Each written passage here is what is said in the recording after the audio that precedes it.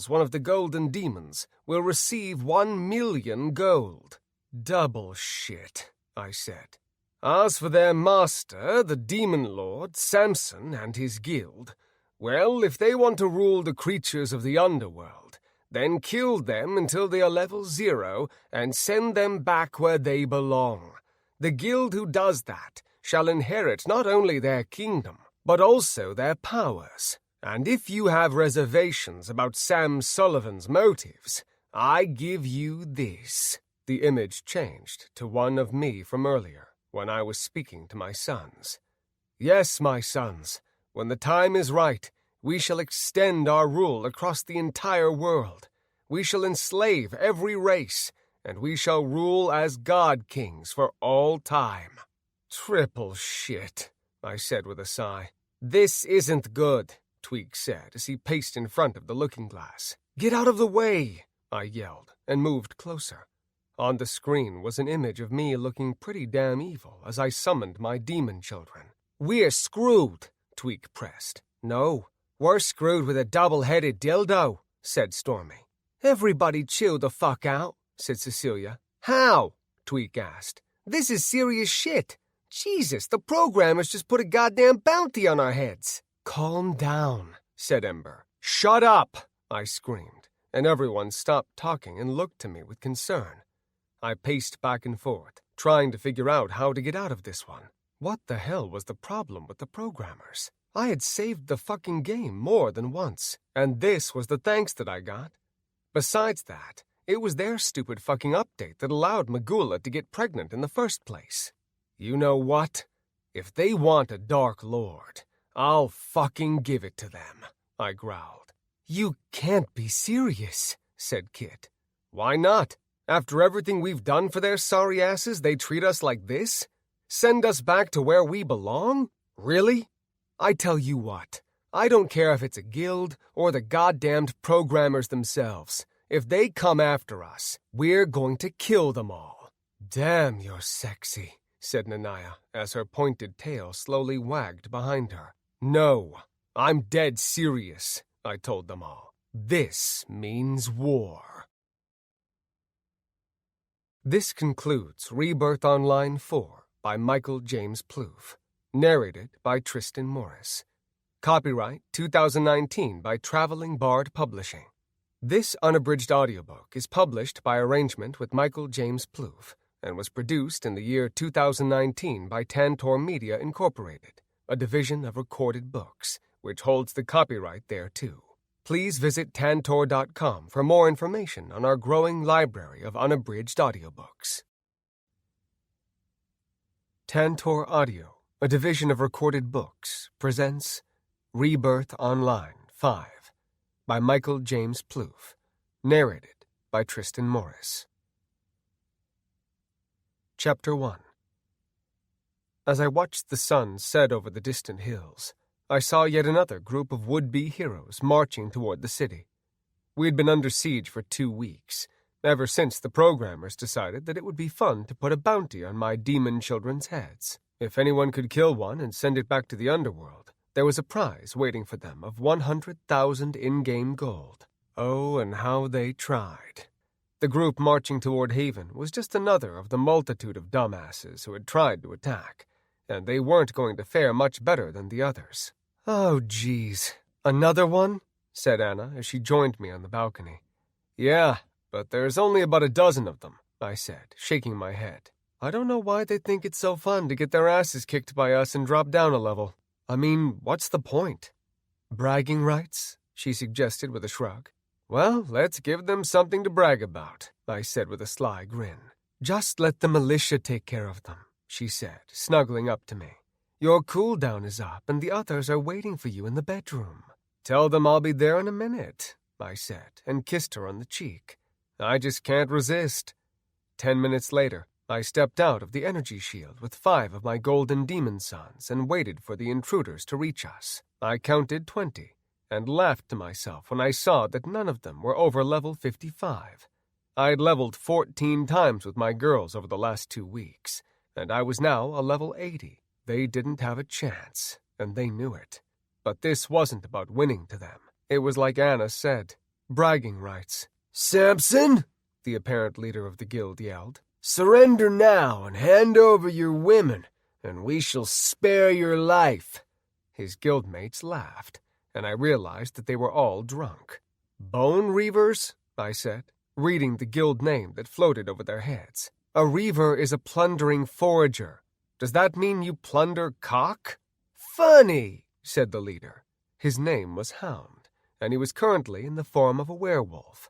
There were other werewolves in the guild, along with a few vampires and other shifters. His guildmates fanned out behind him, and they gazed at my castle with unmistakable reverence. "Look, guys, you know you're not going to beat me," I said. "How about I just sign your lunch boxes and you can be on your way?" "You're pretty tough with your demon son standing with you," said Hound. I laughed at that. "Dude, you're a level 54. I'm level 80. You know you can't win." "But we don't have to win," he said with a grin. "We just have to kill you or one of your golden dickheads." Apparently, that was the key word, because when Hound said it, everyone in the guild shot spells at me. My 5 sons leapt into the path of the spells, bringing up their own fire shields as they did, and deflected all the shimmering projectiles. When the smoke cleared, I grinned at Hound.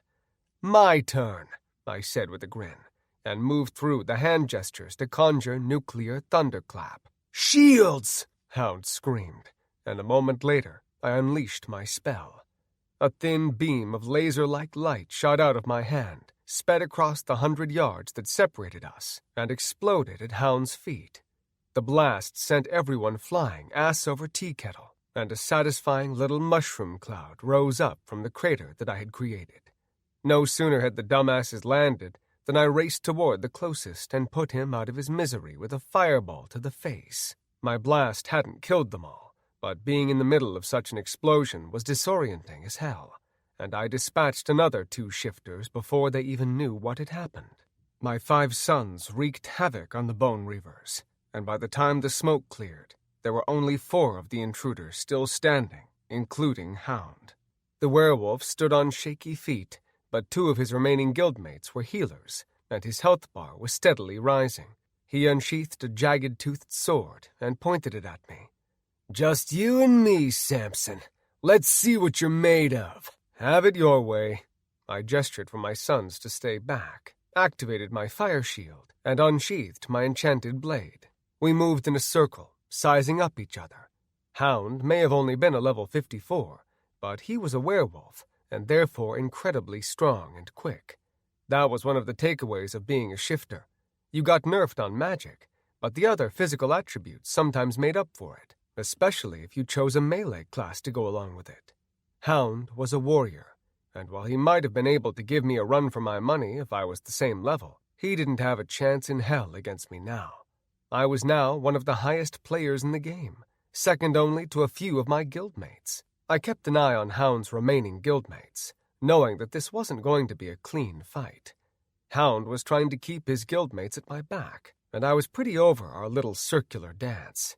I lunged forward, stabbing my sword quickly at his stomach. The werewolf slapped the sword away with his jagged-toothed blade, then retaliated with a series of impressive strikes. I blocked them all with my fire shield and met the last one with my enchanted blade. The 2 swords slammed into each other with an explosive retort, but mine had been forged in the underworld and enchanted by Magula herself, and it shattered the inferior blade. Hound didn't act surprised by the destruction of his sword, and he quickly flipped backward before I could land a killing blow.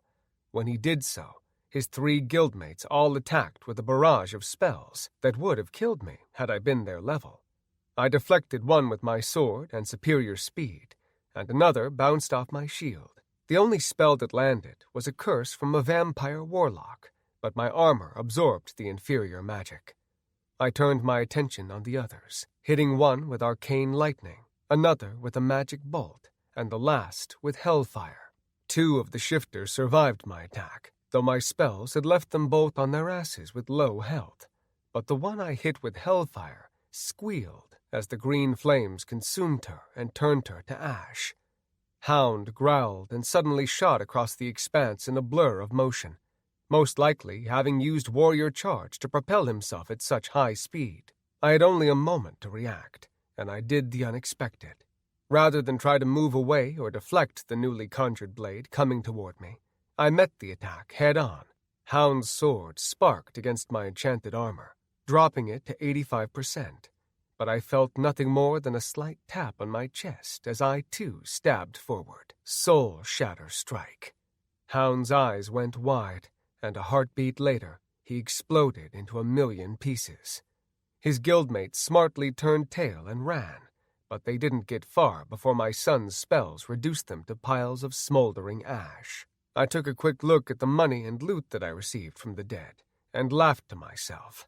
Hound and his guildmates had known that they would lose, so they had filled their inventories with things like dog shit, vomit, and rotten fish. When I returned to the castle, my ladies were waiting for me. Not only were they naked, but they were all hanging from the ceiling in sex swings.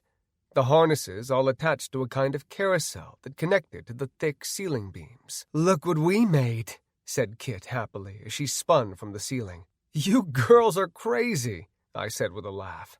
But I had to admit that it was pretty hot to see 8 naked women bound in leather hanging from the ceiling. I tapped on my interface a few times, and my clothes disappeared.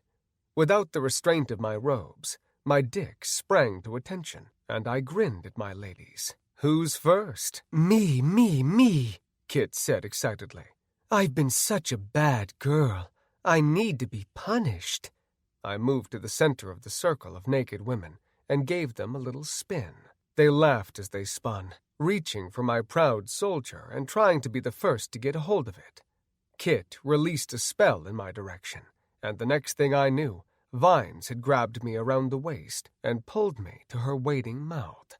Not to be outdone, Nanaya lashed her long whip around my neck and pulled me over to her. I spun her around and took her from behind. She was hanging face down with her legs spread wide behind her, and I grabbed onto the base of her wings and bounced her off my cock until she was twitching.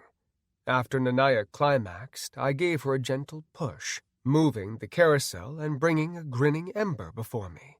She was held aloft face up by about a dozen leather straps, and her legs were spread to almost a complete split by small chains. "Give it to me, you sexy bastard," she cried, as I teased her by rubbing the head of my throbbing manhood around her dark folds. I thrust it into Ember vigorously, and the other ladies began cheering me on. "Screw that little rogue slut," Zoe yelled. "Give it to her, Big Daddy," Kit cheered. I moved from Ember to Kit, then took Cecilia from behind, pounding her until she was singing falsetto. Zoe insisted on being next, swearing and taunting me that I couldn't get her off. I proved her wrong a few minutes later, ravishing her like a conquering king. When all my little nymphos were satisfied, I busted my nut on Stormy's ass and beat my chest like King Kong. Congratulations, you have reached level 81. In the morning, Miramar informed me that another army was attacking the castle. But these newest invaders weren't real-world players. They were humans from one of the other kingdoms in Ozara. Word had spread about Samson the Demon Lord, not only through the Rebirth network, but also among the many NPCs that inhabited the game. These humans had attacked before. Their leader, King Hammond III, was a religious zealot who had made it his life's goal to destroy us all and rid the world of darkness. Fucking NPCs. "How many do they have with them?" I asked Miramar. 5,000, sir. Should I send the militia?" "No, let them rest. My sons will take care of them." "As you wish, sire," said Miramar. "I will prepare the staff to receive our guests." "Good. When are King Hagar and the others arriving?" "Noon, sire."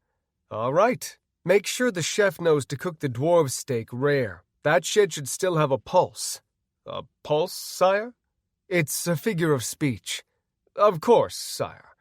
I brought my coffee out to the balcony and took in the view. With the help of our dwarven neighbors, we had built a giant castle around the original tower, which had also been added to, and now loomed 7 stories above the city. We had decided on the name Thunder Castle, and for dramatic flair, We put an enchanted orb at the end of a long pole and placed it on the top of Samson Tower. Lightning crackled inside the stormy orb and cast a glow on the entire castle. The courtyard around Samson Tower looked like a work of art. It was circular and covered in exotic flowers, ponds, and little waterfalls. Kit even had a pixie garden going in there, and we often retired in the courtyard to relax and smoke enchanted pot. Beyond the courtyard, the castle had 8 main wings that extended more than 500 feet like the points of a compass rose, with an outer ring around the edge. We had a shitload of catapults, ballista, and dragon harpoons on the battlements and towers, and we were constantly upgrading them as the castle gained power. The city had evolved a lot in 2 weeks as well. Gone were the ramshackle tents that my human followers had started with. Now, tall, wattle-and-daub townhouses lined the streets around the castle, along with beautiful brick buildings and a marketplace that was bustling with activity. A 30-foot-tall and 20-foot-thick stone wall surrounded the entire city, and thanks to the nature of being in a virtual world, we could simply move the wall out farther as we expanded the city.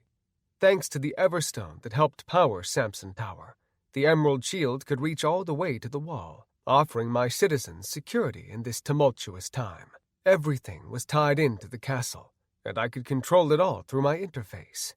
My guildmates had access to the castle interface as well, and with it, we could activate ballista from anywhere in the city, raise or lower shields, and command NPC soldiers.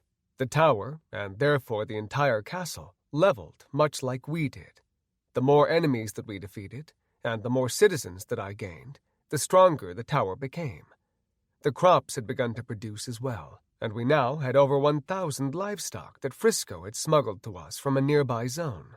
Trade with our neighbors was going well, but it was a pain in the ass to move the ore, enchanted weapons, jewelry, and other wares that we were getting.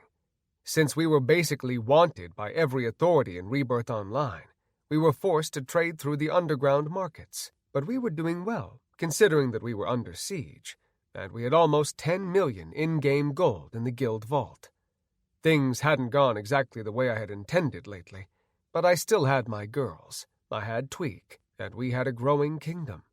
In truth, I didn't mind so much being targeted by just about everyone in the game. What pissed me off more than anything was the disrespect I had gotten from the game masters. After all that I had done for the game, they were treating me like shit with their ridiculous proclamation that I was a Dark Lord. I mean, hell, it was their stupid decision to include the update that allowed players to impregnate NPCs. I hadn't tried to build a demon army. One had just kind of fallen in my lap, and I couldn't send them back to the underworld, because if I did so, my kingdom would fall to my enemies, and that wasn't about to happen. No fucking way, no fucking how. When noon rolled around, Queen Lyra of the Great Wood arrived with a small entourage of generals. King Hagar arrived next, followed by Gregor, chieftain of the barbarians, and Moondar, queen of the gnomes. Miramar led them to the dining room, where my guildmates and I stood waiting.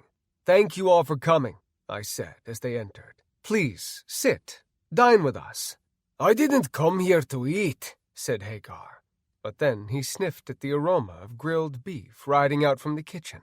"But I ain't one to let good food go to waste." "Excellent. The servers will take your drink orders," I said, gesturing him toward the table. "Lyra and I are not meat-eaters," said Moondar in that adorable little voice. "Of course," I said with a bow. "The chef is aware, and he has something special for you." "How did you grow so beautiful without meat?"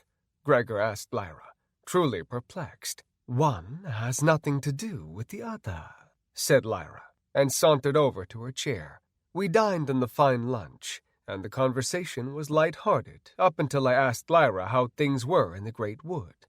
"That is why I came in person today," she said, putting her fork down and straightening.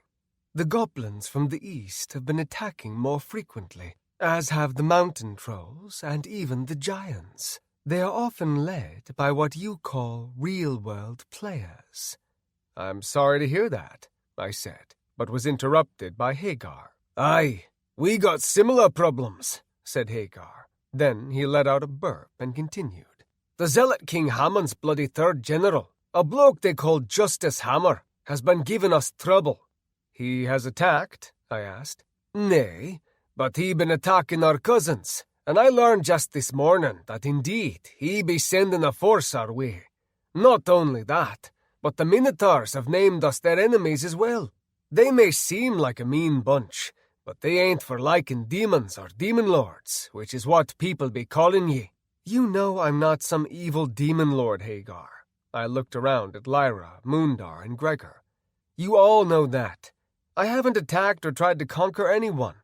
I haven't amassed a demon army. I've simply protected my people and my kingdom with every resource that I have. And the best of those resources just so happen to be my sons." "Demon sons," said Moondar with a scowl. "Half-demon," I corrected her. "You ensured us that you would deal with them," said Gregor. "Send them back to the underworld where they belong." "That was the intention," I told him. "But without them, we would not be able to keep the hordes at bay. Give it some time, Gregor. This will all blow over." "The elders fear that I have made a bad decision allying with you," said Lyra. "There is much discontent among my people. They are blaming me for the recent attacks. This is no small thing, Samson. Elves have died." "If you hadn't made an allegiance with us," said Trinity evenly, "then the foreigners would have already overrun your boundaries." "Listen," I told the leaders. "We need to stay united. Our enemies will tire of dying, and they will lose interest in this land. Once we have made a name for ourselves as people that you don't fuck with, then there shall be peace. Until then, we must stand together." "I be agreeing," said Hagar. "That be why I came here to tell ye that we be needing a few hundred of your sons to protect our boundaries." "A few hundred?" I said, surprised by the number. "Aye." "We would like to send your children to our borders as well," said Moondar. "I can offer you each 50, I said. "That should be sufficient to keep unwanted intruders off your land." Everyone seemed placated by the offer, and the conversation turned to more cheerful things, including the upcoming marriage between me and my 8 lucky ladies. We had originally intended for it to be a huge one in Aeroc, but we had changed our minds and decided to have it in Haven instead, once things chilled out a bit. When the last of the guests had left, I was standing at the top of Samson Tower, looking out over the land, when Magula suddenly appeared before me, wreathed in hellfire. "Hello, Samson," she said alluringly. "Hey, Magula," I said, glancing behind me to see if anyone was nearby.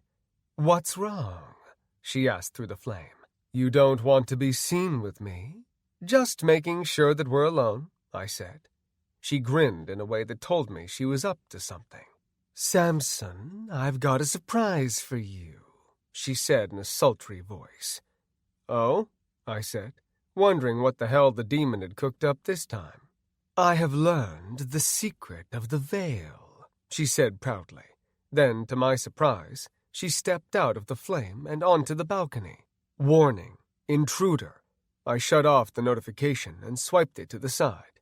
Then a prompt came up asking me if I wanted to add Magula to the friends list, and I hesitated. Just to be safe, I clicked Ask Me Later.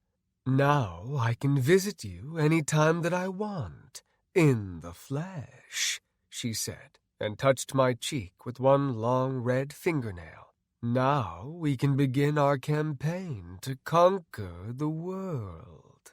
"It will be a long time until we are ready," I told her, hoping to slow her down a little. She was itching to unleash her minions onto the surface world, and I knew it was only a matter of time before she stopped waiting for me. "You always say that," she said, and turned to gaze upon the city. "And I do grow tired of hearing it. Look at what you have created in such a short time. When last I gazed upon your city, it was small, insignificant. But now you have an army, you have subjects, and soon you shall have slaves." "The key word there is look what I have created, Magula. I don't want to destroy. That was never my intention." "Sweet, sweet, stupid Samson," she said as she turned to me. She caressed my cheek, adding, Sometimes you have to destroy before you can create, like the lightning of the gods that sets an old dry forest aflame to make room for new life. That is how you should think of it. From the ashes of this world, a new one will emerge, one in which our will shapes the world, and our word is that of the gods. I didn't know how I was going to change her mind about conquering the world, and what she said made me begin to wonder if her plans were indeed possible. Surely the game masters would put an end to our little campaign. But what if they didn't? The programmers often let players work out problems in-game, like when they depended on me to defeat Kincaid. Maybe they would let us take over the world, and then empower players to take it back. Maybe it was just like Dr. Marks said, just a game. Maybe being a Dark Lord wouldn't be so bad. I see that look in your eye, Magula smirked. The thought of conquering the world and becoming a god makes your dick hard, doesn't it? She grabbed my cock, but when she found that it was only semi-hard, she frowned at me. What is it that holds you back from realizing your true potential? She asked.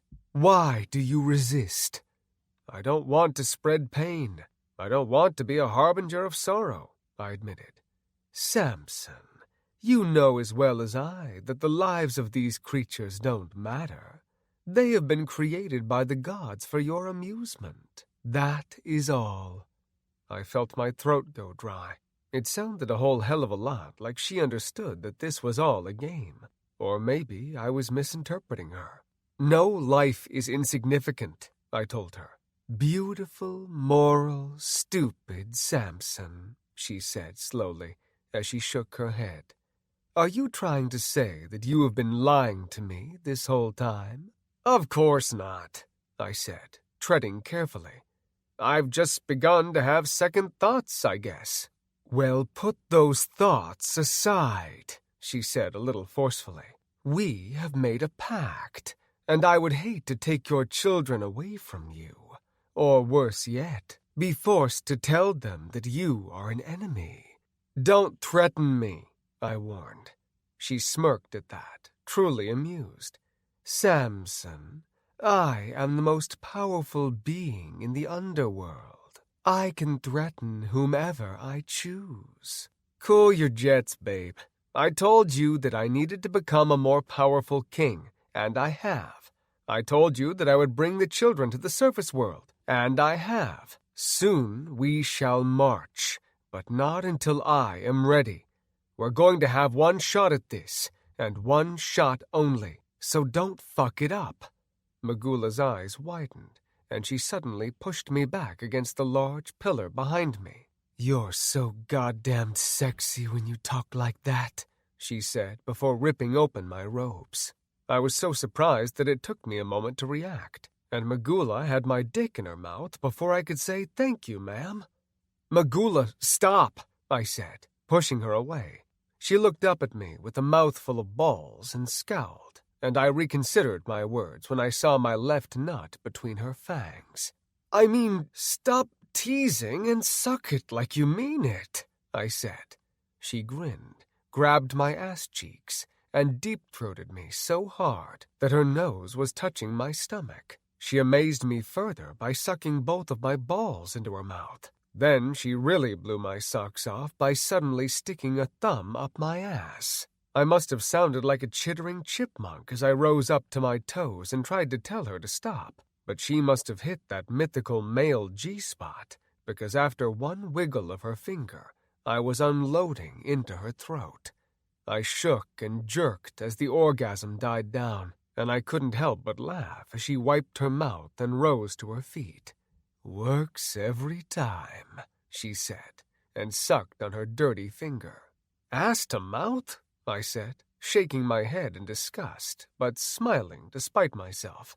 Bitch, you're dirty. Dirty as they come, she said with a grin. I pulled my robes closed and glanced back into the room, worried that one of my future wives had seen, but no one was there. Magula had noticed my concern and frowned at me. I have heard of your plans to marry, and I must say that it saddens me. If we are to rule this world together, I want you all to myself." "Sorry, babe, that's not going to happen. We're a package deal." The demon's frown deepened, and I saw the anger boiling beneath the surface. "Very well," she said. "I shall let you keep your toys. Gods know that I intend on keeping mine." "Good. Then we understand each other," I said, standing before her confidently.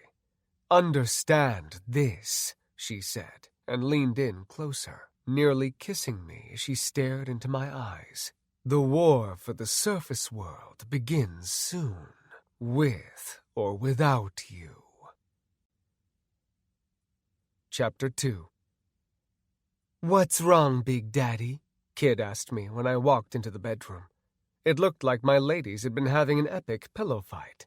They were all wearing lingerie, and there was stuffing all over the floors, on the painting hanging on the wall, and covering the bed. "Magula appeared before me just now," I said. "In person, like she was actually on the surface world," said Zoe. "That can't be good." "No, it's not," said Trinity. "She wants to begin her little war soon," I said, "and I'm running out of excuses." "If you don't play along, do you think she'll take back your children?" Kid asked. "Definitely," I said. "If that happens," said Ember, "then we're screwed." "Don't stress out, Big Daddy," said Kid. She purred and ran a hand down my chest, reaching for my crotch. "His cool-down is over." I backed up and planted a kiss on her cheek. My cool-down was actually back in effect, thanks to Magula and her talented mouth, but I didn't want to tell the girls what had happened. We had agreed that I wouldn't have sex with NPCs anymore, namely Magula. "I'm not feeling so hot," I said, and rubbed my right temple. "You girls go on and have fun without me. I need to think." "You need to think?" said Trinity suspiciously. "Did you have sex with that demon whore again?" "What? No," I said. It was technically true. We hadn't had sex. She had raped me with her mouth. "I've just got a lot on my mind right now. I'm going to take a walk." I left them staring after me and strode through the halls of my castle. Night was creeping in, and I decided to watch the sunset from one of the new towers that overlooked the city. As I headed toward the stairwell that would bring me to the top of the east tower, I thought that I heard footsteps in the hall behind me. When I turned around, however, I didn't see anyone, but I felt eyes on me, and a prickle tiptoed its way up my spine. "Ember?" I called, and my voice echoed through the long hall. No one responded, but I couldn't shake the feeling that I was being watched. I conjured firesight, expecting to find Ember sneaking up behind me in stealth mode, but instead I saw the outline of a short dwarven assassin less than 5 feet away. I conjured my fire shield, but too slow. The assassin had already been thrusting his dagger forward, and when it hit my robes, I felt a stabbing pain in my gut. Warning, infliction, curse of Father Time, duration 10 seconds. I spun away from my opponent and began summoning a fireball. I felt my hands begin to curl up, and I stared in disbelief as the skin on my hands became that of an old man. My knuckles swelled painfully, and every joint in my body suddenly began to ache. I felt my back give out and hunched over, knowing that I was in big trouble. For the assassin's strike to even pierce my robes, he must have been close to my level or higher. But there weren't any real-world assassins in-game that I knew about who were that high, which meant that my attacker must have been an NPC. If that was the case, he could have been a lot higher level than me. One thing was for certain, he was fast as hell. Before I could conjure my spell with my gnarled hands, the assassin had stabbed me again. This time, however, my enchanted robes absorbed the strike, giving me enough time to finally get the spell off. My fireball exploded in the assassin's face, and he was launched into the air in a flailing backflip. "You just attacked the wrong king," I said, and to my surprise, I sounded like an old geezer. The assassin recovered quickly, however, and he must have assumed that I was using firesight to see him, because he landed in a crouch and lit some kind of flare. I was blinded instantly, but I tried to keep my cool as I unsheathed my enchanted blade. I might not have been able to see anything around me, but I could still see the countdown for the curse ticking off in the corner of my interface, and I was relieved that there was only 3 seconds left. All I had to do was fend the bastard off for a little bit longer. I swung my blade blindly and backed away, but I quickly realized that the assassin was already behind me. A cold blade poked into my back. It wasn't a deep cut, but it was enough to inflict another curse. Warning, infliction, energy sap, duration 5 seconds. I growled and turned, swinging my sword wildly. The first curse wore off, and my vision returned just in time for me to see brass knuckles coming at me. The dwarf punched me so hard in the face that my head snapped back and one of my front teeth hit the back of my throat. I spit the tooth at my assailant and kicked him in the chest, but the incredibly strong dwarf caught my foot, pivoted, and pulled me along for the ride. I was taken off my feet and slammed into the wall. My breath exploded from my lungs, and a wave of dizziness and fatigue washed over me from the recent energy sap. I was down. I was hurting, but I wasn't out of the fight yet. From my position on the floor, I was able to cast Scorched Earth, and flames erupted all around me and my assailant. I followed the spell with Magic Bolt, but the nimble NPC dodged it, and to my surprise, leapt up onto the wall like Spider-Man. I scrambled to my feet and cast Hellfire, but the assassin's enchanted leather armor absorbed the spell. He leapt from the wall, spinning like a plane propeller, and I barely brought my shield up in time. Then, the energy sap wore off, and I felt my strength return. "Dodge this," I said with a sneer, and cast Firestorm. The assassin dropped to the floor as meteors screamed from the ceiling and exploded all around him, and I followed up the spell with Arcane Lightning in an attempt to keep the little fucker in one place. It worked, and 3 meteors slammed into the dwarf, driving him to the ground and leaving him smoldering. But I wasn't about to make the mistake of assuming that he was down for good. If there was one thing that assassins were known for, it was being sneaky bastards. I bombarded the dwarf from a safe distance with Fireball, Magic Bolt, and summoned my spirit elemental with the last of my mana. "Attack!" I told my fire spirit minion, and I popped the top off a mana potion. "Yes, master," said the fire spirit, and he shot down the hall toward the dwarf. I drank down my potion and prepared another magic bolt, but the dwarf suddenly disappeared again. My minion could still see him, it seemed, because he suddenly shifted direction and swung a heavy fist. The dwarf suddenly appeared at the end of my minion's arm, and his head snapped back and bounced off the stone wall. I fired magic bolt, but missed, and to my surprise, chains suddenly wrapped themselves around my minion. The dwarf grinned at me and charged. I cast a fireball, but the dwarf nimbly ran up the side of the wall. His twin daggers gleamed in the fireball light, and he surprised me further by shifting to the ceiling and racing toward me. I backed up, firing Magic Bolt, Arcane Lightning, and Firestorm. My spells all missed the dwarf assassin, and he dropped from the ceiling in a spinning attack. I conjured my shield as daggers flew from the assassin's palms. When they hit my shield, the daggers exploded, sending me staggering back. When the blinding glare of the explosion died down, the dwarf was nowhere to be seen. I didn't dare try to locate him with firesight, so instead, I quickly moved toward my minion. The fire spirit had finally broken through the chains, and I followed his glowing eyes, which were looking right behind me. I ducked and spun, hearing a dagger whiz over my head, and a moment later, my blade made contact. The assassin suddenly appeared and staggered back, clutching his stomach. My enchanted blade had scored a direct hit, opening up the dwarf's belly and spilling his guts. He feebly attempted to gather them all, but like one of those snake-in-a-can gag gifts, his guts continued to spill out. I stalked toward the downed assassin, and he slumped against the wall, his chest heaving laboriously. He stopped trying to put himself back together and looked at me with a grin on his face. I conjured a magic bolt, intent on finishing off the little bastard, when he put up a staying hand. "I have a message from Bagram," he said with much effort. I launched my spell hurriedly, knowing that the dwarf was up to something. But before the spell hit, the grinning assassin pulled a cord attached to his leather jerkin.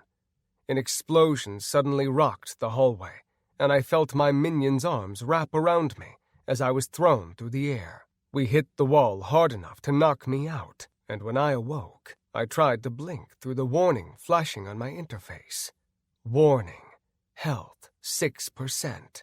The smoke and dust made it impossible to see, and I coughed violently as I felt around with my hands. Something heavy lay across my legs, which were crushed and throbbing. My face felt like a pincushion full of stone shards, and I must have been bleeding from 100 different places. "Sam!" came Anna's voice, followed by those of the rest of my guildmates. "He's over here," said Tweak. I felt the debris shift and groaned.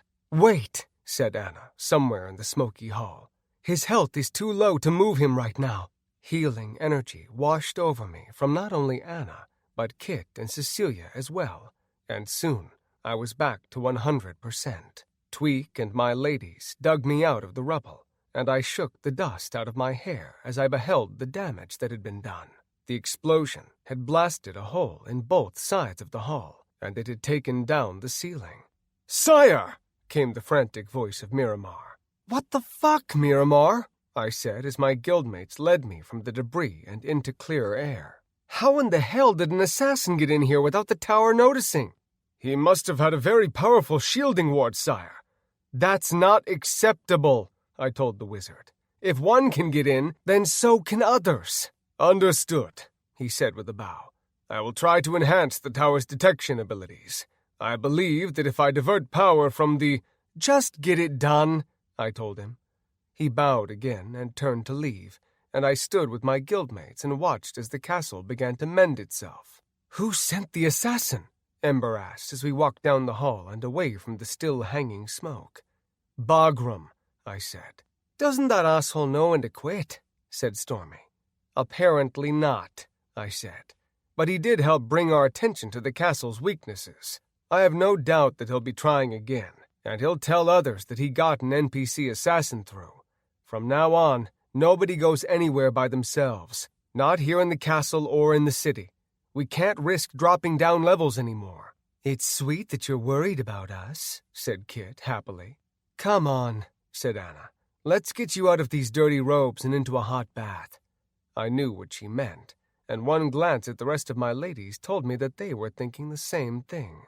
"Listen," I said with a sigh, and stopped in front of them. "I need to confess something." "I fucking knew it," Trinity huffed. "You screwed Megula again, didn't you?" "I didn't have sex with her." "But," Ember pressed, crossing her arms like Trinity and arching a brow. "But she gave me a blowjob." "Yeah, playa," Tweak said with a laugh. Ember scowled at him before turning her gaze toward me. "And she made you come?" I offered her an apologetic look and nodded. "You said that you only talked to her for a few minutes," said Kit, looking hurt. I nodded. "And she made you come in just a few minutes?" said Anna, looking surprised. "You can last like hours sometimes. That must have been one hell of a blowjob." "I don't know what happened," I said with a shrug. "She basically raped me with her mouth." Tweak snickered, shook his head, and walked away. "Good luck, playa. I'll see you crazy asses in the morning." "She raped you with her mouth," Trinity said slowly. "But you came?" "It must have been a spell or something," I said with a shrug. Trinity shook her head, looking disappointed. "You said that you would stop having sex with NPCs," said Kit. "I didn't have sex with her," I said with growing frustration. "She's the frigging Dark Lord of the Underworld. She gets what she wants." "You can't rape the willing," said Ember. Then she and Trinity turned and walked away. "Oh, come on," I called after them. Anna offered me a disappointed frown. Cecilia shook her head at me like I was a moron, and Kit bowed her head. Stormy, Zoe, and Cecilia didn't seem to care much about Magula's epic BJ, and Anaya just shrugged. "Come on, girls," said Anna, and they nonetheless followed her down the hall. "It was just a blowjob," I yelled after them. Later that night, when I was about to go to bed, I found the door to our bedroom locked. I knocked on the door a few times, but they were either sleeping, ignoring me, or had logged out to take care of things in the real world, so I went to my study and slept on one of the lavish couches. In the morning, I was awoken by a strong rumbling, and I came to groggily. When a second rumble and distant explosion sounded outside, I rose from the couch and retrieved my ropes from my interface, then moved to the big bay window leading to the balcony. The emerald shield was sparkling in the morning sunshine, looking as strong as ever, but it was also being bombarded by giant fireballs that arched through the sky from the south. "Miramar!" I yelled, and the wizard appeared beside me. "I was about to notify you, sire. A goblin army suddenly appeared 5 minutes ago near our southern border." "I can see that. How many?" I asked. 5,000, sire. They appear to be of the Skullbiter tribe." "Skullbiter?" I said. "I've never heard of them. How many damned goblin tribes are there?" "Over 100, sire, but they have begun to merge into larger forces as of late," the wizard informed me. "Of course they have," I mumbled. "I have deployed your golden sons," said Miramar, and he looked to the sky. "There they are now." "Good," I said, and summoned my griffin. I could use a little target practice myself. I mounted the griffin, and it eagerly screeched and reared back on its hind legs. "Sire, I must advise against—" I snapped the reins and left my worried wizard staring after me as the griffin leapt into the air and soared around the castle. I steered my mount to the south, where a multitude of explosions were rocking the tower's shield. The goblin army was marching toward the city beneath the streaking projectiles launched by their siege weapons, their gray armor glowing dully with shades of orange and red in the rising sun. My golden demon sons were flying high above the goblin army, coming in from behind, and they each held an enchanted blade similar to mine. I steered for the goblin army's left flank, and crude arrows and spears began sailing through the air toward me. My griffin skimmed along the inside of the shield as the weapons were disintegrated by the protective barrier, and when the onslaught subsided, we flew through the protective veil. I unleashed firestorm, and meteors bombarded the left flank. More arrows and spears came at me, but my griffin easily dodged them and brought me fast and low over the heads of the goblins. They shook their weapons at me and feebly tried to shoot us out of the sky, but we were going too fast, and I cast scorched earth as we passed by, lighting the ground ablaze and following it up with arcane lightning. The goblins appeared to be between level 50 and 60, but I was still 20 levels higher, and my spells were powerful enough to kill a few of the unlucky little bastards. I was still pissed about the fight with my ladies, and it might have been a little reckless, but I leapt off my griffin as it flew over the screaming goblins. I landed on the back of a big brown and green goblin and shoved my sword into its neck, dropping it instantly. Before anyone nearby could retaliate, I cast arcane lightning and moved in a circle, zapping the shit out of everything nearby. I followed it up with scorched earth and firestorm. Then I went to work with sword and shield, hacking and slashing my way through the surprised goblins, and leaving a trail of blood and body parts in my wake. A spear hit me in the back, pushing me forward, but it didn't get through my robes. When I turned to find the assailant, a club suddenly swung toward my head, leaving me with no time to bring up my shield. But I instinctively ducked. Then I stabbed out with my enchanted blade, impaling my attacker right through the chest. I spun and slapped another spear away, slipped past the goblin's guard, and shoved my sword up through its neck and head. My demon sons were wreaking havoc on the goblin army, and the battlefield was smoldering due to the thousands of spells that they had unleashed. In the short time that it had taken me to kill 10 goblins, they had thinned the numbers in half. But still the goblins attacked, and those damned catapults kept on launching fireballs at the shield. Anna suddenly landed next to me and hit a goblin with a spell that sent it flying, and she cast a quick spell on me that buffed my armor. "Nice of you to join me," I said with a wink as I released a fireball that reduced a little crazy-looking goblin to ash. "You're still in the doghouse," she said, "so stop trying to be cute." Tweak landed by me next, followed by Trinity, Ember, Stormy, and the rest of my ladies. They didn't say anything to me, but they attacked the goblins with a ferocity that must have stemmed from their anger toward me. In no time, we had created a wide perimeter that the goblins couldn't penetrate without being reduced to a bleeding pile of broken bones, and soon the goblin army was scrambling to retreat. Then a portal opened up to the west, and another formed to the south, directly in front of the fleeing goblin army. Real-world players began to pour out with their minions, and I saw my golden sons turn to greet the newest attackers. "We should retreat," said Anna. "Let the militia and your sons take care of these assholes." "Nah, I think I'll send a message instead," I said, and conjured Firestorm. I released my spell, summoned my griffin, and climbed up into the saddle.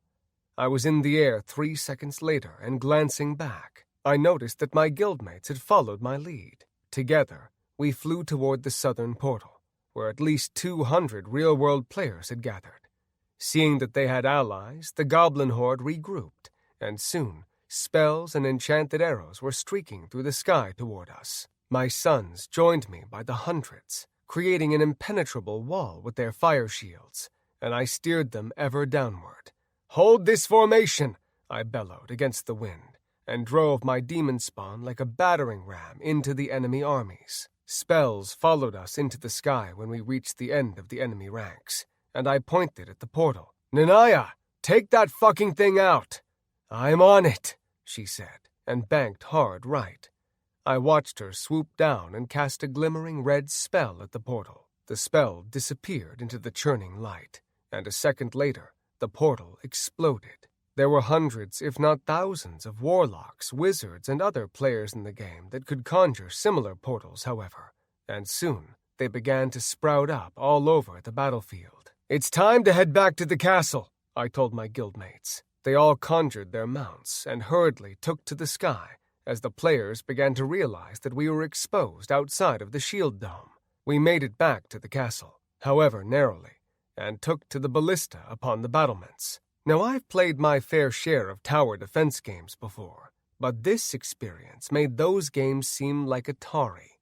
Rebirth Online was so hyper-realistic that sometimes it seemed dreamlike. Advanced targeting systems came with the ballista, and as soon as I sat in the chair and took hold of the controls, an aerial view of the city and surrounding land popped up at the top of my interface. I took aim at the portal spewing new players and squeezed the twin triggers. I could smell the magical powder as my ballista barked, sending blue balls of energy arching up and out of the tower's shield. From my bird's-eye view, I could zoom in on the destruction or zoom out wider.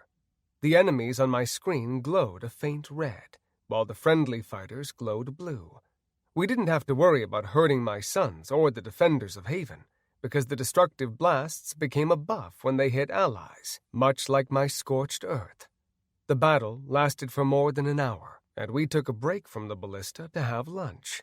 We had become accustomed to being under siege, and we had put enough of the attackers out of commission for the Everstone to keep the tower shield at 100%, despite the continued onslaught. "Are you girls still pissed at me?" I asked as we walked toward the dining room. "Maybe a little," said Kit with a pout. "Not really," said Ember. "I wish I could have watched, to tell you the truth," said Nanaya with a grin. "I know that I should have tried harder to stop her," I said, "but I've got to play it carefully with Magula until I figure out how the hell to control her."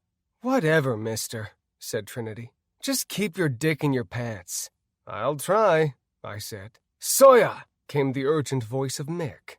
I turned to find him walking briskly down the hall with 2 prisoners, each bound in chains with a black bag over their heads. "These 2 spies were found inside the spell shield," said the general.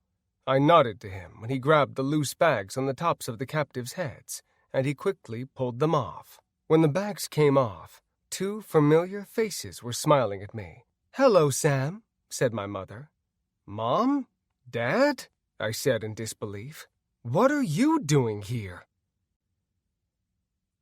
Chapter 3.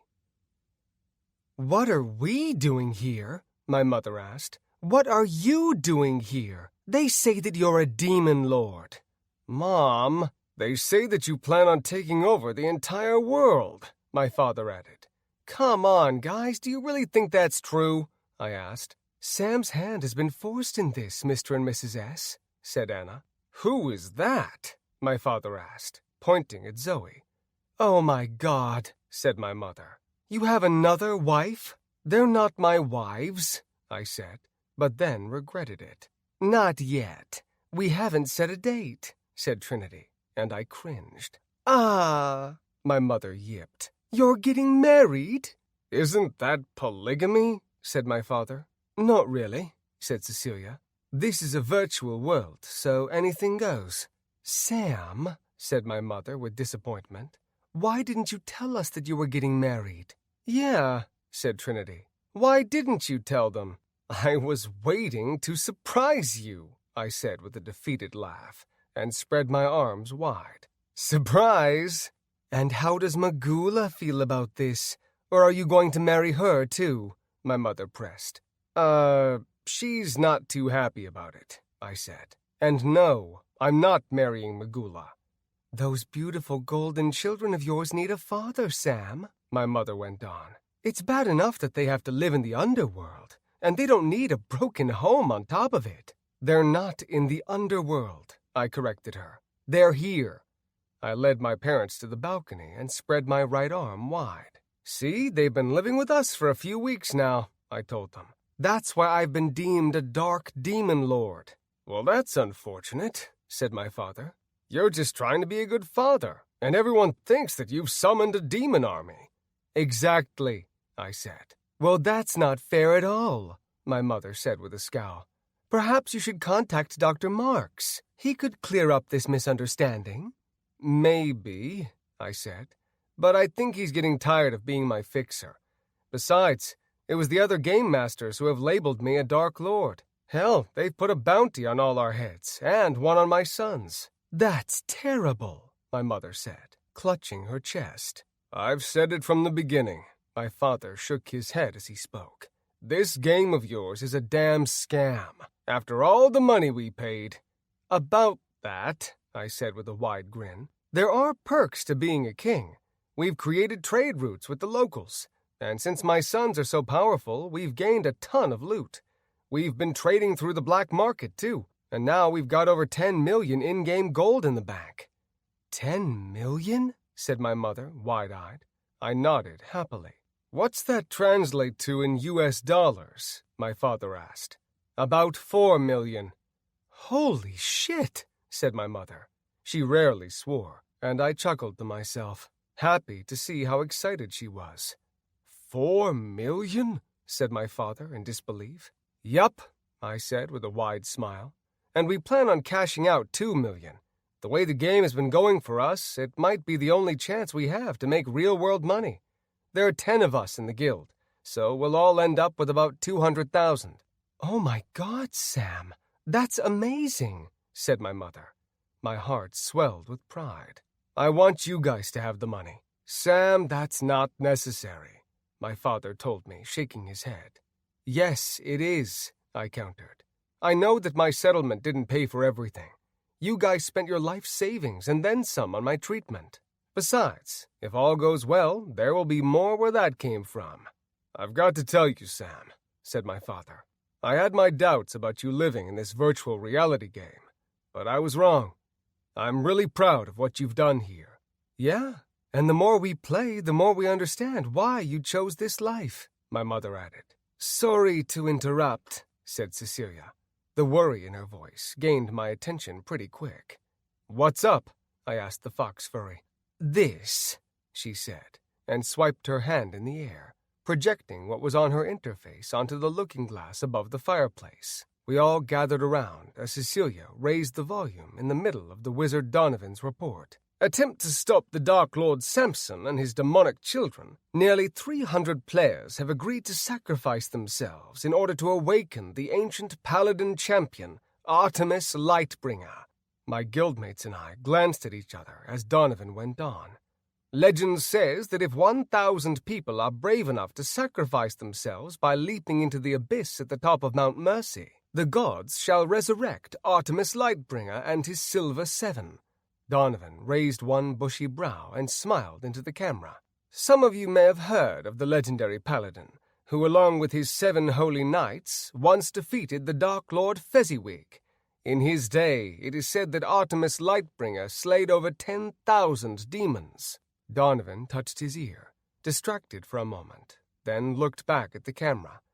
I've just received word that our field reporter, Clara Winterhouse, is live in Aerock. Clara, what can you tell us about the mood in the Dwarven city? The image changed to one of a female dwarf reporter with a jet-black mohawk and intricate tattoos all over her muscular body. She held a crystal in her hand and stood in the middle of Market Street. "Hello, Donovan," she said, extending a hand to the excited players gathered behind her. "As you can see, everyone is very excited by the prospect of resurrecting Artemis and his Silver Seven. Since your report began, 30 more players have agreed to sacrifice themselves." "That's amazing," said Donovan. "What an incredible show of solidarity. This just goes to show how worried players are that Samson and his demon spawn will conquer the world if left unchecked. For 2 weeks now, we've seen brave men and women march against Sam and his demonic city. And so far, they've managed to keep the demons quarantined." "So far is the key word, Donovan," said Clara.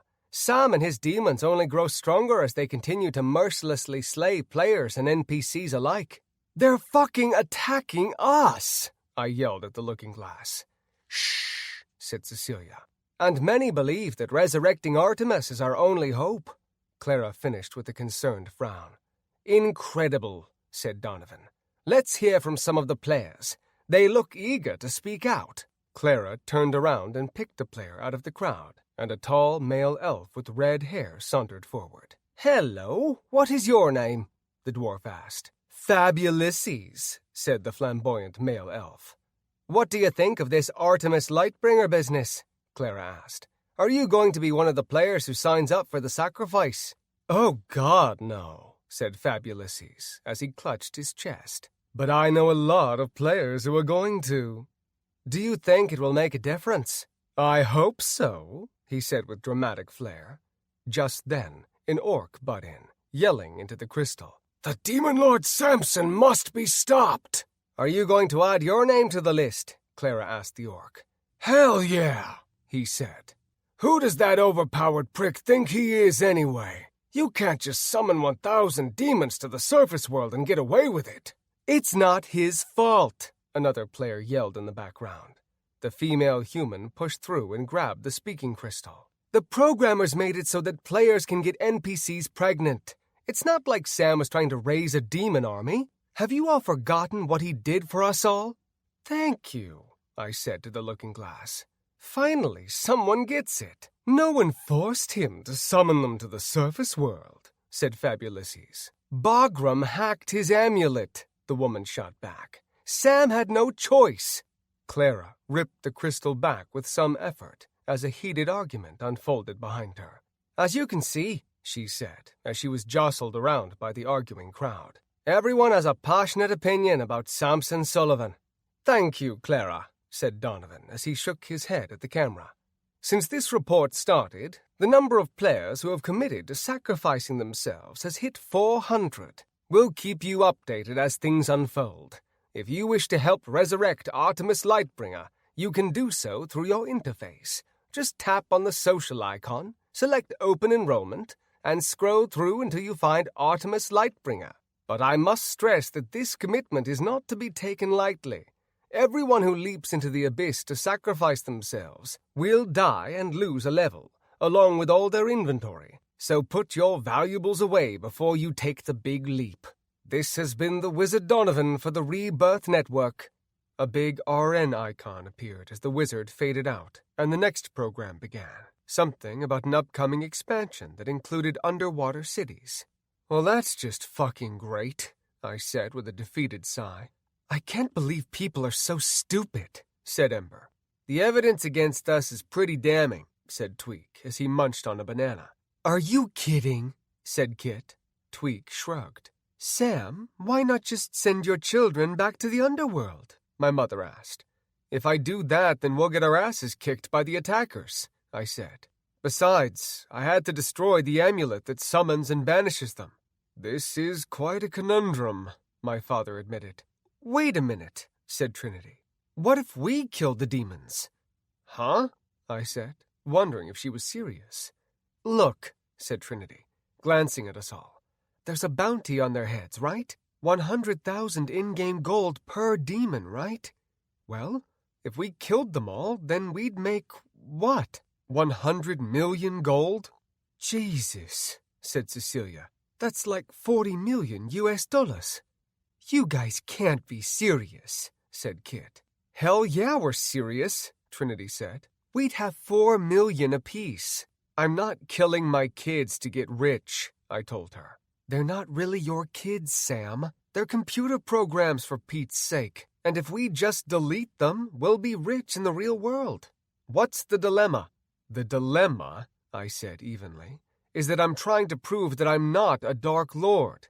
And killing your kids for money seems like a pretty Dark Lord thing to do. Besides, when did this become all about the money for you? That's not fair, said Anna. You got in this game to raise the money for the surgery you needed. That was part of it, I admitted. But I also joined the game to escape an unbearable existence. And I can't get the surgery I need anyway. So what do I care about the money?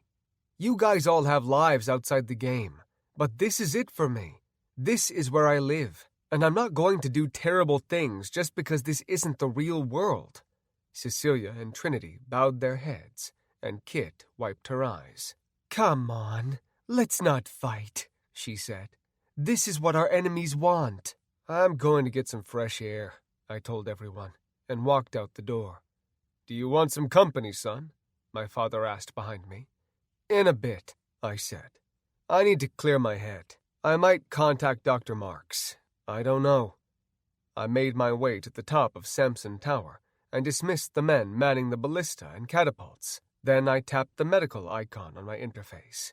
The chimes telling me that the call was being made played for about 20 seconds, and I paced the ramparts as I waited. Sam?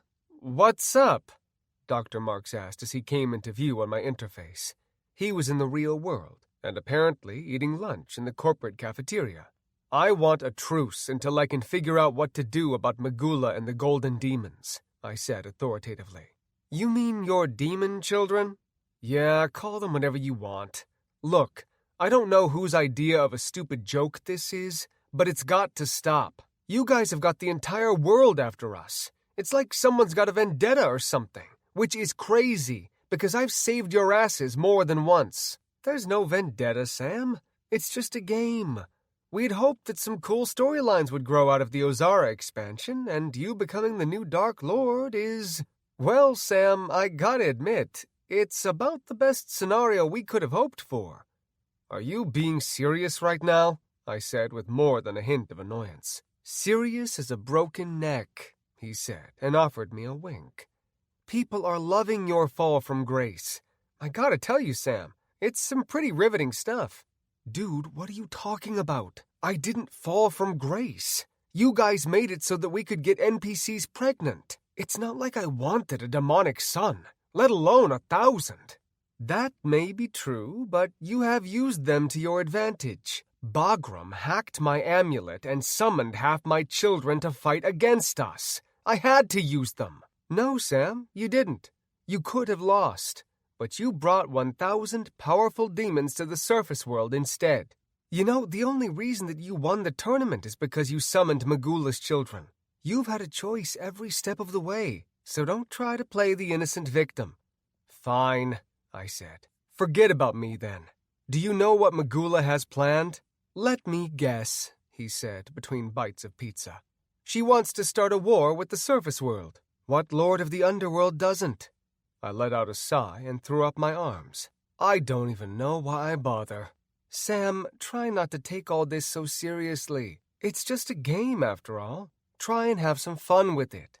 It might be just a game to you, but it's my whole life. It's my reputation, my name. Then do the right thing next time, and you won't have a tarnished name. I'm trying to do the right thing. That's why I asked for a truce, I reminded him. Sorry, Sam, no can do, he said, sipping on his Coke. Like I said, your storyline is just too damn juicy. Hell, people who aren't even players are tuning in to watch everything unfold. Great.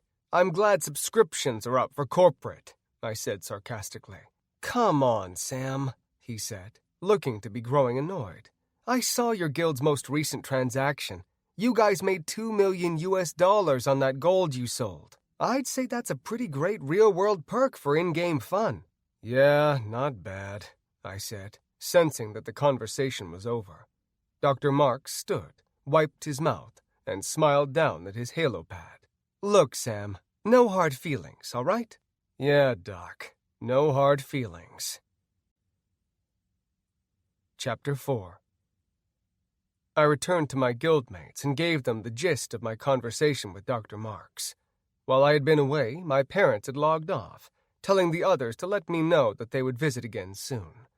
Well, said Kit, if Dr. Marks told you to just enjoy the game, then maybe you should try. Yeah, said Ember as she sat lounging on the couch. You worry too much, Sam. Just go with the flow, brother, Tweak added. Okay, man, I said in my best stoner voice. Just then, a warning flashed on my interface. Warning. Intruders. Tap for more details. I tapped the interface and read the numbers. The threat comes from the east. 2,000 real-world players. 5,000 NPCs. ETA, 10 minutes. My guildmates received a similar notification, and a moment later, Miramar appeared before us. Sire, there are... Yeah, I know. The tower informed us already. Of course, sire. Shall I deploy your sons? No, I said, and everyone looked at me. No? Said Ember. Miramar, how long can the shield withstand an attack from the force marching on us? He thought about it for a moment, likely conferring with the tower. Approximately 2 hours, sire. Perfect, I said, rubbing my hands together as a devilish plan began to form in my mind. Send 500 of them against the invaders. And the other 500, sire? He asked. I've got plans for them. What are you thinking? Stormy asked. Yeah, man, said Tweak with a nervous laugh. You got that look in your eye again. I'm sick of defending the castle only to have more of these assholes attack, I told them all. I say it's high time we bring the fight to them. See how the hell they like it. You mean attack their castles? Said Cecilia. I nodded. With your demon sons, said Nanaya with a twinkle in her eye. I nodded again. That would get us a hell of a lot of loot, Trinity noted. Not to mention that if we can control the castles, we can portal between them, said Zoe with growing excitement. Sam, said Anna, you know what this means. If you use your demon sons to take other guilds' castles, you'll really be a Dark Lord, Kit finished for her. I don't give a shit what they call me, I said. Like Dr. Marks said, it's a game, right? These assholes want to see a Dark Lord? Then we'll give them a Dark fucking Lord. Yeah, bitch, Nanaya cheered. Anna bit her lip, glancing at Kit.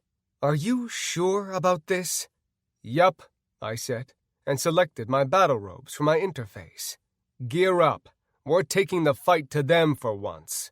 I gathered my demonic sons and my guildmates outside the castle, and Nanaya opened a portal that would bring us to Aerok. I wanted to give all the players who were watching the invasion of my land a real taste of our power, and Aerok was the perfect place to do it. I instructed Mick and Miramar on the strategy for the castle defense, then ordered my demon children not to hurt anyone in the dwarven city, just to scare them. Everyone ready? I asked my guildmates. Ready and willing, said Nanaya. Can we get some demon wings? I asked the succubus. She cast a spell on us all, and we rose into the air on black wings. I hope you know what you're doing, said Anna. It's got to be done, I told her. If we don't fight back in a big way, People are going to think they can walk all over us. First target coordinates acquired, said Cecilia as she tapped on her interface. Black Skull, home of the Orc Chieftains. Perfect, I said. Lead the way. Cecilia flew through the portal, and I followed close behind. The rest of my guild followed suit, and 500 of my golden sons took up the rear. When we shot through the portal and into Main Street Aorok, the NPCs and real-world players who saw us began screaming and yelling. I stopped in the air at the entrance to the grand chamber that led to the main doors, and nearly 1,000 startled faces looked up at us. The giant looking-glasses positioned in the middle of the chamber had been broadcasting the attack on my tower, but suddenly the image changed to me and my guildmates, and the 500 shimmering golden demons behind us. I had to admit, we looked badass as hell. People of Aorok, friends and foes alike, hear me now, I bellowed. Every conversation in the hall stopped, and all eyes looked to me as the image zoomed in on us. We have been labeled demon lords, yet we have done nothing but defend ourselves from attack. We have sought a truce with the game masters, yet we have been denied. We want only peace, and a chance to build our kingdom, but now we have no choice but to fight back. Let this be a warning to those of you who intend on moving against heavy metal thunder and the good people of Haven. Behold the fate of those who fuck with us. I flew right at the hovering eyeball that was recording me, and those watching the looking-glasses gave a startled cry. More than 500 strong, my army and I shot through the chamber and blasted the giant iron doors right off their hinges. We flew out into the setting sunlight, and my son's golden skin glowed bright with the colors of sunset. Our first target, Black Skull, was just east of Aorok, on the other side of the border to the 60 and up zone called Kilminder. We flew over the mountains, through deep valleys, and soon came upon the giant skull-shaped castle. The eyes of the castle glowed bright emerald, and a warning bell was beginning to sound somewhere in the keep. "Attack!" I ordered my sons, and they flew ahead of us like 500 streaking birds of prey. As one, they unleashed magic bolt, arcane lightning, and firestorm. My guildmates and I stopped in midair and watched in amazement as the spells tore through the castle's defenses, and the energy shields winked out.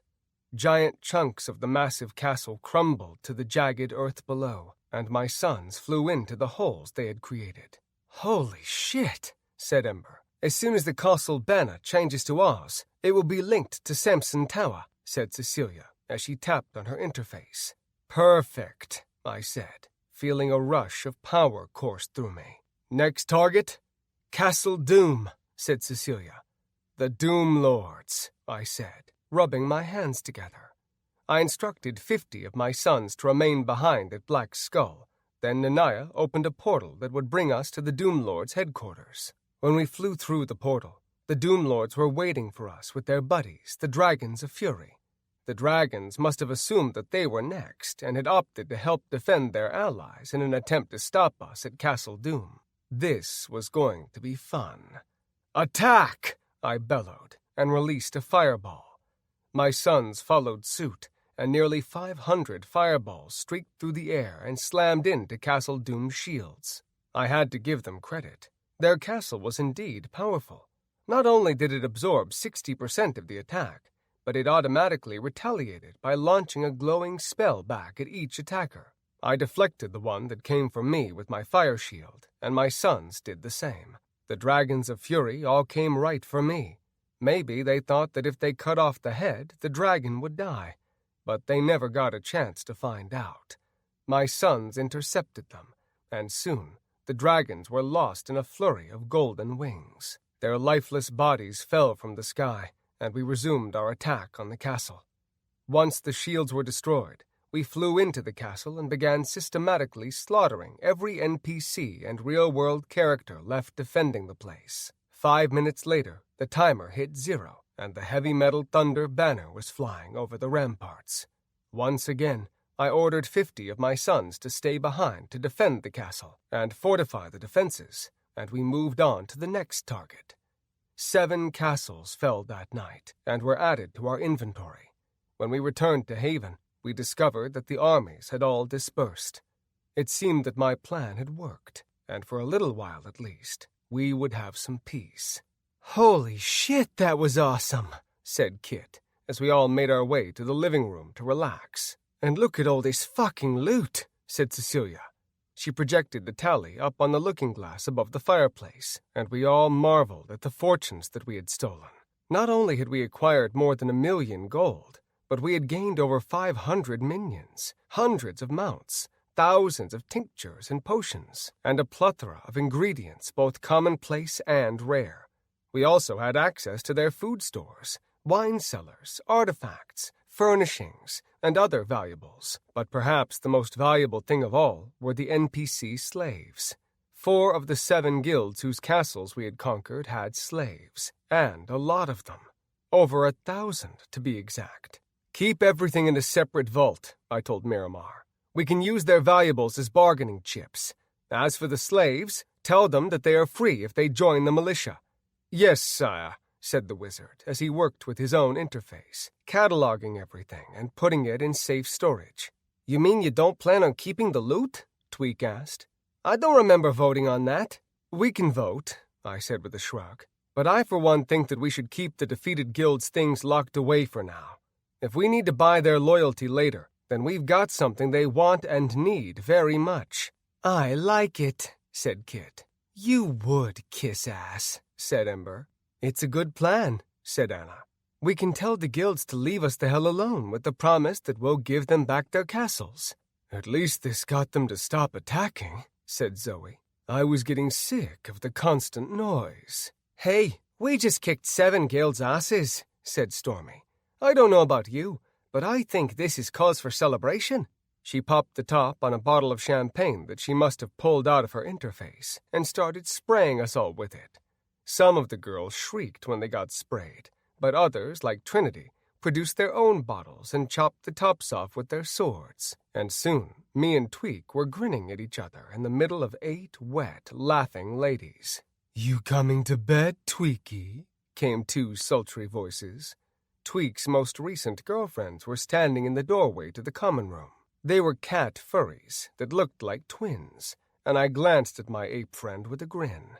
Damn, playa, I said, offering him a high five.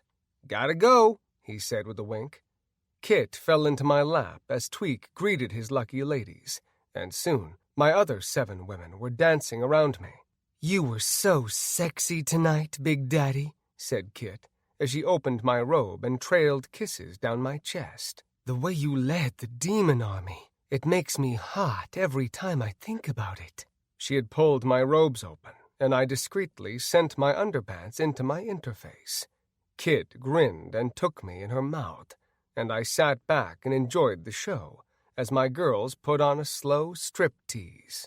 Zoe and Cecilia joined Kit, and Trinity climbed onto the couch and stood in front of me, touching herself just inches from my mouth. I pulled her body closer and teased her clit with my tongue. She moaned and panted, grabbed 2 handfuls of my hair, and pressed my mouth against her. Oh, God! Oh, God! Oh, God! Trinity cried, as her legs began to shake and my tongue spun around her swollen clit. Anna took her place, standing on the couch cushions and holding my hair as I worked my magic on her. Then she lowered herself onto my shaft, and the girls who had been so enthusiastically giving me a blowjob held her aloft as I pounded her like an engine piston.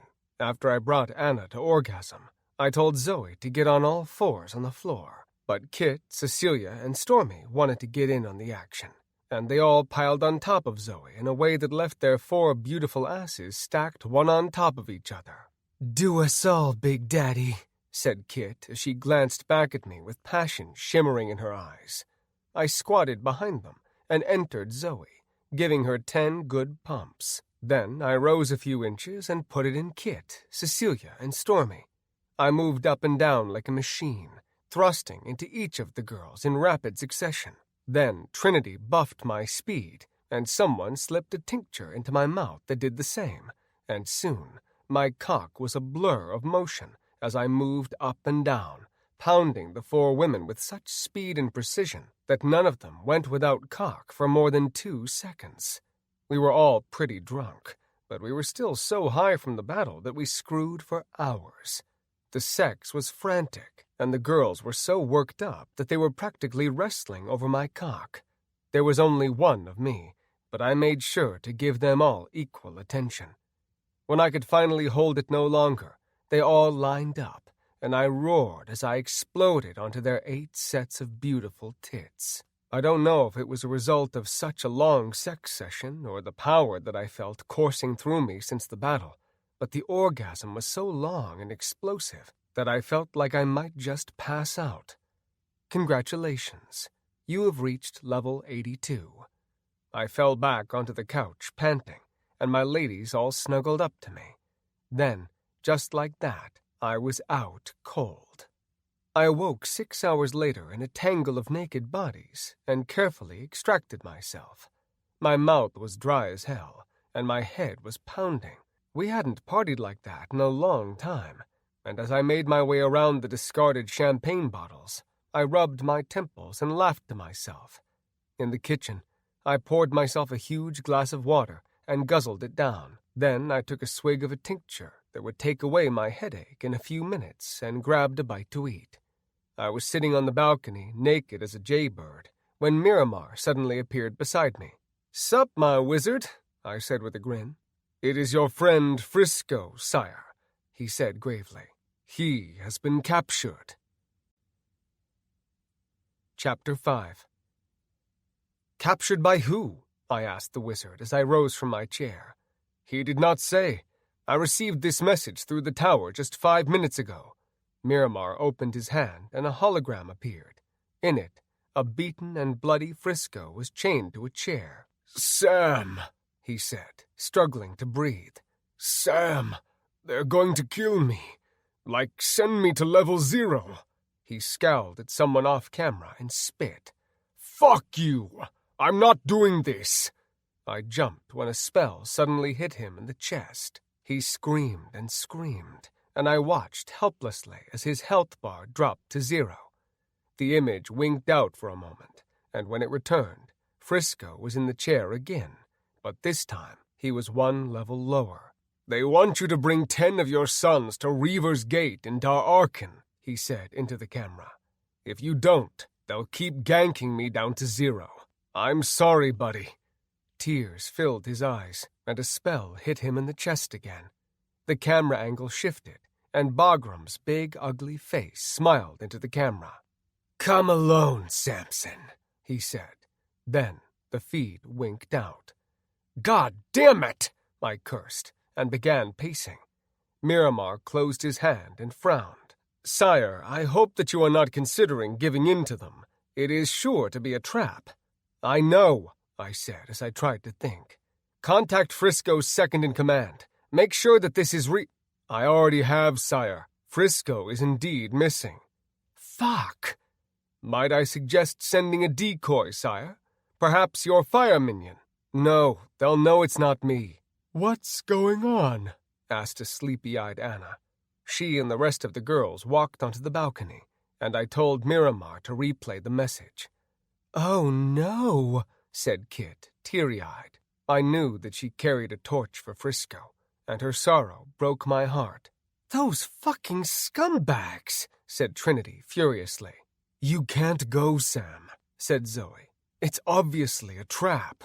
"I know that, but we've got to do something," I said. "Anyone have any suggestions?" "Sure," said Nanaya coolly. "We go to Reaver's Gate with 500 demons and finish off Bagram and his filthy orcs once and for all." "No offense, Zoe. None taken," said the Green Beauty. "If we do that, then Frisco is toast," said Kit. "There's no way that they're holding him in Reaver's Gate. They've probably got him hidden somewhere far away. And if we attack, they'll kill him over and over again until he's level 0. And if Sam goes alone, the same thing will happen to him," said Cecilia. "Better me than him," I said. "Frisco doesn't deserve this." "You can't go, Sam," said Trinity. "We've got to find another way." "They want 10 of your sons, right?" said Zoe. And they're worth 100,000 gold each, so why don't we just give them 1,000,000 gold as ransom? They don't want ransom, I said. They want revenge. Might I suggest something, sire? Said Miramar. Shoot, I said with a shrug. While it is imperative that we retrieve your friend Frisco, you obviously cannot go. I suggest sending 10 of your sons instead. That way, they get what they want, and you risk nothing. They'll see that as a deal-breaker, I told him. Well, we can't give in to their demands, said Ember. If we do, then everyone will think they can just kidnap your friends and make fat cash capturing your sons. I agree, said Stormy. Send them a message. And let Frisco be dropped to level 0? I said dubiously. No one responded. No, I said. I'm getting Frisco out of there. I tapped on my interface and selected my battle robes. Then I armed myself with my enchanted sword, kinetic energy ring, and from the tower's interface I selected something that I knew would ensure Frisco's freedom. What's that? Kid asked, pointing at the shiny little stone in my hand. That's a suicide bomber stone, Ember gasped. Before anyone could try and stop me, I set the stone to explode in exactly 20 minutes, popped it in my mouth, and swallowed hard. There, I said. That's done. Are you out of your fucking mind? Cecilia asked. Probably, I said as I continued to equip myself. How long did you give yourself? Trinity asked. 20 minutes, I said. I need all the buffs you guys can give me, and I need a portal to Reaver's Gate. I'm not bringing my sons. I'll tell them that I want to see Frisco in person before I'll summon my sons. If all goes well, they'll comply, then the big boom goes off and we all die. I'm going to need you guys to be ready at the nearest cemetery to get us the hell out of there when we respawn. Any questions? I hope you know what you're doing, said Anna. Come on, babe. When don't my plans work out? I asked with a wink. She gave me a look that said, pretty often. I can't believe that you are going to kill yourself, said Kit as she bit her lip nervously. I like to think of it as taking one for the team. I clapped my hands together and winked at them all. How do I look?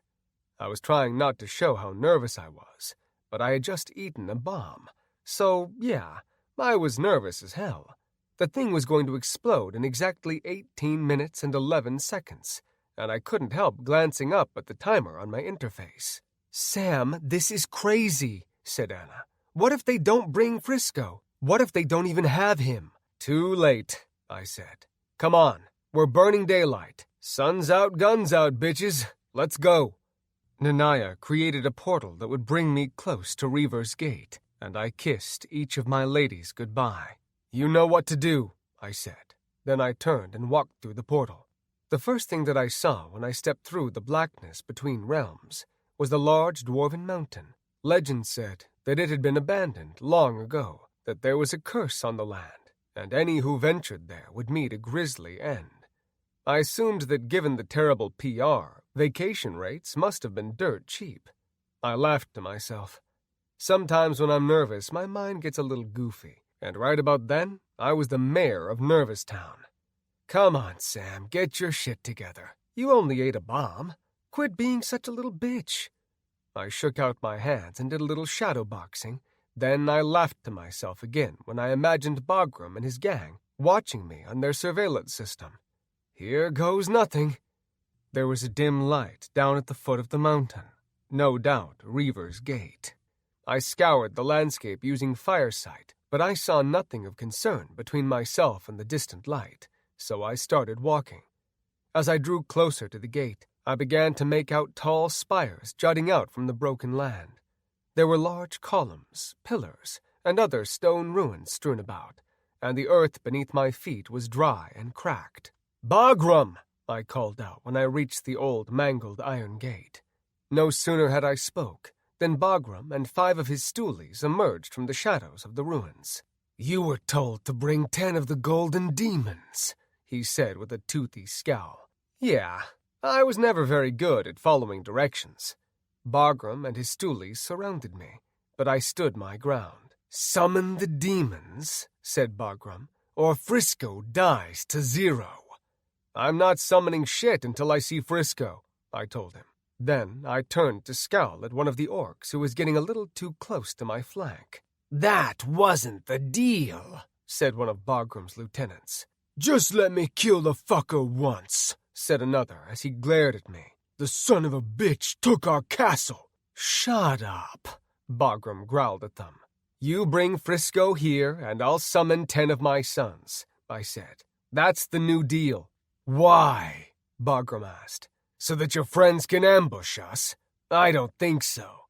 "You want me to summon 10 of the most powerful demons in the world, and you're worried about my guildmates?" "We're ready for your demons," said the orc beside Bagram. The guild leader growled and backhanded his guildmate, and the orc landed 10 feet away, groaning. So they have some kind of demon trap. "Listen, Bagram, I don't give a crap about some NPC demons. They're not really my sons. But I do give a shit about Frisco. Bring him here, and I'll summon the fucking demons. That's the new deal." The timer for the bomb that I had eaten was down to 5 minutes, and I was starting to get a little worried that Bagram wouldn't take the bait. The leader of the orc chieftains growled and suddenly swung his big gnarled club. I closed my eyes and took the blow, not wanting to get in some long drawn-out fight with these assholes. The club hit me square in the side of the head, and though my enchanted robes absorbed some of the blow, I still saw stars and staggered to the side drunkenly. Bagram threw the club to the side and lumbered toward me, no doubt bent on taking my head off with his bare hands. I didn't have time to fuck around, so I let him do his damnedest. Bagram punched me in the gut and grabbed me by the throat. He lifted me into the air with one arm and punched me 5 times in the face, breaking my nose, a few teeth, and cracking my jaw. Then he cocked back and punched me full force in the family jewels. Pain shot up through my balls and into my kidneys, and the next thing I knew, I was on the ground being kicked repeatedly. Warning: health 9%. Luckily, Bagram got himself under control, and I glanced up at him through swollen eyes, keenly aware of the timer in the upper right corner of my interface. 56, 55, 54. "You want the demons. You want your damn gold for killing them. Then bring Frisco here," I said, and spit out a wad of phlegm and blood. Bagram's chest heaved as he breathed, and his eyes told me that he was debating tearing off my head. "Bring the panther," he said to one of his orcs. 46, 45, 44. "Hurry the fuck up," I told the orc. "Let's get this shit over with." Bagram grinned at me and gestured for his stoolie to move his ass. The orc was a warlock, and he moved through the hand gestures necessary to open the portal. I glanced at the countdown as I dragged myself to my feet. 31, 30, 29. The portal opened, and through it came 2 big orc players dragging a bloody Frisco behind them by the ears. They dropped him at my feet, gave him a few kicks for good measure, and spit on both of us. Seeing Frisco in so much pain because of me sent a pang of sorrow through my heart, but seeing that he was now a level 49 turned the sorrow into fury. 12, 11, 10. "Sam?" said Frisco, teetering on the brink with 2% health. "Hey, buddy," I said with a grin. Over 30 warlocks suddenly appeared from the shadows, and I realized that they had intended on somehow trapping my sons with their combined power. Well, shit. The more the merrier. "Summon your sons," Bagram growled. 5, 4, 3. "Eat a dick," I said with a big shit-eating grin on my face. I suddenly doubled over with the worst case of indigestion that I have ever experienced. Then I exploded. Chapter 6. You are dead. 1 level penalty. You are now level 81. I opened my eyes and snapped my ghostly head left and right. I was in a cemetery on a hill, and below me I could see Reaver's Gate. The place was still burning bright, and I grinned when I saw all the bloody bodies down there. It looked like my blast had killed at least half the orcs, but that meant that they would respawn in the cemetery as well. Frisco stood beside me looking confused, and I grabbed his arm and pulled him forward toward the veil. All around us, the orc chieftains were popping up in ghost form. "Come on!" I yelled when I saw a portal open up outside the veil. We raced for the threshold between life and death as Nanaya appeared outside the cemetery. She reached out a hand, encouraging us to move faster. We were in ghost form, and that meant that we could fly, so we leapt into the air and shot toward the veil as fast as we could. Bagram and his stoolies were in hot pursuit, and I could see them in my peripheral, hot on our ghostly heels. A few feet from the veil, someone grabbed onto my ankle and pulled me back. I pushed Frisco forward when it happened, and he flew through the veil and into Nanaya's waiting arms. "Get him out of here!" I screamed as the hands of the dead orcs mauled me and pulled me back. "Sam!" Nanaya screamed and started toward us. "Get out of here!" I screamed. "That's an order!" She reluctantly stopped, offered me a sympathetic look, and pulled Frisco into the portal. "Get that son of a bitch to the pit!" Bagram's ghost growled as the portal winked out. I laughed to myself as they pushed me through the veil and beat me to within an inch of my life. Then one of the warlocks opened another portal, and I was unceremoniously tossed through it. I landed on hard, cold stone on the other side. A shaky glance around revealed a cylindrical room about 30 feet wide, with black walls and dozens of green torches burning dully. "Reactivate the soul harvester," said Bagram, as he reached down and grabbed me by the hair. He pulled me forward and heaved me with one arm into a big iron chair. I conjured a fireball when I landed and unleashed it right in Bagram's ugly green face. The spell blew off his bottom jaw and opened his neck wide. I began conjuring another spell, but my hands were suddenly pulled back by an unseen force, and thick shackles wrapped around my wrists. Shackles grabbed my ankles and wrapped around my neck as well. Then they tightened, leaving me struggling for breath. Bagram screamed angrily as his tongue waggled against his ruined neck, but his healers were quick to begin healing him. 5 seconds later, Bagram's health had returned to 100%, and his injuries had completely healed. "I'm really going to enjoy this," said Bagram, cracking his new jaw with his open palm. "That's what she said," I replied, before coughing up about a pint of blood. Bagram matched my grin, but he had a reason to smile, and we both knew it. He unsheathed a wicked-looking black sword, grabbed me by the neck, and slowly pushed the blade into my chest. I spit in his face as the cold steel pierced my heart, but he got the last laugh. "You are dead. 1 level penalty. You are now level 80. I expected to respawn in ghost form in a cemetery, but when I opened my eyes, I was still in that cold iron chair, and I was naked. Dozens of warlocks filed into the room through the portal and spread out in a circle around me. They wore black robes with purple accents, and on their heads they wore skulls that belonged to some kind of giant canine. "What is this?" I growled as I tried to move. "This," said Bagram as he selected a new weapon from his inventory, "is your greatest nightmare." A huge warhammer appeared in his hands, and he cocked it back like a lumberjack. The heavy head of the warhammer came down on my left hand, reducing it to hamburger, and I cried out in shocked pain. Bagram and his cronies laughed, and he moved to the other side. "Fuck you!" I growled maniacally through the pain. He smashed my right hand, and I nearly passed out from the agony. Bagram then proceeded to crush my feet, kneecaps, elbows, and lastly, my family jewels. By the time he cocked back to crush my head, I was inwardly begging him to do it. "You are dead. 1 level penalty.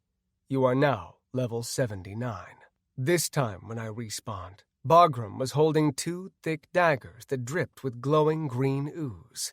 As soon as my physical body solidified, he began stabbing me repeatedly in the stomach. He stopped when I was hanging on with less than 5% health, and that's when I felt the worms begin to grow inside my guts. I howled as the worms grew larger and began eating me from the inside out. It took more than 10 minutes for the worms to finally eat their way into my heart, and I died screaming. Bagram killed me over a dozen times, sometimes using weapons, other times his bare hands, but every time he relished in the torture, and by the last resurrection, it had taken me an hour to die. "You're level 67 now, Mary Sue," said Bagram, as he stalked around the iron chair and tapped 2 daggers together. "Maybe now you want to summon your children to me." I really wanted to tell him to go fuck himself, but I was a little more than rattled by the torture and a dozen deaths. Pain wasn't quite as intense as it was in the real world, but it still sucked. I knew that I couldn't handle dying 67 more times, and I prayed that somehow my friends would figure out a way to rescue me. "Is that desperation I see in your eyes?" Bagram asked with a grin. "No, Mary Sue. No one is coming to save you, not even your demonic whore, Magula. If you don't summon your children, then you're done. Level 0, buddy. No more sluts to level with, no more kingdoms, no more power." "I'll give you back your castle, all your loot," I said. "No." He shook his head. "It's the Gilded Demons or level 0. "Fuck you," I suddenly blurted. I couldn't help it. My helplessness was getting to me, and I felt like I was going to lose my mind if I didn't get out of the damned chair. "Wrong answer," said Bagram, and he produced a trident from his inventory and stabbed me in the gut. "Fuck you, you piece of shit!" I screamed against the pain. Bagram laughed and grabbed my head. Then he summoned a spell into his palm, and my face began to melt. "You are dead. 1 level penalty. You are now level 66. I respawned in the chair, only to be stabbed about 20 times in the chest. "You are dead. 1 level penalty. You are now level 65. "Stop!" I screamed when I respawned. "Stop! I'll do it, goddamn you! I'll fucking do it!" "Good, mage," said Bagram. Then he turned to his warlocks. "Begin the spell."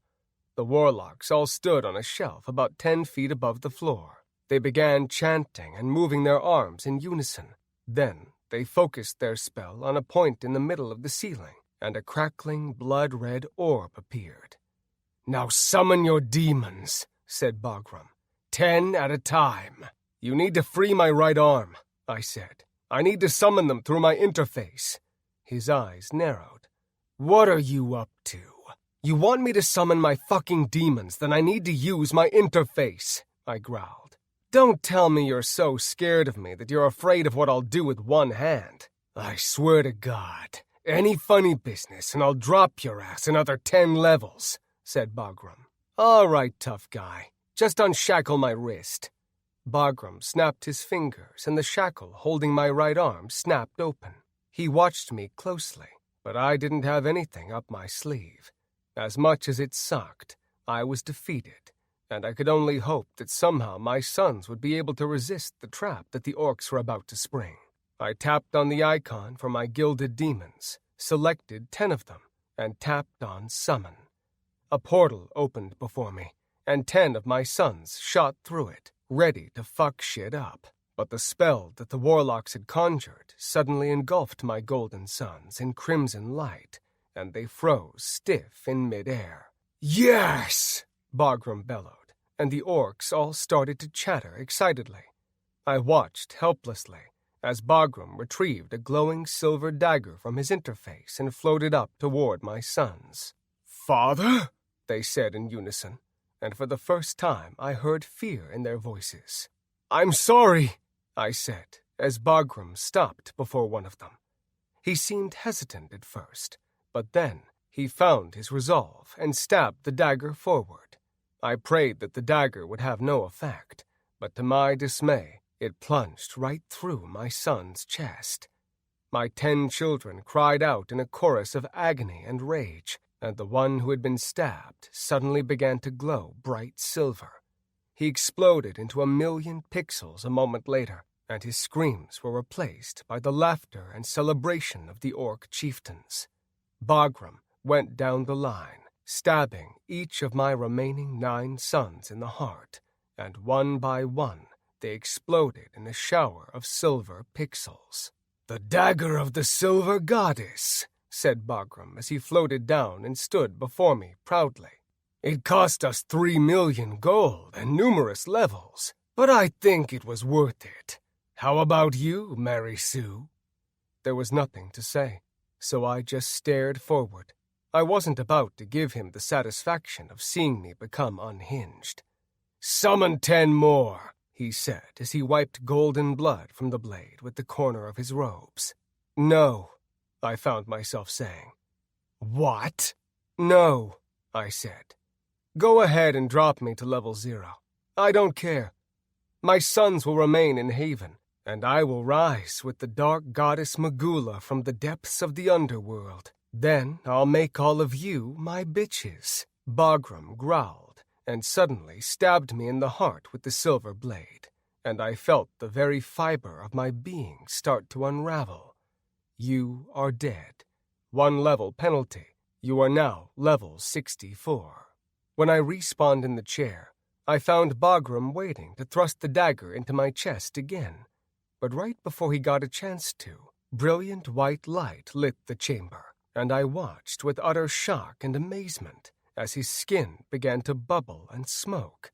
The dozens of orc warlocks surrounding me all fell from their perches and began writhing on the ground in agony. Bagram growled and leapt into the air with his dagger leading the way. I looked up and saw what he was aiming for, a beautiful, glowing woman with silver skin and huge angelic wings was floating down from the ceiling. When Bagram thrust his dagger forward, 2 silver beams of light shot out of the angel's eyes and reduced the orc chieftain to ash. I reached up with my free hand as she floated down to me. A warm wave of energy washed over me, settling my tortured mind and promising safety. Our fingers met. Then there was a blinding flash of silver light. I felt the shackles disappear, and my body rose out of the hated iron chair. I floated up into that brilliant light, and I felt the angelic woman's arms and wings wrap around me in a loving embrace. "Open your eyes, Samson." I opened my eyes and found the beautiful angelic woman standing before me. She wore pristine white robes that seemed to be made of pure light. Her wings were spread behind her, and those brilliant eyes held mine with an intensity that I had seldom seen. A quick glance around revealed a pristine white room with glowing walls and spiraling columns. I was standing on clouds, and above there was no ceiling, but rather a breathtaking view of open space and distant ringed planets. "Who are you?" I asked the angelic beauty. "I am Nymphora, goddess of fertility," she said in a sultry voice that reminded me of Scarlett Johansson. Goddess of fertility? Oh boy. "Well met, Nymphora," I said, wondering if I was still in that iron chair and dreaming. She offered me a regal curtsy, then her eyes explored my body. It was about then that I realized that I was naked, and I remembered that Bagram and his goons had stolen all my shit. With nothing to cover up with, and no real reason to do so, I stood proudly before the goddess. She looked like she enjoyed what she saw, and she even moved around me in a circle. "You are quite the specimen, Samson, king of Ozara," she said in that sultry voice. Thanks," I said, starting to feel like a bug under a microscope. "You must be wondering why I have brought you here," she said as she came to stand before me once more. "The thought might have crossed my mind," I said, noting that she wasn't looking at my eyes. "Thanks, by the way. You really saved my ass back there." "You are very much welcome." Again, another curtsy. "I have saved your ass, as you put it, because I am very much intrigued by you. Please sit, and I will tell you more." A lush white chair appeared behind me, and I smiled at the goddess. "I'm sorry," she said, looking once again at my naked body. "You must feel uncomfortable being the only one that is naked." "I was going to ask if you had any I began to say, but then she snapped her fingers and her robes disappeared. "Or that works too," I said, as I beheld her naked body. She had long legs, hourglass hips, a tight stomach, and beautiful creamy tits with silver-pink nipples and penny-sized areolas. The tuft of hair above her vagina was silver, and the more I looked at it, the more it seemed like it was glowing. Another chair appeared behind her, and she sat, crossing her long legs in front of her. I took a seat as well, and glanced up at the exotic sci-fi ceiling. "I have been watching you, Samson," she said, as she ran a long fingernail across the plush fabric of her armrest. "I have been watching you very closely. I know that you have 8 wives, and you are a new king. I also know about your demonic union with Magula, and the golden demons that have come from that unholy union." I didn't say anything. Nymphora still had me guessing. On the one hand, she was sitting across from me naked, but on the other, she was a goddess, and a good one if the white wings and angelic appearance were to be believed. I doubted that she would want anything to do with a demon's lover. Then again, she was an NPC, and who knew what kind of messed up storyline I was becoming a part of. "I also know of Magula's plans to conquer the surface world," said Nymphora, "and I simply cannot let that happen. I am the goddess of fertility, and she would bring nothing but destruction to the lands. If you think that I want any part in her war, then you're wrong," I said. "I've been trying to figure out what to do about her for a long time now, but I've been forced to use my children to protect my kingdom, and I don't know. I guess I'm way over my head in this." "I can see that you are a good person," she said, putting a hand on my knee, "and I have brought you here to offer you a way out." "A way out?" "Yes," she said, stroking my thigh and sending tingles up my leg. I felt my cock begin to swell and tried to keep my eyes on her face. "Make love to me like you did Magula," said Nymphora. "Impregnate me with your magical seed. Give me an army of angelic children, and I shall lead them into battle against Magula and her golden demons." Chapter 7. I stared into the goddess's eyes and realized that she was dead serious. "You want me to get you pregnant so that your angelic children can kill my demon sons?" I said with concern. "Yes, surely with your legendary seed you can give me powerful children." "I don't think I can do that," I told her. "I'm getting married, and my fiancés would be pretty pissed if I slept with you." "I don't think you understand," she said as she rose from her chair and spread her wings wide. She beat her wings once, floated over to me, and landed on my lap. "I'm not asking you. I'm telling you." Nymphora grabbed a handful of my hair and pulled me into a passionate kiss. I tried not to return the kiss. I really did. But it's hard to ignore the tongue of a goddess when it's dancing around your mouth. It didn't help either that she was pressing tight against me, and her soft pussy lips were stroking the underside of my throbbing cock.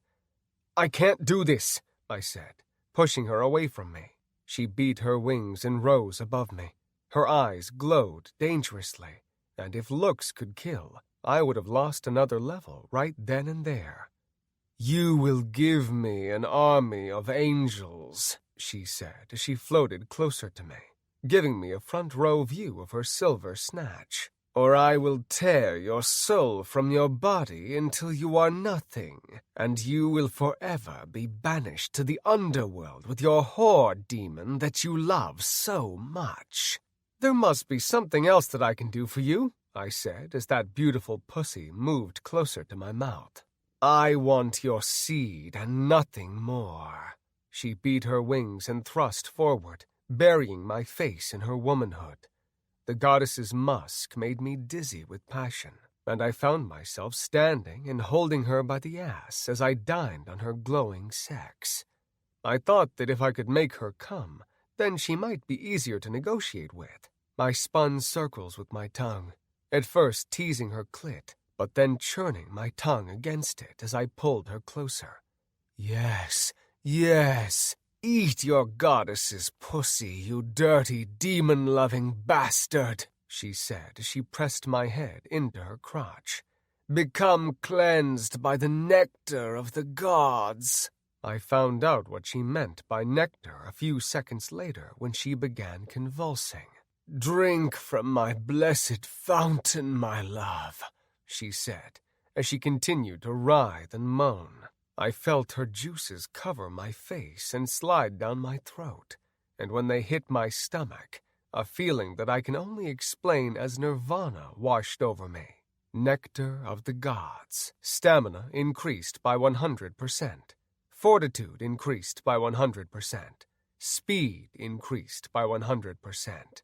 Strength increased by 100%. I gasped as the power of Nymphora's buff coursed through me, and it was hard not to take her right then and there. My dick was hard enough to break stone, and it felt like any second it might just break out of its own skin. Then I was floating toward the ceiling, and I realized that Nymphora had wrapped her legs around me and was lifting us both into the air with her shimmering wings. "Make love to me, Samson, and your sins shall be washed away," she said into my ear, as she teased the head of my cock with her warm, wet entrance. We floated out of the white room and into star-filled space. Galaxies and planets of all colors surrounded us, and I became lost in her passionate embrace. "Yes, Samson, take me now," she commanded. "Oh, God," I moaned, as she wiggled just enough for the head to slide into her velvety folds. "Yes, Samson, give it to me." I couldn't take it anymore. I don't know if it was the buff, the surreal surroundings, or her tantalizing scent, but I thrust into her, suddenly losing my resolve. "Yes, my love, give it to me. I want it all," Nymphora said as she pressed herself against me, taking every inch with a shuddering breath laced with passion. "You want the seed of Samson?" I said, turning the tables on her by pulling her hair back. "I'll give you the fucking seed of Samson." As we glided through the universe on warm solar currents, I thrust into the goddess with all my might. With the buffs to my stamina, fortitude, speed, and strength, I was a love-making machine. But the goddess had a few tricks of her own, and I gasped when she began flexing her vaginal walls and squeezing my cock tight.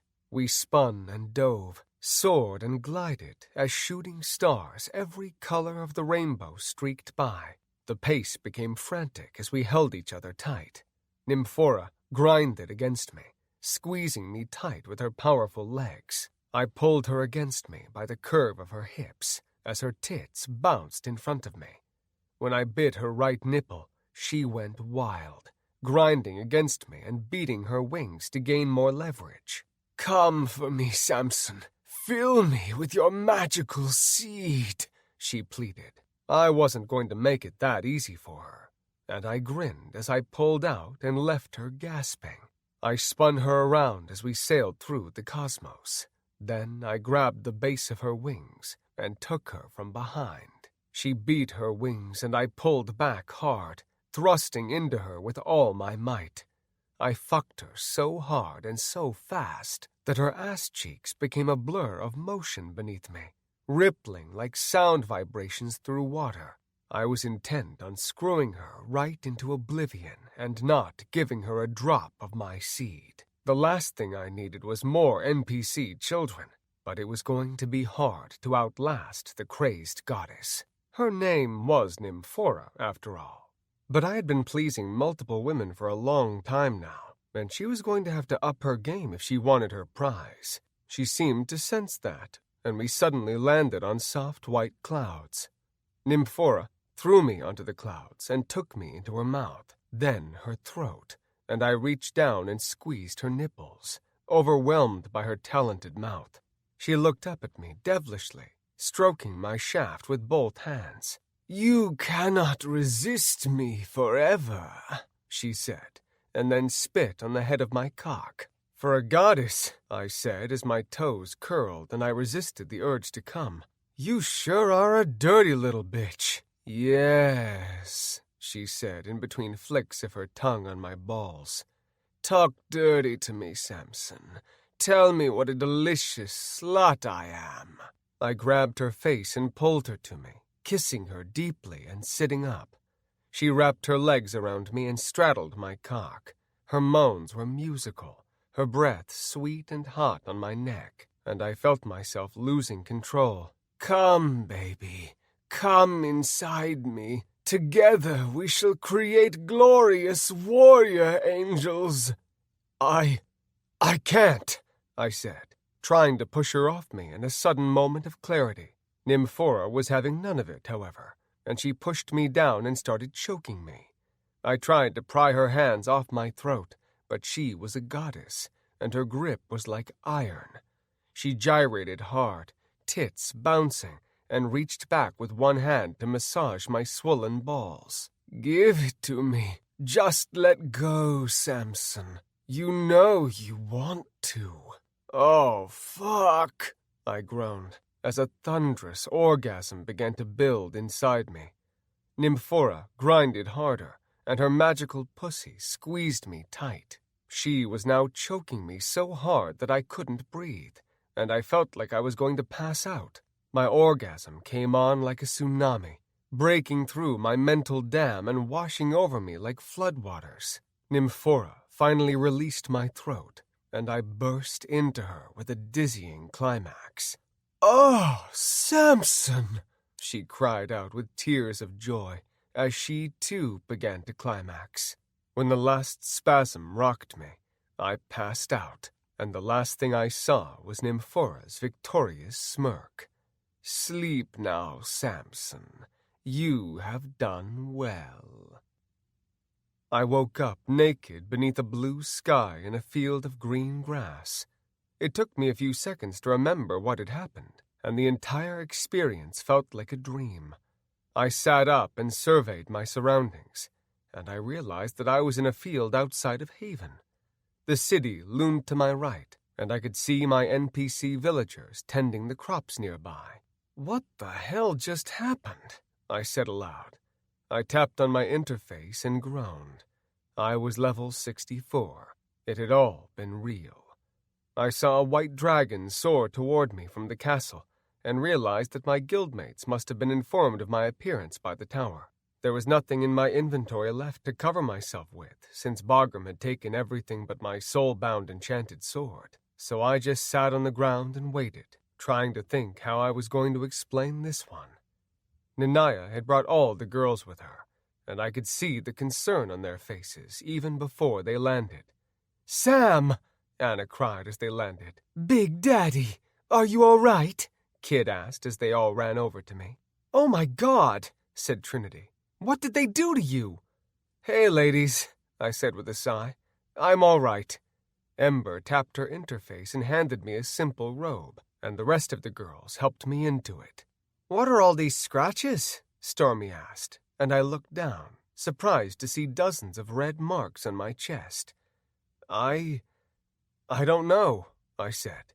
"Let's get back to the castle. I'll tell you everything that I can remember."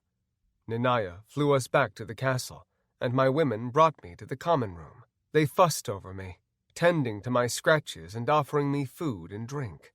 "Oh, God, we thought they killed you down to level 0. Kit suddenly burst out crying and hugged me. They tried, I said, but I was saved by a goddess. What? Said Trinity, Zoe, and Kit in unison. I told them everything that had happened after Nanaya pulled Frisco through the portal. They cried when I explained the many ways that Bagram had killed me, and how he had killed 10 of my sons when I finally gave in. I had thought that they would be pissed when I told them about Nymphora and how she had basically forced me to have sex with her. But to my surprise, they were happy that she had saved me. You're not mad that I had sex with her? I said when they expressed relief. If it comes down to you being dropped to 0 or having sex with a goddess, said Anna, I'll take the sex. Do you think she'll get pregnant? Trinity asked. I don't know, I admitted. I mean, she is the goddess of fertility, so, you know. She's definitely going to have your babies, said Kit. Maybe it's a good thing, said Ember. I mean, if she gives birth to an army of powerful angel babies, then maybe they can prevent Magula from waging her war. I don't want my children to wage war against each other, I said with a scowl. This whole thing has just gotten way out of control. Of course you don't, said Ember with a sympathetic expression. But it might be inevitable. Smooth, said Kit, rolling her eyes. Everything will be all right, Sam. Thanks, Kit, I said shakily, and rubbed my face in frustration. I'll be fine. It's just that fucking peckerhead Bagram really worked a number on me. I can't imagine what you've been through, Zoe said, and rubbed my arm. Dude, Tweak said as he walked into the room, looking startled. Level 64? Jesus, man, you all right? Yeah, buddy, I'm good now. What the hell happened? He asked, as he took a seat across from me and the ladies. It's a long story, man, I began. After Sam got Frisco out of Reva's gate, Bagram tortured and killed him 16 times, said Cecilia. But he was saved by a goddess, Kit happily added. A goddess who raped him and forced him to impregnate her, said Stormy. Wait a minute, said Tweak. What? Just then, Frisco and a half-dozen of his cats were led into the common room by Miramar, and the panther's furry eyes became teary when he saw my level. Hey, Frisco, I said with a smile, and extended my hand. He walked past my offered hand and gave me a big brotherly hug. Damn, Sam, he said when he released me. I'm so fucking sorry about this. If I hadn't been so stupid, none of this would have happened. I fell right into their trap. No worries, brother, I assured him. If it hadn't been you, they would have gotten their hands on someone else. Well, thanks for rescuing me, man. I thought I was doomed. How the hell did you get away? I told the story again from the beginning, leaving out the juicier details of my encounter with Nymphora. When I finished, Frisco was shaking his head. Well, he said with all seriousness, if you're going to be saved, it might as well be by a goddess named Nymphora. He kept a straight face for about 3 seconds before we all burst into laughter. Nymphora, Tweak mused. That broad must have been a handful. Oh, she was, I said with a laugh. All right, said Anna. We'd rather not hear the details. Oh, shit, Cecilia suddenly cursed. What is it? I asked. But just then, a notification flashed on my interface. 1,000 players now marching to Mercy Mountain. Is the legend true? Can they resurrect the mighty paladin Artemis Lightbringer? Tune in to the Rebirth Online network to find out. Put that on the looking glass, I said, and moved to the edge of my seat. Cecilia projected the feed onto the big looking glass above the fireplace, and the wizard Donovan and a big minotaur in robes appeared on the screen. This is Donovan with a special report, said the wizard. We've just received word that the 1,000 volunteers are about to reach the summit of Mercy Mountain. We'll have live footage shortly. Until then, I would like to introduce my special guest, Lore Master Phil A. Mignon. Master Mignon, welcome. Ha! Kit laughed. Filet mignon. Shh, Cecilia hissed. Thank you, Donovan, said the Minotaur in a deep voice. You are quite welcome, said Donovan. Tell me, Phil, do you think they'll be successful in resurrecting Artemis and his Silver Seven? If there were only 1,000 volunteers, then I would say no, Phil told the camera. There are sure to be a good number of people who lose their nerve when they finally stare down into the abyss. But luckily, over 1,600 players have volunteered. So with any luck, at least 1,000 will be brave enough to sacrifice themselves for this noble cause. Incredible, said Donovan, as his bushy eyebrows danced up and down. And what can you tell us about this Artemis Lightbringer? Well, Artemis Lightbringer is an interesting character, said Phil. He was born over 300 years ago to a miller and a waitress, but from humble beginnings he rose to glory in the battle against the seventh Dark Lord, Fezziwig the Terrible. Artemis and his Silver Seven defeated the Dark Lord, but they paid the ultimate price. If successfully resurrected, said Donovan thoughtfully, do you think the legendary paladin can defeat the rising Dark Lord Samson and his 1,000 demon spawn? 990 demon spawn, Phil corrected the wizard. The brave Bagram and his orc chieftains recently killed 10 of the demons. But yes, I believe that if anyone can stop Samson, it is Artemis. Donovan nodded and touched his earpiece. We've just received word that the volunteers have reached the summit. Excuse me, Master Mignon, as we go live to our field reporter, Rexicon. Rexicon, a tall orc in priest robes, grinned at the camera. Greetings, Rex, said Donovan. How are things up there on Mercy Mountain? Hello, Donovan, said the orc in a voice that was much more high-pitched than one would expect. The excitement is palpable, to say the least. Early estimates were around 1,600, but it appears that more than 2,000 players have made the climb to the top of the mountain to give themselves for the cause. That is absolutely incredible, said Donovan. Perhaps the sacrifice of these brave souls will save us from Samson and the gilded demons. Ember glanced at me and rolled her eyes. That is the hope, Donovan, said Rexicon. That is the hope. It appears that Dr. Marks is addressing the world, said Donovan. Let's listen in. The camera, which was most likely an eyeball with wings, turned and shifted to a long stone shelf that hung over the abyss. Dr. Marks stood upon it, arms wide, smiling at the gathered crowd that stood around the rim. Brave people of Rebirth Online, hear me now, Dr. Marks bellowed. You have all pledged to throw yourselves into the abyss, but only 1,000 are needed to resurrect the mighty Artemis and his Silver Seven. Who among you vows to step into the abyss? A resounding cheer echoed through the crowd, and Dr. Marks nodded gravely.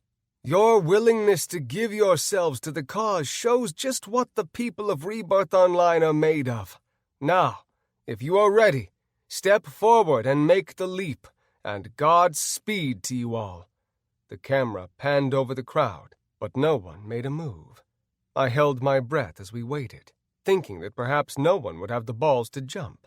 But then, a tall, black-haired warrior walked to the ledge. "Rebirth Online forever!" he screamed. Then he turned and leapt into the abyss. The crowd cheered and began leaping over the cliff by the hundreds. Their bodies were lost into the abyss as the camera showed us the view from overhead. Then the abyss began to glow with brilliant white light, and almost everyone on the ledge leapt into it. The mountain rumbled, knocking Dr. Marks on his ass and breaking the overhang that he had been standing on. The slab of rock and Dr. Marks both disappeared into the light, and a thick beam suddenly shot up into the heavens. The clouds parted as the beam of light grew thicker and stronger. Then a form began to float down from the sky, followed by what looked like 7 chrome angels. "Champions of light, your sacrifice has given me new life," came a commanding voice from the heavens. "Rise and rejoice, for your sacrifice has not been in vain." The spirits of everyone who had thrown themselves into the abyss rose out of it and lined the rim of the mountaintop. Then their bodies took form once more. Artemis Lightbringer, legendary paladin and vanquisher of the Dark Lord Fezziwig, floated down as he was bathed in a beam of light, still pulsing from the abyss. He looked like a god in his silver armor. His golden hair danced in the magical winds, and ice-blue eyes bore into the camera, seemingly right through me. In his right hand he held a giant silver sword, as thick as his beefy thighs, and covered in icy blue gems and glowing runes. In his left hand he held a silver shield with intricate spiraling patterns. The silver seven floated down with him. They were mysterious in their sleek silver armor and full-face helms. Their armor appeared to be one piece, and covered their muscular bodies like a second skin. Each were identical, except for the gems embedded in the top of their helms, which glowed red, orange, yellow, green, blue, indigo, and violet. They each carried a silver sword and shield as well, and these too glowed with the color of their respective gems. Artemis stopped and floated above the glowing abyss, and the silver seven fanned out around him. The paladin stared into the camera and smiled brightly. Then he turned to the first player who had tossed himself over the ledge and pointed at him. "You were the first to give yourself," said Artemis. "Step forth proudly and tell us your name." The dark-haired human warrior stepped forward and bowed before the paladin. It was then that I had a point of reference for how big Artemis really was, and I was dismayed to find that he was twice as tall as the warrior, at least 12 feet in all. "I am Artex," said the warrior. "Artex, the Silver Seven and I owe you a debt of gratitude. Your faith and sacrifice have given us new life. Therefore, I bestow upon you the blessing of the Lightbringer." Artemis waved his hand, and the grinning warrior began to glow. Then words appeared above him for all to see. "Blessing of the Lightbringer, plus 5,000 health regeneration per second. Duration, eternal." "Holy shit," said Kit. "Wow," Trinity scoffed. "That dude is going to be one badass mofo," said Tweak. "And for your sacrifice," Artemis said to the rest of the gathered players, "I give you the gift of life." He waved a hand and everyone began to glow. Those players whose stats were exposed for all to see rose 2 entire levels, and the crowd began to cheer. "You have no doubt summoned me from the heavens for a purpose," said Artemis. "Tell me, Artex, what evil now haunts the world?" "His name is Samson Sullivan," said Artex. "He is in league with the Dark Lord Magula, and together they have spawned a powerful army of nearly 1,000 golden demons. We beg you, great Artemis, help us to rid the world of this scourge." Artemis Lightbringer's eyes narrowed, and he looked at the camera. "I accept the challenge," he said with a grin, and the crowd went wild. "Oh, goody," Nanaya said with a sigh. "Yup," said Tweak. "We're screwed, glued, and tattooed." "Quiet," said Kit and Cecilia. "Samson Sullivan," Artemis suddenly bellowed, as his icy blue eyes bored into the camera. "Know this, I'm coming for you, and I shall not rest until you and your demon spawn have been sent to the underworld where you belong." Chapter 8. When the broadcast ended, we all just kind of sat there, speechless. I was still pretty shaken up by the torture, multiple deaths, and strange encounter with Nymphora, and having an ancient paladin after me was just too much for me to handle. "I need a fucking drink," I said, as I shot up from the couch and walked to the bar. I poured myself a shot of dwarven whiskey and tossed it back like a man on his last leg. Then I drank another, and on the 4th attempt, Anna grabbed my arm. "Sam, that's not going to help anything," she said, and gently took the glass out of my hand. "Could have fooled me," I said, and poured another. "What are we going to do?" Kit asked from the couch, as she brought her knees up to her chest and hugged a puffy pillow. "We're going to do what we always do, right, Sam?" said Trinity with determination. "We're going to make our enemies wish they had never been born." "Hell yeah," said Nanaya. "I don't know," I said, shaking my head. I just don't know. We've been up against worse odds, said Ember. Let's not forget that we've got nearly 1,000 golden demons on our side. Artemis Lightbringer can't be that powerful. Dude, said Zoe, when they march on us, everyone in the fucking game and their brother are going to join him. Besides, he was powerful enough to instantly level over 1,000 players. Twice. By my calculations, said Cecilia as she tapped away at her interface, Artemis Lightbringer is around level 1,000, give or take a few dozen. Level 1,000? said Tweak, mouth agape. Yup, said Cecilia. And let's not forget about the Silver fucking 7, said Nanaya. We're so screwed, said Tweak. Dude, will you stop saying that? Kit slapped him on the arm. I'm just calling it like I see it, said my most apish friend. We've got a legendary paladin and his backup singers coming for us, not to mention just about every damn player in the game. Demon army or not, we're fucked. This is the end, my friends. There's a way, said Nanaya. There's someone who could help. If you say Magula, said Trinity, eyeing the succubus dangerously, I'm going to kick you in the tits. It's the only way, Nanaya said with a shrug. If partnering with the Lord of the Underworld is the only way to win, haven't we already lost? I said, and threw my arms up in frustration. Sam, said Nanaya, it's a game. I say we kill the demons and take the money, said Trinity. That's a lot of cheese. This isn't getting us anywhere, said Cecilia. Artemis and the Silver 7 are going to be here at any moment. We need to prepare for battle. She's right, I said, and tossed back the dwarven whiskey. We need to get ready. I'm not calling on Magula to win this battle. We're just going to have to hope for the best. You know we're behind you, said Frisco. Thanks, man, but you guys don't have to. Yes, we do, said the Panther Furry. Cecilia tallied up our inventory, estimating that we had about 5 million in-game gold worth of meat, ore, enchanted weapons, jewelry, and other loot. But we needed to sell or trade it, which was a bit of a problem given that we were wanted by just about everyone in the game. Cecilia told us that there was just one place where we might be able to trade our loot for the cannons that we needed, a pirate haven called Rum Runner Cove in the Sharktooth Islands. It's run by the pirate queen Fiona Fallstrike, said Cecilia, as she projected the NPC stats on the looking glass. And what's going to stop her from trying to take us captive, said Tweak. We're worth more than our loot. She's a pirate, Cecilia explained. We're outlaws. There's a code.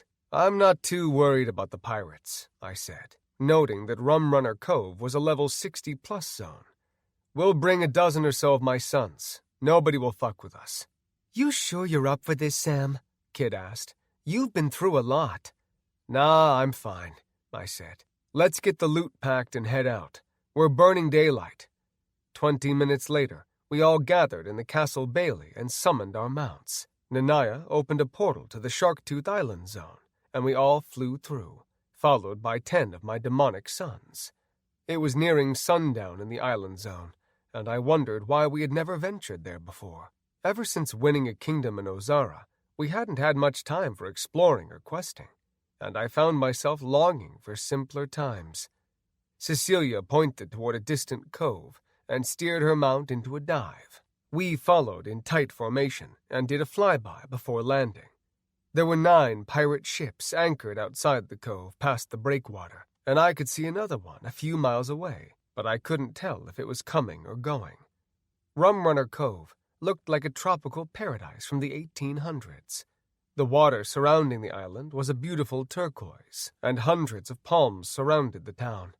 There was a lone castle on a high stone cliff on the left side of the cove, and from there, the town of mostly wooden buildings spread out to the other side. As we flew closer, I noticed that most of the buildings were pubs, opium dens, or whorehouses. The place was hopping when we arrived, and the markets were still packed. We headed to the castle? I asked Cecilia. No, this time of night the Queen will be at the Rusty Trident, Cecilia yelled over the wind. It's a rough place from what I hear, but we've got 10 golden demons, so I think we'll be just fine. She made a show of our arrival, landing right outside the pub on the busy street. The crowd of rough-looking sailors, mostly men, started instantly yelling catcalls to my guildmates. They didn't even seem to notice me or Tweak, but it didn't bother me. They were NPCs programmed to act like assholes.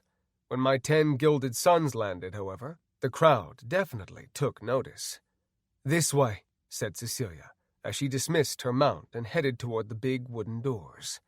I followed her to the door with my guildmates in tow, and my sons taking up the rear. "Hold on," said a big pirate who sat by the door.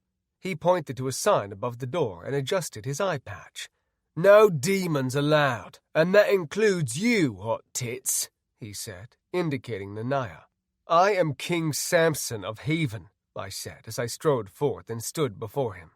The dude was about 6 feet 7 inches, and he scowled down at me over a big, crooked nose that looked like it had been busted a few dozen times. "Samson, you say?" He scratched his beard and eyed my guildmates. "Yes, I seek an audience with the Pirate Queen. Is she here?" "Fiona might be here, or she might not," he said with a shrug. "But if you plan on going in, you're going to do so without the demons. House rules." "Listen, dude," I began, but Nanaya interrupted me. "It's fine," said the succubus. "I'll wait out here with the boys. We'll keep an eye on the place." I leaned in and whispered in her ear, "The first sign of trouble, get them inside." She nodded, and I turned back to the doorman. "All right, they're staying out here. Now bring me to the queen." He nodded, albeit grudgingly, and opened the door. The place was thick with hovering smoke, and the sounds of the raucous crowd assaulted us as we walked through the door. A quick scan revealed all manner of salty pirates. There were humans, of course, but also dark elves, goblins, orcs, minotaurs, gnomes, and a variety of furries. There were also men and women who were crossed between octopuses and seals, and even one dude with a small shark head. All in all, it was a tough-looking crowd. The stink of unwashed bodies, vomit, tobacco smoke, and alcohol permeated the air in the joint, and I grinned when I saw Kit pinching her nose. "King Samson," said a short female pirate with a hook for a right hand, "the queen knows you are here and would like to speak with you in her private booth." "Lead the way," I said with a smile. The patrons around the entrance had heard my name, and they began whispering amongst themselves as they watched us walk through. "Hey, pretty kitty," said one drunken fool, and I heard Kit hiss. Then a sword sang out of its sheath, and the man's arm hit the floor. "Anyone else want to try and touch my ass?" said the feisty cat furry. Men laughed and raised their hands, even as the drunk howled in pain. We followed the female pirate past the long bar, through a group of tables, and up a small flight of stairs to the upper level of the pub. 2 big pirates, one an ogre and the other a dark elf, stood blocking the way, but they stepped aside when our guild approached. "She is there in the corner," said the woman, pointing to the back right corner. "Thanks," I said, and gestured for my guildmates to follow me.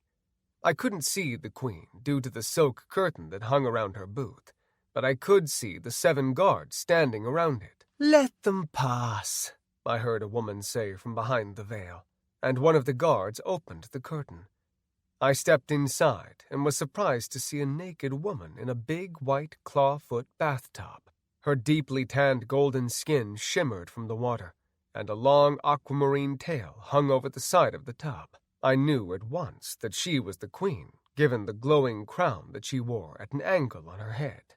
She had long braided red hair, green eyes, and a cute face, but I knew better than to underestimate the mermaid.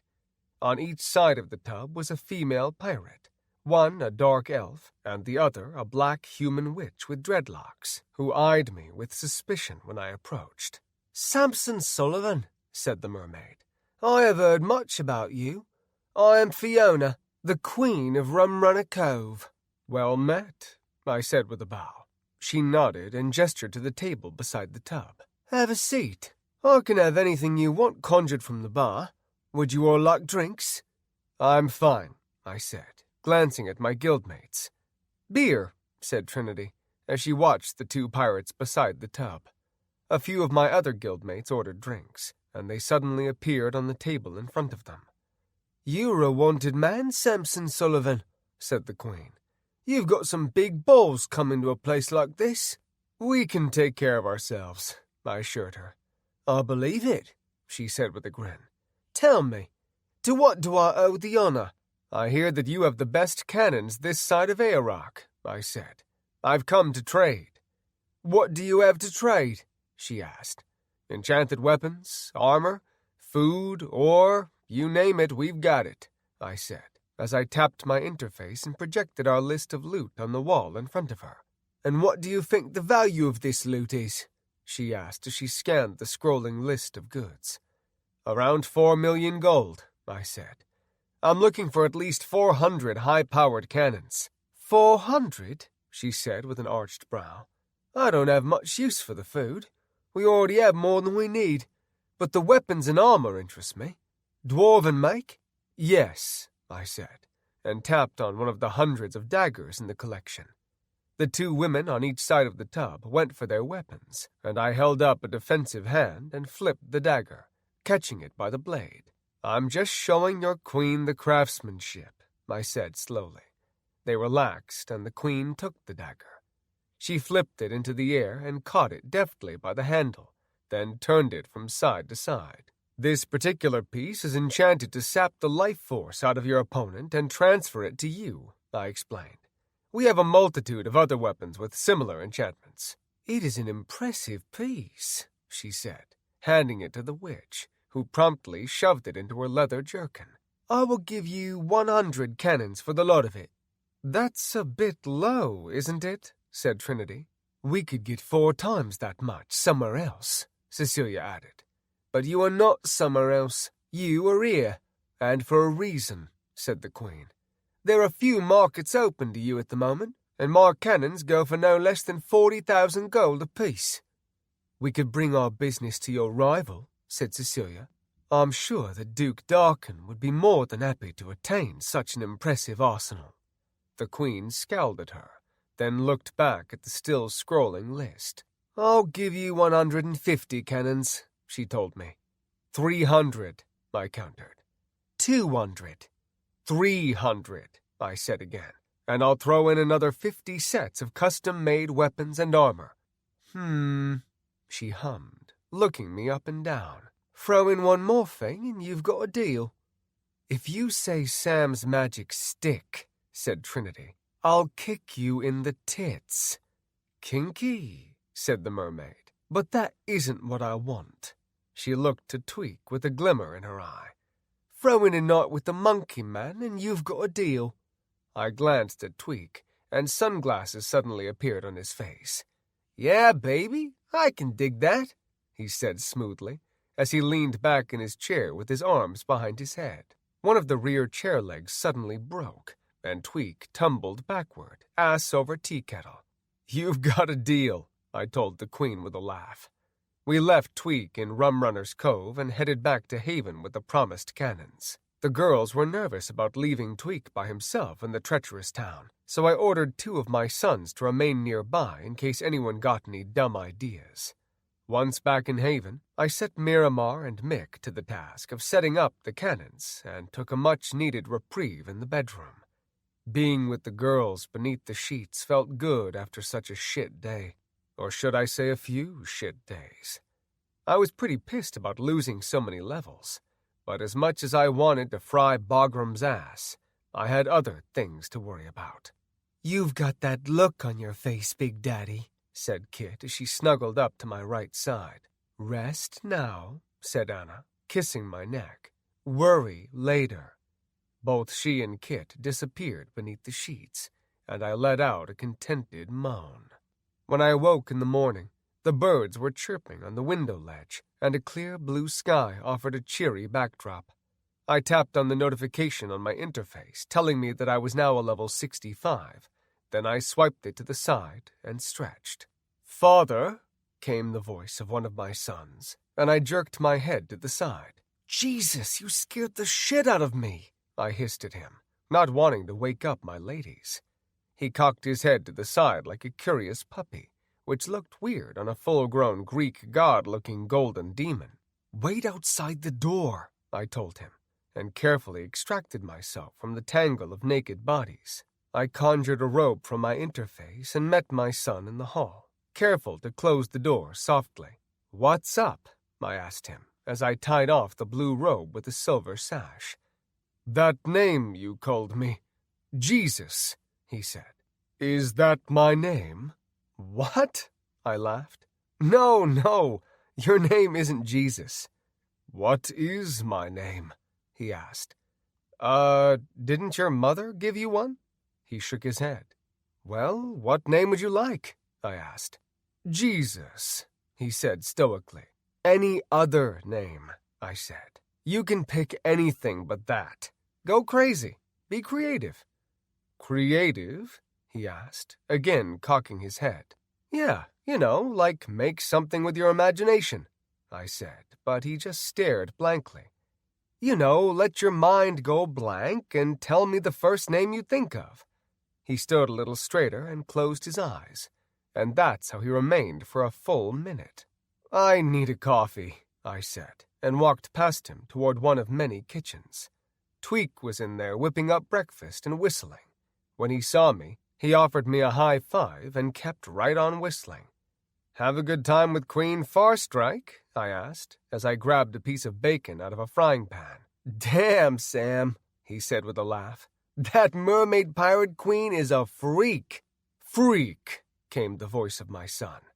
"No, man," I said, shaking my head. "You can't name yourself Freak." "Say what?" said Tweak, glancing from my demon son to me with comical apish curiosity. "He's trying to name himself," I explained, and chomped on the bacon. "It isn't going well." Tweak turned to my son and looked him up and down. "What's the first word that comes to mind when you think of yourself?" My demon son's face scrunched up, and it looked painful for him to think so hard. But then, suddenly, he blurted, "Me." "Yeah, man, you can call yourself me sometimes, but you need a name," Tweak explained as he flipped eggs. "Come on, bro, try harder.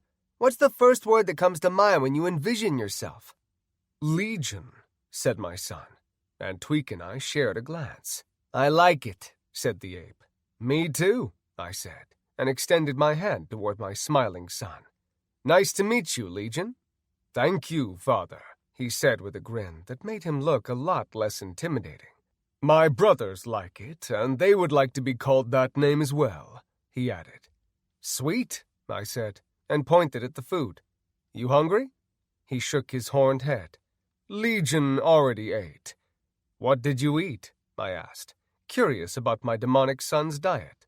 "The heart of a peasant man," he said with a grin. "What? One of my peasants?" "No," he said, glancing at the bacon with disgust. "One from a kingdom far away." "Great." I grabbed a plate of food and insisted that Legion do the same. Then I led him up to the top of Samson Tower so that we could have a little father-son time. "Legion, you see all those people out there?" I said, pointing down at the sun-filled city streets. "They are my people. I am their king. It is my job to protect them. Do you understand?" "Yes, father. We must protect them like we protect the sheep." "Yes, only that they aren't sheep. They're people." "But you eat the sheep," he said. "Why can't we eat the people?" "We eat the sheep because we aren't sheep, you know? People don't eat people." "Legion is not people," he said matter-of-factly. "Yes, you are," I said. "You are half human. That means you don't eat humans, okay?" "Okay, father," he said with all seriousness. "We will not eat people." "Good." "We will eat sheep," he added with a smile. I said worriedly. "You only eat hearts, right?" "Yes, only hearts and blood." "How often do you have to eat?" He shrugged. "I have eaten 3 times in my life." "All right," I said. "That might work. I'll talk to the butchers about supplying you with what you need." "We must kill the prey," he said urgently. "All right, that can be worked out too," I said with a sigh. A notification from the tower popped up on my interface, and a second later, Miramar appeared. "Sire, a large force has suddenly appeared 200 miles to the north." "I noticed," I said, as I tapped on my interface to get to the numbers, but I didn't have to. Miramar had them at the ready. "It is Artemis Lightbringer and his Silver Seven, sire," said Miramar, as I read the same info on the interface, "along with 10,507 real-world players and 20,000 NPCs. "Yeah, I can see that," I said. "But they aren't headed south. Miramar, is that correct? They're headed east toward Stone Spire Mountain, sire. That is correct." "Fuck," I said, realizing that Artemis intended on taking out my allies before marching on Haven. "Sire," Miramar inquired, looking puzzled. "Get me in touch with Dr. Marks," I said, as an idea began to form in my mind. "I've got something to say." Chapter 9. "Sam, this is most irregular," said Dr. Marks. I'd insisted that he appear before me at the top of Samson Tower, and though he had been reluctant, he finally agreed. "I don't care. I've got something to say to everyone in Rebirth Online," I said, as I stood before him in my most powerful battle robes. I'd asked my guildmates to put as many buffs on me as possible, and I was practically glowing with crackling power.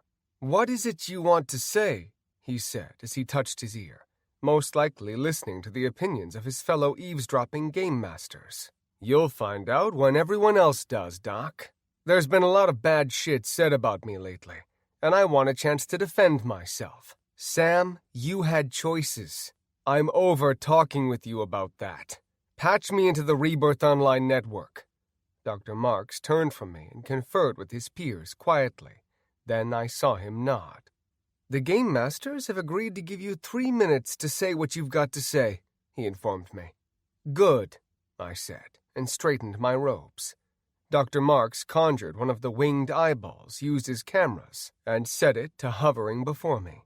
I stood on the balcony with Haven as my backdrop and peered into the floating eye. "Are you ready?" the doctor asked. I nodded. "All right, then. We're live in 3, 2, 1... "People of Rebirth Online," I said, as I stared into the floating eye. "I am Samson Sullivan, King of Haven. You have heard some pretty terrible things about me recently, and I wanted a chance to tell my side of the story. First, I am not a Dark Lord. All my guild and I wanted is to build our kingdom and enjoy the game. But it seems that the Game Masters have other plans for us. They would tell you that I am a Demon Master, that I seek to take over every zone, that I am in league with Magula, Lord of the Underworld. But let me remind you that it was the Game Masters who made it possible for players to have children with NPCs. I never wanted 1,000 demon sons, and it wasn't me who made them so powerful. When Bagram hacked the amulet that allowed me to summon the demons to the surface world, I had no choice but to destroy it, and that's why the demons remain here in Haven." Dr. Marks tapped his left wrist, letting me know that I had 1 minute left. "Anyone who knows me knows who I am and what I stand for. You all saw me save Aerok from Kincaid, and you watched me defeat his cyber ghost and free you all from the underworld. If you don't know me by now, then you never will. To those of you who are marching on Haven with Artemis Lightbringer, let me offer you a warning. My guild and I will do everything in our power to defend our kingdom." "That's a wrap, Sam," said Dr. Marks as the floating eyeball disappeared. "I meant what I said, Doc. We will do everything in our power." "Everything, Sam?" I nodded. He smiled. "Well then, I can't wait to see it." With that, he disappeared, and I was left alone on the balcony with my thoughts. I knew that no one would back down because of my little speech, but I needed to do it. I had to try and clear the air, no matter how futile, and I had meant everything that I said. I would do everything in my power to defend my kingdom. Or would I? If it came down to it, I didn't know if I had the balls to allow Magula to invade the surface world. Of course, she would do it with or without my help. I knew that the game masters wouldn't let her wreak too much havoc. They would inevitably defeat her, and I would lose my contact in the underworld, and possibly all of my sons. But I didn't see a way to keep Magula at bay, and I knew that our demon children would not move against her on my behalf. I left the tower and found my guildmates in the common room, watching the replay of my little speech. "Do you think that'll make any difference?" Cecilia asked when she saw me enter. "Probably not," I admitted, but I meant every word I said. "You go with your bad self, Big Daddy," said Kit, offering me a high five. "Sire," said Miramar, suddenly appearing in front of me, "King Hagar wishes to speak with you." "Show me," I said, as my guildmates gathered around. Miramar held out his hand, and above it, the image of a pissed-off-looking dwarf king appeared. "Samson?" he said as he peered at me. "I'm here, Hagar," I said. "What's going on?" "What be going on, lad, be an invasion. There be a bloke named Artemis Lightbringer here with a damn massive army, and he be insisting that we surrender the mountain in the name of the Lord of Light. Whoever the hell's that be?" "You've got to retreat, Hagar. Use the portal stone that I gave you and get—" "We ain't abandoning the mountain," said Hagar. "You don't understand, my friend," I said, shaking my head. "Artemis Lightbringer is too powerful. You've got to get out of there." "Dwarves don't retreat, boy," the king yelled. "Ye want to help, then come and help us defend. Send your damned demon sons for Queen's sake." "I can't do that, Hagar. Artemis and his armies will soon march on Haven." "Damn it, the only reason these bastards be pestering us be because of you and your blasted demons," said the king. "I can't do that, Hagar. You've got to get your people to Haven. Do you understand? We've got to make a stand together." "We be making a stand right now," he yelled, and I heard a big explosion in the distance. The image became choppy. Then I heard another explosion, this one closer. "Hagar?" The sounds of battle could be heard in the distance, and I could hear Hagar cursing. "Hagar!" I yelled, and a moment later, the image winked out altogether. "Get the king back on," I told Miramar. He tried, but Hagar must not have been able to answer. "The battle for Stonespire is live," said Cecilia. She projected the Rebirth Online network feed onto the looking glass above the fireplace, and I moved closer, fearing what I might see, but having to look all the same. When the video feed of the battle came on the looking glass, I was surprised to see just how powerful the legendary paladin actually was. He stormed through the halls of Stonespire, slaying dozens of dwarves at a time with a single swipe of his giant sword made of pure light. Not even the guardians of Stonespire could stand before him for long, and they were as powerful as the guardian in Aeroc. "This isn't good," said Tweak. I watched with growing dread as Artemis burned one of the lumbering guardians to ash with a spell from his open palm. "Get out of there!" I yelled at the looking glass. "This is terrible," said a teary-eyed Kit. "We've got to warn the others," said Anna. "Come on," I said. "Let's get to the war room." We raced up the stairs and across one of the bridges connecting the castle to Samson Tower. Once inside, I activated the zone map and zoomed in on Stonespire. At the same time, the battle began playing on the big looking glasses mounted above the interactive map. The dwarves were outlined as blue dots on the map, and the attackers were an ocean of red outside the mountain gates. There was a steady stream moving into the mountain stronghold, and judging by the live feeds, things weren't going well for the dwarves. My guildmates fanned out around the map and began gathering statistics, and I told Miramar to open a line to Queen Lyra. "The connection has been made," said Miramar, and a moment later the hologram of the Queen appeared before me. "Hello, Samson," she said with a seductive smile. "Lyra, the dwarves are under attack." "Yes," she said, cool as a cucumber. "We are aware." "Artemis and his army will be coming for you next," I said gravely. "You've got to retreat to Haven. Otherwise, Artemis is going to take us out one at a time." "They will not get into the Great Wood," she said, brimming with confidence. "Lyra, trust me. You aren't safe there. You think that we would be safer there in Haven? Ridiculous. Maybe not, but if you leave the Great Wood, then it might be spared Artemis's wrath. She considered that for a moment, and I could tell by the light on her face that she, too, was watching the battle for Stonespire on her own looking-glass. Why don't you give Artemis Lightbringer what he wants? She said. Give up your demon sons.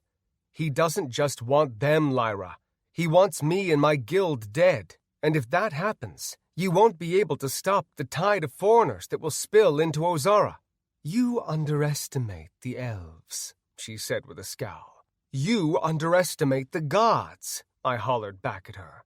I serve the gods, she said, still playing it cool. Who do you serve, Samson? The Dark Lord Magula? I serve my people, I said.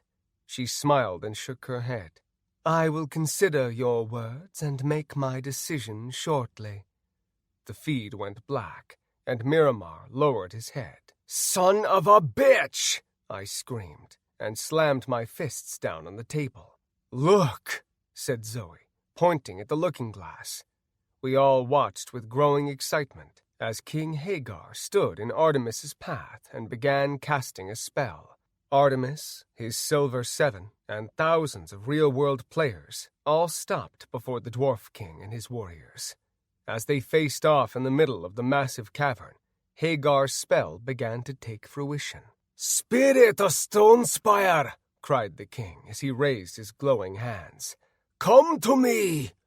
The stone floor between Artemis and Hagar suddenly buckled and bulged. A thunderous roar, like that of a gargantuan dragon, issued from the smoking fissures, and a hand the size of a pickup truck exploded from the floor. When the spirit of Stonespire pulled himself out of the ground and stood before Hagar, my guildmates and I cheered. The spirit had taken the form of a massive stone dwarf with giant rubies for eyes. The behemoth stood at least 60 feet tall, and I had no idea how much it must have weighed. One thing was certain, however. The spirit was one badass-looking dude. Vanquish the intruders! Hagar bellowed. The spirit turned and regarded Artemis Lightbringer and the other intruders. He scowled, and those ruby eyes began to glow bright red. 2 red-hot laser beams suddenly erupted from his eyes and shot toward Artemis, but the legendary paladin raised a single hand and deflected the beam, which slammed into the nearby stone wall and carved a deep hole in it. Silver 7, attack! Artemis bellowed, and the Chrome Knights sprang into action. Red laser beams shot from the spirit's eyes, but the charging knights easily dodged the beams. They leapt into the air, sprouted white angel wings, and unsheathed their swords in unison. One of them dove toward the spirit, but the behemoth swatted it into the wall with one massive hand. The other 6 attacked with surgical precision, going for the eyes, neck, and legs of the behemoth. Attack! Hagar commanded his thousands of warriors, and soon the mountain chamber descended into chaos. Thousands of spells streaked across the cavern from the player's side, and thousands more issued from the dwarven ranks. Shields were brought to bear, repelling the spells like umbrellas in the rain, and then Artemis reached the spirit of Stonespire, and with one powerful thrust of his massive sword, he shorn off the spirit's left leg. Hagar himself jumped in to defend the spirit, standing before Artemis bravely and slapping his warhammer against his open palm. Well done, ye bastard! Let's see what ye be made of, said Hagar with a laugh. There is no need for more death, said Artemis. Surrender now. Renounce your allegiance to the Dark Lord Samson, and join us in the fight against the powers of the underworld. King Hagar's resolve seemed to waver for a moment, but then he growled and sped toward the paladin. The king cocked his massive warhammer back and struck with a blow that would have killed a mountain giant. But Artemis caught the warhammer in his left hand, and the 2 opponents glared at each other as they silently struggled. The diminutive dwarf king screamed in the face of the great paladin, and he suddenly yanked back the warhammer and spun in a blur of motion, slamming it into Artemis's head. Artemis stumbled back, and Hagar's eyes widened as he came in for the killing blow. He cocked the hammer back and let it fly, but Artemis caught it in midair, and with a growl, he crushed it to dust in his powerful grip. Hagar didn't skip a beat, however, and released 2 enchanted hatchets in the paladin's direction. The king then pulled a massive sword off his back and followed the projectiles as they spun toward Artemis. The paladin deflected both hatchets and met Hagar in the middle of the chamber. Their swords came together like thunderheads. There was a flash of light, and when it died out, my heart sank. Hagar was sitting on the floor, his sword in pieces around him, and a long, bloody gash across his chest. Artemis silenced the crowd and urged them to hold their fire. Then he knelt before the king. "Now you must see the folly of your ways," said the paladin. He extended a hand to the dwarf king. "Take my hand. Release yourself from Samson's demonic embrace. Let your soul be cleansed," Artemis said, almost pleadingly. Hagar breathed laboriously, and he glanced up at the paladin with defeated eyes. "Fine. Ye win, ye shiny-haired bastard," he said gruffly, then reached out his hand. Artemis smiled and took the offered hand and pulled the dwarf king to his feet, and Hagar surprised us all by stabbing the paladin in the neck with a shard from his broken sword. But the dwarf king may as well have tried stabbing a steel wall, because the shard shattered on contact. "I have offered salvation," said Artemis as he grabbed Hagar by the neck and lifted him off the ground with one arm. "But you have chosen damnation." The corded muscles in Artemis's forearms and bicep nodded and bulged as he added pressure, and the kicking dwarf king beat on his enemy's arms, desperately trying to break free. "Defend the king!" one of the dwarven warriors finally bellowed, and 100 dwarves charged. The Silver Seven streaked around their leader in a blur, and blood flew as dwarven bodies hit the ground like dominoes. The players joined in on the attack, and as the spells streaked by, I saw the life leave King Hagar's eyes. "Behold!" Artemis bellowed in a voice that shook the stone. "The king is dead." The dwarves lamented with deep sobs and cries of vengeance, but Artemis slammed his sword into the stone, and the effect was like an earthquake. Everyone looked to the shining paladin of legend, and everyone heard his words. "But there is still hope for your king's soul," Artemis told them, his eyes shimmering as though he hadn't been the instrument of Hagar's death. "Renounce your allegiance to the demon lord Samson Sullivan. Walk in the light. Save your king's soul, and he shall rise again, righteous and true as you once knew him." "What must we do?" one of the dwarven warriors screamed. He, like many of them, looked absolutely distraught by the death of his king. "Kneel before me, sing to the gods, beg for forgiveness, and it shall be received," said Artemis, and he laid the body of the king on the floor. "Gods, hear me now!" the dwarven warrior bellowed skyward. "What are you doing, Lochgrim?" another warrior begged, and grabbed his friend's shoulder. Lochgrim shrugged the dwarf off and spun around with watery eyes. "This ends now," he told his fellow dwarves. "Me father was steered wayward by the demon-lover Samson. Now is our chance to repent, so ye best be hitting the damned floor." "Oh, goody," said Ember. "It's one of Hagar's sons." "Looks like we just lost our dwarven army," said Zoe. The other dwarves followed Lochgrim's lead. They fell to their knees and began praying for forgiveness from the gods. Artemis lifted a hand, telling the Silver Seven and the real-world players to hold their fire, and he watched with shimmering eyes as 1,000 dwarf warriors all kowtowed before his feet. The gods hear your words, he said reverently, arms wide and eyes full of tears of joy. Oh, God, said Trinity. I hope someone kills this asshole. Shh, said Kit, who looked enthralled. A second glance at the cat furry revealed a bag of popcorn in her lap. Really? I said, making big eyes at the bag. What? She said with a mouth full of the salty stuff. Want some? I shook my head and glanced back at the looking-glass. Yes, yes, said Artemis, and the body of Hagar began to float into the air. The dwarven chanting became frantic, and some of the real-world players even joined in. Admit that you are a sinner, beg for forgiveness, and let the Lord of Light come unto you, Artemis sang. Okay, maybe we should team up with Magula, said Trinity with disgust. What a douche, said Cecilia. And they call themselves dwarves, Stormy yelled and threw her beer at the looking-glass. Rise, King Hagar, Artemis bellowed, raising his powerful arms toward the ceiling. Rise and rejoice.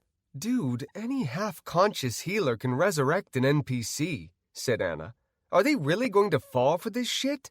They're NPCs, I said with a shrug. What do you expect? They indeed fell for that shit. As King Hagar opened his eyes and stood on his own 2 feet, the dwarves rejoiced and sang Artemis's praises. Sire, said Miramar. I turned to see the glum-looking black wizard bowing his head. Report, I said, not wanting to hear what I knew was going to come out of his mouth. Queen Lyra has informed me that the elves are backing out of the agreement. And, I said with growing annoyance, and the gnomes and barbarians have as well, sire. As we speak, they are sending emissaries to the Dwarven Mountain to pledge their allegiance to... I didn't hear the last word because the tankard that I had thrown shattered the looking-glass. Motherfucker! I cried and kicked a chair. So, said Nanaya as she filed her claws, who you gonna call? Huh? I said, glancing at her as I paced. She looked at us all in turn and shrugged. Really? None of you get it? What the hell are you talking about? Said Ember. You know, said the succubus. Who you gonna call? Ghostbusters? But instead you were supposed to say Magula? That's so lame, said Zoe. Nanaya shrugged and went back to filing her nails. I don't know, man, said Tweak. But we just got served the shit ice cream on a humid day, and it's starting to stink up in this bitch. I hear you, brother, I said. We could always just run away, Kit suggested. You know, find some secluded zone or maybe an underwater city. There's no place for us to hide in all the realms, said Anna. You know that, Kit. This is getting out of hand, I said, not seeing how this could end well for any of us. Maybe I should just turn myself in, then you guys can act like I was mind-controlling you or something, and just move on with your lives and the game. I've been nothing but bad news for all of you guys since we met. That's not true, Kit protested. That's so not true, said Trinity. Dude, I like you more when you're cocky, said Tweak. I'm serious, I told them all. So am I, said Tweak. Since we met, I went from living in a treehouse in a swamp to being a lord of a kingdom. We've saved the game twice, won the first Guild Wars tournament, and now we have a kingdom. I wouldn't call that bad news, and we just cashed out a shit ton of money in the real world, Cecilia added. That's a hell of a bonus. Sam, I love you, but you're being a whiny bitch, said Anna. That sobered me quickly. I laughed and spread my arms wide. What would you have me do? Artemis is coming for us, and we're going to lose.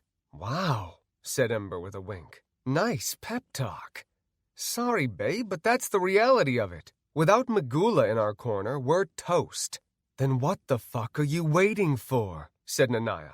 You've preached about not using the dark side all this time. But here we are, the proud owners of a kingdom won with the help of none other than your demon sons. You keep saying that you want to do the right thing, but the right thing always includes you being a fucking martyr. You guys can stop fighting any time, said Kit between sniffles. Kit, said Nanaya, quit being a pussy. Leave her alone, said Trinity. unsheathing her sword. "Really?" said the succubus. "God damn it, Trinity, put away that sword," I said. "And Nanaya, you owe Kit an apology." Nanaya shrugged. "Sorry, pussycat." I stopped pacing and poured myself and everyone else a drink at the bar. "Gather around," I bade them all. They all fanned out around the bar and lifted their glasses. "What are we cheersing, Big Daddy?" Kit asked. "A hell of a run," I said, and tossed back my shot. Chapter 10. "All right," I said with a sigh. "All in favor of summoning Magula?" To my surprise, all my guildmates raised their hands. "Really?" I said, glancing at Trinity. "I thought if anyone protested, it would be you." "It's the only way," she said with a shrug. "We're way outnumbered, outgunned, and outclassed. We're going to lose and be dropped to level 0, and we'll just end up in the underworld anyway." "That's what I've been screaming," Nanaya said with a huff. "All right, I guess we're doing this," I said with a small laugh. Then I straightened up and cleared my throat and called to the Lord of the Underworld. "Magula, if you can hear me, I need you." When nothing happened, I called to her again and again, but still nothing. "She's ignoring you," said Kit. "Must be," I said, and glanced at Nanaya. I knew that she had a spell that could summon Magula. Hell, for a time, Nanaya had been the Dark Lord. "Nanaya, do your damnedest." "Finally." Nanaya spread her wings and floated out of her chair. "I've had the spell ready for some time now, but we're going to have to do it somewhere else." We went out into the courtyard, and Nanaya prepared her spell to summon Magula. It took her the better part of an hour, and when she was done, I stared down at the intricate pentagram that she had lined with skulls and bones. "All right," she said as she checked over her work. "We only need one more thing." "What's that?" I asked. "A sacrifice," she said, and bit her lip. "Oh, goody," said Ember. "Let me guess," I said. "It has to be a real-world player." She nodded apprehensively. "Well, it might as well be me," I told her. "I've already been ganked a bunch of levels." "Sorry, hero," said Nanaya, "but the sacrifice must come from the summoner. I have to kill myself for it to work." "Oh, sorry." "It's all good." She let out a slow breath. "I'm just trying to work up the courage." "We can help with the pain," said Anna, gesturing to Kit and Cecilia. "Thanks." Nanaya moved to the middle of the pentagram and produced a dagger. "I'm ready," she told the healers. Anna, Kit, and Cecilia all cast a spell on Nanaya that left her glowing. The succubus let out a nervous laugh, shook out her hands, and began chanting in a foreign language. I watched nervously as she finished the chant, turned the blade in on herself, and pulled it toward her. Nanaya doubled over and gasped, and the girls increased the power of their spells. It took an excruciating full minute for her to die, but when she did, a portal opened up above her corpse. I stepped forward, nervous about what horrors would come out of the portal. "Hello, Samson," came a familiar voice laced with sex. Magula floated out of the portal, but to my surprise, none of the denizens of the dark followed her. She touched down before me, wrapped her arms around me, and gave me a big kiss. Trinity gave an annoyed cough, and Magula offered her a sly grin. "It's time, Magula," I said. "It's time to wage your war on the surface world." "That's cute," she said with a sarcastic smirk. "You wait until there's a revolution in the underworld to tell me that you're finally ready." "What do you mean? There's another revolution in the underworld? How often does that shit happen?" I asked. "More often than I would like it to, Samson," said Magula. "The lords of the other levels are always trying to take the throne. You know, I was actually about to contact you. I need the children." "Are you fucking shitting me?" I asked. "Artemis Lightbringer and his fucking-gantic army are about to march on Haven, and now you need the kids?" "I'm sorry, Sam, but you should have acted sooner," said Magula. "So just like that, you're going to leave us high and dry?" said Anna. I'm not about to lose the Dark Throne for you, said Magula. Fuck the Dark Throne, I said. You wanted to conquer the surface world. Then let's do it. I cannot abandon the throne, said Magula, for that is where my power resides. Yeah, well, I can't afford for you to take the children, I countered defiantly. You're cute, said Magula. She glanced up at the flock of golden demons circling overhead and closed her eyes. As one, my gilded sons swooped down and formed a circle around us. You're not taking them, I said, stepping toward her. What did you call it once, Samson? Magula asked with a grin. Dual custody? There's got to be another way, I offered. Bring the throne here. That's not how it works, she said, and spread her arms wide. My children! I blasted her with a fireball to stop her from sending them back to the underworld, and she glared at me with fury burning in her eyes. Father? Mother? Said one of my sons as he came to stand between us with a look of concern. Your mother wants to bring you back to the underworld, Legion, I said. Legion? Said Magula with a cocked brow. That is our name, said Legion. Fitting, she said, and stroked Legion's face. Do you love your mother, Legion? He nodded. We love our mother. Good, because I need your help. The bad ones have come again, and they are trying to kill your mother. Do you want your mother to die, Legion? All of my children shook their heads. Then it is time to return to the underworld, she said. Legion, I said, stepping forward. You don't have to listen to her. You can stay here. It is your choice. Choice? Said Legion. You give them too much credit, Samson, said Magula. I ignored her and focused on Legion. I need you here, son. I need all of you. If you leave, I will die. Do you want that? Time to go home, children, said Magula, and her eyes began to glow bright gold. Legion didn't so much fly, but was pulled into the portal, and he reached for me as he was whisked away. Legion! I screamed, as they were all sucked into the portal like flies into a vacuum cleaner. Once they had all disappeared, Magula turned to me with sympathetic eyes. I am sorry, Samson. Perhaps I can return with them once the revolt is under control. With that, she too disappeared into the portal, and it winked shut with a fast sucking sound. Well, that's just fucking great, I said, and kicked one of the skulls. Maybe we can stall Artemis, Kid suggested, ever the optimist. Yeah, man. She said that she would return if she could, said Tweak. Okay, I said, but how the hell do we stall Artemis? We can't leave Haven undefended. Just then, Nanaya landed among us and looked to where the portal had been. What the hell happened? She asked with confusion.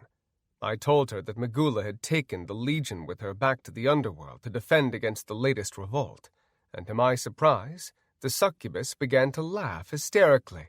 Of course she did, said Nanaya between fits of laughter. What now? Said Cecilia. We prepare, I said with grim determination. We do like Kit said. We try to stall them. How? Said the fox furry. We've just taken over 10 castles, right? I said as the idea formed in my head. Well, let's swipe their power sources, bring them here, and connect them to Samson Tower. That would give us a hell of a power shield, said Cecilia. Yeah, but how long will it hold against Artemis and his silver dildos? Trinity asked. Longer than it will without the additional power sources, I said. Then let's get on it, said Anna. Artemis will be here soon. I sent Nanaya, Cecilia, and Tweak to retrieve the power sources, while the rest of the girls and I went through all the loot we had acquired from the other guilds' castles. I hadn't intended on using the loot, thinking that it would be a great bargaining chip should the guilds try to retaliate. But now we needed every last bit of firepower that we could get. Not only did cannons, ballista, harpoons, and other enchanted weapons come with the loot from the castles, but they each came with a small army of NPCs. Of course, None of it would be enough to defeat the massive army that was marching toward Haven, but with any luck, it would slow them down until Magula showed up. If she showed up at all. The mood around the castle was positive, given the circumstances. My guildmates went to work with single-minded determination as they set up the weaponry and set traps around the perimeter of the city. I oversaw it all from Samson Tower, where I was helping Miramar prepare the shield for the added power sources. A few hours after they left, Tweak, Cecilia, and Nanaya returned to Haven with the precious power crystals that we needed, and Miramar went right to work adding them to the magical mainframe. The sun set on Haven without incident, and I assumed that Artemis planned on attacking during the night, but Cecilia assured me that he would not. "He's a paladin," she explained as we worked on mounting the last of the cannons bought from the Pirate Queen. "His powers are strongest in the light. Besides, if he believes that you are a demon lord, he will assume that you are more powerful during the night." "Well, that gives us at least until morning," I said with a sigh of relief. We all worked well into the night, retiring only after all the preparations had been made. I wondered the entire time about my sons, and whether or not Magula would show up when we most needed her. I knew that if she didn't, then we were doomed, and I wondered how the hell I had gotten myself into this situation. I supposed it had all started when I slept with the demon to save the players from the underworld. Apparently, I should have just stayed out of it and not tried to be a hero. Look where that had gotten me. I couldn't get to sleep that night, and I wasn't in the mood to level, so I left my slumbering beauties and went to the top of Samson Tower one last time. As I gazed out over Haven, I got a little choked up. I had only been in the game a few months, but it seemed much longer than that. For over a year I had sat in a hospital bed, unable to move, unable to speak, and sometimes wishing for death. But now I had a life. I had friends. Hell, I even had fans. And now, here I was, fighting for my new life. Why couldn't I have just been happy leveling and grinding with my ladies? Why had I strived to become the best, to become a king? Looking back on it all, my special ability now seemed like a curse. If I just leveled like a normal player, maybe I wouldn't be in all this trouble. I might only be a level 20 or so, but at least I wouldn't have everyone in the game gunning for me. I hadn't admitted it to the girls, but I was scared as hell. It wasn't the pain of multiple deaths or losing my kingdom that I was scared of, but losing my guildmates. I had always had friends, and maybe it had something to do with the in-game trauma that we had been through, but I cherished my guildmates more than any friends I have ever had. We had been through so much together, and accomplished so much in such a short time. I couldn't imagine life without them. If Artemis had his way, my guildmates and I would be dropped to level 0, and we would be forever trapped in the underworld. That is, unless we bought new accounts. We had enough money to do so, but if we started over, it just wouldn't be the same. We would have to choose new avatars, a new class, a new race, you name it. No, if we were doomed to the underworld, nothing would ever be the same. Even if we found a way out of that hellish place, we would be forever hunted by players trying to make a name for themselves, not to mention just about every NPC in the game. As I stood there watching my NPC guards patrolling the quiet streets of Haven, I couldn't help but feel guilty about the fate of my citizens as well. They were only NPCs, but they were my NPCs. I had a responsibility to protect them, and so far, I was failing miserably. I had saved most of them from the mountain giants, that was true, but now they had an army of tens of thousands after them. If I fell, then they too would be doomed, for without Samson Tower, they would no longer respawn. Their programs would be reapplied to some other kingdom in-game, and they would have a new life, a new backstory, and not a hint of a memory of Haven. The city itself would be utterly destroyed, and it would probably be worked into the game narrative as a place of great evil. Who knows? Maybe defeating an NPC version of me would become a future quest. I tried to divert my thoughts down brighter paths, but it was damn near impossible to do so. My only hope was for Magula to come to our aid, but I had a sneaking suspicion that I had seen the last of her. When I had mentioned Artemis Lightbringer, I had seen a look in her eye, It had been just a fleeting hint of fear, but it had been fear nonetheless, and I had never seen Magula express that emotion. Maybe she knew that she could never defeat Artemis and the Silver Seven. Magula had no real reason to help me anyway. I'd given her the children, and aside from that, I wasn't very useful to her. She wanted to team up with me to invade the surface world, true, but that was under the assumption that I would become a powerful king. Fuck my life, I said aloud, and watched the clouds speed by the moon. If I stared at it long enough, it began to appear that the moon, not the clouds, was flying through the sky.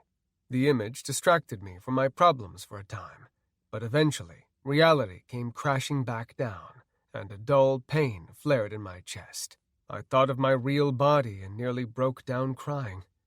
The whole point of joining the game had been to get the surgery that I needed, but I hadn't so much as thought about my real-world self since Dr. Marks gave me the news that they had been mistaken, and I was not a candidate for the surgery. Hell, I hadn't even asked the doctor about myself, only about the game. He must have thought I was nuts. Maybe the game masters were doing it on purpose. The thought had never crossed my mind, but I began to wonder if the game masters were trying to keep me distracted. Hell, I should have sued their asses for all the shit that happened with Kincaid. But for reasons that I don't even understand, I decided to do nothing. I'd taken their bait in the form of the Kingdom of Ozara, and all of my energy had been focused on Haven. The more I thought about my gaming experience so far, the more it began to seem that the whole damn thing revolved around me. Sam? I turned to find Anna walking up to me on the balcony in a thin lace teddy, and my mind was immediately put to ease when she flashed me that magical smile. "What are you doing out here all by yourself?" she asked as she wrapped her arms around me. "Just thinking," I said with a smile. She gave me a sympathetic smile and wiped the tear from my eye. "I hate to see you like this," she said, and hugged me. When her body pressed against mine, the passion that rose from my loins flooded through me and left me feeling dizzy. I clung to her, and she pressed against me, squeezing my throbbing cock between us. "Oh, Sam," she whispered in my ear, her breath sweet and warm. She peeled off my robes, letting them drop to the floor, and I lifted her up by the back of her legs. Anna moaned when I entered her, and she wrapped her arms around me. Our lips met, our tongues teased each other, and our breathing became frantic. I held her ass firm as she grinded against me and whispered words of love into my ear. "Oh, Anna." I could feel the climax building inside me, but I never wanted this to end. Anna kissed me frantically, and her moans became higher-pitched, building up to an explosive climax. She wanted us to come together, and the thought of it sent me over the top. "Oh, God, Sam. Oh, God. Oh, God. Oh, God." Anna shuddered as she clung to me, and I exploded into her, my knees nearly buckling beneath us. "Congratulations. You are now level 66.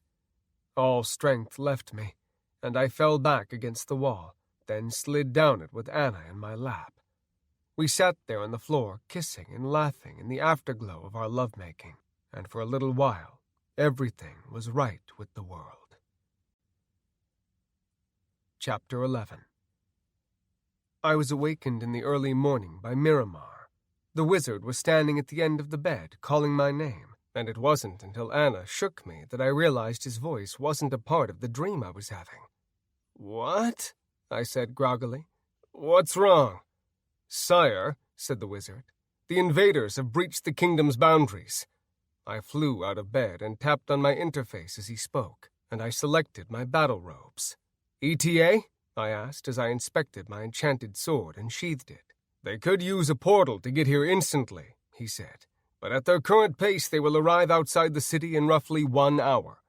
"All right, put Haven on alert," I said, and turned to my ladies, who were hurriedly dressing in their best armor. "You ready for this?" "Hell yeah," said Trinity. But at the same time, Kit said, "Hell no." "Did anyone come up with any ideas on how to stall Artemis?" Ember asked. "Oh," said Kit, Thanks, Em. You just reminded me of an idea that came to me in a dream. Well, said the assassin, out with it. We get married, like right now, said Kit. Stormy laughed. You're a genius. You think that Artemis is going to give a shit that there's a wedding going on? Said Nanaya. Sure he will, said Kit. He's a paladin, right? A real holy dude. Yeah, but he's going to see the marriage as an unholy union, said Zoe. He'll never go for it. I have to agree, I said. And besides, I don't want to get married under those circumstances. Well, said Kit with a shrug, it was worth a try. For some reason, the mention of a wedding made me think of Nymphora, and I wondered if she could or would offer any help. I'll be right back, I told my guildmates, and I ignored their questions as I rushed out of the bedroom. I made my way to my personal study and locked the door, then began pacing the room. I didn't have a talisman or anything that the goddess had given me to contact her. She had said that we would speak again soon. But she was a goddess, after all, and I thought that maybe she would be able to hear me if I called to her. Nymphora, can you hear me? I said self-consciously. When nothing happened, I called the goddess again, but this time louder. To my surprise, she suddenly appeared before me in the form of a glowing ball of light. Then the ball expanded, and out walked the goddess. She was even hotter than I remembered, and the sight of her in the glowing silver gown reminded me what was underneath, and I felt my loins stir with passion. "Samson," she said with a grin, "do you notice anything different about me?" I looked her up and down, then realized what she was trying to bring attention to with the way she was standing cocked to the side. She had a small baby bump, and had I not been looking for it, I might not have noticed. I'm pregnant," she said excitedly. "That's great," I said, wondering what kind of NPC the two of us had made, and whether she would have hundreds of offspring like Magula. "When, are you due?" "Very soon," she said with a smile and rubbed her tummy. "Soon you will be the proud father of an army of angels." "Wow, that's amazing," I said, barely able to wrap my mind around what I had gotten myself into with yet another NPC baby mama. Then I let my happy expression turn to one of regret. "What is it, Samson? What is wrong?" she asked, moving closer to me. I turned from her, acting the part of the distraught lover. I began, pretending to be choked up. "I'm afraid that I won't be around to meet them, to see them smile, to be a father. You see, there's an army coming for me, led by a very powerful paladin named Artemis Lightbringer." Her face went from sympathetic to angry, then to resolute, and she reached out a hand. "Come with me to my realm, Samson. Renounce Magula, renounce your kingship, and I shall keep you safe from Artemis. I know of the man, and I do not fear him." "But what of my guildmates, my people?" I asked her. "I cannot leave them." "My offer is for you and you alone," said Nymphora. "But can't you help us defeat Artemis? Surely with your great power you could—" "Artemis Lightbringer is a righteous, holy man, and he has done nothing to deserve my ire." "He wants me dead," I said with an ironic laugh. "That is because you slept with the Lord of the Underworld and have spawned 1,000 demons," she said with a frown. "Surely you wish to repent?" "I wish to live in peace," I yelled. "I had no choice with Magula, and I want nothing to do with being a damned demon lord." "Samson, my offer still stands. Come with me, walk in the light, and perhaps you shall find redemption." "I can't leave my guildmates," I told her with deep conviction. "You love them?" she asked, brow arched. "I do," I said with a deep nod. "Then perhaps there is hope for you yet," said Nymphora. Then she turned as if to leave. "Wait," I said, reaching for her. "There must be something that you can do. Perhaps a relic or a weapon, something. I shall pray for you, she said, before turning to smoke. I stumbled when my reaching hand found nothing but air, and I yelled after her. Pray to who? You're a damned goddess! But she was gone. I found my guildmates in the common room watching the feed on the looking glass. The Rebirth Online network was showing Artemis and the massive army march toward Haven, and the announcers were enthusiastically explaining just how fucked we were, but in much more colorful words. Turn that shit off, I said tiredly. Where were you? Anna asked as she shut off the looking glass with a wave of her hand. Speaking with Nymphora, I explained. Long story short, she won't do shit to help. All she offered was to take me away from here. And you said no? Zoe asked with an arched brow. Of course he did, said Kit as she snuggled up to me. Big Daddy would never abandon us. Noble, said Zoe, and stupid. If we're all going to die anyway, Sam might as well survive to avenge us. Not going to happen, babe, I told her. We're in this together until the bitter end. Bitter end? Said Stormy. Do you have to say it like that? Yeah, said Kit. There's still a chance we might win. Sure, pussycat, said Ember with a laugh. And there's a chance you might stop being a twit. Come on, I said to my guildmates. We've got less than an hour to prepare. I instructed Miramar to move the civilians into the safe room beneath the castle. Then my guildmates and I went up to the battlements to man the big-ass cannons that we had gotten from the Pirate Queen. They packed a hell of a magical punch, and with the enhancements made by the tower, they had a range of nearly a mile. I sat in one of the south-facing cannons and took hold of the 2 joysticks. As soon as I did, my interface opened up to show me the projected path of the magical cannonballs. If I pulled back on the 2 joysticks, the entire weapon tilted backward, giving it a long, arcing trajectory. And if I pushed forward with the joysticks, the trajectory became shorter. Moving left and right with the joysticks made the weapon shift from side to side. To fire, one only needed to pull the dual triggers. Let's see what these bad boys can do, I said to my guildmates, and I took aim at a tree about a half a mile away.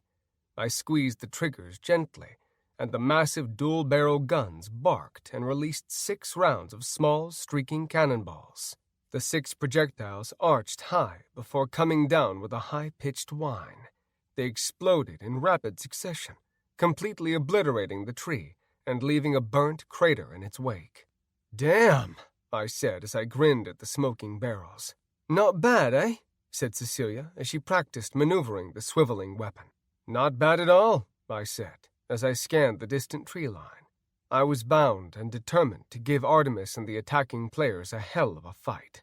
If we were going down, then we were going to bring a shitload of players with us. Sire, said Miramar, the enemy has been located. You will soon see them emerge from the south. Put the city on alert, I told him, and turned to my guildmates. This is it. You guys ready? Bring it the fuck on, said Ember with grim determination. Ready and willing, said Trinity. All right, focus your firepower on the other players, I instructed everyone.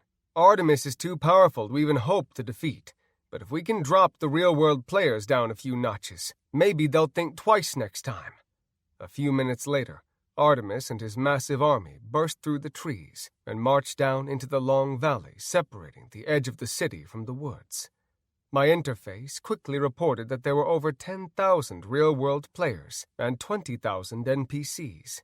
To my dismay, I also learned that the dwarves, elves, barbarians, and even the gnomes were among the ranks. "Samson Sullivan!" bellowed Artemis in a voice like thunder. "Surrender now! End your reign of evil, and let your soul be cleansed!" I pulled back on the dual joysticks, and my seat tilted up as far as it would go. Artemis was just barely in range, and I couldn't help but interrupt his little speech.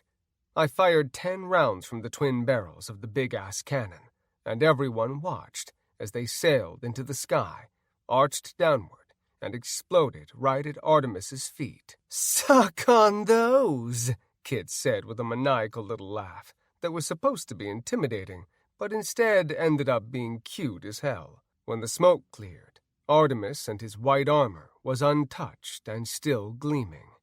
"Man," said Tweak, "that dude really knows how to keep his whites white." "You have one last chance, Samson," said Artemis. I activated the tower's voice enhancement feature and yelled back. "There are no demons here, Artemis. Surely a paladin with so much power as yourself can sense that. I'm not a demon lord. I'm not a dark lord. Your crusade against me is misguided."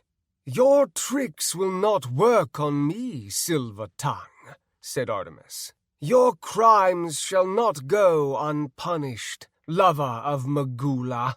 Surrender now, and perhaps the gods will—" "I speak now to the players of Rebirth Online," I yelled over him. Then I pointed at the winged eyeball that was floating around us, and it moved in front of me and zoomed in, projecting my image to everyone watching on the network. "Unless you've been under a rock in the game, then you have heard about me and my guild, Heavy Metal Thunder. We fought alongside you in Aeroc when Kincaid tried to hack the game. My guild and I saved many of you from the slave mines of the underworld when the cyber ghost of Kincaid again tried to rise to power. You watched us in the tournament and cheered us on when we won. But now, for some reason, you wish to destroy us, to drop us down to level 0. And for what? The demons are gone. There is no bounty to be gained from them." Some in the crowd began to shout over me, chanting, "Down with the Dark Lord Samson!" I racked my mind for a way to get through to them, but there was nothing I could say.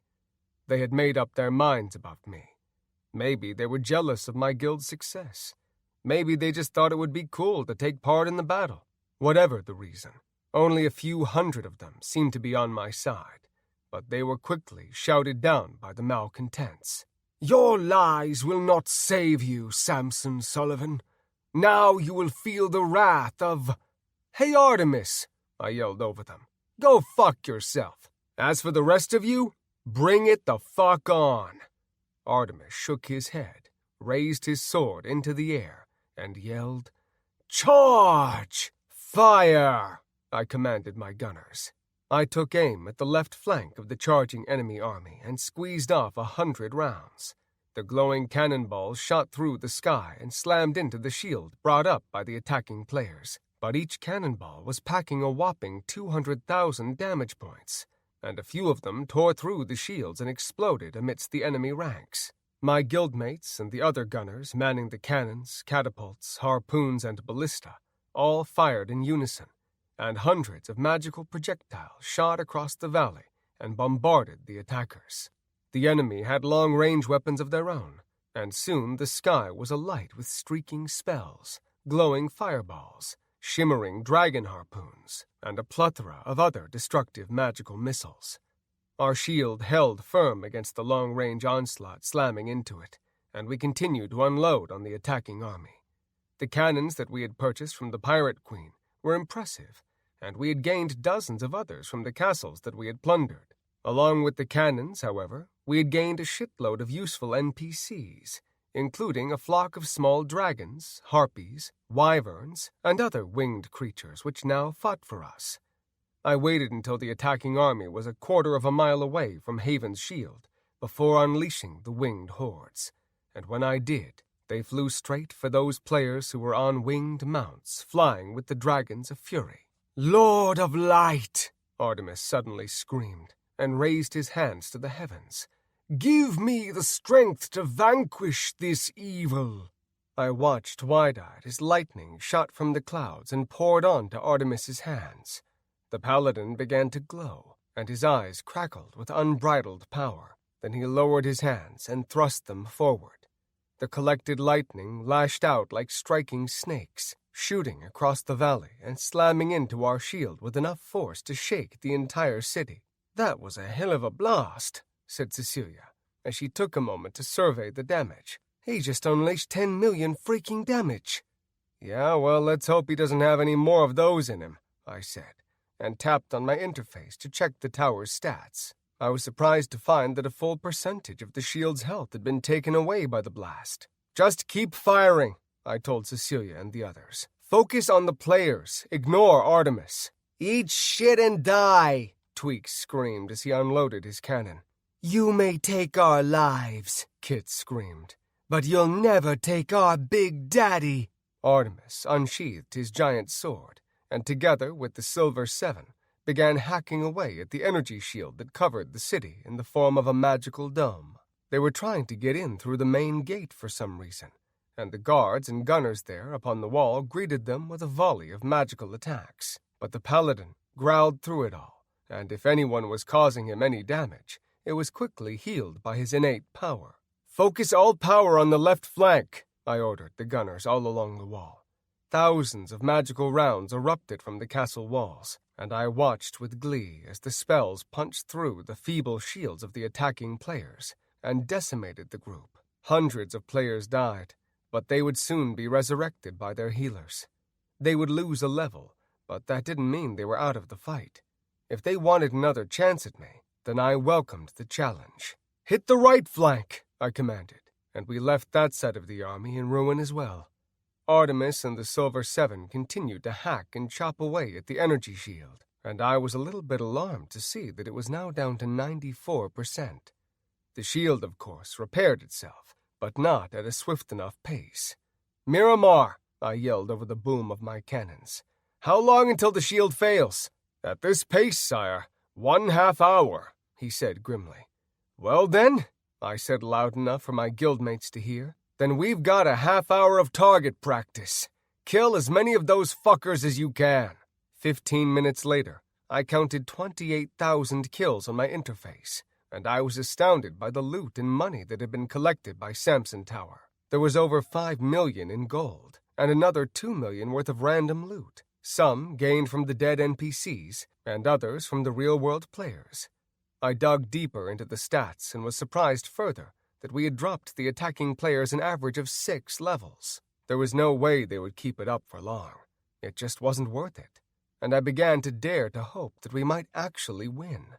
I noticed then that the total numbers of real-world players, and therefore the NPCs that came with them, was going down. "Keep up the pressure," I urged my warriors. I tapped on my interface, selected the hundreds of traps around the shield wall, and clicked Enable All. One after another, the buried bombs, magical traps, and pitfalls took effect, and I grinned when a glow so powerful that it outshone the sun erupted on the other side of the spell shield. Artemis growled against his injuries, and I saw him once again reaching for the clouds. "Hit Artemis with everything you've got," I commanded the gunners, and as one, we turned our weapons on the legendary paladin. Hundreds of magical missiles slammed into him, and the spell that he had been conjuring exploded in his hands as he was thrown back into the crowd. We continued blasting the downed hero, and the explosions that ensued engulfed everyone around him in a wide circle. "Don't let up," I commanded, even as the notification blinked on my interface that our shield was now down to 34%. "Lord of Light," came the voice of Artemis from the heart of the explosions. "Give me the strength." My targeting system reported that Artemis was no longer in the heart of the onslaught, and I cursed when I found that he had teleported to a spot directly above the city. "He's above us," I warned, but too late. Artemis pulled down a 50-foot thick beam of light from the heavens, and when it hit the shield, the entire castle began to shake. It felt like a level 10 earthquake, and it was hard to keep our weapons steady as we tried to swing them upward and stop Artemis's powerful attack. By the time we finally hit Artemis with enough magic to stop him, our shield was down to 19%. "We don't have much time," I warned my guildmates. "He's getting ready for another big one," Cecilia warned as she blasted the paladin. "How the hell does he even have any mana left?" Zoe protested. "Look," said Tweak, "more of the guilds are leaving.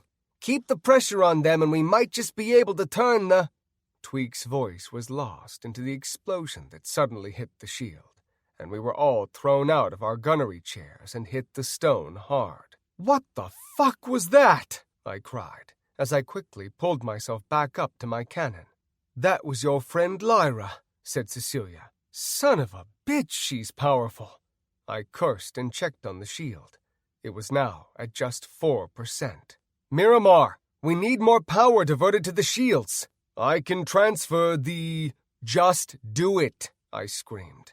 Very well, sire, he said, and tapped on his interface, and to my surprise, the guns stopped firing. What the hell did you do? I asked the wizard. I did what you instructed. I transferred all power from the weapons to the shield. It was the only way. But I am happy to report that it worked, and the shield is now holding steady. It won't last forever, though, will it? How long do we have? I asked, not really wanting to hear the answer. Less than 10 minutes, sire. I looked to my guildmates. There was still fight in their eyes, but also the shadow of our imminent defeat. You guys should retreat, I told them all. Oh, Jesus, said Trinity. This shit again? I'm not trying to be a martyr, I told her. You guys need to load up all the loot into your interfaces and beat it. Get it somewhere safe, sell it, and then cash out. If we're going to go down, we're at least going to be rich as fuck for all our troubles. Okay, said Cecilia. Now you're making sense. But what about you? Said Kit. Don't worry, babe. We're all going to get caught sooner or later. This way, at least we don't lose all our gold. I can open a portal to just about anywhere, said Nanaya. But they'll be able to track us. Just keep them guessing, I told her. Sell as much of the loot as you can. I can't believe this is happening, said Anna, and the sorrow in her eyes broke my heart. An explosion rocked the city, and Kit began to cry. Why can't you just come with us? She asked me teary-eyed. You need a head start, I told her. I'll make a big show of it and get you as much time as I can. Come on, there isn't time to talk. You've got to get going. We accessed the guild's vault and transferred all the gold and loot into the interdimensional packs that were enchanted to be able to hold it all, and then split it into 9 even shares. My guildmates were going to have to be careful, because if they were caught and killed before they could sell it all, then whoever dealt the final blow would get all of it. Another explosion rocked the castle, and I ignored the warning flashing on my interface. Listen, guys, this isn't the end, I told them, as we all came together for a big group hug. No, we'll all be in the underworld soon, said Tweak with a shiver. I'm sure them damn succubus freaks will be excited to see me. Oh, they will, said Nanaya. We all shared a laugh, but the somber mood soon returned. An explosion so violent that it left us all fighting to stay on our feet rocked the castle, and the dreaded message appeared on my interface. Warning, shield failure imminent. Open the portal, Nanaya. You guys have to go, now. They all hurriedly hugged and kissed me, and I laughed and pushed Tweak away when he laid a kiss on my cheek with his giant ape lips. Nanaya was the first through the portal, and Anna was the last. She stopped before the shimmering gateway to safety and grabbed me by the front of my robes. We shared a long, passionate kiss. Then she whispered in my ear, I love you, Sam. Then she was gone, and I was left alone staring at the wall where the portal had been. Sire, the shield is...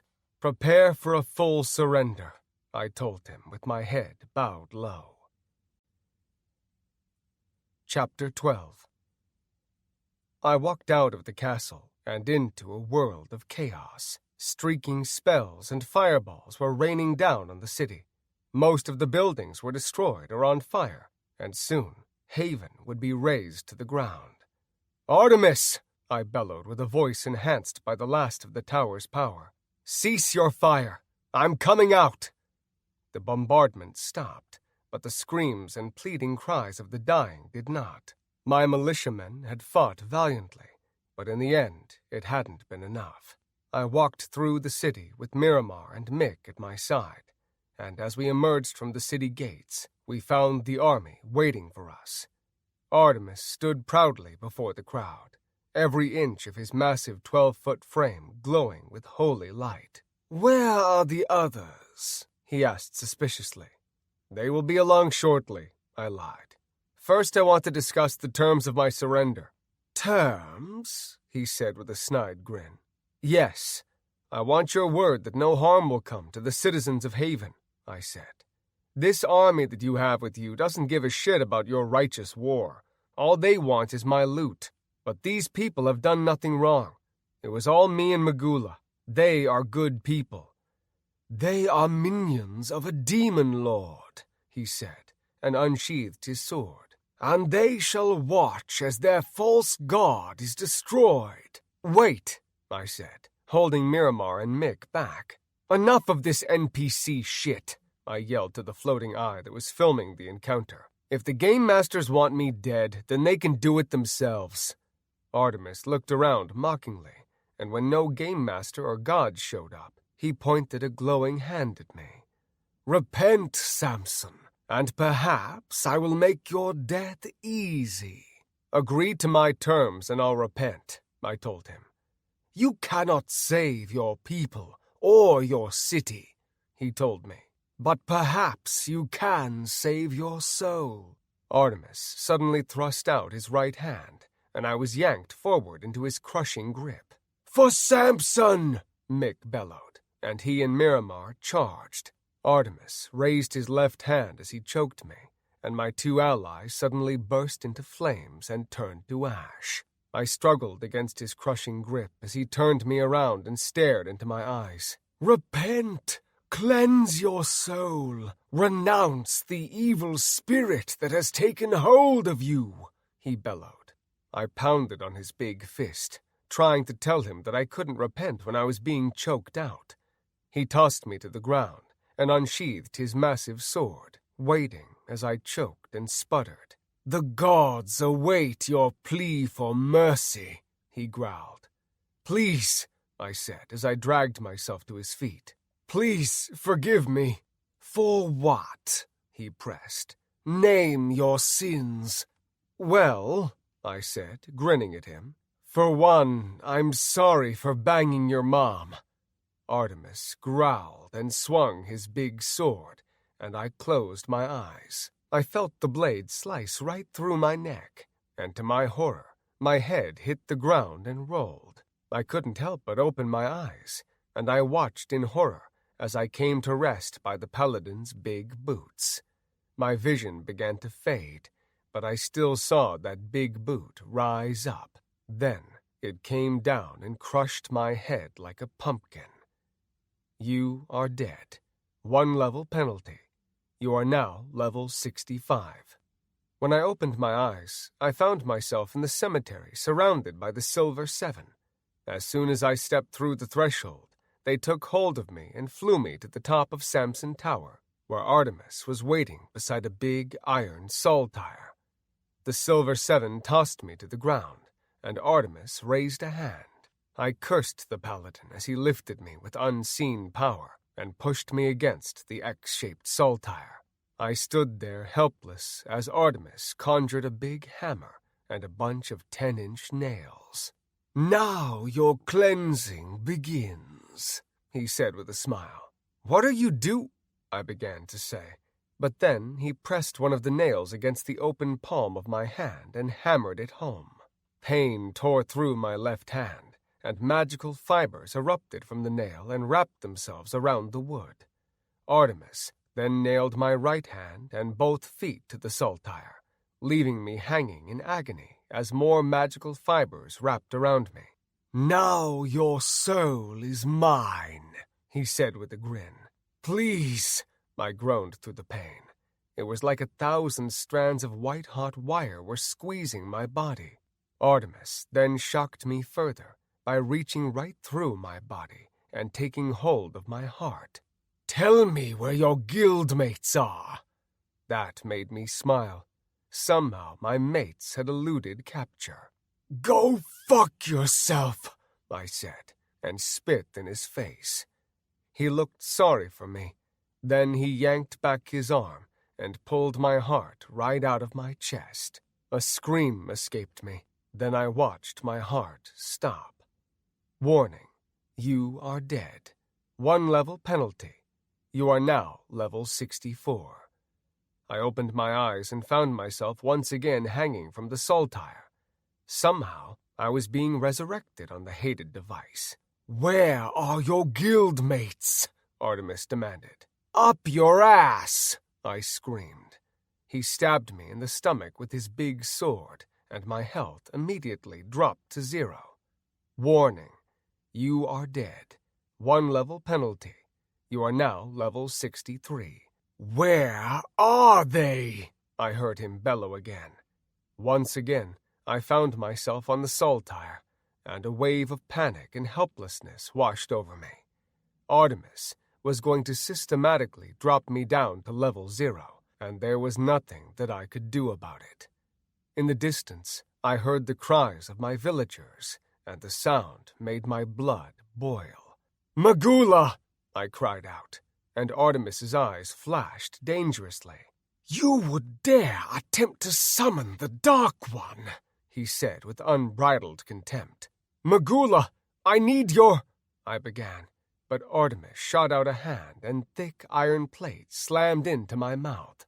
He shot out his other hand, and long nails slammed into the iron plate and burrowed into my face. You are not beyond redemption, said Artemis, with hope shimmering in his eyes. I will give you 1 day to think about the fate of your soul. Then we shall try again. I screamed against the metal plate as Artemis turned from me and leapt into the air. He flew out over the city, and I stood there strapped to the saltire, racking my mind for a way out. I didn't think that I could take being killed 63 more times, and I couldn't believe that Dr. Marks wasn't doing anything to help. He would probably tell me that I could just log out, and while that was true, it didn't help me much. I would eventually have to log back in, and I would just be in the same place. Artemis would chalk it up to some kind of dark magic, and the deaths would begin again. And if I never logged back in, well, then I would still be in a living hell. As the day dragged on, I saw the winged eyeball come and go, and I wondered what the network anchors were saying about me. I wondered about my guildmates, too, fearing what would happen to them if they, too, were caught. I couldn't bear the thought of all of them going through the same thing that I was. The only thing that gave me any comfort was the assumption that they had managed to cash out all the in-game gold for real-world funds.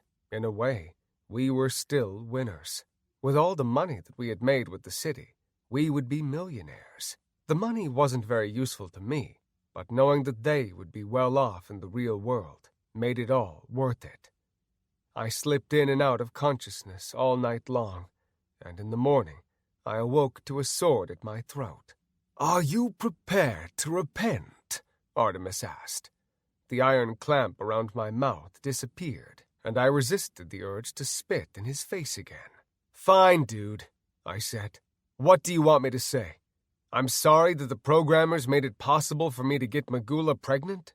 Do you want me to say that I'm sorry that I used my demon sons to defend my fucking city against a warlock who was trying to use them for himself? You're not even fucking real. Did you know that? Yeah, your gods are computer dorks, and your entire world is a lie. The lies that befall your tongue are truly staggering, said the paladin. You're wasting your time, I told him through clenched teeth. Go ahead and kill me. Send me to the underworld. I don't give a shit. I'll just come back more powerful than before, and I'll burn this whole fucking game to the ground. Artemis let out a long sigh and looked to the rising sun stoically. You care not for the fate of your own soul, but what of that of your whores? He snapped his fingers, and a beaten-up-looking Anna suddenly appeared beside me on an identical saltire. Anna? I said, shocked and angry to see her that way. Sam? She said groggily. Sam, is that you? I'm here, I told her, as I struggled against my bonds. Sam, I'm scared, she said, and began crying like I had never heard her before. It's all right, Anna, I said, as my heart broke for her. We're going to get out of here. Sam, I can't see, she said with growing panic. Why can't I see, Sam? I'm so scared. Get me out of here, please. Only a coward would watch his woman suffer, said Artemis, and he placed the blade on the side of her face. "That's enough!" I screamed. "Leave her alone, you NPC nutjob!" "Give him what he wants, Sam. It's the only way," Anna pleaded. "Tick-tock," said Artemis, and he drew the blade down the side of her face, leaving a long line of red. "Leave her alone!" I screamed. "Sam, please," Anna cried. "tell him where the others are." "Wait, what?" "You know that I don't know where they are," I told her, and then looked to Artemis. Or at least the real Anna knows that. When they left, I made it a point to not know where they went. Your parlor tricks are useless, Artemis. I don't know where they are. Artemis growled, and so too did the illusion of Anna. It melted away like a desert mirage, and I felt the hot blade enter my stomach. The paladin leaned in and glared at me as he slowly twisted the blade. But I had felt my share of in-game pain, and I was fucking sick of it. "Do it!" I screamed in his face. "Do it now! Kill me again and again! I'll just come back. You know why? Because I'm Samson fucking Sullivan. I'll rise from the underworld and devour everything that you love. I'll—" The blade suddenly flew upward through my chest, neck, and head. As my head split in two like an oak hit by lightning, I mouthed the words, "Fuck you." Warning, you are dead. 1 level penalty. You are now level 62. I opened my eyes and saw a blade coming right at my face. Then darkness took me again. Warning, you are dead. 1 level penalty. You are now level 61. When I spawned again, I did so screaming obscenities. Artemis silenced me with a dagger through the neck, and he ripped my head off with a growl. Warning, you are dead. 1 level penalty. You are now level 60. "Magula, please!" I screamed when I respawned. "Your whore demon cannot save you now," said Artemis. He cocked back a hand, and in his palm a bright shard of light suddenly appeared. "Repent, Samson. Cleanse your soul before you are plunged into the underworld, and perhaps the gods will go easy on you." "Where is Dr. Marks? I want to talk to Dr. Marks!" I screamed in panic. Artemis froze. Then my vision went dark. When the light again graced my vision, Dr. Marks's head was in the middle of it. "Hello, Sam," he said dispassionately. "Jesus Christ, Doc! What the hell is going on here? Why would you let this crazy NPC do this to me?" "It's all part of the game, Sam," he said cryptically. "Bullshit. Questing and gathering fucking loot and leveling like a normal person is part of the game. Why am I being singled out? What did I ever do but help the corporation?" "Sam, you've gotten yourself into this mess. Your choices have led you here. I never chose to level through sex. I never chose to have 1,000 goddamned demon children. I never chose to—" "But you did, Sam," said the doctor. "You used your special ability to gain an advantage over everyone. You chose to have sex with Magula, and you chose to summon your demon children to the surface world." "What is this?" I demanded. "Some kind of moral lesson?" "Rebirth Online is only what you make of it, Sam. Nothing more, nothing less." His voice faded away, and so did his image, and I was left screaming after him. When I opened my eyes again, I saw Artemis staring at me with a grin. He released the glowing shard of light in his hand, and it shot straight through my forehead. Warning, you are dead. 1 level penalty. You are now level 59. "Tell me where your friends are and the pain will end," said Artemis. "Fine," I said, not knowing what else to do. "They're in the Zion jungle in a big-ass treehouse. You can't miss it." "Don't lie to me," Artemis warned. "I wouldn't think of it," I growled. "Go to Zion jungle," Artemis told the Silver Seven. "Retrieve the others and return here at once." "Yes, my lord," they said in unison. Then they leapt into the sky, sprouted silver wings, and flew away. Rest while you can, Artemis told me with a grin. We shall soon see if you speak the truth, and for your sake, I hope you have not lied to me. Artemis turned and leapt from the tower, and I let out a sigh of relief. I'd gained a little time, and I racked my brain for a way out of the nightmare I'd found myself in. I didn't dare call Magula out loud, so I said her name over and over in my head, hoping that somehow she might hear me. But the demon never appeared, and I spent the day baking in the sun upon the saltire. I drifted in and out of sleep, and my dreams were full of blood and death and destruction. When I awoke again, it was nighttime, and I could hear the screams of my villagers as Artemis tortured them, demanding that they renounce me as their master. Hearing some of the villagers curse at the paladin and refuse to comply put a smile on my face, but the screams that followed soon left me scowling. From my perch atop Samson Tower, I could see lights on all over the castle, and I caught a few glimpses of players that I didn't know rummaging through our possessions. Parts of the city still burned, and my heart broke as I watched the buildings crumble to the ground. Haven had been my greatest achievement in the game, but now it was being reduced to rubble, and there wasn't a damn thing I could do about it. Everything that I had worked for was gone. All the pain, all the hard work, it had all been for nothing. Soon, Artemis would learn of my deception, and he would return with a vengeance. "Samson," came a soft voice.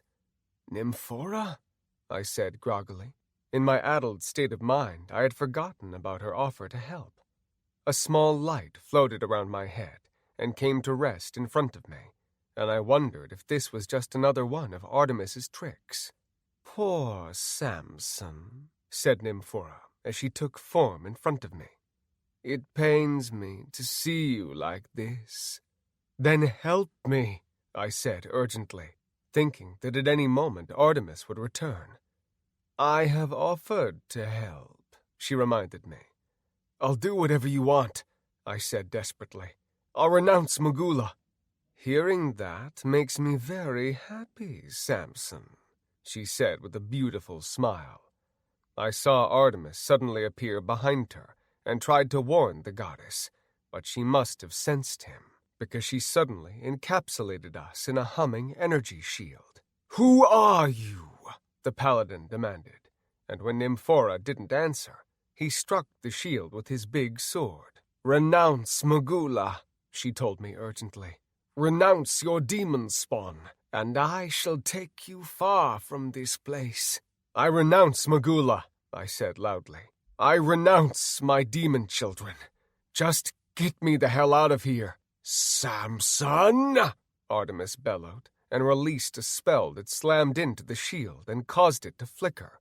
"Very well, Samson," said Nymphora. She raised a hand, snapped her fingers, and everything went black.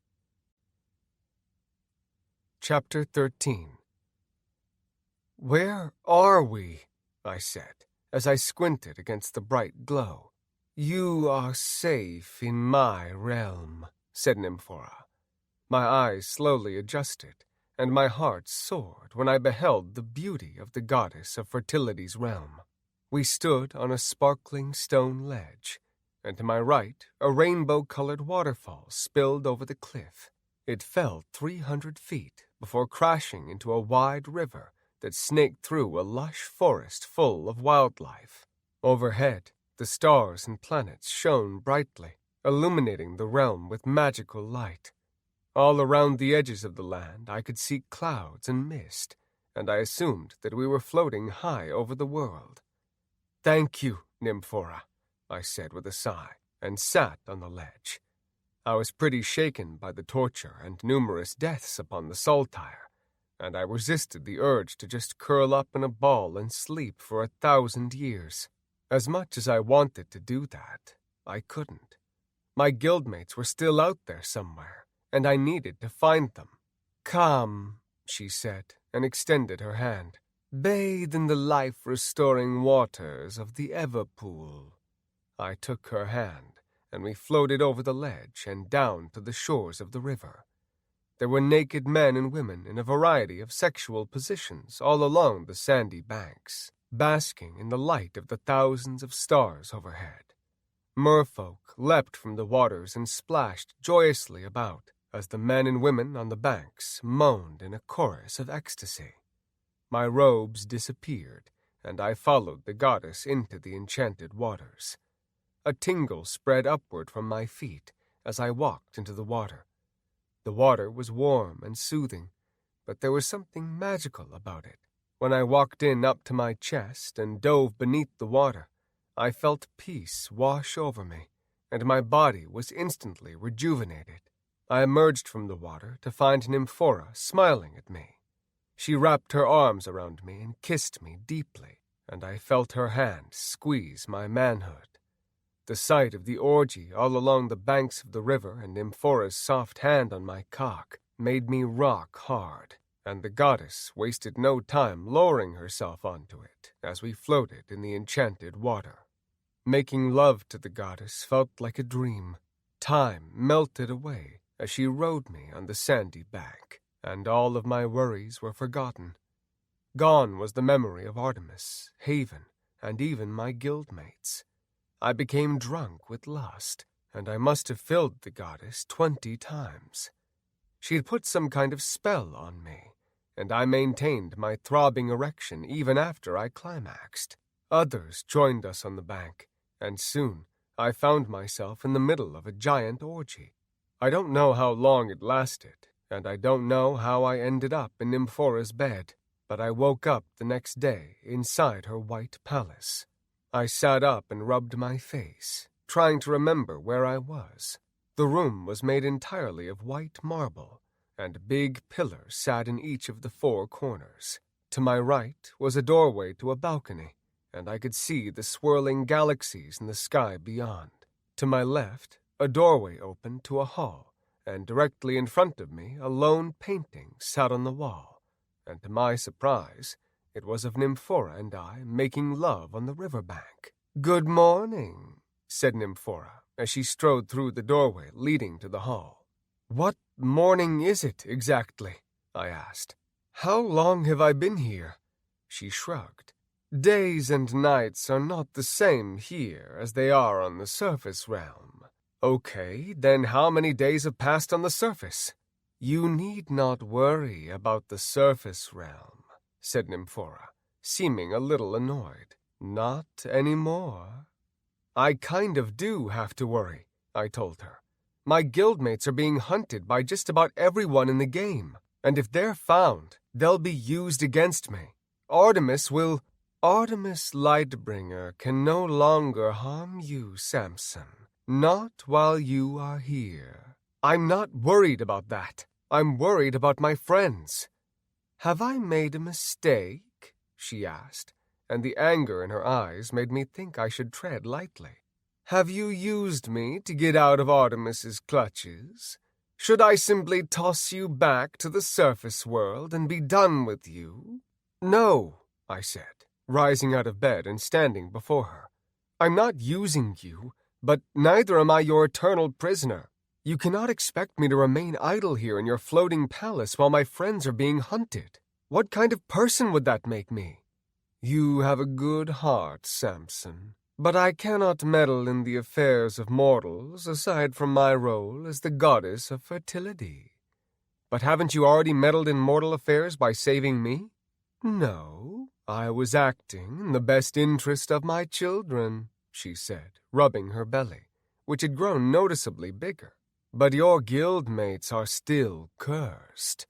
They are still considered minions of Magula, and as such their souls cannot be saved unless they repent." "If they repent, will you bring them here?" I asked, hoping desperately that she would say yes. "No, I told you that I can only protect you." "Then let me go. Let me find them." "Samson, that is all in the past," she said with a kind smile, as she let her robes fall to the floor.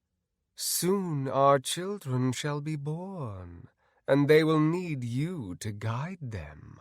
Don't you understand? They will be demigods, and far more powerful than the Hor Magula's children. Your place is here.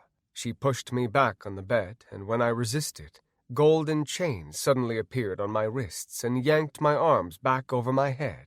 Shackles wrapped around my ankles as well, and Nymphora grinned. She began kissing my chest and trailed her tongue down my washboard abs. "Nymphora!" I tried to protest, but she took me in her mouth and slid my entire shaft into her throat. I lay there helpless as the goddess rode me to climax, and when she was done, she playfully slapped me across the face and left me chained to the bed. When she was gone, I tested the chains further, but it was no use. "Nymphora!" I screamed. "You can't keep me here forever!" No answer was forthcoming, and I screamed in frustration.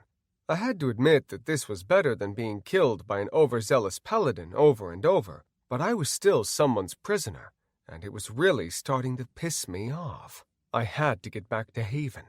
Somehow I had to save my city. I had to save my friends. But first, I had to get the hell out of there. I couldn't spend my days helping raise a bunch of NPC demigods. But how to trick Nymphora into letting me go? If I could somehow escape my bonds, then perhaps I could find a way off the floating heavenly realm. But how? The more I tried to escape the golden chains, the tighter they became. I had to relax and think. There was nothing in my interface except my enchanted sword, which was bound to me, but my hands were tied, and I couldn't conjure the blade. I couldn't conjure any spells without my hands either. But then I realized that the answer lay in the kinetic energy ring still on my right middle finger.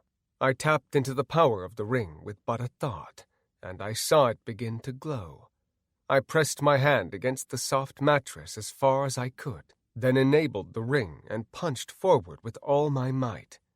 To my delight, the golden chains snapped, and my right arm was free. I quickly conjured my enchanted sword from my interface and chopped through the golden chains holding my left arm. Then I freed my legs. Artemis had taken everything in my inventory when he killed me, including my robes, so I rifled through one of the tall white wardrobes in search of something that might fit. I didn't find many clothes, but I did find a shitload of sparkling dildos, negligee, nipple rings, butt plugs, and a plethora of other exotic sex toys. "What a freak," I said under my breath, and decided to just go bare-ass. I put my sword back in my inventory and walked out into the hall like I owned the place. There wasn't anyone around, and I couldn't hear any footfalls on the marble floors, so I moved left down the hall toward a big room lined with windows. A gentle breeze made the long silver curtains dance, and they seemed to reach for me as I entered. I moved to the closest of the many large bay windows and peered outside. I was surprised to see how high up I was in the Silver Palace, and I could barely make out the creatures moving about on the ground below. The waterfall and riverbank were about a half-mile to the north, and the lush green forest spread around it, leading all the way to the mysterious misty edge. I thought that if I could make it to the edge of the forest, I might be able to see the world below. The sky was still bright with planets and glowing galaxies, and I wondered how the hell I was going to get back to the surface world. If Nymphora's little floating kingdom was indeed above the world of Rebirth Online, then I thought that I could at least jump, although landing wouldn't be much fun, since I would die in the process. Then I would spawn at the nearest cemetery, naked and defenseless, which wasn't going to do anyone very much good. As I stood there gazing out the window, I realized that I didn't have much of a plan. I knew I had to get out of here, but it wasn't safe for me on the surface world any longer. I had no idea where my guildmates were, and I still had just about everyone in the game looking for me. "Okay, Sam, think. One thing at a time," I said to myself. "First, I need to find some gear. Second, I need to find a way out of here that doesn't include falling to my death." There was no loot in the room I was in, so I explored further into the palace. I passed a library, but I could hear people inside, so I quietly moved on. It was a little weird sneaking through the palace naked, and the thought of how absurd this all was made me laugh, but I cringed when my voice echoed off the marble walls. Most of the rooms on this level were bedrooms, but none of them had clothes in them or anything else of much use to me. I found a staircase at the end of the hall and took it down to the level below, and that's when I came face to face with an angelic beauty. "Oh," she said when we almost bumped into each other. Her eyes moved down my body and widened somewhere below the belt. "Oh," she said again.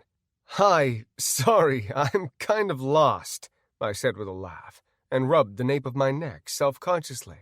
"Well," she said with a sly grin, "now you're found." "Ha, good one. Say, can you point me in the right direction? I'm looking for the, storage vault. Nymphora wanted me to grab something for her, but I've lost my way." "Of course," she said cheerfully, and motioned for me to follow. "It's on the 7th floor." She led me down another flight of stairs, down a long hall, and past a pair of angels that cocked their brow at me and giggled as I walked by. "Ladies," I said with a nod, but that just made them giggle more. "Here it is," said my escort as she stopped in front of a big vault door. She cast a spell on the door and turned the big wheel, and it opened with a creak. "Thanks a lot," I said with a smile. "Any time," she said, eyeing me up and down. "If you need anything, you can find me by the river most times. My name is Rubella." "Sam, nice to meet you. And thanks again," I said, and shook her offered hand. "Until next time, Sam." She walked away, and I quickly slipped into the storage room. When I entered the dark room, a dozen torches flared to life, and I let out a slow whistle. The vault was huge, at least 100 feet wide and twice as long. There were statues, suits of armor, weapons, golden goblets, giant wardrobes, and a large assortment of furniture, all haphazardly stacked up against the walls and piled in the middle of the room. In one of the wardrobes I found various armor sets, including mage robes, but most of them were too high a level for me. It took a little searching, but I finally found some level 60 robes that had decent stats and came with boots. I put the new robes on and was sorting through the swords when something caught my eye in the middle of the chamber. A painting had been tossed onto the pile, and I recognized Nymphora in it. What really caught my attention, however, was that the painting had been ripped in half, and one side was drooping down. Curious, I walked over to the painting and inspected it further. Nymphora stood on the left side of the painting against a backdrop of a field of flowers, and she was looking at the person next to her and smiling. All that I could see of the other person was the arm wrapped around Nymphora, and that was where the picture had been torn.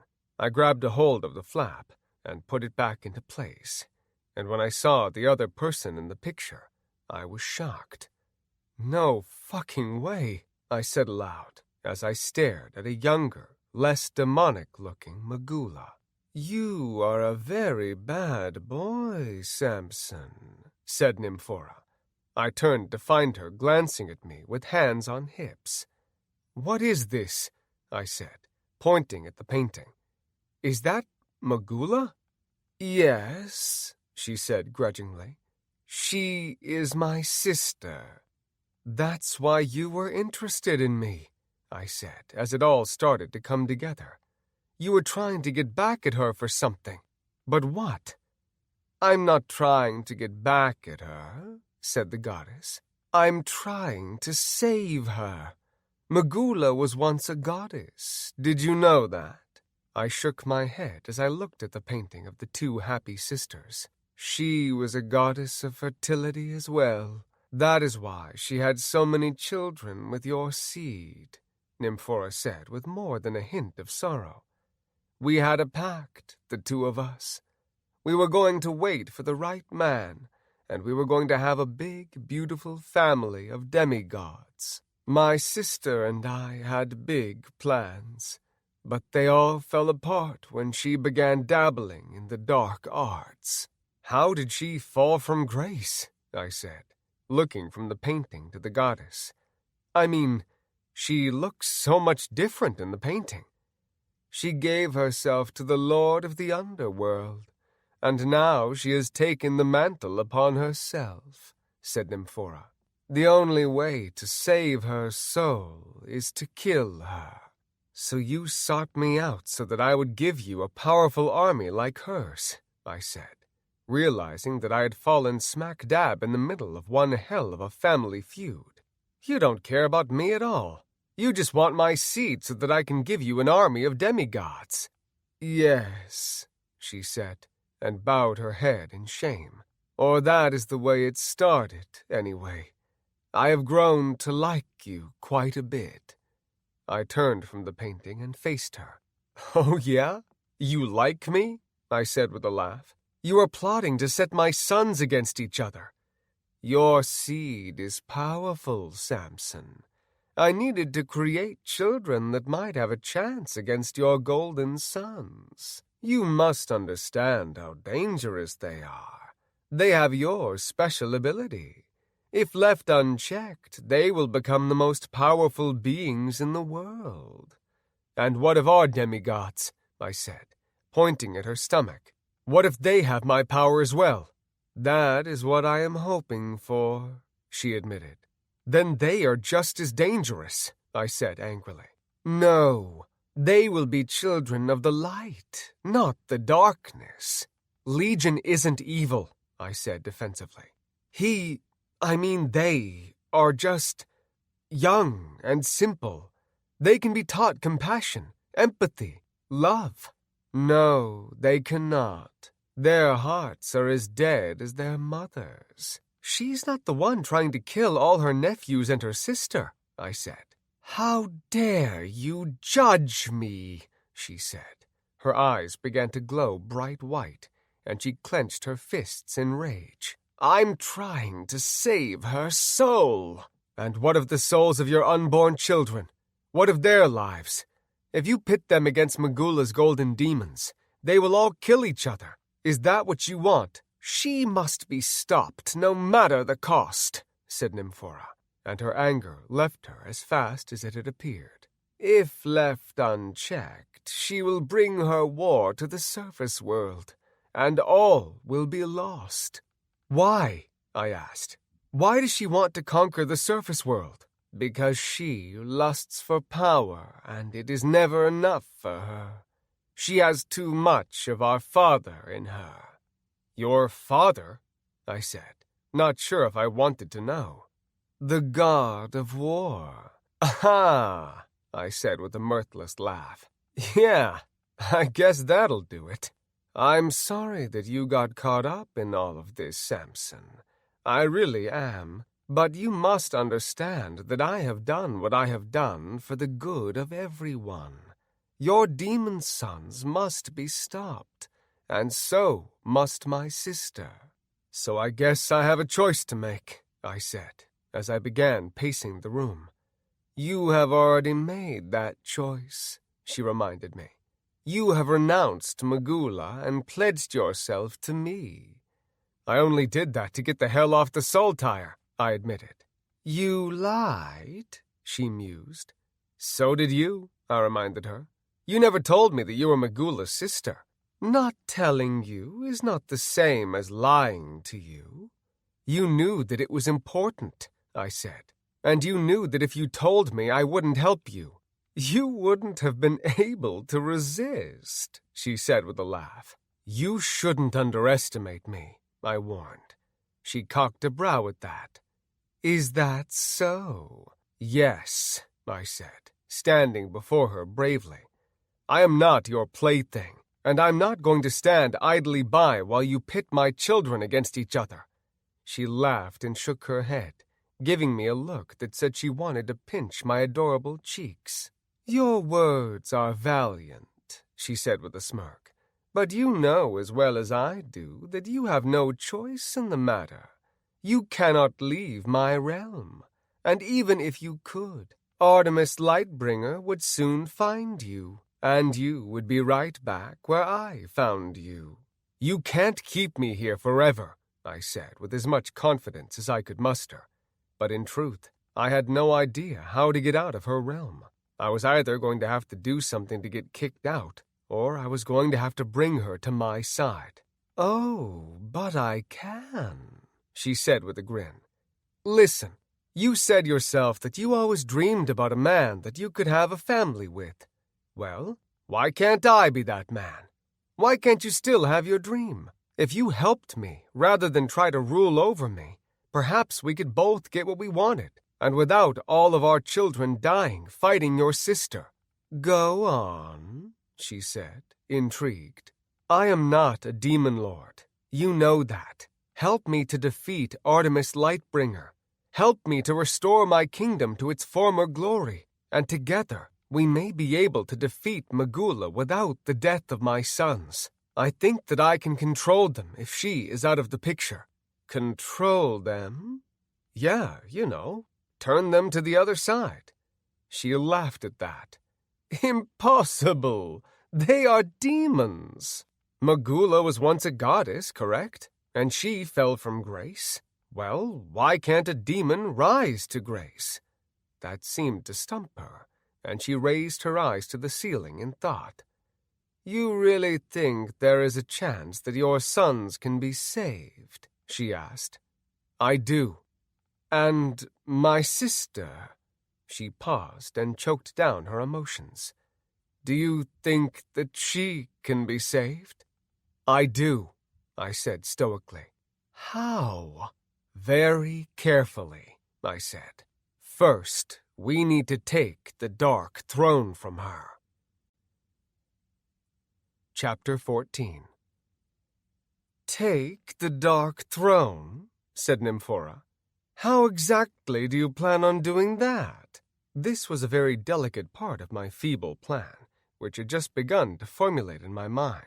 I was sick and tired of being overpowered by demon lords, overzealous paladins and goddesses, and the only way that I was going to wind up on top of the shit heap that had become my gaming experience was if I became as powerful as those who opposed me. I hadn't wanted it to come to this, but the game masters and the ungrateful players had forced my hand. If I was going to be persecuted and labeled a Dark Lord, then by God, I was going to become a Dark Lord. Magula is dealing with an underworld revolution right now. That's why she took my sons from me and left me defenseless against Artemis. All we have to do is push a little bit and the scales of power will tip. I say we infiltrate the underworld, find Magula, and dethrone her ass. I'll take control of my demonic sons and keep them from returning to the surface world, and you can do what you want with your sister. "And you will become the new Dark Lord?" said Nymphora, and her eyes narrowed. "Yeah, I'll be the Lord of the Underworld. Better me than her. I can keep everything in order down there and prevent Magula's conquest of the surface world. It's a win-win." "And what is to stop you from waging your own war on the surface world?" she asked. "I'm not an evil asshole trying to take over the world," I said with a shrug. "I just want peace, to tell you the truth. I just want to enjoy the game and have some fun. That's all I've ever wanted." "Game?" she asked. I laughed. "You know, the game of life. I just want to enjoy my life." "As do we all," she said with a nod and pursed lips. "So what do you say? Let's bring the fight to Magula. Let's infiltrate the underworld." "You are very brave, Samson Sullivan," she said, shaking her head with a grin. "Call me King Samson," I said with a wink. She looked me up and down, but not in a sexual way. "If you are going to storm the underworld, you are going to need better robes than that. And I'm going to need my guildmates as well," I said, hoping that she would take the bait. "About them," she said, and her head bowed a bit. "What happened?" I urged, grabbing her arm and making her look at me. "Artemis has them," she said, and looked away. "Son of a bitch!" I cursed, and instinctively summoned a fireball. I released it at the pile of shit at the center of the room, and a big oak wardrobe exploded on impact. "I'm sorry that I kept it from you, Samson. That was before." I wanted to wring her neck, but that wasn't a very gentlemanly thing to do, and it wasn't going to get me what I wanted. It's all right, I said. But you've got to help me get them out of there. You've got to help me kill Artemis. He's a nut job, and I'm not so sure he's a saint like everyone thinks he is. I know, she said. I am familiar with the paladin. He is a very violent man, and blinded by his own power. In his time, he slew many innocent people that he accused of practicing witchcraft. Then you know that he must be stopped. If he and the Silver Seven continue to gain power, well, I don't know what they'll do, but it won't be good. Come, she said. I will show you what is happening on the surface world. I followed Nymphora up 2 flights of stairs, and we made our way to her main living quarters. We walked past the bed that I had been handcuffed to, and I smirked, but my smile disappeared when she activated the looking glass in the next room. I fell into one of the plush chairs and put my hands over my mouth as we tuned into the broadcast, and the first thing that I saw was my 9 guildmates, including Frisco, bound to similar soul tires to the one that I had suffered upon. To my horror, I saw that they were all 8 levels lower than I had left them. That bastard, I said breathlessly. Nymphora turned up the volume, and the wizard Donovan's voice filled the room. The legendary paladin continues to cleanse the followers of Samson, said the wizard, but there is no sign of the demon lord, who, as you will recall, slipped out of Artemis's clutches more than a week ago. A week? I yelled, looking to Nymphora with wide eyes. She shrugged, saying, Time passes differently in my realm. Or should I say, the passage of time seems different here. We spent 3 entire days making love, you know. 3 days? Wow, talk about a sexual blackout. I shook my head, trying to clear it, and tuned back into the show. Let's go live to Artemis Tower, formerly Samson Tower, and join in the action, said Donovan, and the camera switched to a view of my old tower. It had been restored, and to my surprise, so had the city. Artemis was there, and he shook his head as he looked into the camera. Once again, I call upon the demon lord Samson Sullivan, who so recently slipped through my grasp. He put a blade up to Anna's throat, and his sad eyes seemed to look right through the looking glass and into my soul. Turn yourself in, and your guildmates shall be spared. We've got to get down there, I said to Nymphora, but the goddess raised a hand, eyes glued to the looking glass. Artemis pulled the blade across Anna's throat, and she died slowly. No! I cried, and leapt to my feet furiously. Samson! Artemis bellowed. Only you can stop this. Only you can right your many wrongs. Only you can save your guildmates' souls. You know, I'm really sick of this fucking guy, I said, turning my glare Nymphora's way. Goddess, I beg of you, help me free my friends. Then we'll take care of Magula. No, first we take care of my sister, and then I will help free your friends. You cannot stand up to Artemis without the power of the Dark Throne. All right, I said grudgingly, and tore my eyes off the looking glass. Then let's get the show on the road. My friends are going to be level 0 before too long. First, you will need robes befitting a true king. Nymphora swept her hand to the side, and to my surprise, the robes that I was wearing disappeared. I started to think she wanted another roll in the hay, but then she began to chant, and new robes appeared on my body. Power coursed through me as I beheld my new digs, and a notification appeared on my interface. You have received arcane robes of the Holy Archmage. Mythical item. Level unknown. Attributes unknown. Why can't I see the attributes? I asked, as I held out my arms in front of me and marveled at the crimson-red robes. The true power of those robes is unknown, Nymphora explained, but they will protect you from all but the greatest of Magula's attacks. They will enhance your spells as well, but to what extent I do not know." "Thanks," I said, as I admired the red boots and matching gloves that came with the set. "But how can these robes stand up to Magula? She's like a level 500 or something." "She is indeed powerful, but hers is the power of darkness and death, while your new robes receive their power from the light. Don't worry, the robes are more for protection against Magula's minions. I'll take care of my sister. You just keep those gilded demons out of my way." I followed Nymphora to one of the balconies overlooking her realm.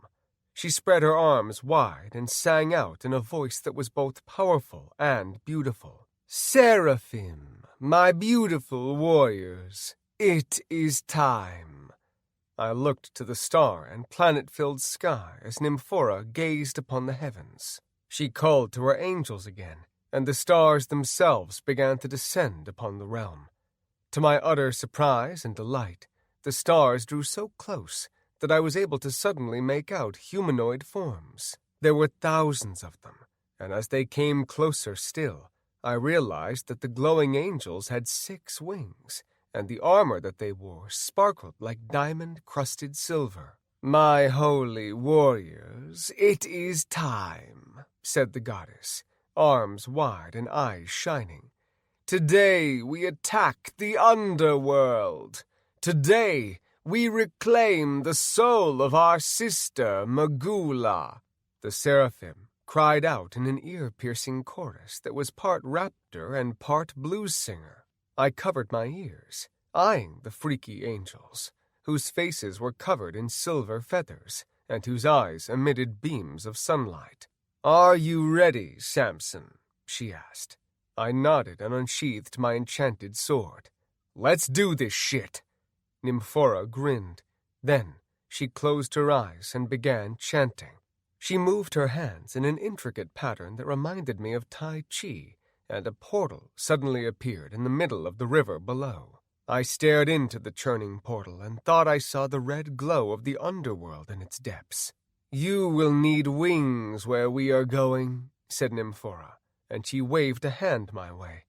To my surprise, silver wings sprouted out of my back. I gave them a few test flaps. Then I nodded to the goddess. "Seraphim!" she cried. "Attack!"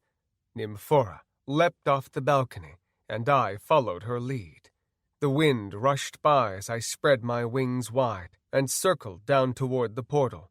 I heard the chorus of wings behind me as the thousands of seraphim descended into the dark portal, and I looked back to see the thousands of 6-winged angels diving after us. I went through the portal, and for a moment everything was black, but then we emerged into a world of chaos. The portal led right to Magula's palace in the underworld, and it didn't take long to realize that it was under attack. I saw my golden demon sons fighting the invading hordes of demons, imps, succubus, and hellhounds that had the place surrounded. But my sons were not alone in their defense of the palace. It appeared as though every ghoul, ghost, spirit, and monster of the underworld was either attacking or defending, and I realized why Magula hadn't come to my rescue. She was losing. The top half of the palace was completely gone, as though a god had come down with his holy hammer and smashed the top 2 stories. Other parts of the giant tower-like palace were on fire, and I could see monsters and ghouls fighting through the windows and on the balconies that wrapped around it. Winged creatures were everywhere, but the most dominant of them were my golden sons. Seeing them slaughtering their enemies made me proud as hell, and I had the urge to help them. But I wasn't there to help. I was there to take their mother's place. "There she is," said Nymphora, pointing at the base of the tower fortress. It wasn't hard to find Magula, for she emanated power like a boiling volcano. Spells erupted from her palms as she stood tall on the steps leading up to the palace. Magula had grown to an impressive 10 feet tall, and her wingspan was twice as wide. She glowed with bright green power and she unleashed devastating spells that reduced the invaders to smoldering heaps of gore, but the attackers just kept on coming. I looked toward the left side of the cavern and saw the opposing army spilling out from a giant portal. It was being kept open by about 36 old warlock-looking demons. Magula's defenders were trying to attack the warlocks, but an army of harpies had created a shield around them that was impenetrable. I noticed a huge demon among the winged ranks flying toward Magula, and I knew that she was in trouble. The beast looked just like the stereotypical Satan, just way more badass. He had huge horns curving up from his forehead, and muscles that must have been the result of underworld steroids. He held a glowing red pitchfork in his left hand, and in his right a spell waited to be unleashed. Short spikes covered his entire body, and from them the skulls and limbs of his recently slain enemies dangled limply. "Who is that?" I asked Nymphora, as the seraphim got into position behind us. The goddess looked worried, and I wondered if she was going to help her sister. It sure looked like she wanted to. "Baal," she growled. "Baal? I thought that he was already a Dark Lord. Didn't someone defeat him?" "Yes, but demons like Baal are very hard to kill," she said absently. Baal landed before Magula and unleashed his spell, but my baby mama deflected the blast and pointed her black staff made of bones at him. She countered with a green burst of fire that left the devil staggering backward. "What are we doing?" I pressed, glancing at the frowning goddess sidelong. "I haven't seen her in so long," said the goddess, and tears came to her eyes. "I had forgotten how beautiful she was." "Yeah, she's hot. Now what's the damn plan?" Nymphora snapped out of it, looking confused, and then she focused on me. "The power of the Dark Lord lies within the Dark Throne," she said, as she watched Baal and Magula battle. "But that power can be imbued in other things." "Like a gnarly black staff made of bones?" I said, as I watched the incredible blast that issued from Magula's staff. "Yes," said the goddess. "So we get the staff, we've got the power," I deduced. "It's not that easy," said Nymphora. "The throne has, how should I put it, a mind of its own." I deflected a flyaway spell that had come from a group of imps. We had been spotted by both armies, but they hadn't attacked yet. Most likely they were waiting to see whose side we were on. "Like I was saying," Nymphora yelled over the crashing sounds of battle that echoed through the miles-wide chamber. "The throne must choose you, else you will not be able to wield its power. Magula must be incapacitated, and then you must take up the staff." "How will I know if it has chosen me?" I asked worriedly. "It won't kill you." "Great," I said with a nervous laugh. I couldn't believe what I was about to attempt, and I wondered if I had made a terrible mistake. If Magula wasn't defeated, she would be really, really pissed off at me for joining her sister, and I would likely never see my demon kids again. "We must help Magula defeat the invaders," said Nymphora. "Then, once I've gained her trust, I'll make my move." "Good luck," I said, and she offered me a quizzical gesture. "Seraphim, with me!" Nymphora bellowed. Then she looked to me expectantly and unsheathed her silver blade. I brought up my fire shield, unsheathed my blade, and nodded to her grimly. Nymphora screamed her sister's name and flew like an arrow toward the Black Palace. I struggled to fly as fast as her and the seraphim, but truth be told, I didn't mind them passing me. I wasn't exactly proud of what I was doing, and I didn't want to look Magula in the eye. But I had no other choice. My guildmates were being systematically de-leveled, and without the power of the Dark Throne, there was no way that I could defeat Artemis and the Silver Seven. Anyway, that's what I told myself. The truth was that the idea of wielding such power was intoxicating, only made more appealing by the idea of burning my enemies to the ground. My golden demon sons moved into formation and flew to head off Nymphora, and I sped as fast as I could to catch up, worried that she might kill one or more of them. "Nymphora!" I bellowed. "Wait!" She slowed down and gestured for her angels to do the same. "I'll take care of them," I said as I sped by. I could see my hundreds of sons beginning to cast fireballs, and I waved my hand as I flew toward them. "Legion, it's me! It's your father!" The lead demon raised a hand, halting the others, and I swooped down and floated before him. "Father?" he said with a smile. "You have come to join us in the greatest of battles." "No, I have come to free you." "Free us?" said Legion, and he looked to his brothers. "Your mother dragged you back down here against my will," I told them, "and now I'm taking you back." "But Mother said that she needs us," Legion began, but I cut him off. "Your mother wants to keep you here forever," I said, and looked to them all. "I'm the one who brought you to the surface world. I'm the one who tried to give you a home beneath the glorious sun." "Father brought us to the surface," said Legion, more to himself than anyone. "Father will bring us back to the surface." "Yes," I said, "but first we must defeat Baal. I need you to attack that portal with everything you've got. Do you understand? Go and take out that portal." "But Mother said to—" "Did your mother take you to the surface world?" I yelled. They all shook their heads. "No, she didn't. And if you ever want to go back, you will do as I say." "Yes, Father," they all said in unison, and as one, they flew off toward the portal.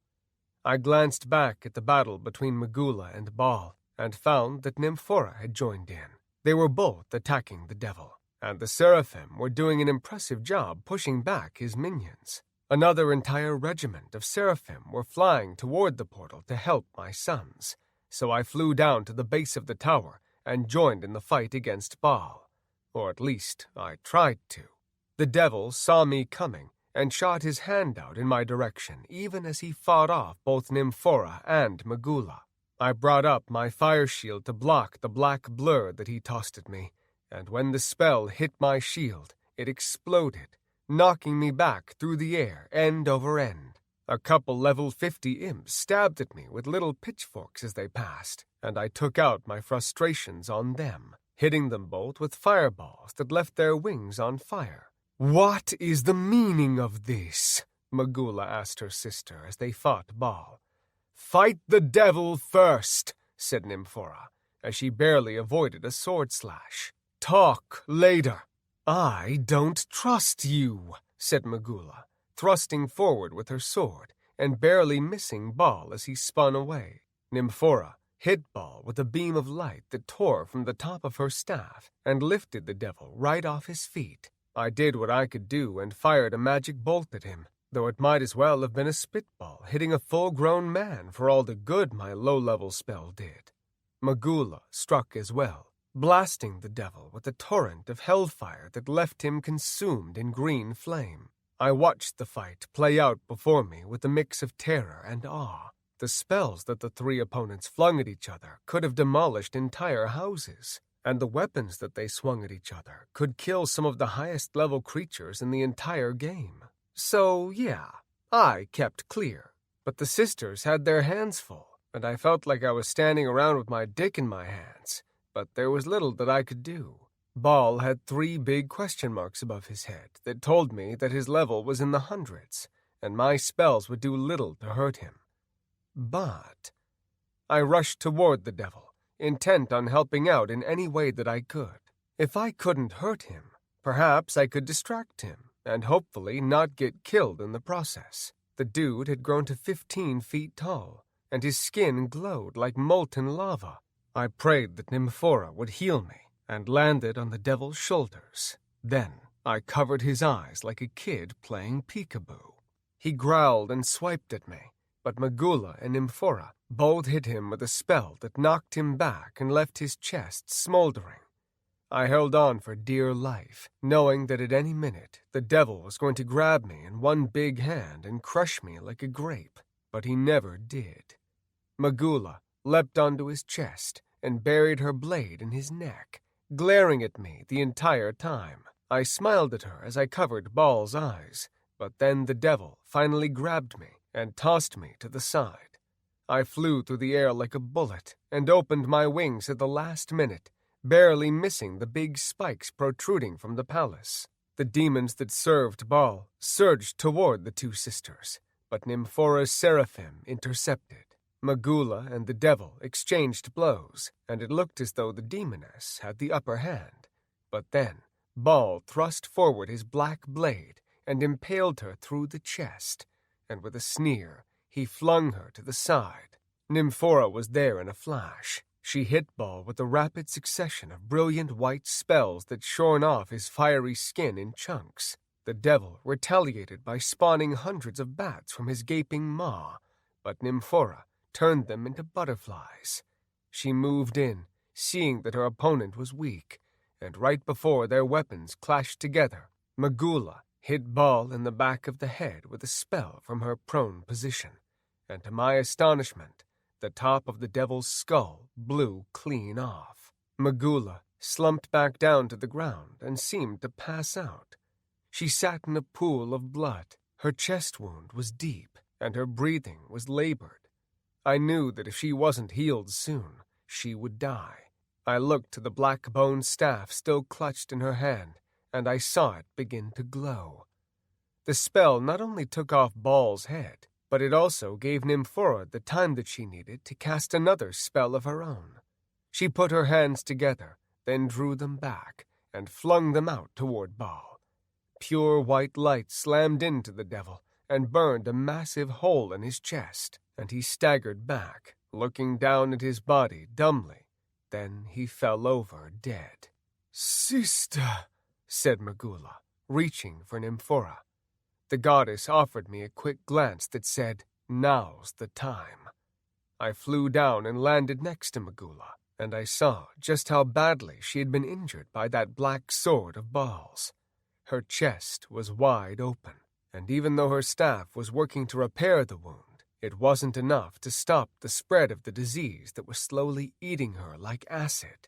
"The throne," she said, and spit up blood. "It's abandoning me." She clutched the staff as if willing it to give her more strength, and I felt sorry for her. "Sister, it is time to go home," said Nymphora. "Home?" said Magula.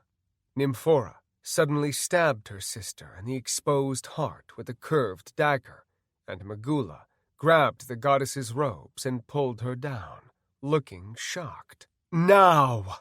Nymphora yelled at me, and Magula's dying eyes looked at me with renewed horror. I reminded myself that she was just an NPC and unsheathed my sword. "Samson?" Magula mouthed through bloody teeth. Before I lost my nerve, I chopped her head off with the very blade that she had gifted to me. My children suddenly screamed in unison, and I bowed my head in shame. Chapter 15. I took the black staff made of bone from Magula's corpse, and suddenly I was transported to a dark room. The only thing in the room was the massive black throne made of bones that seemed to go on forever. But there was something else there as well. A presence. The throne was alive. I could feel it looking at me, judging me. Its wisdom was that of a 1,000-year-old oak, and its malice was that of a god. I felt naked before it, and panic screamed in my mind. My every fiber told me to run, to hide, to die if need be, anything to get away from this terrible being. But I stood my ground. "Samson Sullivan," came a voice that neither issued from the throne nor the room, but inside my head. "I knew that sooner or later you would come." "Hello, should I call you Black Throne?" "I am called many things, but I go by no name, for I was born long before any language. Why am I here? You stand before me now because you have killed the Dark Lord Magula and claimed the source of her power, and you also stand in judgment." I didn't know there was an interview for the position, I said with a small laugh. I don't know what the hell I was going for. Maybe a chuckle from the old evil throne? Maybe a snicker? Needless to say, I got neither. The throne was a dour dude, so I acted accordingly. How do I prove myself to you? I asked with a bow. You have already proven yourself powerful. I have watched your conquests on the surface world closely, and I watched closely when you freed everyone from my realm as well. Shit. I expected to be fried on the spot, but apparently rotisserie Samson wasn't on the menu. I watched you defeat Kincaid. I watched you defeat the ghost of Kincaid, and I bore witness of your rise to power on the surface world. You were once one of the most powerful players in the land. What can I say? I had an impressive resume. I also witnessed your defeat at the hands of the paladin known as Artemis Lightbringer. Okay, maybe not so impressive. The way he said Artemis's name made it sound like he didn't like the dude. Not in the least. It sounds as though we share a common enemy, I said, playing off the hunch.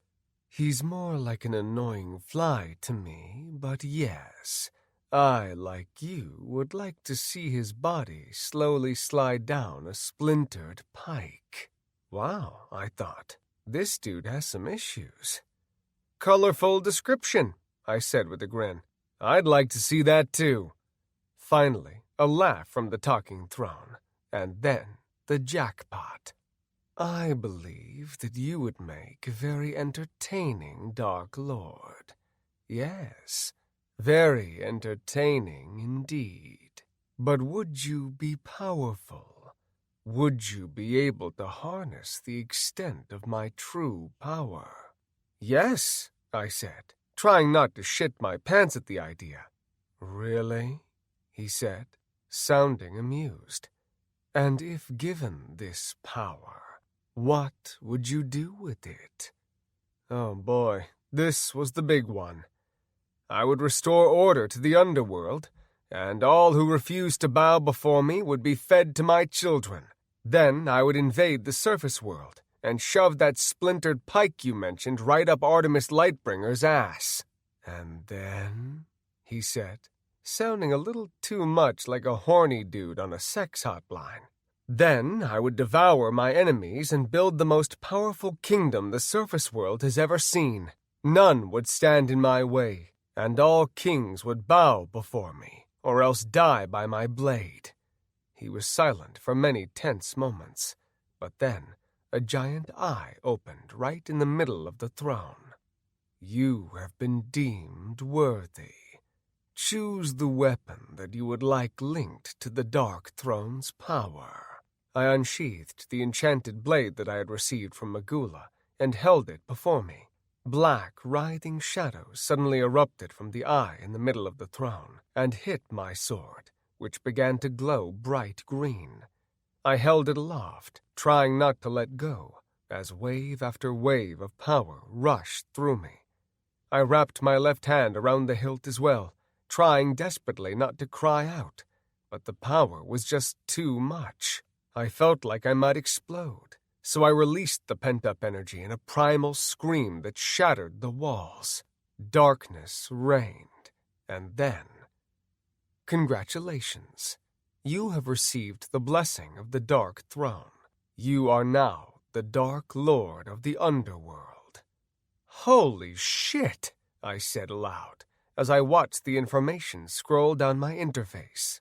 You have received the following spells: Summon Undead, Teleportation, Telekinesis, Summon Minions, Mind Control, NPC only, Endless Rage, Crimson Fury, Aura Detection. Father? I opened my eyes and found my sons staring at me. I was laying on the ground next to Magula's body, and Nymphora was standing over her. Is she alive? I asked the goddess as I got to my feet.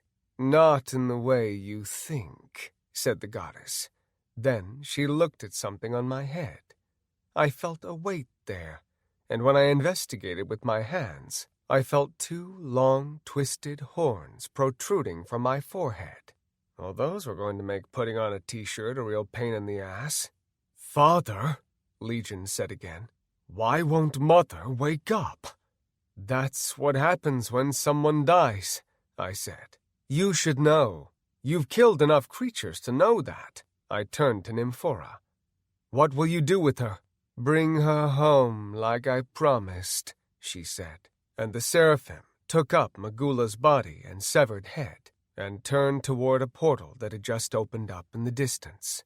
"Will I ever see either of you again?" I asked before Nymphora turned to leave. "Oh, I think you will. Soon our children will be born. You should at least meet them."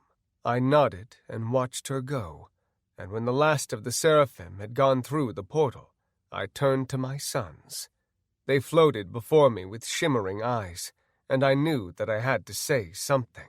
"Legion, your mother may have fallen, but she is not gone forever. I don't think so, anyway. Remember that she loved you, and she would want you to put your trust in me." They bowed their heads, and that's when I saw all of Magula's former minions. I thought that I should climb something tall so that I could speak to them from above, and to my surprise, large black wings suddenly sprouted from my back. I spread my arms wide and flew straight up like someone who had been resurrected, and I hovered there above them all. "Magula has fallen," I said in an authoritative voice that echoed throughout the underworld city. "Bow before your new master." Half the crowd bowed, but the other half remained on their feet. I pointed at one of them, a huge demon that looked like he wanted to rip my head off. "You, what is your name?" I asked the demon. "Drogar," he bellowed. "Kneel before me, Drogar," I said evenly. "Pledge fealty to your new god." "Drogar will never bow before a puny human," he cried, and pumped his fist. In a show of solidarity, the others who remained on their feet did the same. I tapped on my interface and selected telekinesis. I could make him bow with my mind control, or I could do something that would really get everyone's attention. I reached out a hand like Darth Vader and imagined choking Drogar. The demon suddenly cried out and grabbed his neck. I grinned from ear to ear as I raised my arm, and Drogar was lifted 50 feet into the air by my new ability. Man, I could get used to telekinesis. "I have been chosen by the Dark Throne," I bellowed, "and you will kneel before me." I swung my arm downward like I was swinging a hammer, and Drogar was violently smashed into the floor. His legs were completely crushed by the fall, and he cried out as I held him in a kneeling position on his ruined knees. I held firm and flew down to the clearing that had been made around the doomed demon, and landed before him. "Swear fealty to your new lord," I warned Drogar. He clenched his teeth and growled through the pain. "Long live Magula!" he cried out instead. I brought my hands together, imagining crushing his head, and it suddenly exploded like a pumpkin. About a third of those who remained on their feet promptly knelt before me, and I grinned at the others. One of the nearby demons who had remained on his feet suddenly charged from my right side. I raised my right arm and took hold of his throat. Then I shot him up toward the ceiling, where he was impaled by a massive stalactite. Another attacked from my left, but with a flick of my wrist, he too was shot upward and impaled.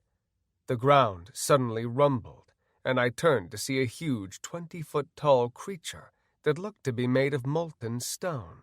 I tried to mentally take hold of the creature, but he countered my telekinesis somehow. Undeterred, I tapped on Crimson Fury, excited to see what it would do. I extended my hand and released the spell, and a thick beam of red light shot out from it and hit the elemental in the chest. An explosion followed that shook the entire cavern, and body parts were launched into the crowd as the fireball engulfed hundreds. Bow before your new lord, or experience true death, I told the minions. Almost everyone hit the floor, but there were still a few hundred that rose into the air on black wings and glared at me defiantly. The leader among them, a harpy with shimmering green eyes and a hell of a rack, unleashed a bright blue spell that streaked toward me like an arrow. I didn't bother blocking the attack, as I was curious about just how powerful I had become. When the spell exploded against my chest, without so much as scorching my robes, I grinned at the harpy. My turn, I said, and unleashed arcane lightning. And holy shit was it different. The lightning bolt exploded from my palm and hit the harpy in the chest before branching out to the hundreds of others who hovered around her. When before the lightning would strike, branch out, then disappear, this bolt continued to electrocute my victims, and I realized that I could add more power to the spell. "Behold the power of Samson!" I bellowed like the god of thunder, and tripled the power going into the spell. The lightning engulfed my victims, and their bodies began to glow. Their cries were music to my ears, and I pushed even harder, pouring the power of the Dark Throne into the spell. Cracks began to appear in the rebels' skin, and they all suddenly burst into a million pixelated sparks. As the sparkling remnants of my detractors floated down to the ground, my new followers kowtowed before me. I spread my arms as if to embrace them all, saying, "It is the dawn of a new age for the underworld." "All hail the Dark Lord Samson," said my demonic sons in unison.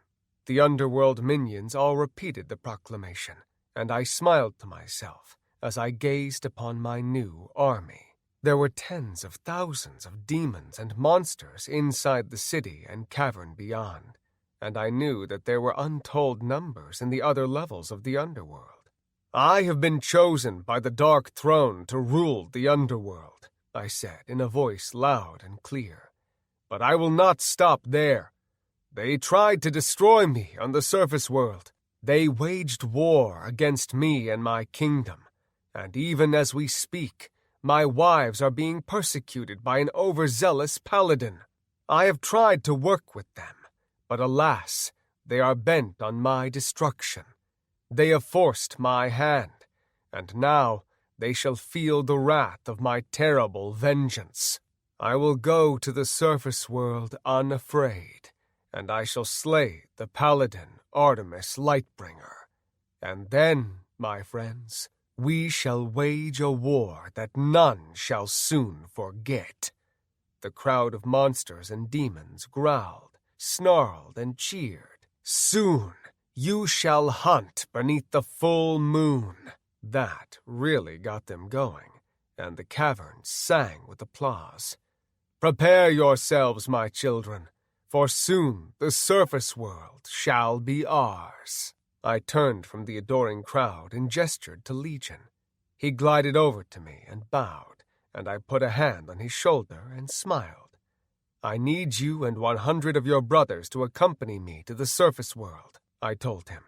"Tell the others to stay here and maintain order. We won't be away for long." "Yes, father," he said with another bow. I tapped on my interface, selected teleportation, and a menu of all the places that I'd ever been popped up.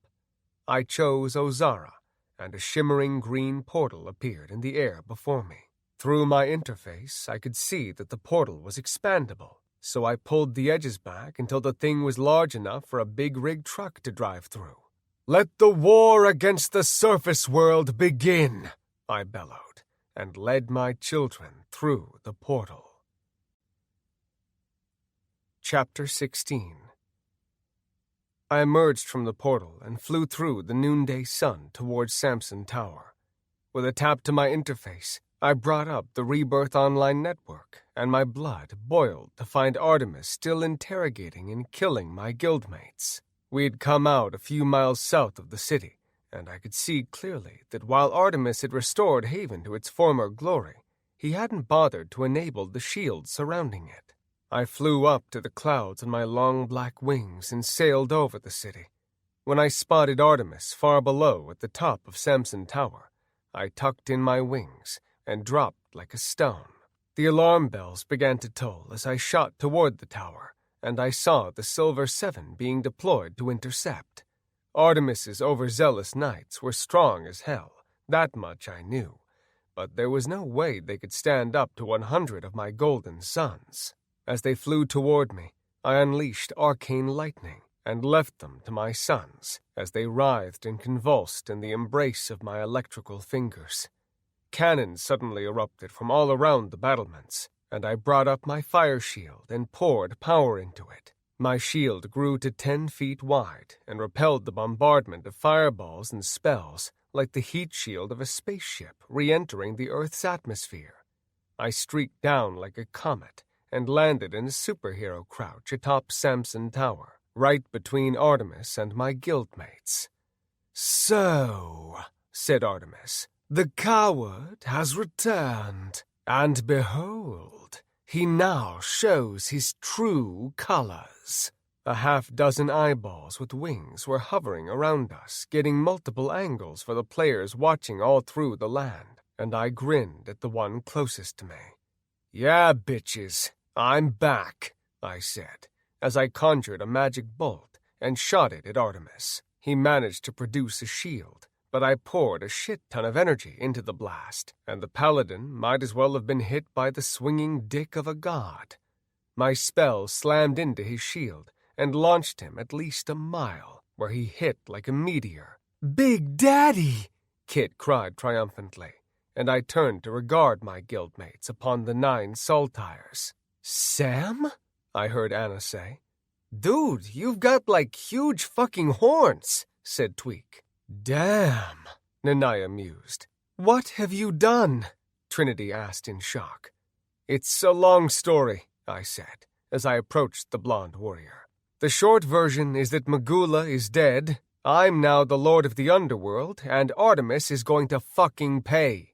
I grabbed the magical bonds that held Trinity's hands in place and tore them away from the saltire like they were paper rings. Then I grabbed a hold of the large nails embedded in her hands and yanked those out as well. She fell into my arms, and I gently sat her on the ground. Overhead, my sons were battling the Silver Seven, and they looked to have things under control. Artemis was down, but he was hardly out, so I hurriedly released the rest of my guildmates. "Jesus," I said as I read their stats. "That bastard dropped you nearly 10 levels and no one did a damn thing about it." "It's King Samson!" I heard a villager cry from below, and soon the cheers of my tormented people filled the air. "Samson, your eyes," said Trinity as she stroked my cheek. I glanced at the network feed on my interface and paused. Man, did I look badass. My once brown hair was now made of fire and danced atop my head. My eyes glowed like twin suns, and my robes were now black as night and glowing at the seams like fire embers. "Your hair," said Stormy. "Holy shit, Sam. Are you really the Dark Lord?" said Ember as she reached out to touch me cautiously.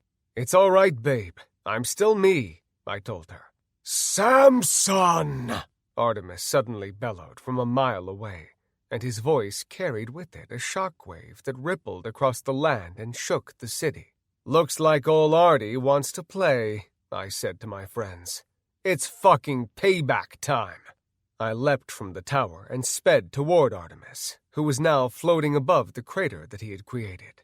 When he saw me coming, he shot through the air toward me, and we both unsheathed our magical blades as we sped toward each other.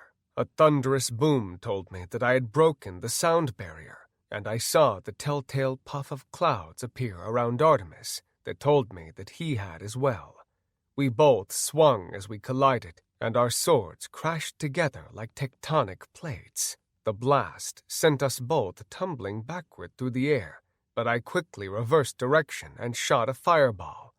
Artemis had regained control as well, and he countered with a spell that formed as a white ball of light and met the fireball in the middle. The two spells exploded, and I flew through the multicolored smoke with my sword leading the way. Our swords clanged again, and we flew around each other in a circle. Artemis was a skilled swordsman, but I had been training with my guildmates for a long time. Not only that, but my speed and strength were now astronomical. We both moved in a blur of motion as we fought for an advantage, but it was I who scored the first hit. It sliced through Artemis's arm, nearly severing it, and the paladin quickly retreated backward as the wound began to heal. I pressed him hard, swinging with all my might and spewing obscenities.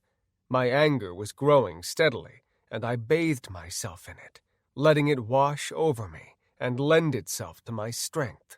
Artemis surprised me with a sudden flurry of strikes that left my sword out wide, and he stabbed me in the stomach. To my further surprise, the blade penetrated my glowing robes, and I felt white-hot pain infect my bowels. "Is that all you've got?" I screamed in his face, and pulled the hilt of the blade deeper, dragging him along with it. Then I stabbed upward with my own blade, impaling him through the ribs. My sword burst out of his back, and he screamed as he yanked back his sword and tumbled toward earth. I felt myself weaken, but that didn't stop me from conjuring a nuclear thunderclap and unleashing it on his holy ass. Before, my nuclear thunderclap had been small, only affecting a radius of about 30 feet, but now it was monstrous. The explosion created a 1/4-mile-wide crater in the ground, and the mushroom cloud that spewed upward toward the heavens seemed like a harbinger of Armageddon. I cringed as I watched the aftershock rumble through the city. With so much power at my disposal, I was going to have to be careful. The winged eyeballs followed the fight, and I gave the people at home a hell of a show. I floated above the destruction on wings of black, hair on fire, and eyes glowing bright. I pointed at one of the network eyeballs and grinned. "This is what happens when you fuck with Lord Samson," I screamed, and I was both startled and excited to hear my voice come out in such a demonic way. It was like I had 2 or 3 voices. There was my own, but then there was a deep, dark voice as well. I tapped on aura detection, knowing that firesight would likely fry my brain if I used it to look at the blast zone. The new spell worked immediately, and every life form down on the ground glowed bright blue. I turned my attention to Ground Zero, and there was Artemis, lying on his back in the middle of the crater. With a snarl, I plunged down toward Earth and conjured a magic bolt, intent on finishing off the annoying paladin. Artemis still had some fight left in him, however, and he shot toward me suddenly and released a glowing beam of light from his fingertips. I fired my magic bolt, but Artemis's glowing beam of light ripped right through it and hit me in the chest. White-hot pain seared my chest as the light engulfed me and left me paralyzed. I screamed to the heavens as the power of Artemis's spell intensified. "Repent!" the paladin bellowed, his eyes glowing with piercing white light. I tried to tell him to eat a dick, but all that came out was a pain-laden cry of rage. "Abandon the darkness," Artemis commanded me as he intensified the spell. "Step into the light and let your soul be cleansed." The tormenting light washed through me, and my skin felt like it was trying to tear itself free from my body. My mind reeled from the pain, and I felt the power of the Dark Throne begin to leave me. "No!" I cried out, as I tried desperately to break free of the spell that held me. But Artemis's power was that of a tempest. The iron grip that he held me in felt unbreakable, and I began to lose the will to fight. "I thought that I saw something in you, but now..." The voice had come from inside my head, and terror filled me when I heard the malice in the throne's words. "He's too powerful," I mentally pleaded. "Please, give me more strength." "You think that the Dark Lord asks for power," came the snide reply. "Your dark god cannot help you now," Artemis growled, as he floated toward me and unsheathed a long sword made of pure white light. My anger grew as Artemis set his murderous eyes on me. I hadn't betrayed the mother of my children just to have this asshole defeat me once again. I let the fury build within me and growled in the face of the paladin, and I thought I saw a hint of fear, even as Artemis flew toward me with his sword cocked back. That was all I needed. I began mentally pushing against the spell that surrounded me, and I managed to move a hand up to my interface. I quickly tapped on teleportation, chose a location 20 feet behind Artemis, and suddenly disappeared. I reappeared a heartbeat later and saw Artemis move through the swing meant for my head. "Good," came the approving voice of the throne in my mind. Before Artemis could turn around and locate me, I unleashed crimson fury on his ass. Flames erupted from my right palm like a rocket thruster. Artemis howled as the fire plowed into him, and I snarled triumphantly at the sound. "Yes, yes," said the throne. "Like gas to flames, your anger will enhance the power of the throne." "Father, give me strength," Artemis cried out, as he turned toward me with his arms cast skyward. Light pierced the clouds and poured into the paladin's eyes, and he, in turn, unleashed it from the palms of his hands. I braced myself for the blast and let out a primal scream as the new spell began to repel my own. Artemis and I floated high above the crater left by my nuclear blast, our two spells howling at each other as they fought for dominance. "Feast upon your anger. Gorge yourself on your rage." The throne urged me on with a malicious snarl that echoed in my head until I grew dizzy. I dug deep and tapped into all my frustrations. I thought of the accident and replayed the doctors telling me the bad news over and over on a loop. I thought of being paralyzed in that hospital bed with a computer feeding me a false reality. I thought of Dr. Marks telling me that he had been wrong, that I wasn't a candidate for the surgery. Then I realized that my crimson fury was overtaking Artemis's spell.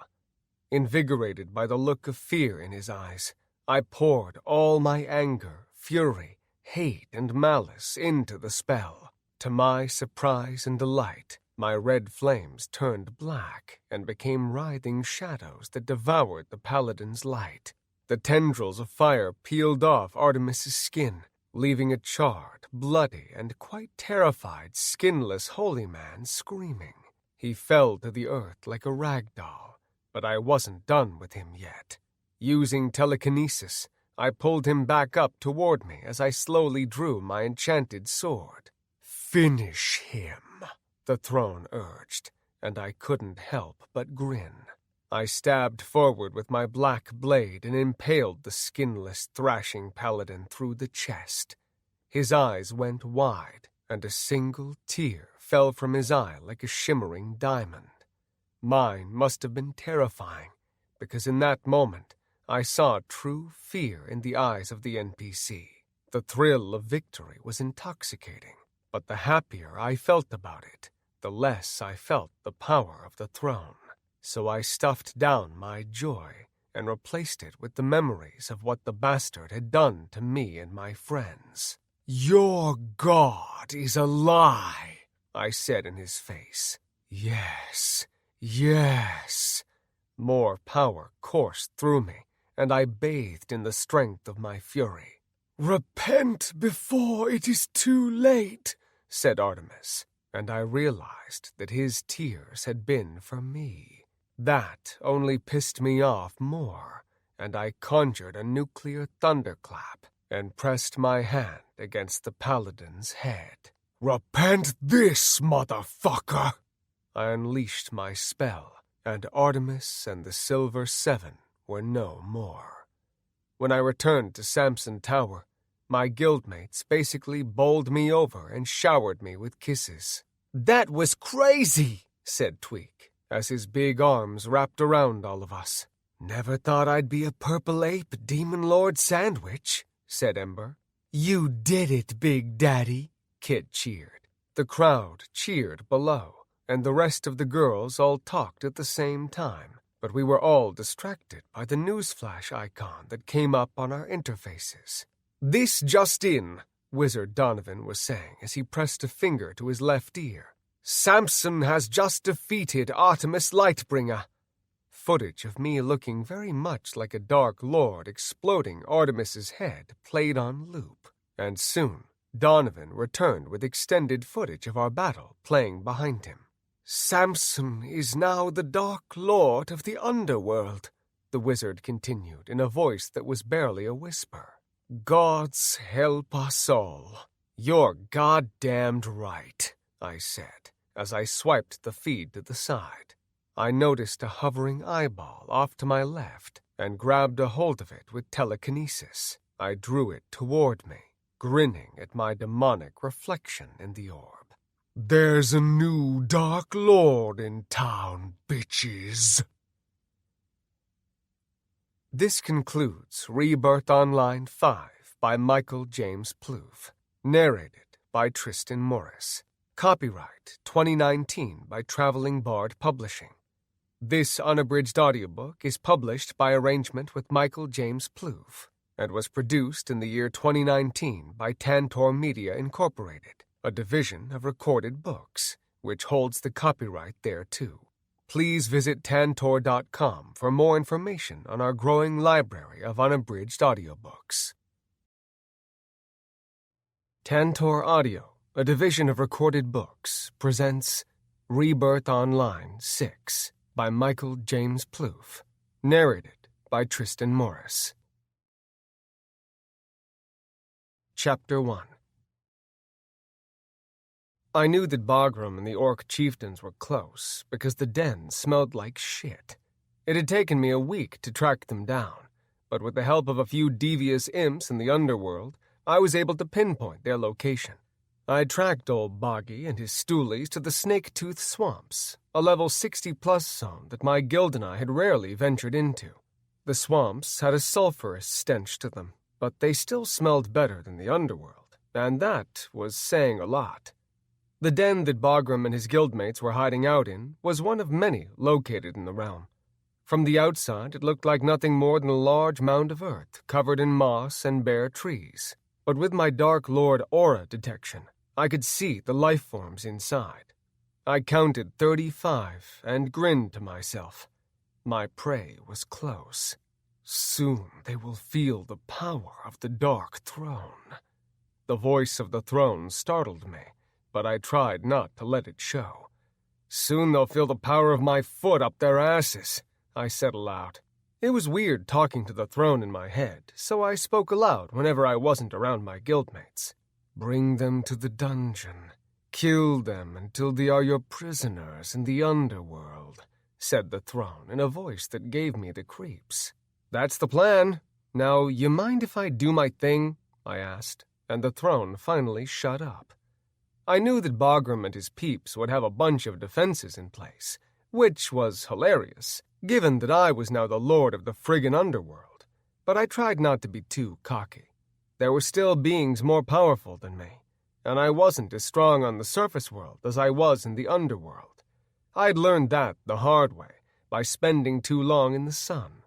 As it turns out, I can only spend about 2 hours in the sun before I start to feel really, really terrible. But I had flown to the swamps at midnight, and I felt as powerful as a dark god. I scanned my surroundings and wondered if the Orc chieftains were aware of my presence. They hadn't sent any of their minions against me, and they hadn't suddenly evacuated. Matter of fact, they hadn't moved at all. It's a trap. I don't know if it was my own voice in my head or the throne's, but the warning blared in my mind, and I shot into the air on leathery wings. Dark green glowing chains lashed out from the nearby trees and wrapped themselves around my arms, legs, and wings. There must have been 24 chains, and for a moment I thought that they might pull me back down to the bubbling green waters that surrounded the den. Whoever had put the enchantments on the chains had been a real pro, but they hadn't accounted for my power. I beat my wings as hard as I could, snapping the chains that were trying to pull them closed and lifting my attackers into the air. They held on desperately, and I could hear them chanting. By the strange lisp created by their large tusks, I knew that it was the orc chieftains themselves. "Vagram, I'm impressed that you had the courage to try to take me down yourself," I yelled from on high. I could see him now down there with the others, and he was chanting right along with them. The power that coursed through the chains hurt like hell, but I was getting pretty used to the pain. I was more interested in the source of the power. It disturbed me a little how much dark energy there was in those chains, and I knew that old Boggy must have made some friends in low places. "Which one of the other 6 underworld bosses did you have to blow to get your hands on these chains?" Bagram didn't answer, but the throne was happy to pipe in. "The lords of the underworld covet my power over all things." I ignored the throne and began casting arcane lightning, careful not to make it too powerful. I wanted them all alive, after all. If I killed them, they would just resurrect at one of the many graveyards nearby. Then they would scram like cockroaches in the light. But before I got my spell off, a sudden surge of power coursed through the chains, and an overwhelming pain surged through me. Whoever had given them the chains was one of the higher-level bosses. That much was apparent, because for a moment I was completely immobile. I began to fall, my wings flapping uselessly above me, and the chains became tighter. Then I got really pissed. Yes, the Dark Throne cheered me on in my mind, and unbridled power filled my every fiber. I tore my right arm free of the chains and unsheathed my enchanted blade, now the tool through which I channeled the Dark Throne's immense power, and I spun a complete circle and severed the glowing bonds that held me. "You think that your feeble weapons can take me down?" I screamed, and unleashed arcane lightning. I might have made the spell a little too powerful in my anger, and half the guild might have died, but they were the lucky ones. I flew down to the ground as the now dulled chains landed hollowly in the murky waters.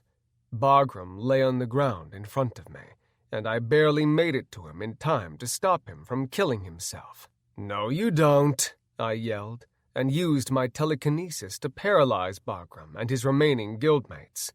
I'd been practicing a lot with the spell, and with the power from the throne, it was becoming easier to control multiple things at once. "You like that one?" I asked Bagram as I turned him over with my big-ass skull-studded boot. "Fuck you, Mary Sue," he yelled. "It's been a lot of fun, Boggy. It really has. But now, it's over." I opened a portal in the air beside me and pushed it back about 10 feet. "I'm sending you to my dungeon, Bagram. Do you know what's waiting there?" He growled against my power, but he was feeble to do anything about it. Now he was my bitch. "The Soul Reaver Sultire," I said with a smile. "The same one that Artemis Lightbringer used to trap me and kill me over a dozen times." Bagram's face slowly dropped, and I savored the look of fear in his eyes. "Look at him," the throne said to me in a near whisper. "He fears you as he should, as all should. Together we shall make the world quiver." "I'm going to kill you, Bagram, over and over, just like you did to me. Only I'm going to finish the job once and for all. Then do you know where you go?" His eyes widened. "Yes," I said with an ever-widening grin. "The underworld. The place that I just so happen to be the lord of. Oh, we're going to have good times, Boggy. Good times indeed." "Dude," I heard Nanaya say behind me, "are you seriously monologuing right now?" I turned to regard her, and the face that she was making made me crack up. "Shit, I think I was," I said with a laugh. I pushed Bagram and his guildmates through the portal, knowing that they would land in the dungeon and be secured by my golden sons. "How long have you been here?" I asked the enchanting succubus. Long enough for you to start sounding like a bad cartoon villain, she said with a wink. What's with all the steaming chains in the water? That one of your spells? I told her what had happened. Then I glanced at the hut. They used live bait and somehow made themselves invisible to my eyes. Come on, let's find out who it is, I said, and motioned her toward the hut.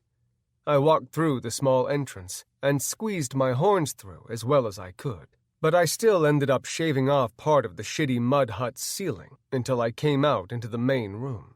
Then I stopped dead. The decoys had been Frisco and his guildmates, and as soon as I saw them, I froze. Frisco's mouth was gagged like the rest of his friends, and his eyes were wide with warning and fear. A light suddenly erupted from a crystal on the floor, and I expected an explosion, but instead, a big hologram of Bogram's ugly mug appeared before me. Hey, Mary Sue, you piece of shit. If this message is playing, then you've captured me and my guildmates, but I've got some bad news for you. If you don't release us, your favorite furry friends are going to bite the dust. You see, they have all swallowed suicide bomb pills, and unless you free me from wherever you sent me, then they're going to explode. I'd say you've got about 1 minute to decide. Then it'll be raining fur balls. The hologram of Bagram smiled. Oh, and before you get any big ideas, the bombs are perimeter sensitive, so don't get too close, and any attempt to tamper with them will lead to their detonation. I am the only one who can stop them from going off, so don't do anything stupid. All you've got to do is free us, and your friends will live. Tick-tock, Mary Sue. Tick-tock. A timer replaced Bagram's face, and I looked to Frisco. You've only got 30 seconds, said Nanaya behind me. Frisco's eyes were widening as he watched the countdown, and I considered the situation. If I didn't summon Bagram and his guildmates back, Frisco and the Persian Empire would die and lose a level. But if I did summon them back and let them go, they would slip out of my grasp once again. I glanced at the timer, noting that I had 20 seconds left to act. Sam, said Nanaya. Sorry, Frisco, I said as I turned for the door. I'll make it up to you, buddy. Nanaya watched me walk past with her mouth agape, but she quickly followed me out as the timer began to beep loudly. I opened a portal that would lead us back to Samson Tower and stepped through without looking back. A moment later, the hut exploded and the portal closed behind me. I can't believe you let them die, said Nanaya as we emerged outside the dungeon beneath Samson Tower. You, of all people, have a problem with that? I asked with a cocked brow. No, she said with a grin, and looked me up and down like I was the sexiest beast that she had ever seen. I'm impressed. As am I, said the throne. I ignored them both and walked through the big iron door leading to the dungeon. A few dozen of my sons were down there watching over Bagram and his cronies, who had already been stripped of their items and secured to the saltires. You let them die, said Bagram. He shook his head. You really are a Dark Lord. I didn't reply, not because I didn't have anything to say to the asshole, but because I couldn't speak. Rage and regret were boiling over inside me, and it needed an outlet. I walked over to Bagram and conjured a magic bolt. Then I put my right palm against his head and screamed in his face. My voice was many and echoed with the growl of the Dark Throne, and my spell exploded Bagram's head. I spit out the gore that speckled my lips and turned my furious eyes on the rest of the orc chieftains. They regarded me with utter terror, and I felt the throne's malicious glee ripple through me. Do it. Show them the power of the Dark Throne. I screamed and lashed out my right hand. I had no spell in mind, but one shot out from my hand regardless. I'd never seen the spells before, which issued from my core in a writhing mass of black tendrils, but I knew instinctively what it would do. The tendrils entered the bodies of the orc chieftains and took hold of their souls, and I pulled back my right hand, ripping the very essence from their pixelated avatars. "Holy shit!" I heard Nanaya gasp. My prisoners all disintegrated, but the power of the Sultires forced them to respawn where they had died, and I grinned at Bagram as he solidified. "Fuck you!" he screamed, but I cut off his brave proclamation by ripping out his heart and eating it in front of him. Bagram died with a shocked expression, and I systematically walked down the line of orcs and tore their hearts from their chests as well. "Taste your victim's blood," the throne said seductively. I tore a chunk out of one of the hearts and swallowed it down, reveling in the power that came with it. A primal ecstasy overwhelmed me, and as the orc chieftains respawned, I went absolutely apeshit on them, tearing them apart with my bare hands and ripping chunks of flesh from their bodies. I felt my horns grow, then my claws grew longer, and as I mutilated my enemies, I felt the power of the throne swell inside me. "Sam?" I turned around with a mouthful of Bagram heart and found a teary-eyed Anna staring at me. Worse yet, the rest of my guildmates stood behind her, and all but Nanaya were looking at me with fear and disappointment. "Sam," Anna lamented, "what are you doing?" I swallowed down the chunk of heart and wiped my mouth. "Getting even," I said in a voice that I didn't even recognize. Anna covered her mouth as her eyes watered. She tried to speak, but her words came out as an incoherent sob. Then she turned and ran to the door. "Hey, bro," said Tweak. He acted like I was some kind of feral creature and walked toward me cautiously, arms out. "Why don't you take a break? These guys aren't going anywhere." "What are you looking at?" I asked, trying hard to sound like myself. "They are weak," said the throne. "You don't need them anymore." "Yes, I do," I replied in my mind. But then I began to wonder. "Big Daddy," said Kit, "you're scaring us." "Leave me alone," I told them all, and turned back to Bagram. "He's lost his way," Bagram yelled to my guildmates as he stoically stared into my demonic eyes. "The throne has taken over. Get away from this maniac while you can." I growled and grabbed both of Bagram's arms. Then I tore them from their sockets with a feral snarl. The orc howled in pain and kept on screaming. "Run! Run while you can!" "Enough of this shit," Trinity screamed and stomped toward me. She unsheathed her blade and stabbed Bagram in the heart, then turned her furious gaze my way. "We need to talk." "Leave me alone. Right fucking now," she screamed, and pushed me with all her might, which moved me all of 3 inches back. "How dare she assume to control you? You are the Dark Lord of the Underworld." In my rage-induced state, I agreed with the throne. His outrage at her actions were mine, and before I knew what I was doing, I cocked back my arm and bitch-slapped Trinity. A collective gasp issued from my guildmates, as Trinity was thrown back against the wall like she had been hit by a truck. "Kill her. Kill them all."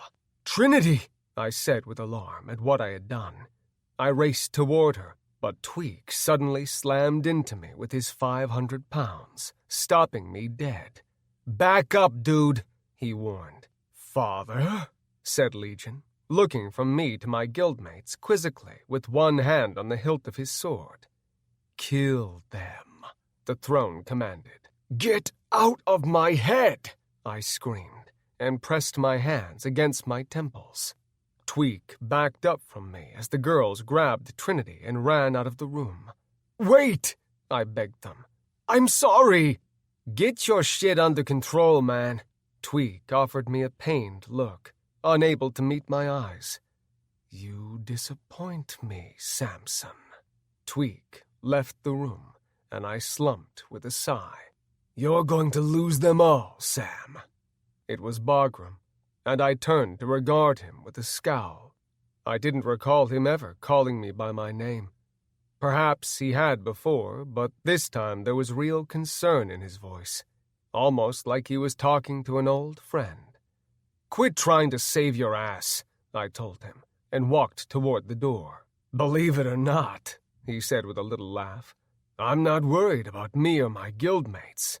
That left me a little rattled, and as soon as I was alone, I turned my attention to the throne. "Listen to me, you asshole," I said as I paced the hall. "If you ever try to get me to kill one of my guildmates, I'll—" "You'll what?" he said with a sneer.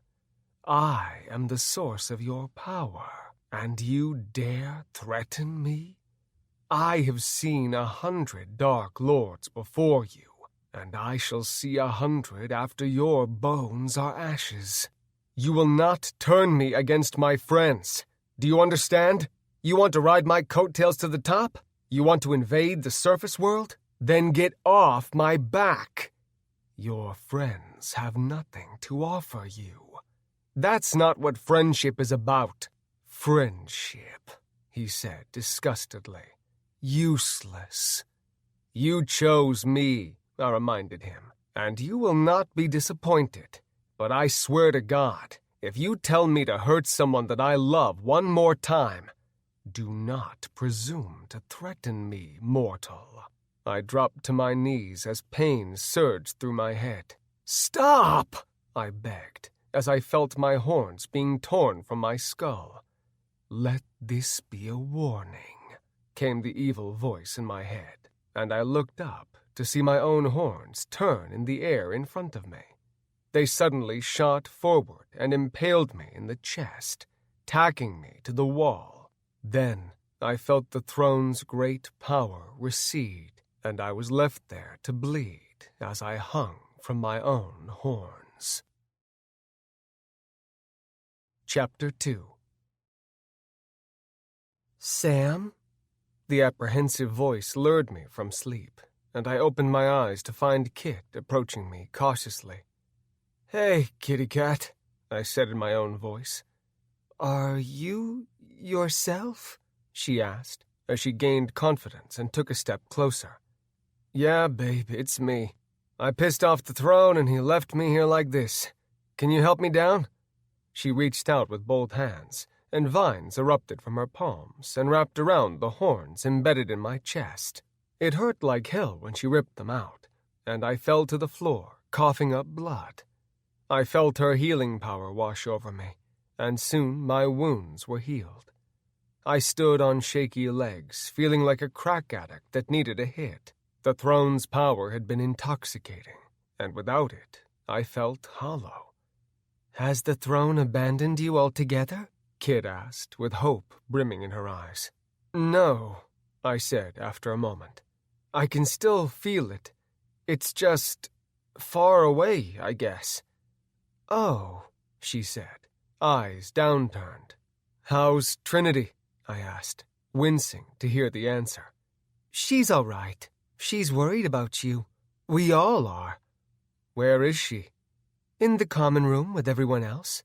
"All right," I said, leaning on her for support. "Let's go see them. I've got some apologizing to do." When we entered the common room, the rest of my guildmates were sitting around the sectional looking glum. My eyes immediately moved to Trinity, and when she saw that I no longer had horns, her eyes became hopeful. I approached her with pursed lips, and a pang of sorrow swelled in my throat. "Trinity, I'm so sorry." She lunged forward and wrapped her arms around me, but before I could return the hug, she pulled back and slapped me across the face. "I guess I deserve that," I said as I rubbed my jaw. "You deserve a good kick in the balls," Trinity said with a scowl. "There's no excuse for what I did. It will never happen again," I promised. "Has the throne released you?" Trinity asked hopefully. "No, there's still a link between us. He's pissed at me because I gave him shit for striking you." "What do you mean?" Ember asked. "The throne slapped Trinity?" "Through me, yeah." I rubbed the nape of my neck as I considered the implications of what I had said. So you were possessed, is that it? Trinity asked. It's still no excuse, I said. But yeah, kind of. I mean, the throne didn't straight up take control of my body, but sometimes when I'm caught up in the middle of fighting, the line separating the two of us begins to blur. You think? Said Tweak. Your voice changes. Your fucking hair turns into fire, and your eyes get all demonic and shit. Sam, bro, this throne is going to be your ruin. He's right, Cecilia said with a grim nod.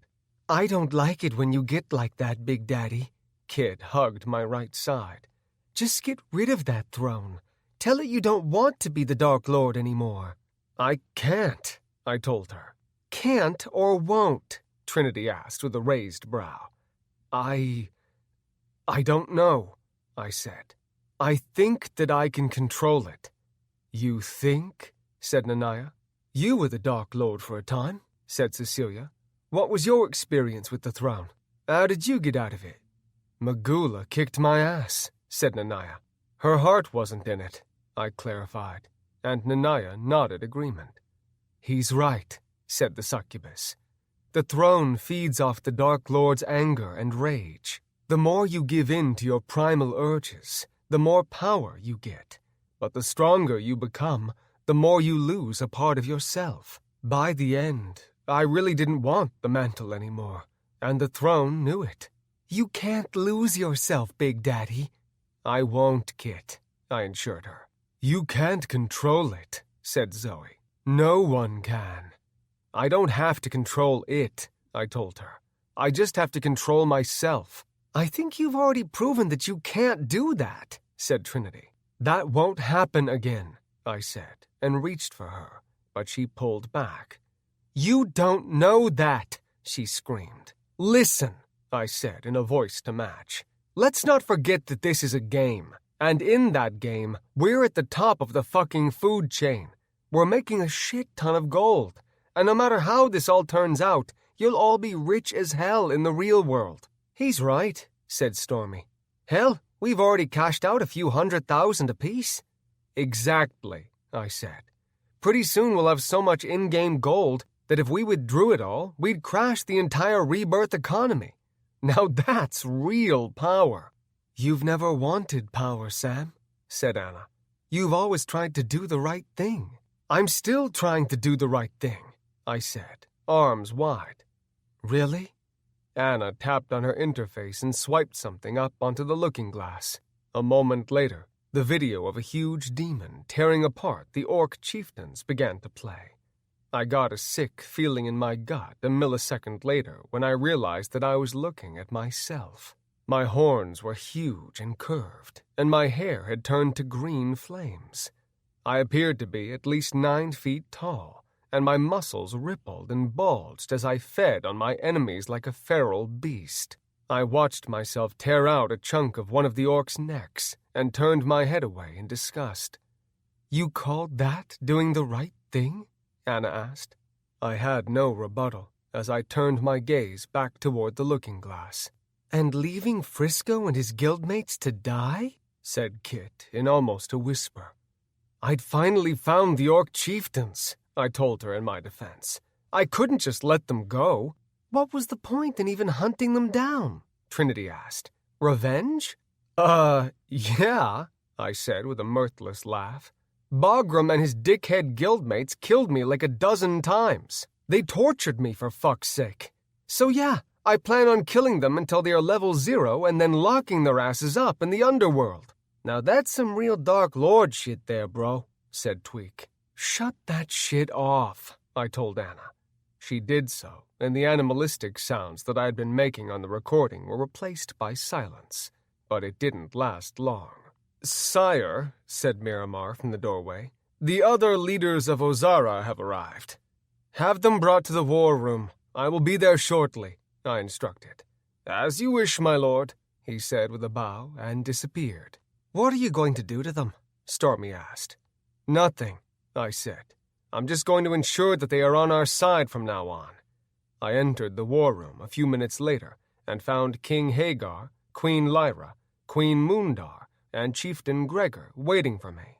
The throne may have receded and taken with it a large amount of my power, but I still had enough to perform mind control.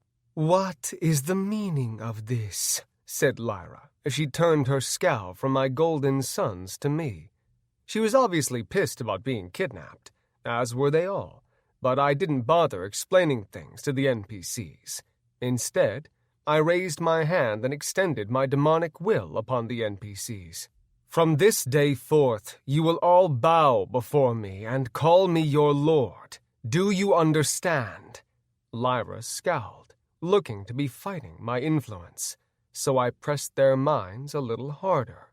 "From this day forth, you will all bow before me and call me your lord," I said evenly. "Yes, my lord," said Hagar, Moondar, and Gregor in unison. Their eyes were now gleaming bright green, and their voices came out in a droning slur. But Lyra was still fighting me. I moved toward her and grabbed her by the throat. My eyes locked on hers, which had begun to glow a dull green. "I am your lord, now and forever," I said to her. "You are my lord," she said with a bit of a struggle. I mentally forced myself into her mind, destroying all of her mental walls and destroying her will. "My lord," she said with a smile. "You are my lord, now and forever." "Very good," I said, and released her. "Now bow before me and swear fealty."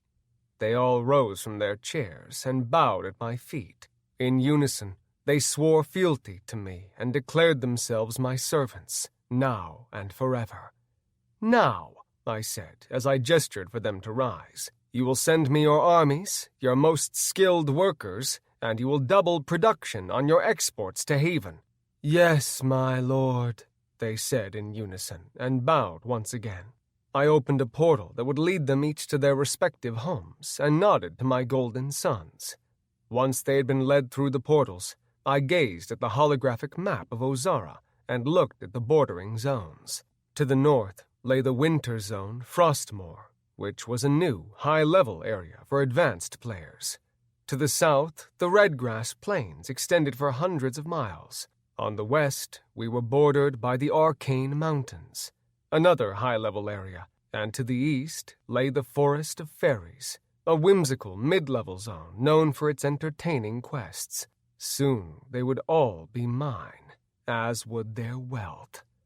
I opened a portal that would lead me down to the dungeons, and when I stepped through the threshold, the stench of my captives wafted over me. Bagram was talking to his guildmates and ensuring them that someone would do something to free them, but he promptly shut his mouth when I walked into the big cell. Their terror-filled eyes all locked on me, and I felt the throne's attention shift. "Have you come to your senses?" Bagram asked me bravely. I glanced at his level, which was now 61, and I grinned. "Yes, Bagram," I said as I approached him. "I have come to release you and beg your forgiveness." He frowned, and I unsheathed my sword in a blur of motion and stabbed him in the heart. Some of the orc chieftains cried out in surprise, others sobbed, yet others cursed and spit at me. I conjured arcane lightning and fried the ugly bastards, and part of me enjoyed the smell of their burnt flesh. "I grow tired of this little game that you are playing with the orcs." The return of the throne's voice made my heart quicken, but I kept my cool. "I'm not doing this for your entertainment," I told the throne, as the orc chieftains began to respawn on the Sultires. "What do you want?" Bagram bellowed when his body solidified. "You win, all right? You fucking win. Do you want me to beg? Do you want an apology?" "No," I said, as I slowly shook my head. "I want to hang you from the balcony of the Dark Throne. You see, Bagram, I told you not to fuck with me. I warned you time and again, but you couldn't just let well enough alone, could you? Well, this is what happens when you fuck with me." I blew off his head with a fireball, and when he respawned, I instructed my gilded sons to kill them all until they were down to level 1. I left the dungeon knowing that the throne was watching and that he was pleased by my callous instructions. He still hadn't given me back my full power, and I was beginning to wonder if the other lords of the underworld knew about our little squabble. I was heading toward the common room and thinking about summoning Frigg to get the lowdown about the other lords, when Miramar appeared before me with his face etched in concern. "Sire," he said with a bow, "the one you call Dr. Marks is outside the city gates. He wishes to speak to you." "What? Why didn't he contact me first?" I asked, more to myself than Miramar. "I do not know, sire." I angrily opened a portal that would lead me to the gate and marched through. When I stepped out into the sunlight, I felt a small wave of fatigue wash over me. Dr. Marks was standing opposite the open gate, and there were 3 winged eyeballs hovering around him. I knew that if he was broadcasting the meeting, then he had something important to say. "Sam," he said with a nod. I pointed at the hovering eyeballs. "What's this all about?" "You look more like yourself," he noted, ignoring my question. "Is that what you came here to tell me?" "No," said the doctor. "I came here to warn you." "Warn me about what?" "You must renounce the Dark Throne before it is too late," he told me with dramatic flair, and I laughed in his face. "Haven't we been through this before?" I said, laying on the sarcasm.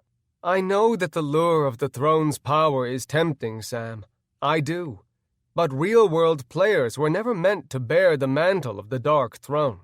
It is already changing you. You must feel it." "Chill out, Doc. It's just a game after all, right?" Dr. Marks frowned, and I could tell that he was truly disturbed about something. "Sam, I was sent here by the Game Masters in a last-ditch attempt to get you to lay down the mantle of the Dark Throne," he said as he glanced down at my enchanted sword.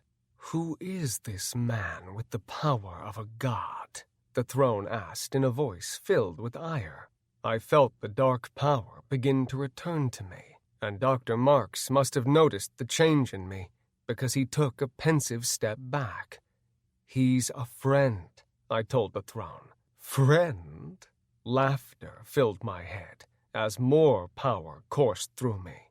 "Sam," said Dr. Marks pensively, "I can help you. You need only lay down your sword, cast off the mantle." "Then what?"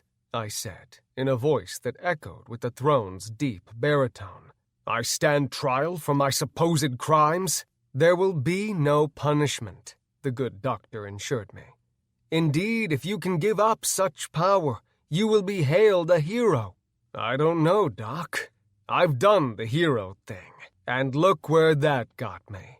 "I can assure you that you will not be punished. The gods wish to parley with you." "The gods fear you," the throne suddenly realized, and his excitement became my own. I felt the power of the Dark Throne surge through me. My horns burst from my skull and curled on each side of my head. They grew straight out from there at least a foot, pointing at Dr. Marks menacingly. I felt my hair burst into flames as my body grew bigger, and soon I was towering over the doctor. The winged eyeballs hovered around us, and I imagined the players all throughout the game watching on the edge of their seats.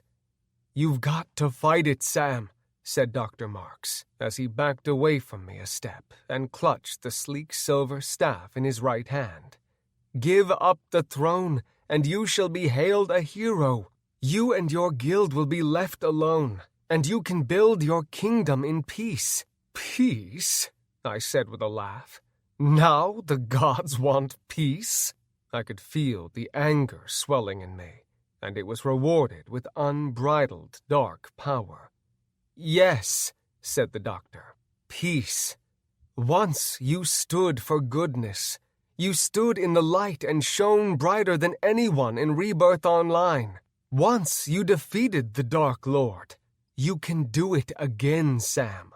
"And what did I get in return for my sacrifices?" I said, as the rage billowed within my soul and begged to be released.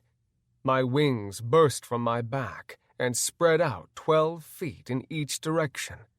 I beat them once and rose into the air, leaping toward the doctor and landing before him with such power that the ground trembled beneath my hooved feet. You were hunted. I was hunted. I repeated the throne's words and stomped toward the doctor. You were tortured. I was tortured, I bellowed, and my breath became fire. You were murdered. I was murdered repeatedly, and you didn't do anything to stop it. The doctor lifted his staff to the heavens, and bluish-white lightning erupted from the end of it. A shockwave of cold energy slammed into me, pushing me back several feet. Dr. Marks began to glow, and he grew 15 feet tall, radiating holy power that stung my eyes and burned my skin. Now the Game Masters decide to intervene, I said in my own voice and that of the throne. You wouldn't try to stop Kincaid, and you left it up to me to defeat his ghost in the underworld. Yet you would move against me. They fear what you will become, said the throne. They know that you are the strongest of my chosen. Show them the folly of their ways. Show them our power. With every word the throne spoke, more power flowed into me. I unsheathed my enchanted sword. I'm not afraid for the players of Rebirth, said Dr. Marks. I'm afraid for you, Sam. I'm trying to help. I summoned arcane lightning and thrust my arms forward, but the doctor was ready for the attack, and he stopped the biting lightning with his silver staff. The power of my spell made the ground shake and echoed across the land like an apocalyptic thunder. Dr. Marks stood tall and strong before my onslaught, his face twisted into a grim scowl. You don't want to do this, Sam, he said pensively. Oh boy, did I. Behold, I bellowed, as more power coursed through me. I am retribution born. I unsheathed my blade, which cracked with unbridled power, and brought it down on the doctor's head. He blocked the strike with his staff, but the power behind my blade was that of the dark throne itself, and it shorn the silver staff in two. I lashed out with crimson fury, and howling green flames surrounded Dr. Marks, and left him thrashing on the ground. Even a god cannot stand up to your power. The throne's words filled me with bloodlust, and I no longer saw the doctor as the man who had guided me into my new world. Instead, I saw him as the father figure who had abandoned me to the wolves, and I wanted nothing more than to see him die. Sam! Dr. Marks, pleading, called from the flames. I fed my spell with the vast wells of rage that boiled within me, and Dr. Marks was lost in the ball of green flame. But then he suddenly exploded with light, and my spell was devoured as a wall of energy crashed into me and slammed me into the city wall.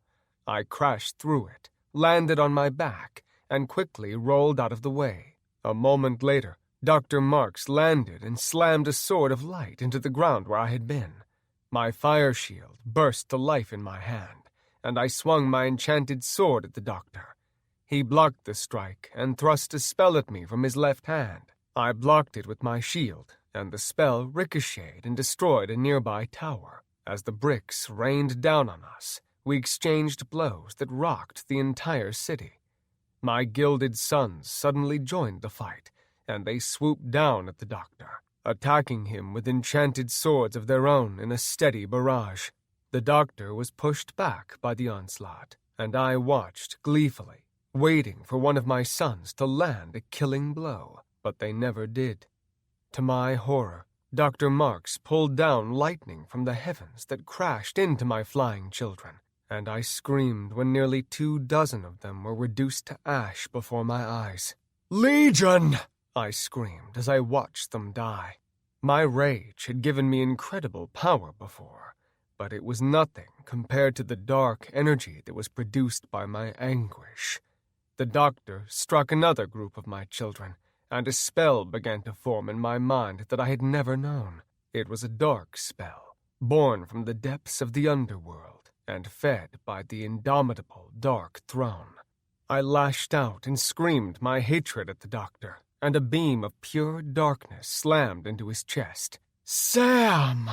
the doctor called out in anguish. I poured everything the Dark Throne gave me into the spell, and cracks began to form in Dr. Marks's skin.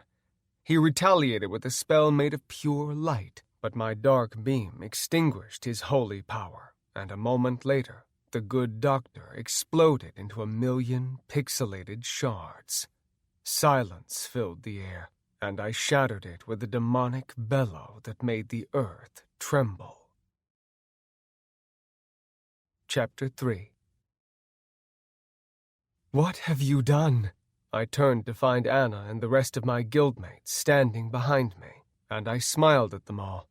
"Fret not, for you too shall know the power of the Dark Throne." The words were not my own, but came from the throne. I lifted my hand, barely aware of what I was doing. To my surprise, dark power issued from my hand and surrounded my friends. The spell that the throne was casting through me didn't hurt my friends. However, instead, it filled them with dark power. The look in their eyes told me that they had never felt anything like it, and soon they were lifted off their feet and hovered above the ground, bathing in the incredible power of the throne. "You have cast Blessing of the Dark One." My friends' levels may have only been in the 70s, but their overall power more than tripled when the blessing was applied. I watched enthralled as they all grew horns and black wings, and their eyes began to glow bright green.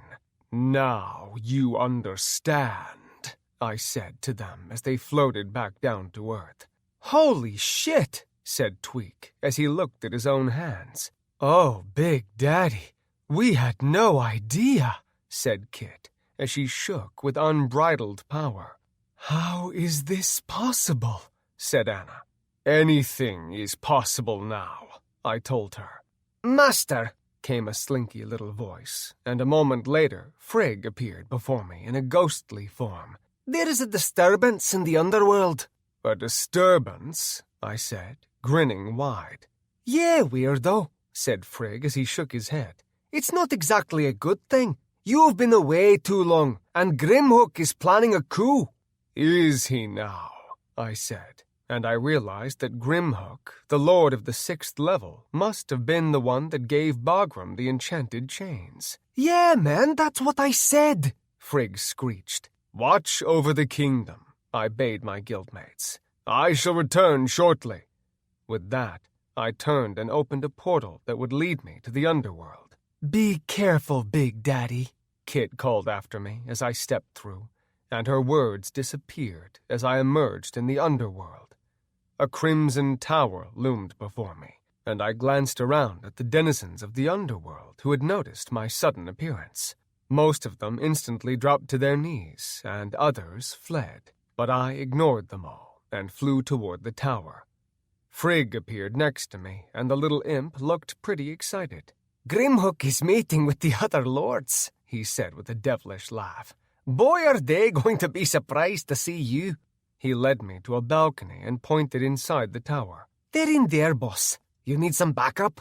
"Probably not," I said with a laugh. "But you can be my wingman if you want." The little imp flew in a big circle and laughed gleefully. I could hear the other lords of the underworld talking inside the tower, and it sounded like they were arguing about something. I thought about listening in on them for a while, but I didn't really care what the NPCs were talking about, so I strode right in like I owned the place.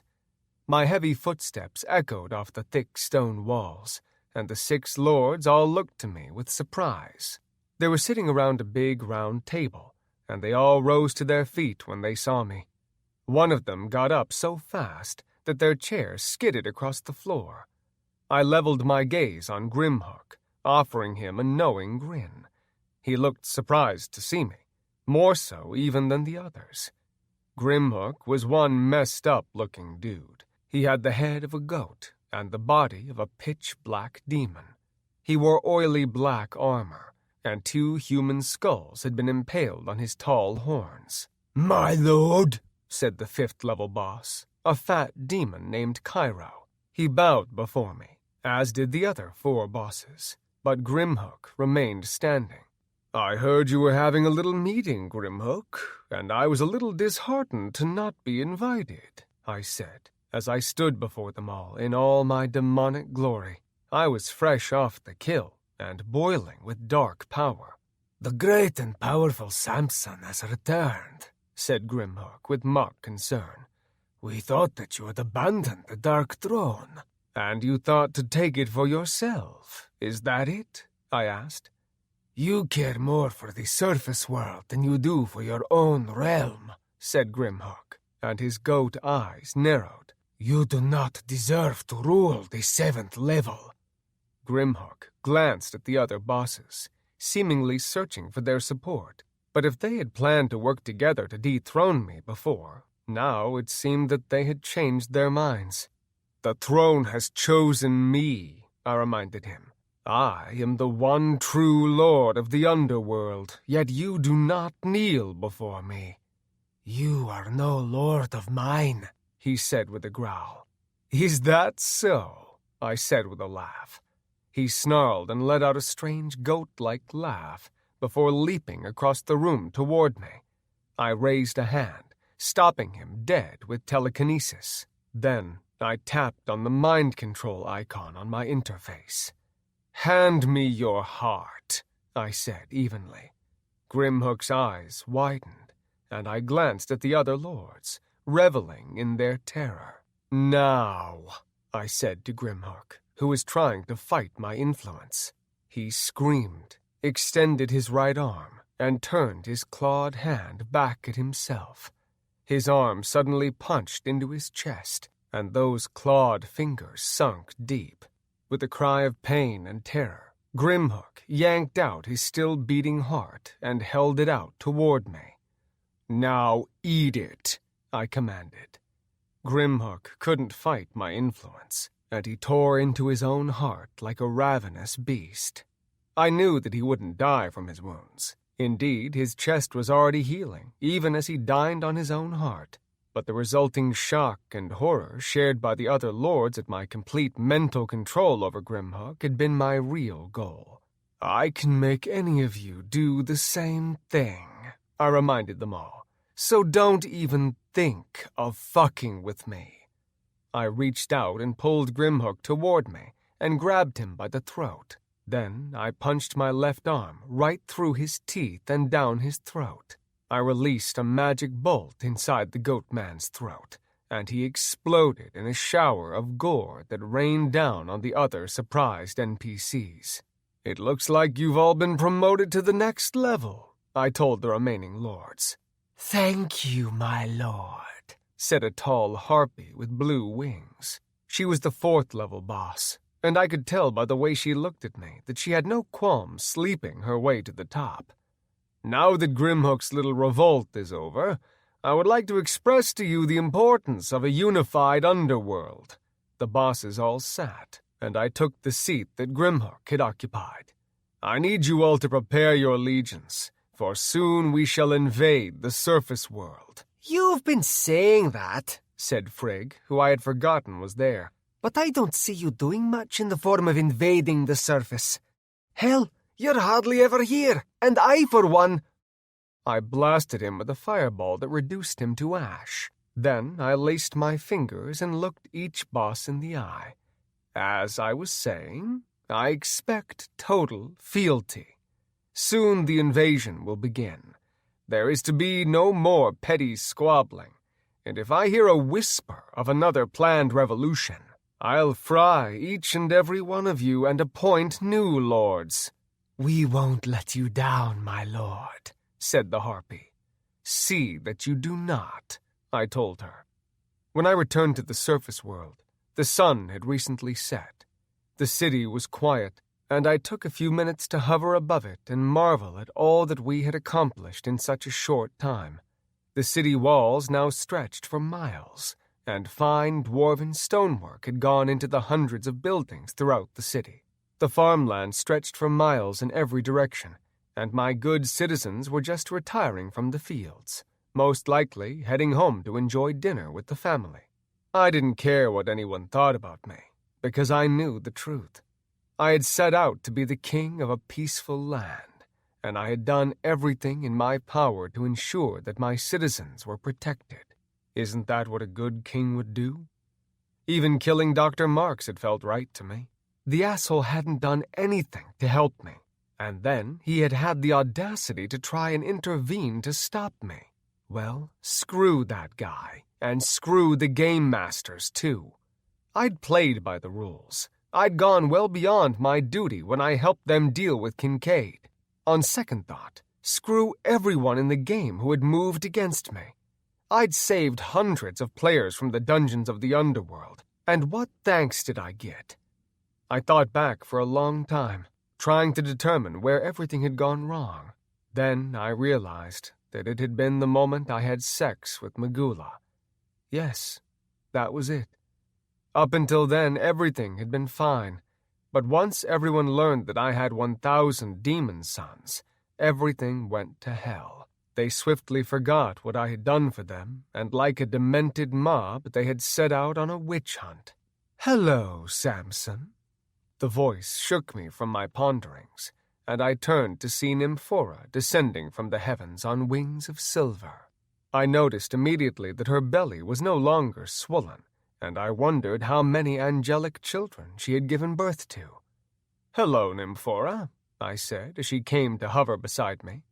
She had at first looked happy to see me, but as I watched her eyes travel over me and stop at my massive curved horns, her smile faded. "You have changed," she said. "In appearance, perhaps," I said with a smile. "And so have you." She glanced down at her flat stomach. "Yes, about that. I wanted to tell you that I have given birth, and the children are doing well." "Children? How many did you have?" "Almost 2,000, she said with a shrug. It was as though she had expected more.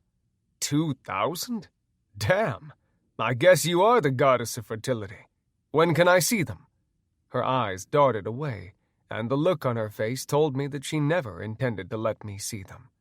"Nymphora, I'm their father, right?" "You are the father, yes." An awkward silence followed, and I moved closer to her to gauge her reaction. When I did so, she backed away from my advance. "I have received word from the underworld that you intend on carrying out with Magula's invasion of the surface. Is that true?" "If my enemies continue to attack my kingdom, then I will do whatever I must to protect my people," I told her. "Sam, you promised me that you would do no such thing." "No, I didn't. I said that I would bring order back to the underworld and prevent Magula from invading the surface." "The throne has taken hold of you, hasn't it?" she asked with deep concern. "I've seen it before. It happened to my sister, and now it's happening to you." "Don't worry, babe. I've got it under control." "Do you?" she asked with a raised brow. She was starting to piss me off, so I tried to change the subject. "How is Magula doing?" "My sister is in great pain," said Nymphora. "The loss of the Dark Throne has had a deep impact on her. She spends one day lamenting about the terrible things that she did under its influence, but the next day she falls into a fit of murderous rage." "She's probably pretty pissed at me," I said. "That is an understatement. Magula still loves you, you know, even if she wants you dead half the time." "And what about you?" I asked. "She must be a little angry with you for killing her." "That is an understatement as well," she said with a mirthless laugh. But Magula will one day learn to forgive again. She is a good person deep down, Samson, and so are you. If this is the part where you try to convince me to give up the throne, then you can just save your breath.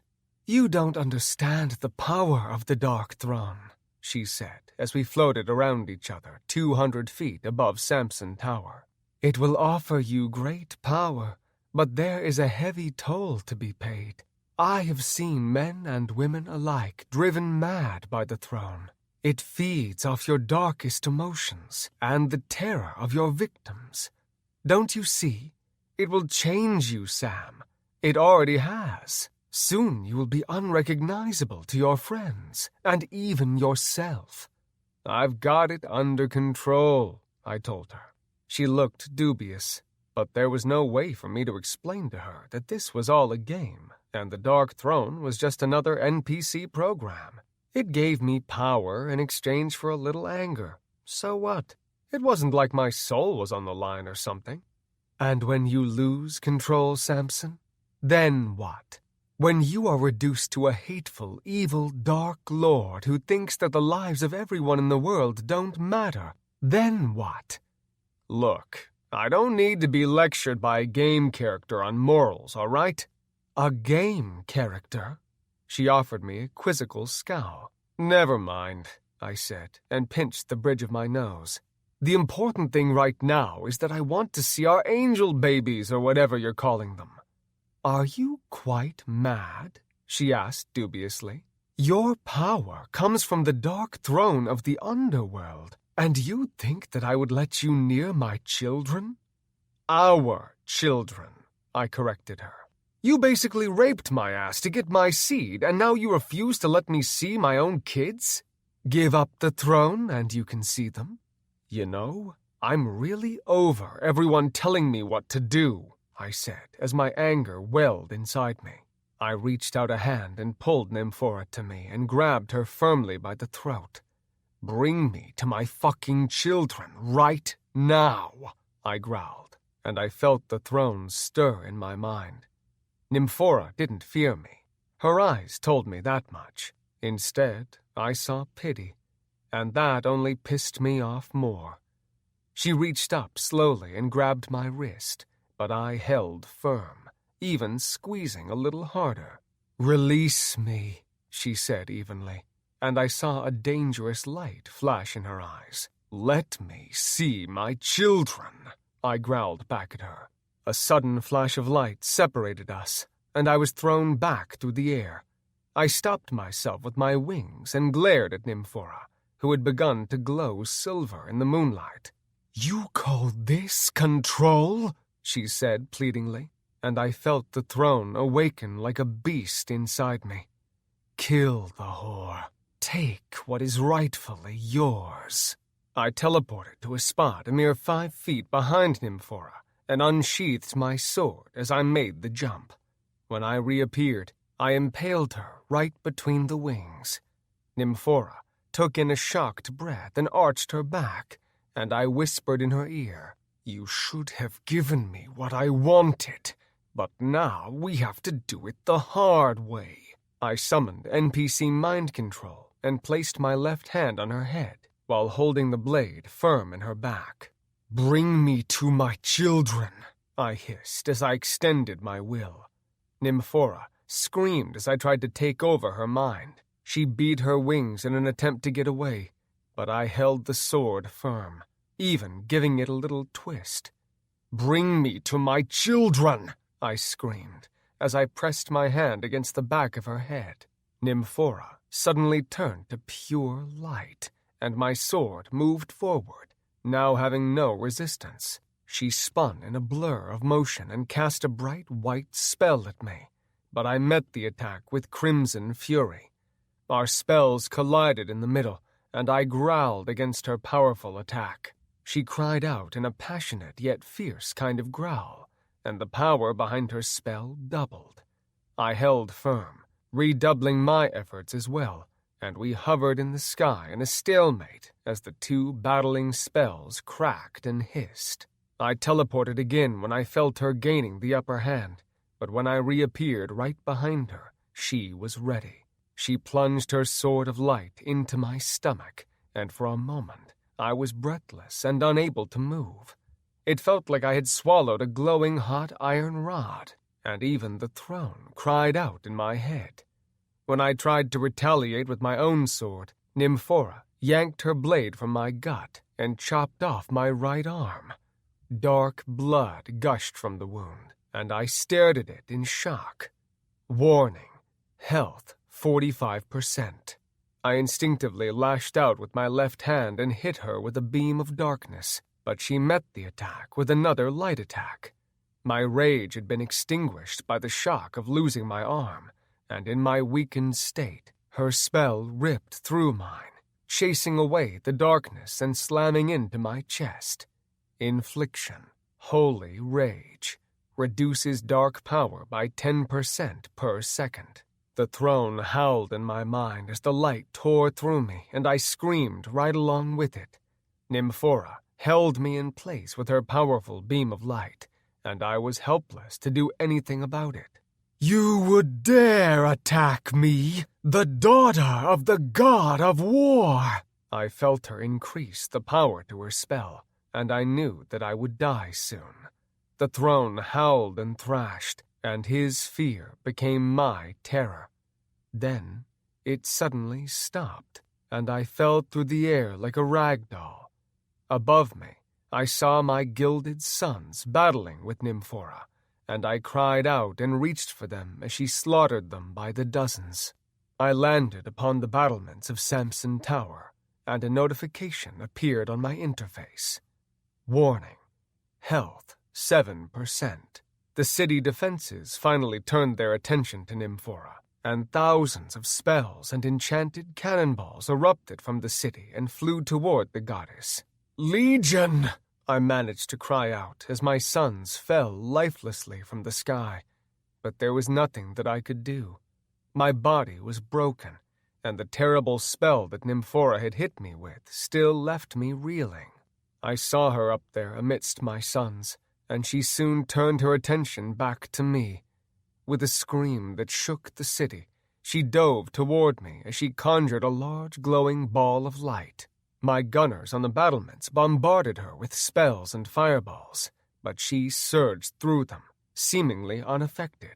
With my left hand, I frantically brought up my interface and tapped on the cannon connected to the Everstone, and I pushed it all the way to 100% power. The blast that issued from the cannon filled the night sky with brilliant green light and slammed into Nymphora. I didn't wait to see what happened to her, but hurriedly enabled the shield. I lay there bleeding and clutching the stump on my right arm just below the elbow. Overhead, the emerald shield hummed. My gilded sons continued to drop to earth like fallen angels, and I felt that old rage begin to boil inside me again. This time, however, the power of the Dark Throne didn't come with it. The throne was just as injured as I was, if not more. I knew that instinctively. What I didn't know was how long it would take us to recover. Whatever that spell had done to us had been pretty serious, and I couldn't believe that Nymphora had been powerful enough to actually hurt the throne. The agony that I felt was not only mental, but spiritual. I felt absolutely terrible. Every fiber of my being hurt, and my emotions were a roller coaster that kept on bringing me down lower and lower still. I tried to get up, but quickly lost my will. What was the point? "He's over here," I heard Cecilia call out, and I groggily opened my eyes. "Oh my God! Big Daddy!" Kid cried, as she and the other girls raced across the battlements. I felt healing energy wash over me, but rather than heal me, it stung like a son of a bitch. "Stop!" I cried out in agony, and Kit withdrew her healing magic. "He cannot be healed," said Anna. Not by holy light, anyway. "Sam, can you hear me?" It was Trinity, and she was hugging me tight. I tried to nod, but my outburst had taken the last of my strength.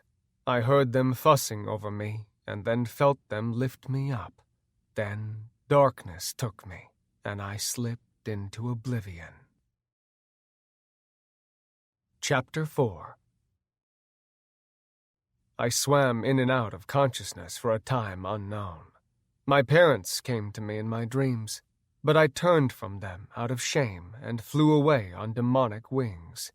Dr. Marks appeared before me as a giant three-headed dragon who spoke in tongues, and I fled from him as well.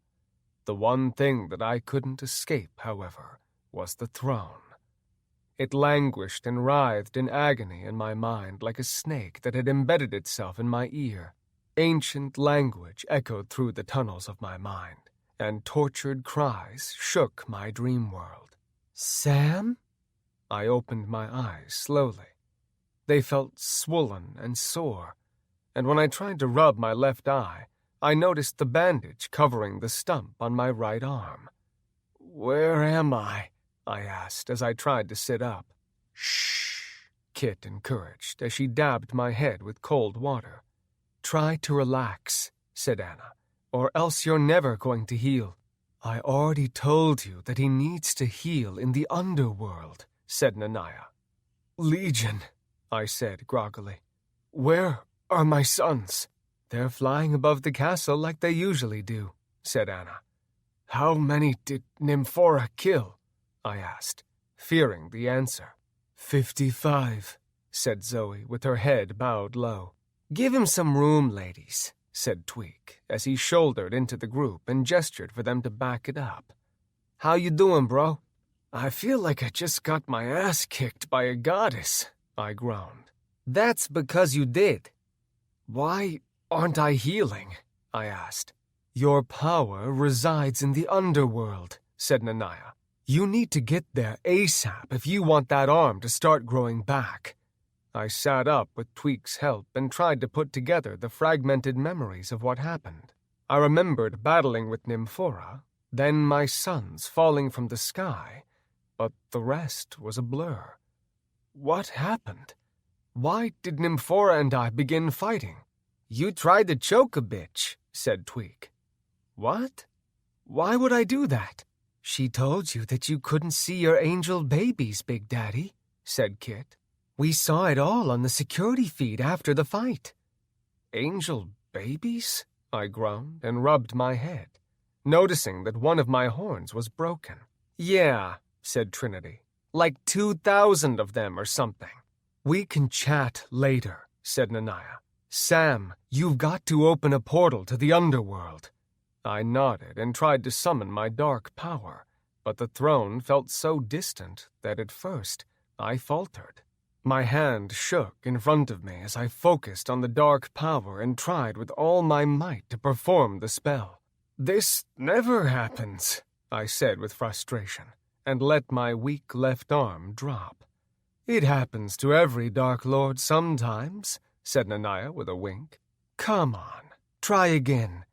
I let out a slow breath and tried to clear my mind, then raised my hand once more. I focused on the mental image of the dark tower and willed a portal to the place to open before me. After 20 seconds, the portal finally opened. Tweak and Nanaya helped me walk to the portal, and I turned when I reached it and faced my guildmates. "I'll be back soon, all right?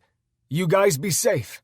"That sounds boring," said Ember with a smirk. "We'll see you soon, Sam," said Anna, and kissed me on the cheek. I turned from my friends with a heavy heart and walked through the portal. I emerged before the dark tower, and a moment later, Frigg appeared in the air next to me.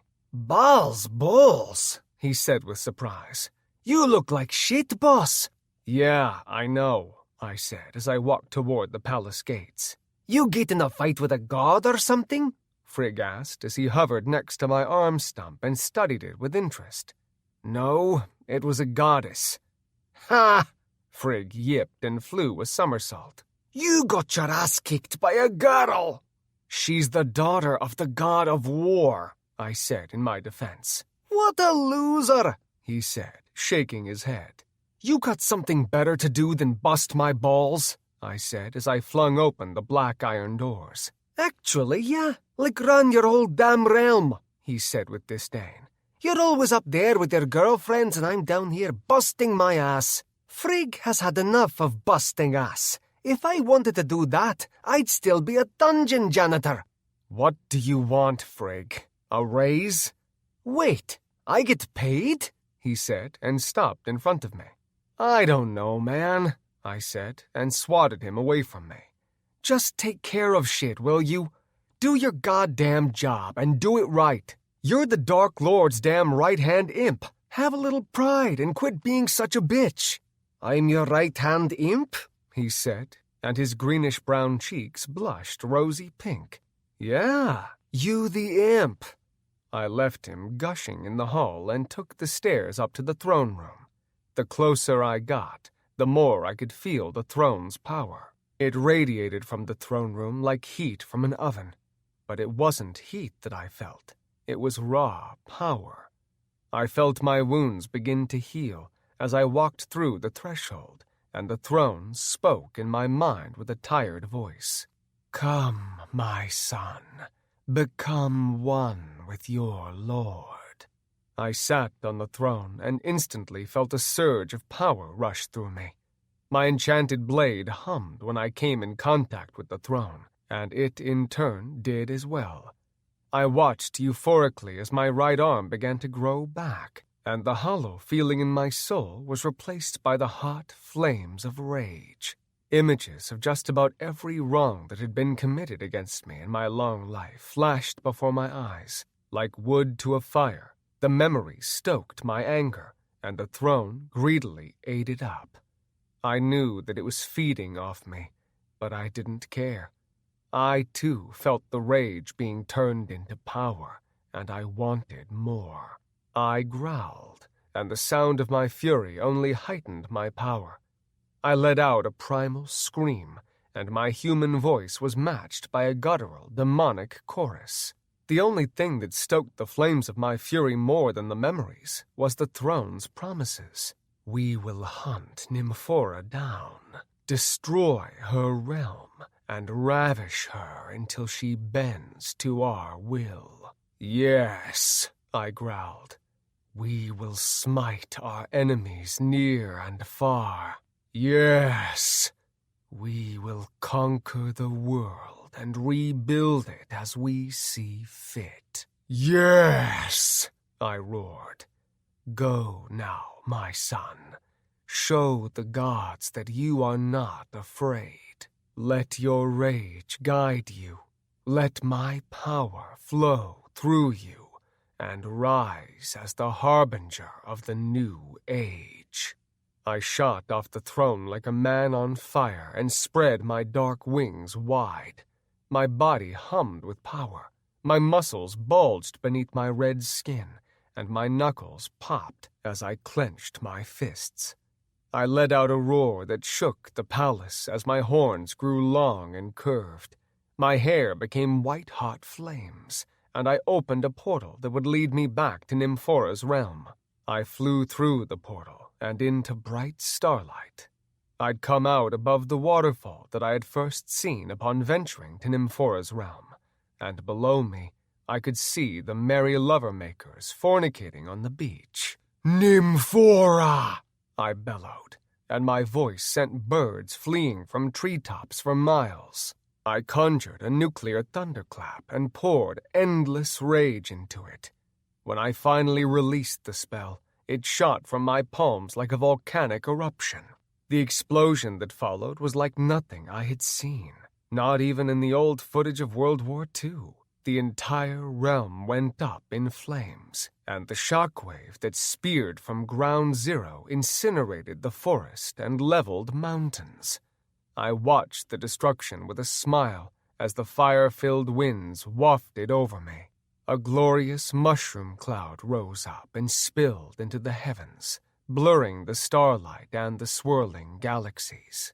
I enabled aura detection and smiled when I saw nearly 2,000 angelic beings rise from the ashes and fly toward me. They were led by none other than Nymphora, and she looked absolutely pissed. The sound of rushing wings caused me to turn around, and I saw hundreds of seraphim flying toward me with brilliant silver lances that parted the dust and smoke. I conjured arcane lightning and poured my dark power into the spell. It screamed from my palms, white-hot and terrible, and slammed into the angelic warriors. The seraphim screamed as one in a tortured voice that made my heart surge. Summon the denizens of the underworld. Let them dine on the hearts of angels. I excitedly tapped on Summon Minions. You have selected Summon Minions. How many of your minions would you like to summon? A number pad appeared in front of me, and I typed in 5,000.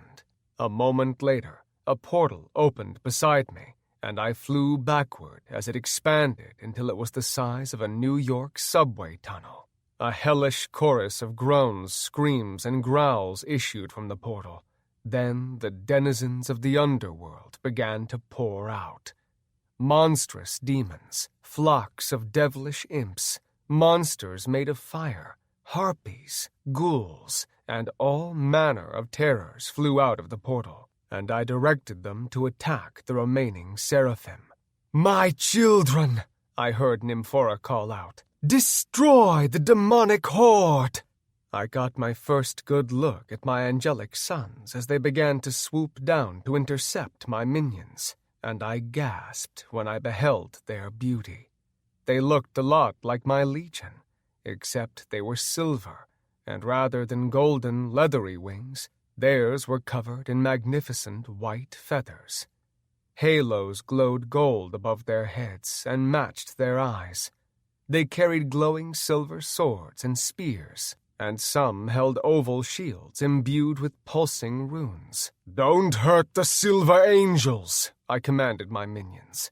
"Destroy the seraphim. Kill the goddess."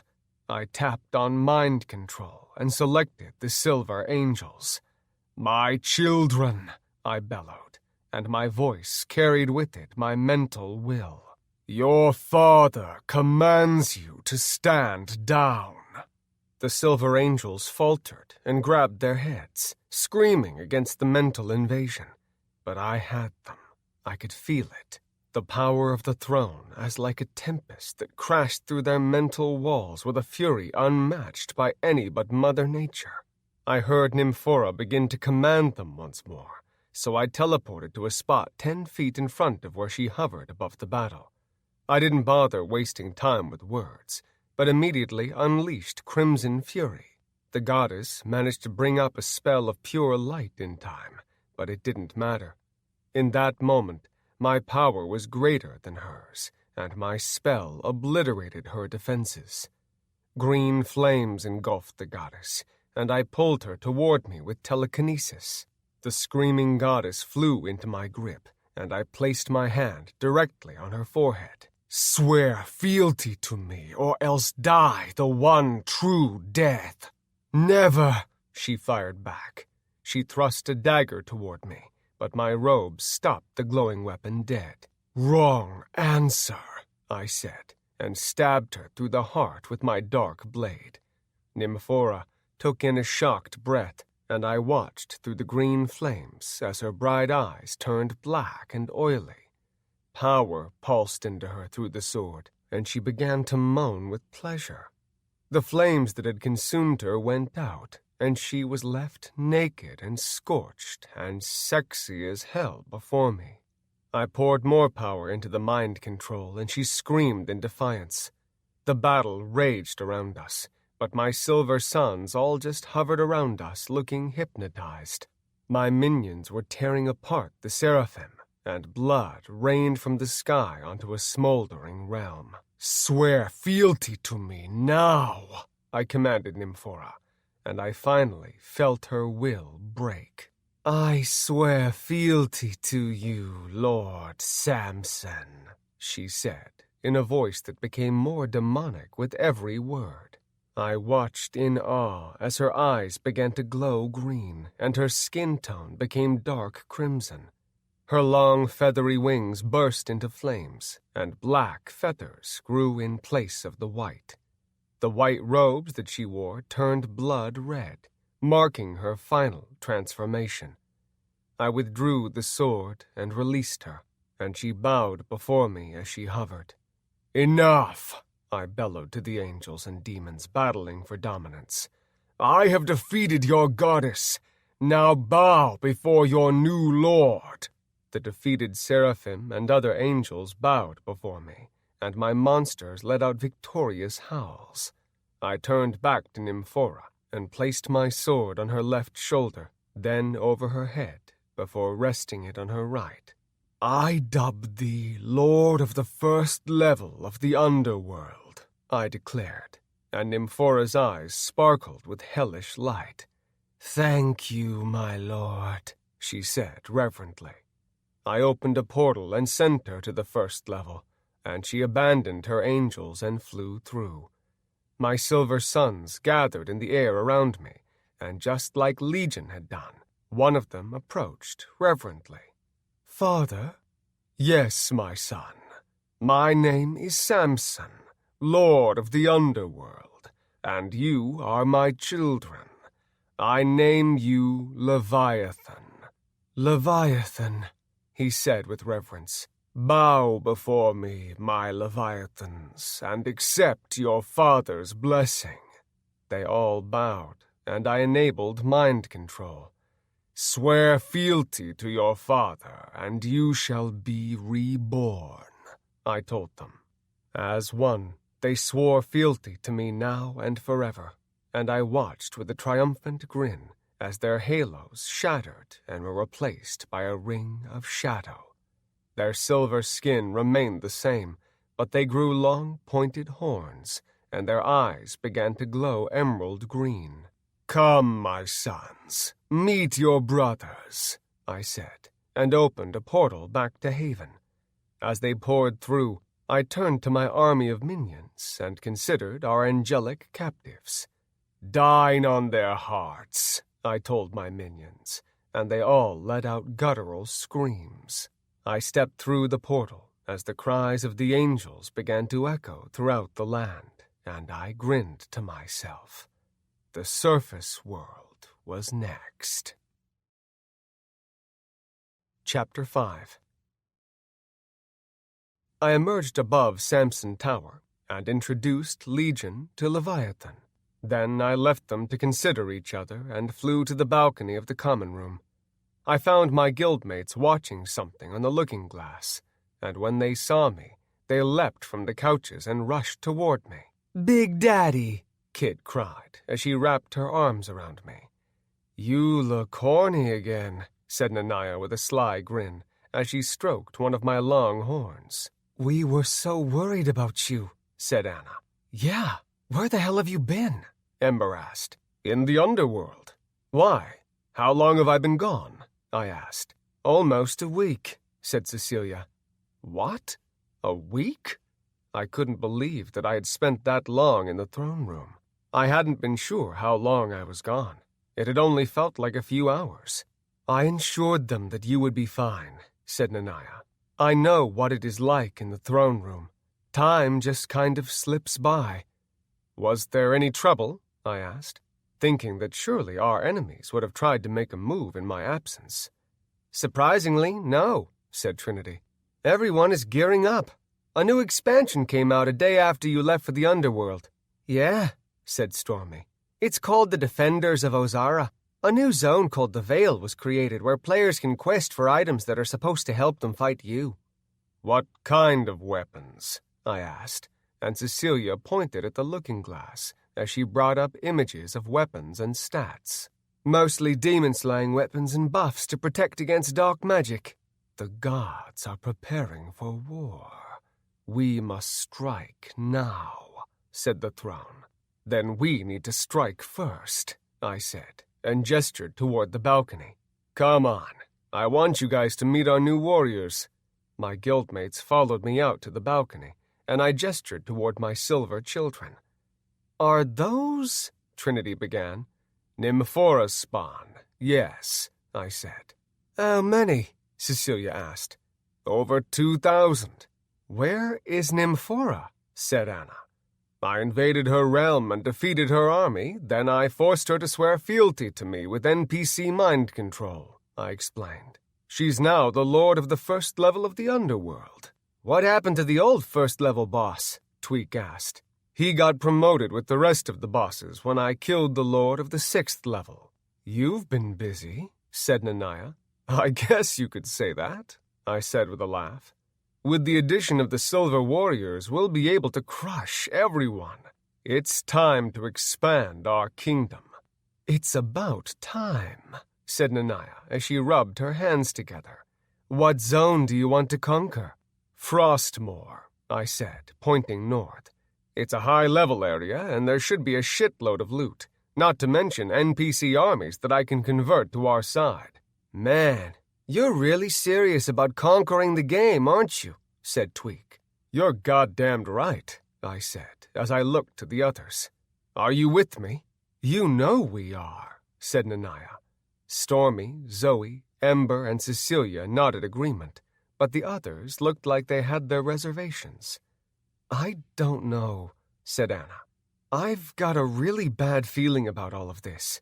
Tweak, Ember, Trinity, and Kit nodded agreement, and I spread my arms wide. What would you have me do instead? I asked. We're past the point of no return. If I surrender, then it's all over. That's not what Dr. Marks said, Anna reminded me. And you believe him? I said with a snide laugh. Yeah, I do, she said, and looked to the others.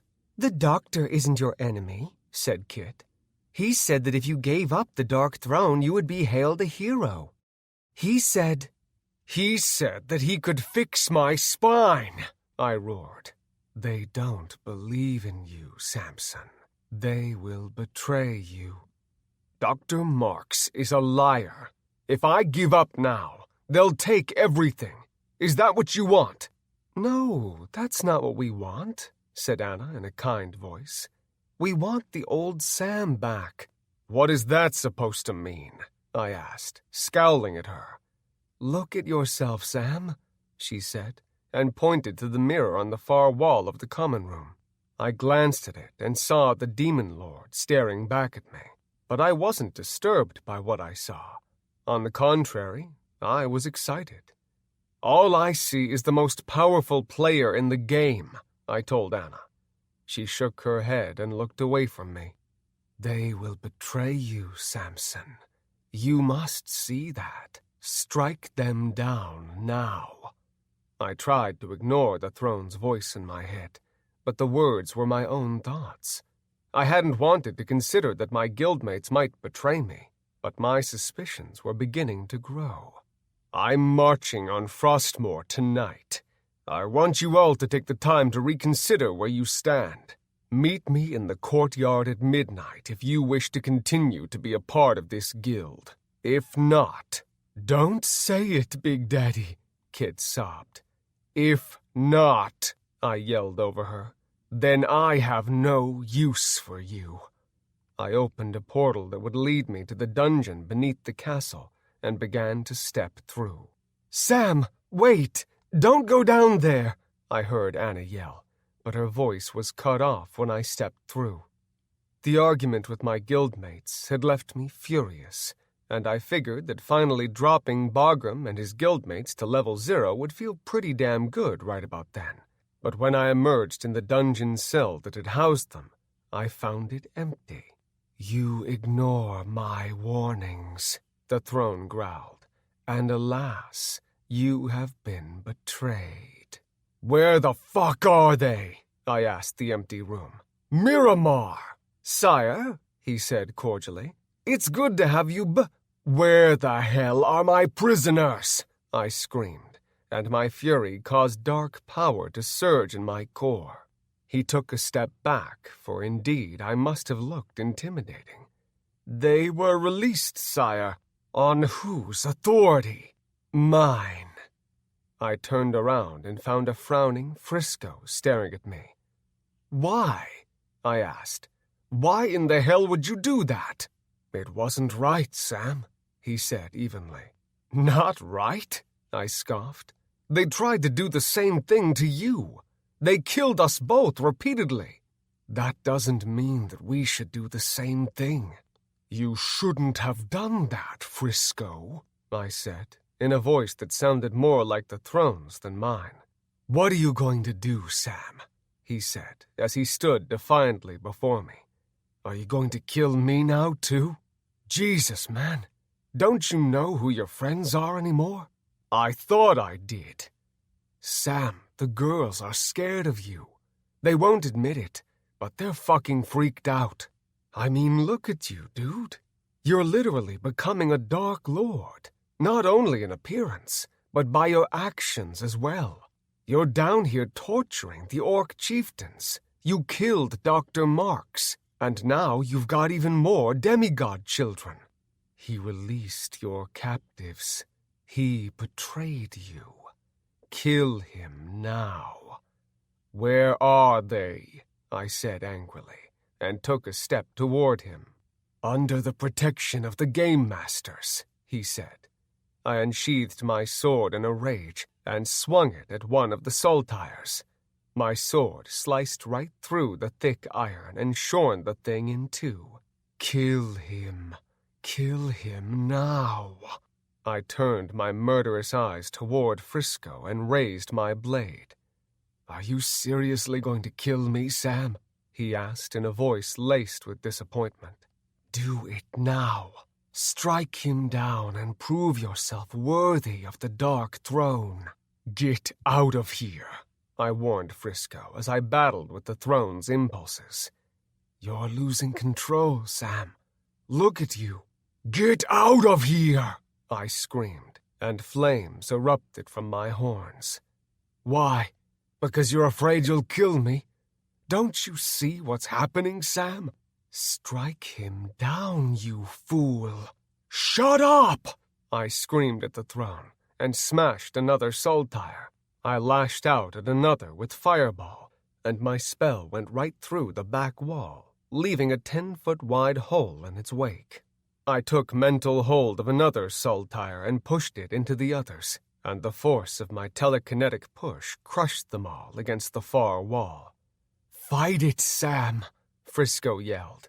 If you won't kill the traitor, then I will. Frisco, run! I warned, but it was too late. My right arm suddenly thrusted forward on its own, and a spell that I had never seen shot out of it and hit Frisco in the gut. His black fur instantly began to rot, and he looked up at me, not with fear, but sympathy. Sam, he said as he reached for me. I reached for him, but the rot quickly spread across his body, and right before our hands met, his body crumbled into a pile of ash. What have you done? I asked the throne, as I stared in horror at my dead friend's remains. I did what you should have done. My rage mixed with my sorrow and left me shaking. I wanted to smash the throne, but I knew that it was too powerful. If I moved against it, then I would relinquish its blessing, and I would go back to just being another player. But if I was patient, then I might be able to figure out how to trick it into far better men than you have tried, came the voice in my head. I froze. I hadn't known that the throne could hear my thoughts if I wasn't speaking to it directly. But how was that possible? The throne was just another NPC program, and programs couldn't read people's minds. Or could they? I know everything that lies in your heart, Samson. We are one, you and I. There is nothing that you can hide from me. I felt like I was going to be sick, and the feeling soon turned into panic. I suddenly felt like I had a parasite in my brain, and the intrusion made me crazy. A storm of emotions grew inside me, and the throne's echoed laughter filled my mind. Do not fight me, Samson, for without me, you are nothing. Fuck you! Without me, you are nothing. Without me, You will be caged like an animal. They'll torture you, kill you, and they'll take your women as their own. No, I growled. Your kingdom will be given to Bagram and the Orc chieftains. Your wealth will be stolen from you. Never!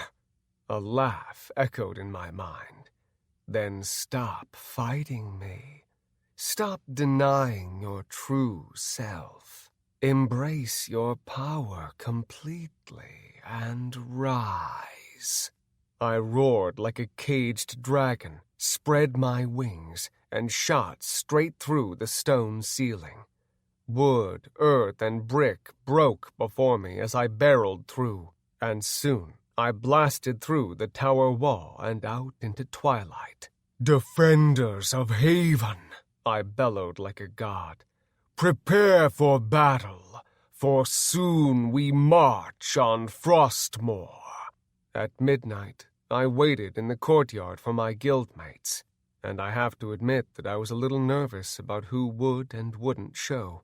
To my surprise, however, all 9 of my guildmates emerged from the castle near the gardens and strode toward me. You have all made the right choice, I said, as I opened my arms wide. We just spoke with Frisco, said Anna. Did you really kill him, Sam? Trinity asked. Yeah, I said without remorse, though I felt a ton of it. He released Bagram and the Orc chieftains. Did you know that? Of course we did, said Anna. We're the ones who let him do it. Why? Because it was the right thing to do, said Kit.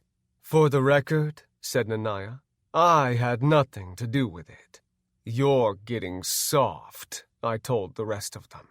The Orc chieftains have been messing with us since the tournament, and you think that they deserve a second chance?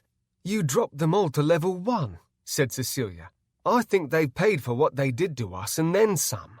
Yeah, bro. Last I heard they were questing in a level 1 to 5 zone. I think that they've learned their lesson, said Tweak. They would have learned their lesson in the underworld, but you all robbed me of that victory, I said. But I will forgive you for now. Blow me, said Trinity. I'm not interested in your forgiveness. I'm interested in loot and in-game gold. I scowled at her, but she wasn't intimidated in the least. You let your subjects speak to you in such a way, the throne scoffed. Hey, throne, eat a dick, I said in my mind. He laughed at that, and I opened a portal that led to Frostmoor. Mount up, I told my guildmates. It's time to fuck some shit up. Chapter 6. I flew through the portal with my guildmates and my thousands of sons behind me, and emerged in a wintry land of white. Frostmoor was a big realm, but there was only one major settlement that belonged to a race of intelligent Yetis. The city, called Winterton, was also a popular new place for level 40-plus players. Looks like there's a lot of players around, said Cecilia, as she hovered beside me on the wings that I had given them all. Good, I said. I've been wanting to try this new spell for a long time.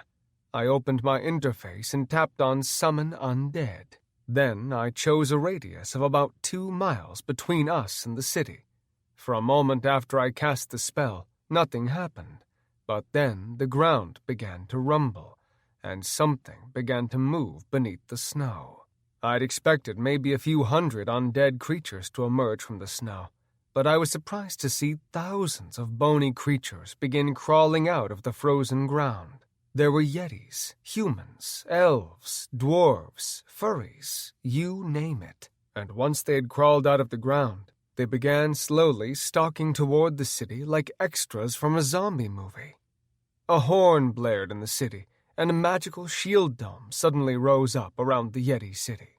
My heart surged in anticipation of the battle to come, and I could feel the throne become excited as well. The throne was very, very pleased, and I knew that its vast resources of power were at my disposal.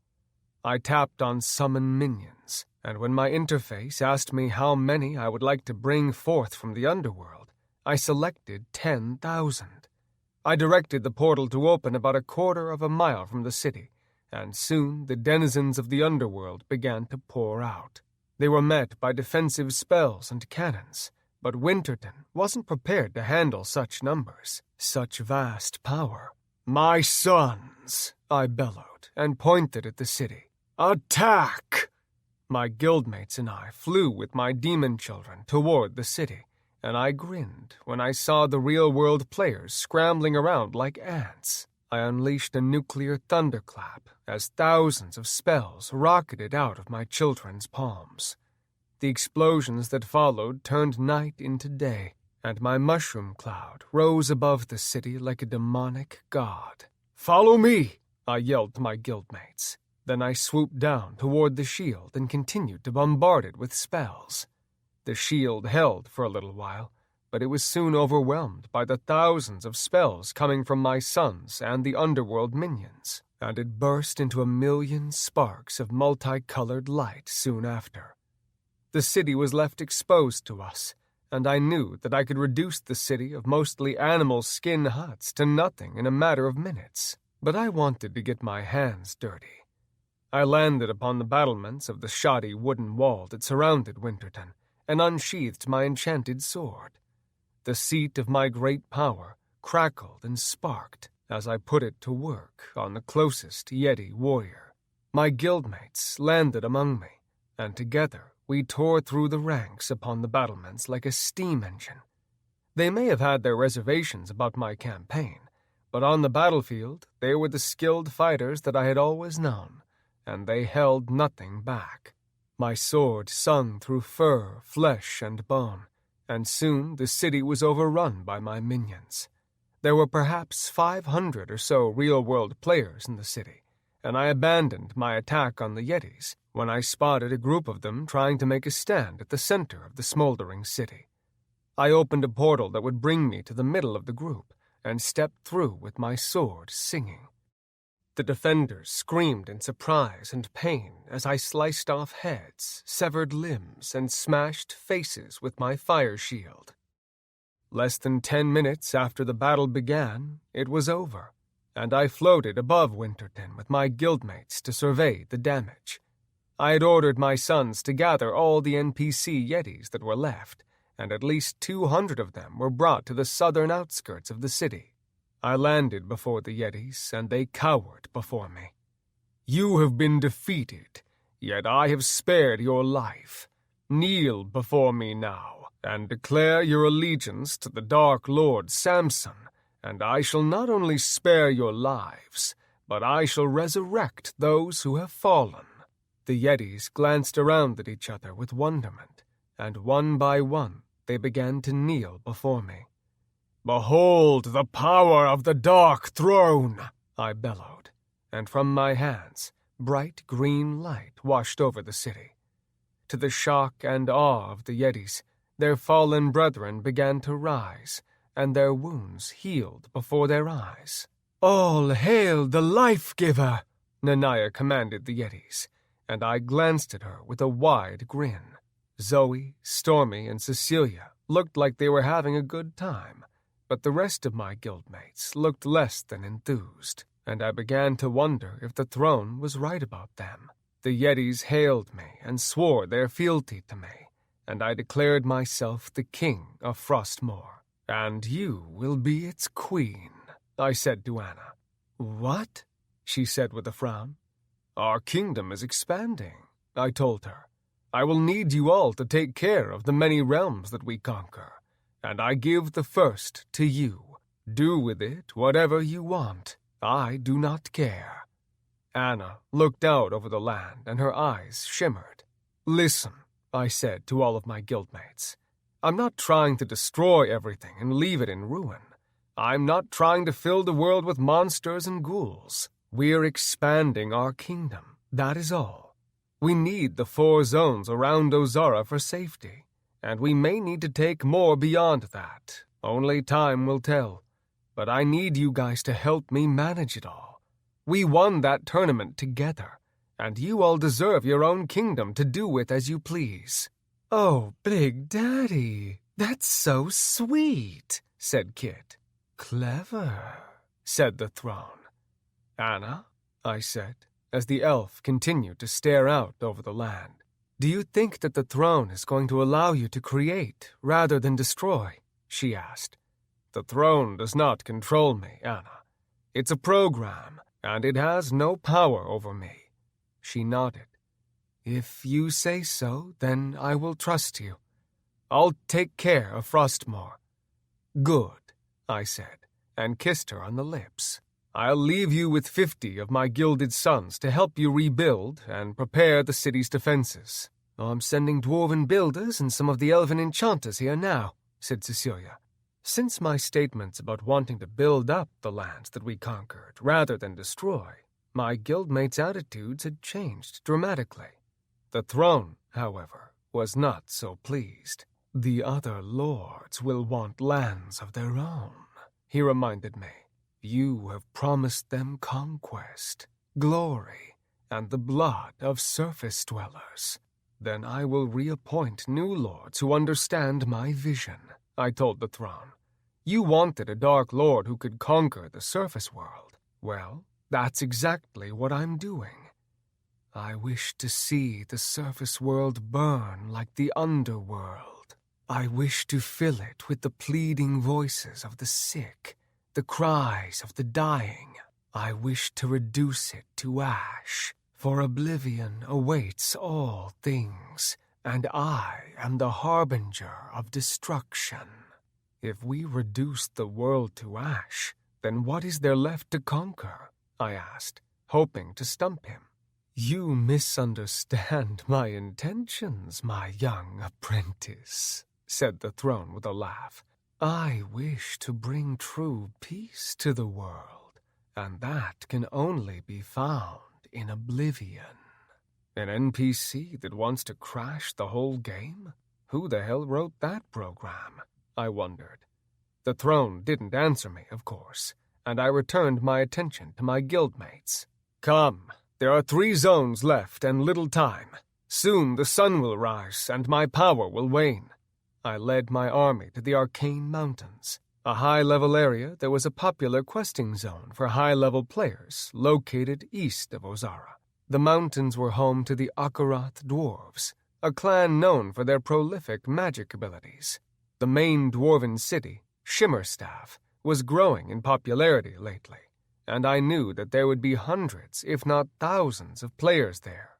The dwarves may have been skilled magic users, but they were no match for my demonic sons and my thousands of minions. As our armies bombarded the mountain city with spells and curses, I summoned more undead from the surrounding land. Thousands of dead dwarves and other creatures clawed their way out of the ground, and soon the city of Shimmerstaff was overwhelmed. I tore through the halls with my demonic sons, killing NPCs and real-world players alike.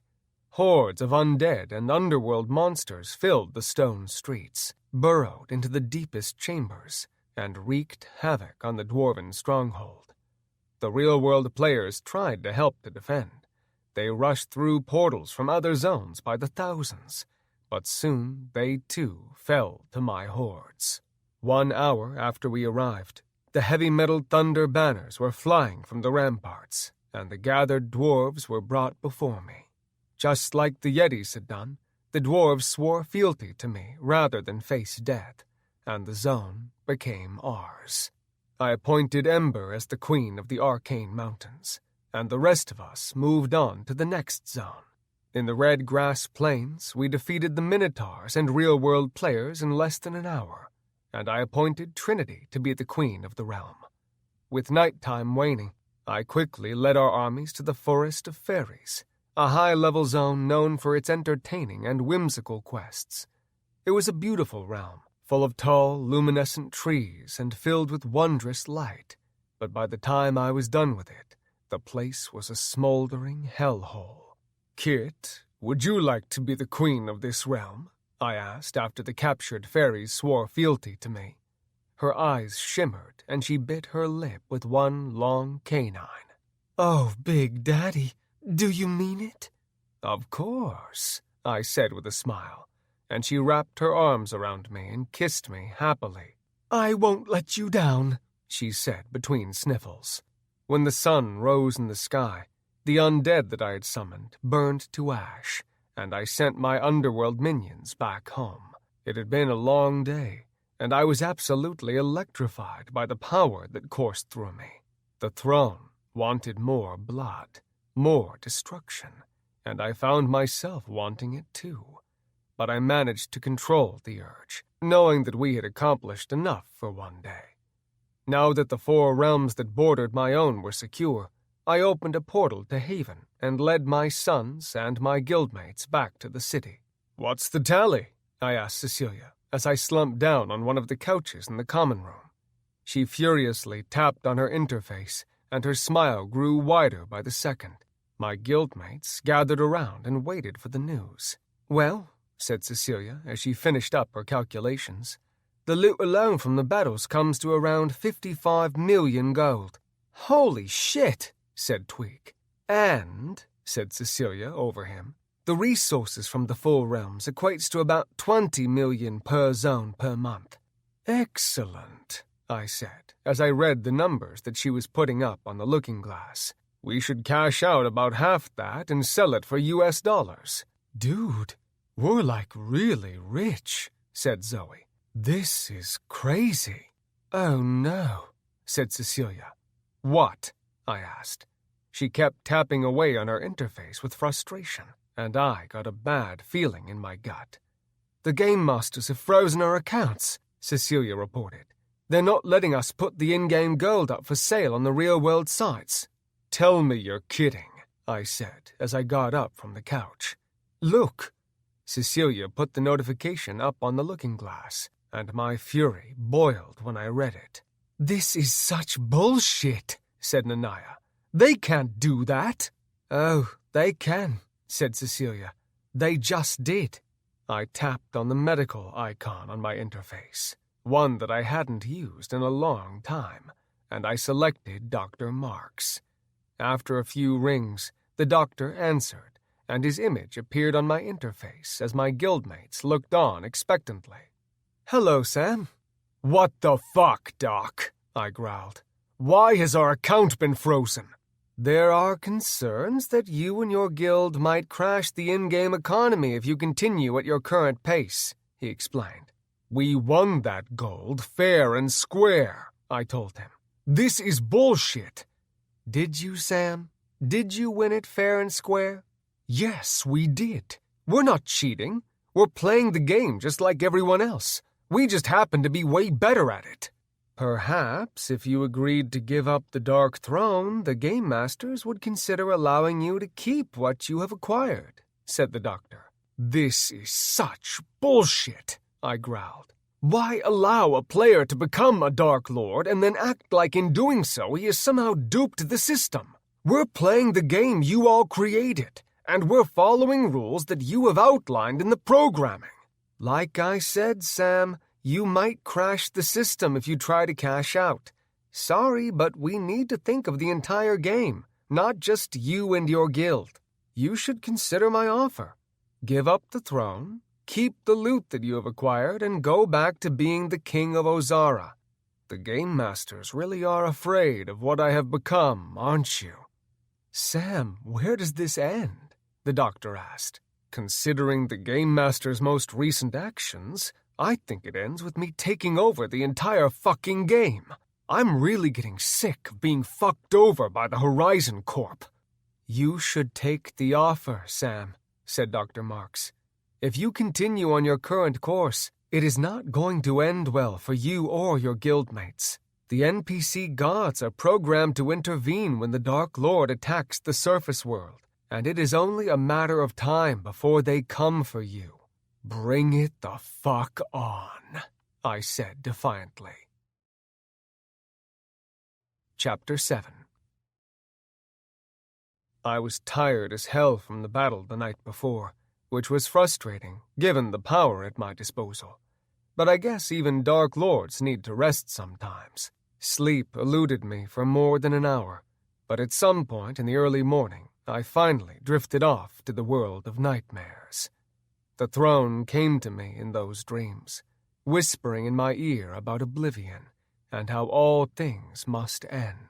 He encouraged me to take more realms, to slay more people, and to make everyone in the world my slaves. Images of torture and destruction filled my dreams for what seemed like hours, and I woke up screaming in a cold sweat. "It's all right, Sam. It was just a dream," said Nanaya. "Damn, that was weird," I said as I rubbed my temples. Nanaya climbed on top of me and kissed me softly, and a devilish grin spread across her face when she felt my morning wood beneath her. Anna, Ember, Trinity, and Kit were still in their new kingdoms, but Zoe, Stormy, and Cecilia were in bed with Nanaya and I, and they soon joined her in pleasuring me. Sex with my ladies had always been fun, but with the power of the throne coursing through me, my passion became a wild, unbridled thing. I took the women from behind, one by one, and brought them to climax with my demonic cock, which, like the rest of my body, had grown in length and girth. I pulled Nanaya onto my shaft for a second time, my passion far from quenched. She took in a sharp breath when I plunged into her smooth, wet folds, and she grabbed my horns as she bounced on my lap, screaming and thrashing as another orgasm rocked her delicious succubus body. When my own orgasm exploded from me, I roared like a dragon and thrust my cock deep. Nanaya cried out and clutched my horns when I came, and she bit me on the neck, which only made the orgasm more intense. "Congratulations. You are now level unknown." "Oh my God," said Nanaya. "I thought that you were a good lay before, but now? Holy shit." Zoe moaned and cuddled up to me. "I've never been ravished like that in my life." "To hell with the magic stick," Cecilia added with a laugh. "From now on it's called the demon dick." The girls all laughed, and I couldn't help but join in. "I really needed that," I said as I stretched and got up from bed. "Sire," came the voice of Miramar. "What?" I said as I dressed in my dark robes. "An army is amassing near the border to the Red Grass Plains." "Of course they are," I said with a grin. "How many?" "I do not know that at this time. There is some kind of warding shield that is keeping me from—" "It doesn't matter. Come nightfall, they will all be dead," I said as I sheathed my dark blade and glanced out the window at the sun. It was around noon, which meant that I couldn't summon my minions or the undead for about 7 more hours. "Sire, I must advise against attacking them during the day," said my dark-skinned assistant. "I know you must," I told him with a grin, "but I must not show them that I'm weak during the daytime. This is the perfect opportunity to show them that day or night you don't fuck with Samson Sullivan and Heavy Metal Thunder." I turned to my guildmates with an arched brow. "Right?" "That's right, Big Daddy," said Cecilia. Nanaya whistled and slapped my ass. "Hey, wait," Zoe said and glanced at Cecilia. "Did you just take Kit's line?" The foxy furry shrugged. "Let's show these bastards that we don't take it lying down," Stormy declared. We all glanced at her, then we all burst out laughing. "Gather my sons," I told Miramar. "We attack in 30 minutes. Sire," said Miramar, "I have just received the first of the reports from the scouts. They are reporting that the god of war leads the army, with no less than 1,000 angels by his side." "Oh, shit," said Cecilia, and she seemed to speak for all of us. "The fucking god of war?" I said, and began to pace. "That's Magula and Nymphora's father. Cecilia, what else do you know about this dude, aside from the super intimidating title that he goes by?" She flicked through her interface, most likely going through one of the old dusty game lore books that she loved so much. "Okay, Kraris, also known as the God of War, is one of the many gods of the Rebirth Online pantheon. He was born on the blah blah blah. She flipped through text before stopping on something she liked. It says here that he is one of the most powerful of the 7 gods of rebirth. He was the one who smote his brother Kragos and sent him to the... She trailed off, and we all looked at her. Cece, I said patiently. Sorry. She licked her lips and continued. He was the one who smote his brother Kragos and sent him to the underworld. Kraris trapped the disembodied spirit of his brother Kragos in a dark throne made for him by the dwarven king Lokmar's most powerful warlock, Asne. Cecilia looked up at me.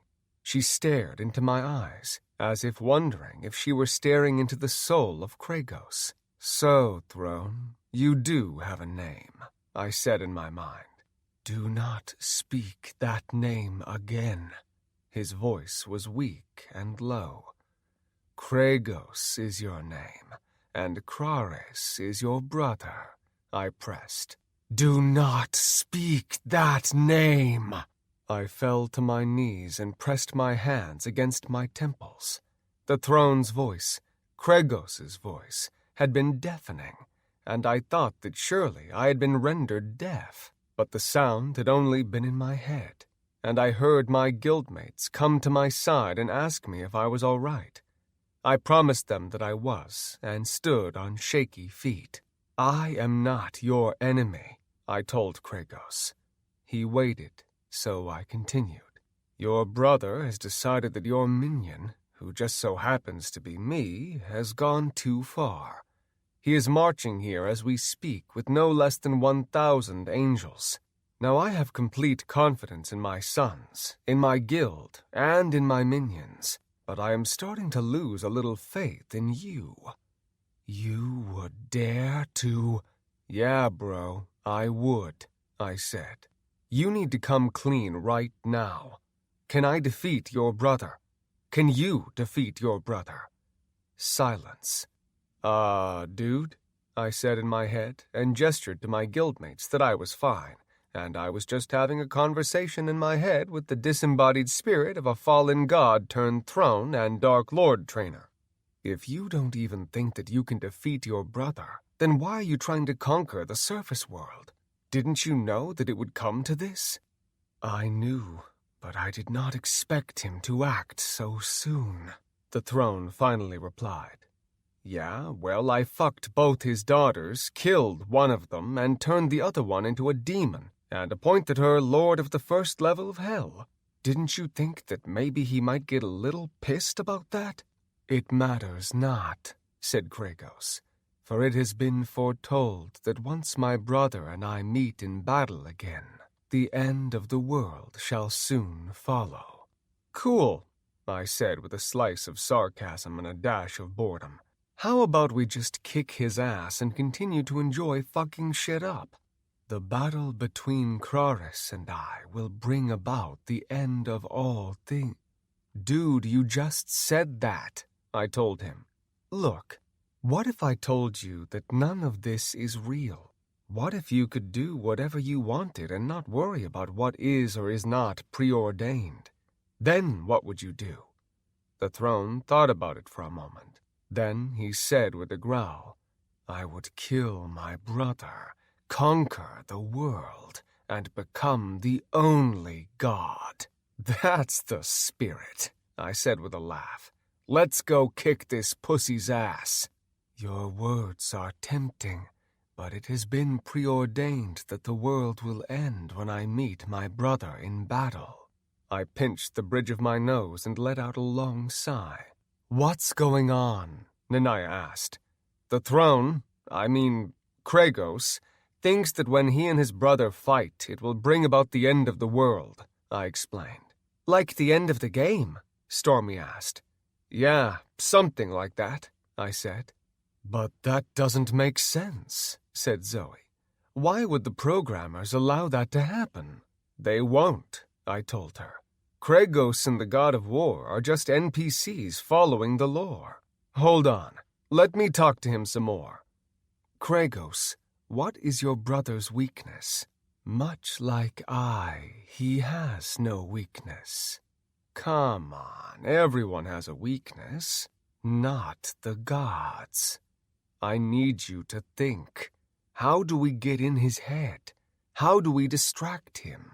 An old girlfriend, maybe? Perhaps he has daddy issues? There's got to be something. The throne remained silent, and I looked to Cecilia. Did you dig up anything on this dude? I don't know, Sam. All the lore says that he is pretty much immortal. Then we need to think of something else, I said as I paced. Maybe we can strike a deal with him. Nymphora is under my control, after all. Maybe I can use her as a bargaining chip. It's worth a shot, said Stormy. All right, let's get this show on the road. Miramar, gather my sons. We need to strike now before they get to the Minotaur city. 15 minutes later, we joined my silver and gold sons in the courtyard. I was a little nervous to face the god of war, but I was confident that my sons could at least defeat the angelic army that he had brought with him. It occurred to me that my children were in essence the god of war's grandchildren, and that might work to my favor.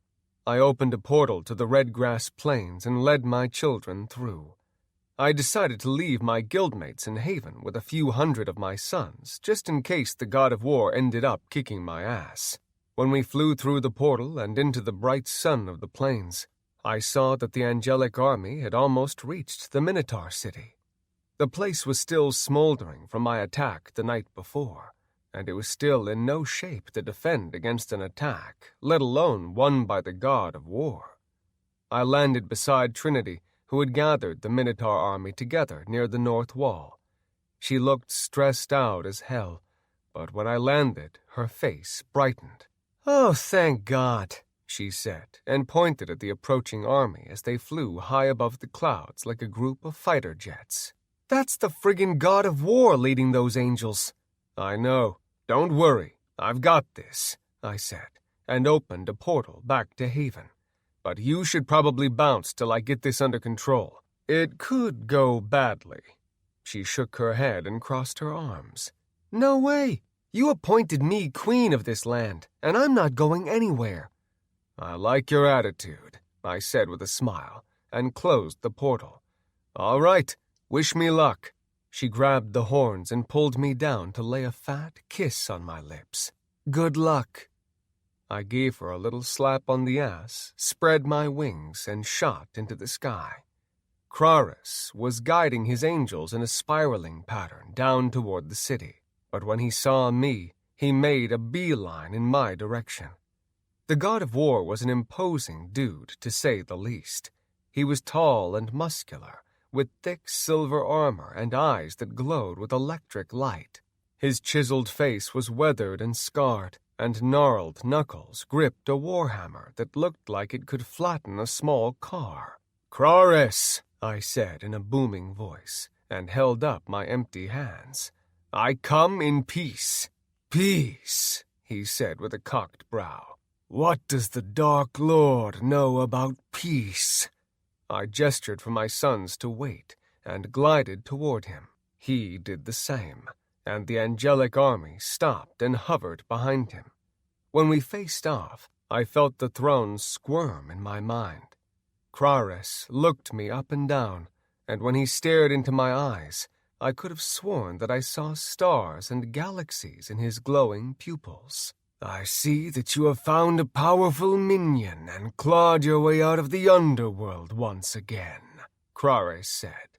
"Why have you come to my land with this army?" I asked. He eyed me angrily. "I'm not speaking to you, mortal. I am speaking to my fallen brother." "I have no words for you, Kraris," said the throne in my head, and by the way the god of war's eyes widened, I knew that he had heard the voice as well. "I speak for Kragos," I told Kraris. "You are a husk, and you will die like your bastard sons." He cocked back his big hammer and swung for the cheap seats, but my power suddenly surged and brought up my fire shield and stopped the hammer dead. A booming retort echoed across the land as we stood locked in battle, and Kraris' eyes widened when he felt my strength. "Those are Magula and Nymphora's children," I told Kraris. "If you attack me, you attack them as well." "I care not for those bastards," he said with a growl. "You care for your daughters, though, don't you?" He scowled at me, but then he withdrew his hammer. "I freed Magula from the Dark Throne," I said cautiously. "That has to count for something." "Magula is not my daughter," said Kraris, and pointed at me. "She is his." I looked at my own chest, and his meaning suddenly dawned on me. Kragos? He enslaved his own daughter. Then he abandoned her when she didn't fully embrace his power. That is the devil that you have made a deal with. And now you have taken my true daughter from me and sent her to the underworld. May the gods have mercy on your soul." Kraris raised his warhammer, and lightning suddenly erupted from it and hit me in the chest. I growled against the currents of electricity that coursed through me and brought up my fire shield. The warhammer suddenly swung for my head, and I barely ducked under it. I retaliated with a magic bolt that hit Kraris in the chest and knocked him back 10 feet through the air. "Wait!" I bellowed. "If you abandon this vendetta against me, I will release Nymphora. She is your true daughter, correct?" "I do not make deals with the denizens of darkness," he growled. "I will tear through the halls of the underworld, and I will get her out myself." "We both know that you won't do that, for if you venture to Kragos' realm, he will devour you." I didn't know if that was true, but I was hoping that he thought it was.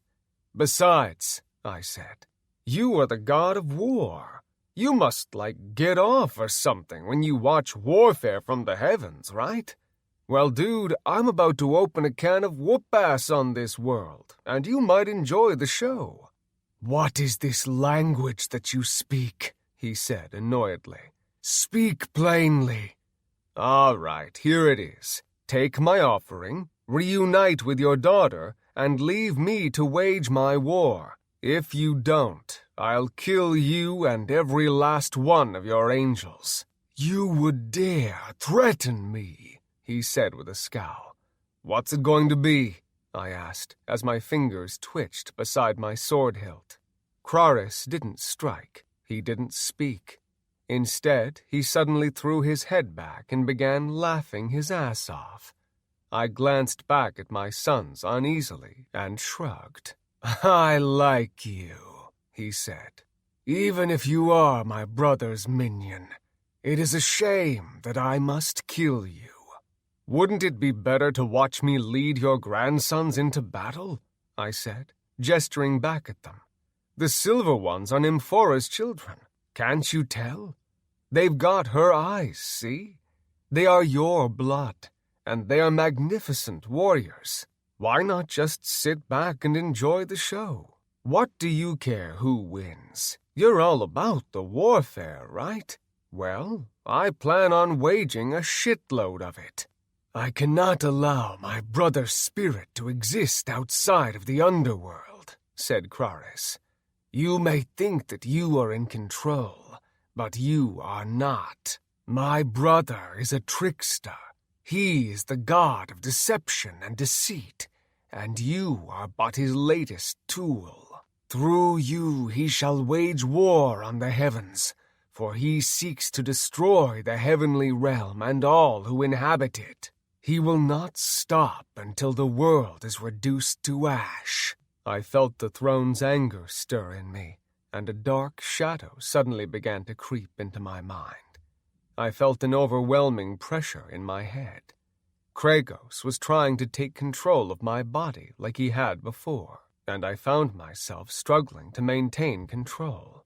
Kraris saw the change in me, and he clenched the handle of his warhammer and moved away from me. "You see, even now he is trying to take you over," said Kraris.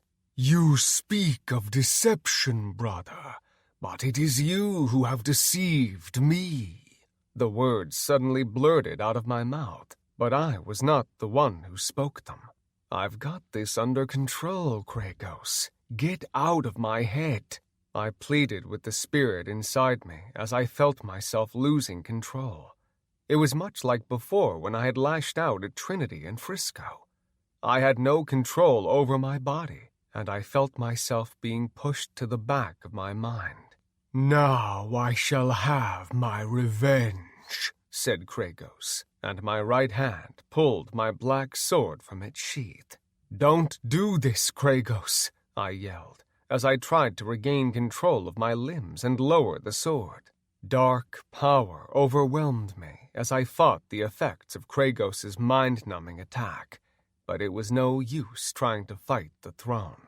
He was enraged, and I could feel the need for vengeance. It was pure, unadulterated rage that I felt, and I soon found myself hating Kraris. Images of that long-ago battle played in my mind in fragments. I saw Kragos as he had once been, tall, proud, beautiful, and powerful. I saw the look on Kraris's face when he had found his brother in bed with his wife. "Lorisa never loved you," Kragos said through me. "She feared you above all things. Even now you hold her prisoner in the Tower of Heavenspire. But you cannot hold her forever. You cannot keep us apart forever." "I thought that you had no words for me, brother," said Kraris with a mocking grin. The throne screamed in my mind, and the scream issued out of me. I felt a massive spell forming in my mind, but its intricacies were beyond my comprehension. My hand suddenly shot forward, and a writhing black web of shadow engulfed the god of war. "Oh, shit." Kraris screamed and pushed back on the spell with one of his own. It was like a tornado of light, and when it hit me, I felt searing pain in every fiber of my body. My silver and golden suns sprang into action when they saw Kraris attack me, and thousands of spells streaked past me from behind and hit the god of war. "Yes, my children," I said in a voice that no longer resembled my own. "Kill them all." Kraris's angels shot toward my sons, and soon a marvelous battle was raging in the sky above the red plains. Through all the streaking spells and explosions, Kraris and I exchanged powerful blows. Kragos was in complete control of me now, and I realized that to fight him was to distract him. But against the god of war, that was only going to get us both killed. So I let go and offered my body completely to the Dark Throne. Once I stopped fighting Kragos's influence, the full power of the Dark Throne surged into me, and I felt that I could destroy the whole world with my rage. "You have grown weak, brother," said Kragos as we hovered above the plains, locked in battle. Kraris swung his massive warhammer, and Kragos stabbed forward with my dark blade. My fire shield screamed to life and blocked the hammer, but my blade continued unhindered and sank into the god of war's stomach. Kraris howled in pain, and I heard Kragos laughing inside my mind. I was laughing too, and I wanted nothing more than to carve out Kraris's heart and eat it while he watched. "Back to the underworld with you!" Kraris screamed, and unleashed a spell that hit me like a meteor. Crackling lightning engulfed me as the meteor pushed me toward the ground, and I felt Kragos create an energy shield around me. We hit like an asteroid, sending dirt and debris flying into the air, yet the spell kept pushing me down, down, down through the earth. I screamed in Kragos's voice and cast a counterspell that shattered the meteor-like spell. When we finally came to a stop, I was left panting and staring up at a long tunnel that led to the surface. A shadow slowly crept over the opening high above me, and I could barely make out Kraris staring down at us. "You can do better than this, can't you?" It was my turn to taunt the throne. If he was going to take over my body, then he needed to step up his game. I thought that you were powerful. You say that you want revenge. Then take it." My taunting worked, and rage bubbled up from the depths of my mind, mixed with the endless river of Kragos' wrath, and burst out of me like a spiritual orgasm. Kragos and I both screamed, but this time our voices rang out together. We thrust our arms forward and released some of our pent-up anger, and a powerful shockwave burst out of my body. The ground above me exploded outward as I flew toward the surface, and like molten lava from an erupting volcano, I shot into the sky. Kraris was there waiting, and we collided high above the clouds. I rained massive blows down on Kraris with fists strengthened by dark power, and the god of war fought back with equal strength.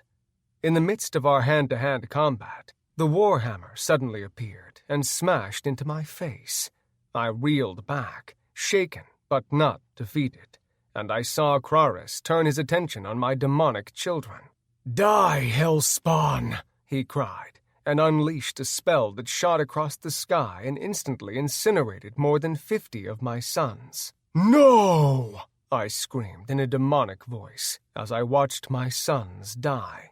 The wrath that I felt turned into a tempest of dark power, and I felt Kragos summoning the largest nuclear thunderclap that I had ever cast. Kraris saw it coming, and he surrounded himself with an energy shield as the spell streaked through the sky toward him. The explosion consumed Kraris and spread out through the sky like storm clouds of pure fire.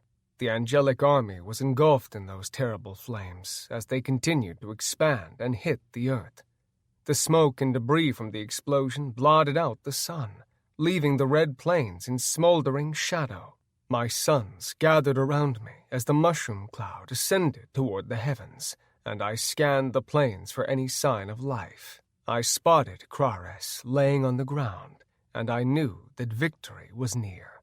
I flew down to the crater that he had fallen into and landed beside him, but there was still fight in the god of war. He suddenly came alive and swung his hammer, but I caught it with my left hand and tore it from his grip. "Goodbye, brother," I uttered in a voice that reflected both anger and sorrow. Then I plunged my blade into his heart. "Brother!" Kraris uttered weakly as he grabbed a hold of the blade in his chest. I twisted it and yanked it back. Then I knelt and reached into the glistening wound. With a roar of anguish and wrath, I ripped Kraris's heart from his chest and bit it in half with my teeth. Kraris looked up at me in shock. Then his body suddenly disintegrated into black ash. Chapter 8. "It is done. I have been vindicated," Kragos said through me, and I felt sorrow replace his anger. His consciousness slowly receded and relinquished control of my body, and I felt myself regain control. I shook my head and rubbed my temples, and through bleary eyes, I surveyed the damage. There was no Minotaur city left, and there were no red plains. All that remained of the realm was a smoldering wasteland, and I wondered what had happened to Trinity. Had she died in the explosion? Had she seen how terribly powerful we were and evacuated while she had a chance? I looked up and saw my silver and golden sons circling above like carrion birds, and I was thankful that at least they had survived. The realm, however, had not, and I floated high above it, mystified and terrified at the same time. If I could destroy an entire realm, what else could I do? Then the realization that I had just defeated the god of war began to set in, and I felt a wide grin spread across my face. My smile faded, however, when I thought about how helpless I had been against the influence of the throne. Kragos had defeated Kraris, not me. I was nothing more than a puppet. I had been no more in control of my body than I was back in the real world, and the thought terrified me. What if Kragos did that again? What if he took me over completely? What if next time I never regained control? I summoned my sons to me and opened a portal to Haven, and with one last glance back at the smoldering wasteland, I flew through.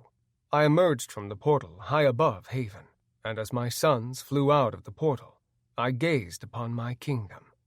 The realization that the throne could destroy it all with one mighty blast sent shivers up my spine. Once all of my demonic sons had emerged, I closed the portal and flew down to the ramparts of Samson Tower. I took the steps down to the common room, and to my surprise, Trinity was there with Tweak and Nanaya. "Trinity, you're all right," I said as I moved toward her. She scowled at me and pointed above her head. "I fucking died in the blast, you know." "What? That shouldn't have happened," I said as I stopped before her. "I'm sorry, Trin. Destructive spells aren't supposed to hurt allies." "Yeah, well, it did, and it killed everything else in the zone," she said as she tapped on her interface and flung an image up onto the looking glass. The image of the smoldering red plains came into view, and Tweak gasped. "Holy shit," said Nanaya. "You did that?" "Not exactly," I said. "What do you mean, not exactly?" Trinity asked. "Kragos kind of, possessed me. He took control and killed his brother, and it was really him that did that." "Then you admit that you can't control the throne," said Trinity. "No, I can. He just got too mad in the face of his brother. I don't think it will happen again." "Oh, okay. Now I feel better," Trinity said sarcastically. "I'm sorry that the spell killed you," I told her. "That was not my intention. The spell killed me because Kragos cast it, and apparently he has no allies, because nothing survived that blast. My sons did," I told her, and she just shook her head. "Whatever, Sam. You aren't going to admit that you can't control the throne. You aren't going to admit that you are way in over your head. So what's the point in talking about it all? You just do whatever you want anyway, and you don't care what happens to the rest of us." "Of course I care what happens to you, Trin. You know that I love you." She rolled her eyes and began to walk away, and my anger rose. "I thought we were over this arguing shit," I yelled after her. She stopped abruptly and slowly turned to face me. "Sam, I just died and lost a level, and do you know why? Because you nuked an entire fucking zone. Fried it. The whole damn thing. And that doesn't worry you at all? I didn't mean to hurt you, Trin."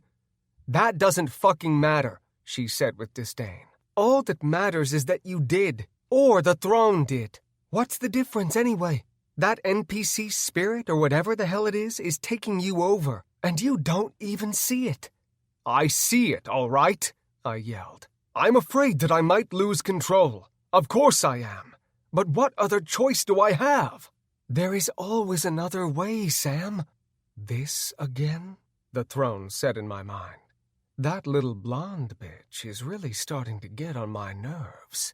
Shall I kill her for you?" "No!" I screamed. Trinity frowned at me curiously. "Who are you talking to? The throne?" I shook my head, telling Kragos to shut up. "What's he saying?" Trinity asked as she began walking toward me. "Kill the slut." "Let's not do this," I told her, but I was speaking to Kragos as well. I turned from her and started for the door, but she suddenly grabbed my arm and spun me around. "Hey you, Kragos or whatever the fuck your name is," she yelled as she looked deep into my eyes. "I'm getting really sick of you trying to possess Sam. How about you go fuck off and crawl in a hole and die?" I pulled my arm away from her, and she scowled at me. "What's wrong, Sam? You afraid of what he'll make you do?" "No, I'm just sick of you screaming in my face." "Cool," she said as I walked away. "Just ignore what's real and be on your merry way. Never mind that I was just killed by a spell that you cast. Never mind that you just killed the god of war." "Fuck off," I mumbled as I walked to the balcony and leapt off. I sailed out over the city as the sun began to set, and my emotions churned in my brain. I was feeling pretty disturbed that my nuclear thunderclap had killed Trinity, and I was feeling helpless and overwhelmed by the memories of the throne so easily taking control of my body. "Your women have loose tongues," the throne said as I flew. "You should break them of that." "What the hell are you doing bothering me?" I asked annoyedly. "I thought that you were sulking about your brother or something." "I do not sulk." "Yeah, okay," I said, and laughed out loud. "Night is almost upon us. We must use the momentum of our recent battle and continue our conquest." "No," I told him.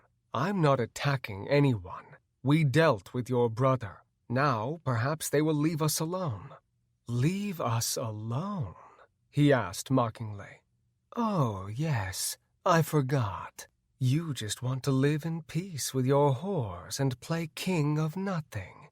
You underestimate yourself, Samson. I have never known a host with such wrath, such unbridled fury. Together, we could rule the world and reshape reality to our will."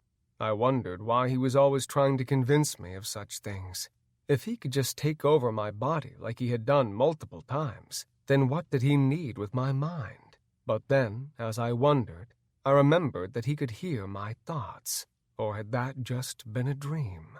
I know every thought, every hope, dream, aspiration. I have seen into your soul, Samson Sullivan, and I have seen a black, writhing thing of untold power. No, you're lying. You're trying to change me. He laughed. Change you? I'm trying to free you. A notification flashed on my interface, and I tapped on it. A moment later, a broadcast began to play in the corner of my vision. The wizard Donovan appeared on screen, looking disheveled and terribly concerned. "What now?" I grumbled to myself. "Wiz D here with an extraordinary report," he said dramatically, and I rolled my eyes at the nickname. What a douchebag. In an extraordinary turn of events, the Dark Lord Samson has reportedly defeated Krares, the god of war. This is live footage of the Redgrass Plains. As you can see, the entire zone has been reduced to ash, and earthquakes were felt during the battle more than 3 zones over. We even felt it here in Aerok. Earthquakes?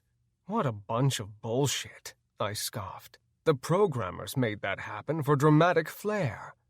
He speaks the truth. The world quivered when I smote my brother in the fields of red. I rolled my eyes and focused on Donovan, who was now reporting while the replay of my epic battle with Krares filled the screen. I was taken aback when I saw myself fighting the god of war. I was unrecognizable in the footage, and I thought for a moment that it had been doctored. "Behold," said Kragos, "behold the Dark Lord reborn." I stared at the demon in the footage, mesmerized by the glowing eyes, the huge curled horns, the black wings. I had grown to over 20 feet tall during that battle, but I hadn't even noticed. The most disturbing part of my demonic form were the horns that protruded from my back like a lizard's spikes. I hadn't felt those either.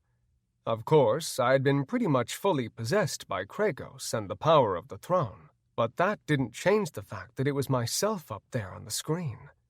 "As you can see," said Donovan, "Samson Sullivan has been transformed by the throne into something almost unrecognizable from the fallen hero that we all know and once loved." "Once loved?" I scoffed. "What a dickhead. Perhaps we should go and kill him for all to see," the throne suggested, and I seriously considered it for a moment. "Let's go to my colleague and lore master, Phil A. Mignon, who is reporting from the still smoldering Red Plains.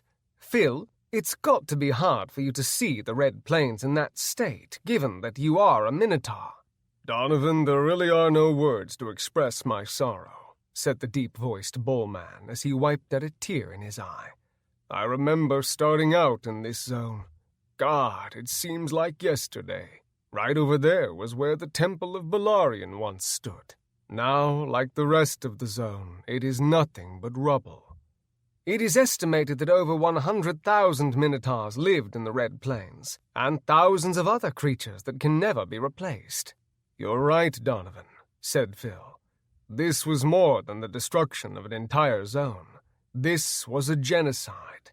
The Dark Lord Samson is a terrorist, and he must be stopped before this happens again. I flew back down to the tower as the Minotaur rambled on, and I found my guildmates watching the report in the common room. They offered me concerned looks when I walked in, but no one said anything. "Hear, hear," said Donovan. "And on that note, I bring you live to Aeroc, where we have just learned that the Game Masters are about to make a big announcement. Let's listen in." The image changed to the king of Aeroc's castle, where thousands of real-world players and NPCs had gathered. The camera zoomed in on the lowest stone balcony, and I wasn't surprised to see Dr. Mark standing among the Game Masters. They all wore in-game garb, but I could tell that half of them had never played a second of Rebirth Online in their lives. The Game Masters were all talking amongst themselves, and after a few minutes they seemed to come to an agreement. Dr. Marks stepped up onto the podium at the edge of the balcony. "Citizens of Aeroc," he said in a voice full of authority and dramatic flair, "you have pleaded with us to do something about the rise of the Dark Lord Samson, and up until now we have been loath to interfere." The crowd screamed and yelled, some calling for my head, and others offering much more vivid suggestions about what to do with me. One man yelled, "Just delete his account! Get rid of that hacking troll!" Rebirth Online was designed so that any player could enjoy a fully immersive and fully uncensored gaming experience, and we still stand by that vision. Some of the players in the crowd cheered, but still more booed. "But alas," said the doctor, in a voice that quieted everyone, "the gods of Rebirth Online help those who help themselves." The crowd cheered, and the doctor basked in the glory. He raised his robed arms like a priest about to speak the gospel, and the dwarven hall fell deathly quiet. "We have decided to enable force fields around all zones level 50 and under that will keep Samson and his hordes out." There was a mixed reaction from the crowd, and one of the few people on my side yelled, "That's bullshit, man! You're nerfing Samson!" "What we are doing, good sir, is protecting the people of Rebirth from the Dark Lord. The force fields should be up by tomorrow, but for now, low-level players should be safe in neutral cities like Aeroc. There are more than a dozen zones that are level 50+, and it will fall on the shoulders of the players in those zones to defeat Samson.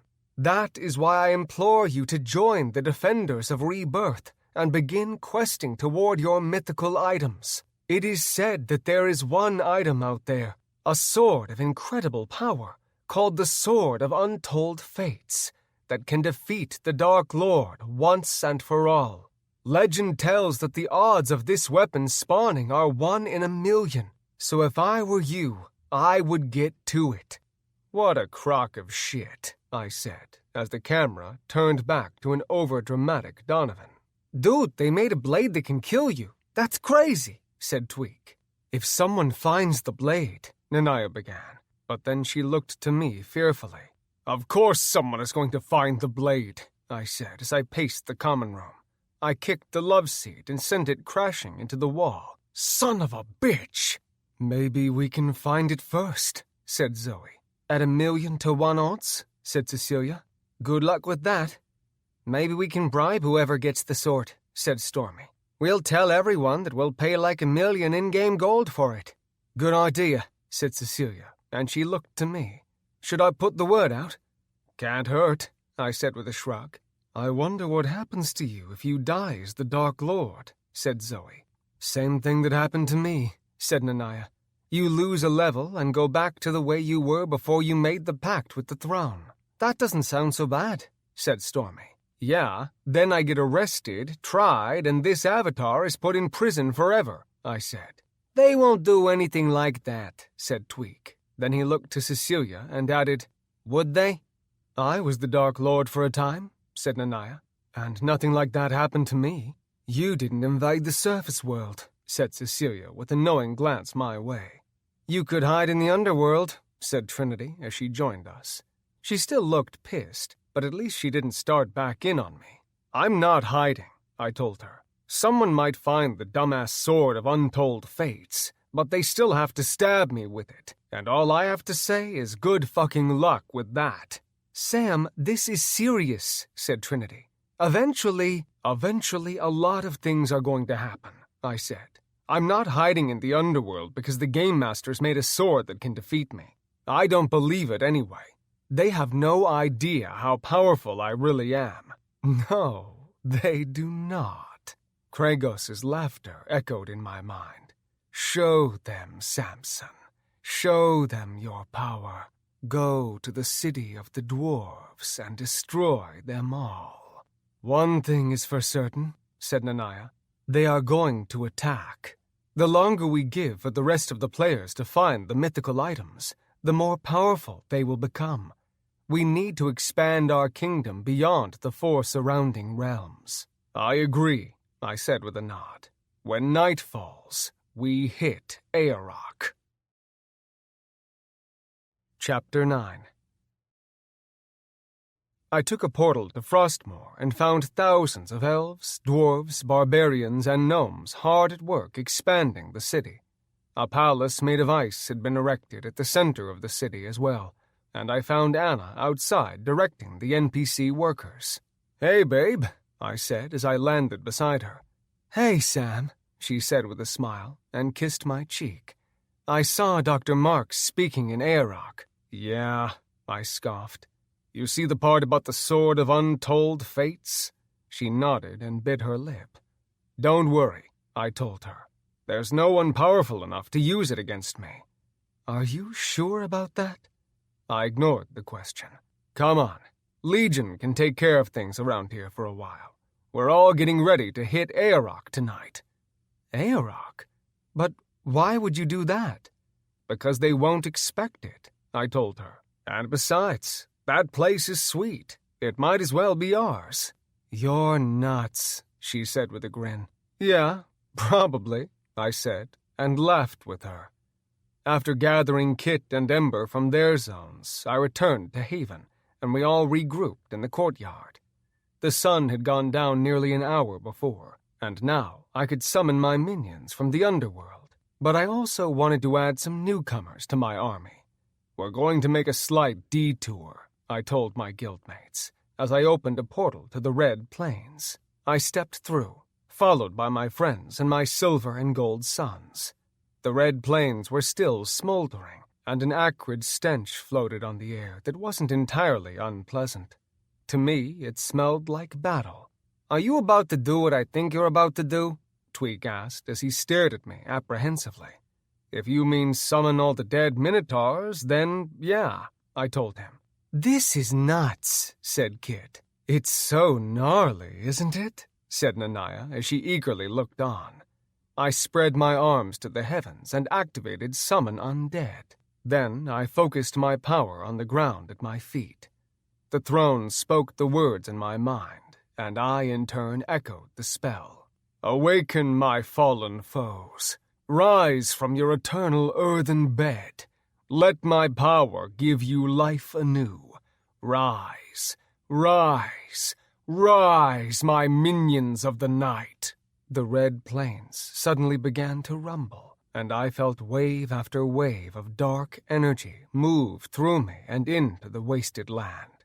Mounds began to form in the scorched earth that had once been the Minotaur city, and skeletal hands burst forth. The long dead and the recently deceased bull people started clawing their way out of the ground.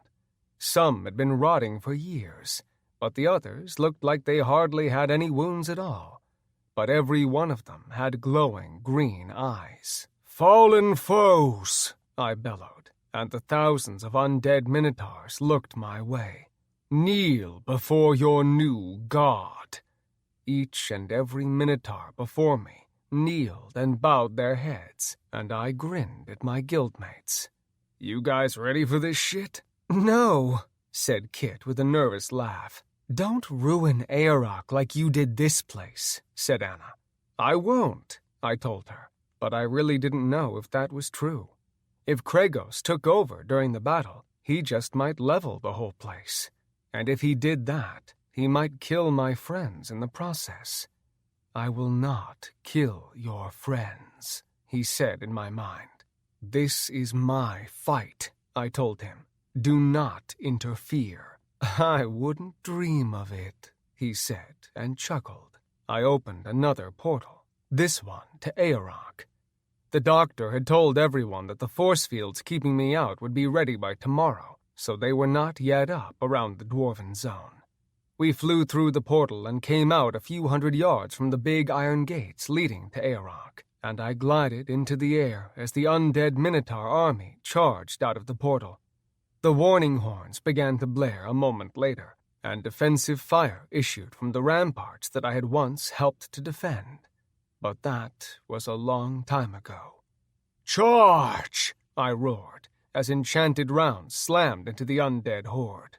My silver and gold suns swooped toward the battlements, and I focused a spell on the big iron doors.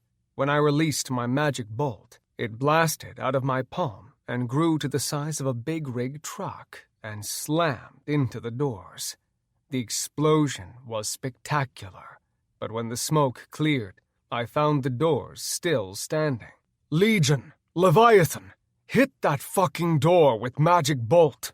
As one, my sons all stopped in their flight, conjured the spells, and sent them screaming toward the doors. This time, however, the doors didn't hold, and out came an army of NPC dwarves and real-world players. I tapped on my interface as my guildmates led my sons into battle, and I selected Summon Minions. When asked how many I wanted, I typed in 20,000. "Samson Sullivan!" came the roaring voice of the wizard Donovan. "You have gone too far!" The portal from the underworld opened up, and thousands of demons, ghouls, harpies, and other monsters charged toward Aorok. To my amusement, Donovan leapt on a broom, shot into the air, and charged right toward me. I spread my wings wide and unsheathed my blade. With a roar, I sped toward the overzealous wizard. He cast multiple spells at me, but they all bounced off my armor like pellets from a BB gun hitting a knight's armor. "Down with the Dark Lord!" he bellowed, and I cut him in half with one fell swipe of my sword. Nanaya zoomed past me, laughing hysterically, and I swooped down to follow her into the dwarven stronghold. Cannon fire from the battlements rained down on my army as we sped toward the open doors, and I watched, horrified, as Nanaya was hit by one of them. The blast severed her right wing, and she spiraled out of control toward the stony earth. I didn't have time to fly to her, so I teleported to a location a few dozen feet beneath her. When I reappeared, I caught her in my strong arms and whisked her to the back line where Kit, Cecilia, and Anna were casting the healing spells on our armies. "Take care of Nanaya," I told Anna. Then I shot into the air and exacted my vengeance on the defenders upon the battlements. Anna had told me not to destroy Aorok, and I kept that in mind as I targeted everyone on the 7th level of the battlements and unleashed Crimson Fury. A collective howl followed the explosion of green flames, and I grinned at the sound of my enemy's pain. I cast Arcane Lightning and directed it toward the remaining 6 levels of the battlements, where the real-world players were trying desperately to defend. To my surprise, an energy shield absorbed my spell. I snarled as I came around for another pass, and this time I poured my deep-seated hate and malice into the spell. Lightning bolts shot from my palms and slammed into the energy shield again, but the damn thing held. The defenders cheered and focused their attack on me, and I brought up my fire shield as thousands of streaking spells, fireballs, and other enchanted missiles bombarded me. My silver and gold suns attacked the battlements with renewed vigor as the firepower that had kept them at bay turned to me, and I watched proudly as they laid waste to the defenders. "To the door!" I beckoned my minions. An earth-shaking rumble suddenly issued from the peak of the mountain, and I looked up to see a dragon that looked to be made of stone spread its wings. "What the hell is that?" Nanaya asked as she came to hover beside me. "Looks like a big-ass stone dragon," I said, glancing at her. "You and the others should stay behind until I secure the—" "Yeah, sure, we'll stay behind," she said with all seriousness. But then a smile spread across her face, and she smiled, adding, "Not." "Legion," I bellowed to my sons. "Attack the stone dragon." A few hundred of my golden demons sped up to the side of the mountain, and as one, they released fireballs, magic bolts, and arcane lightning. When the smoke cleared, however, that big son of a bitch of a stone dragon was still coming. Worse yet, he was batting my gilded demons aside like they were insects, and his fiery eyes were looking right at me. I read the title above its head and grinned to myself. Finally, a worthy opponent.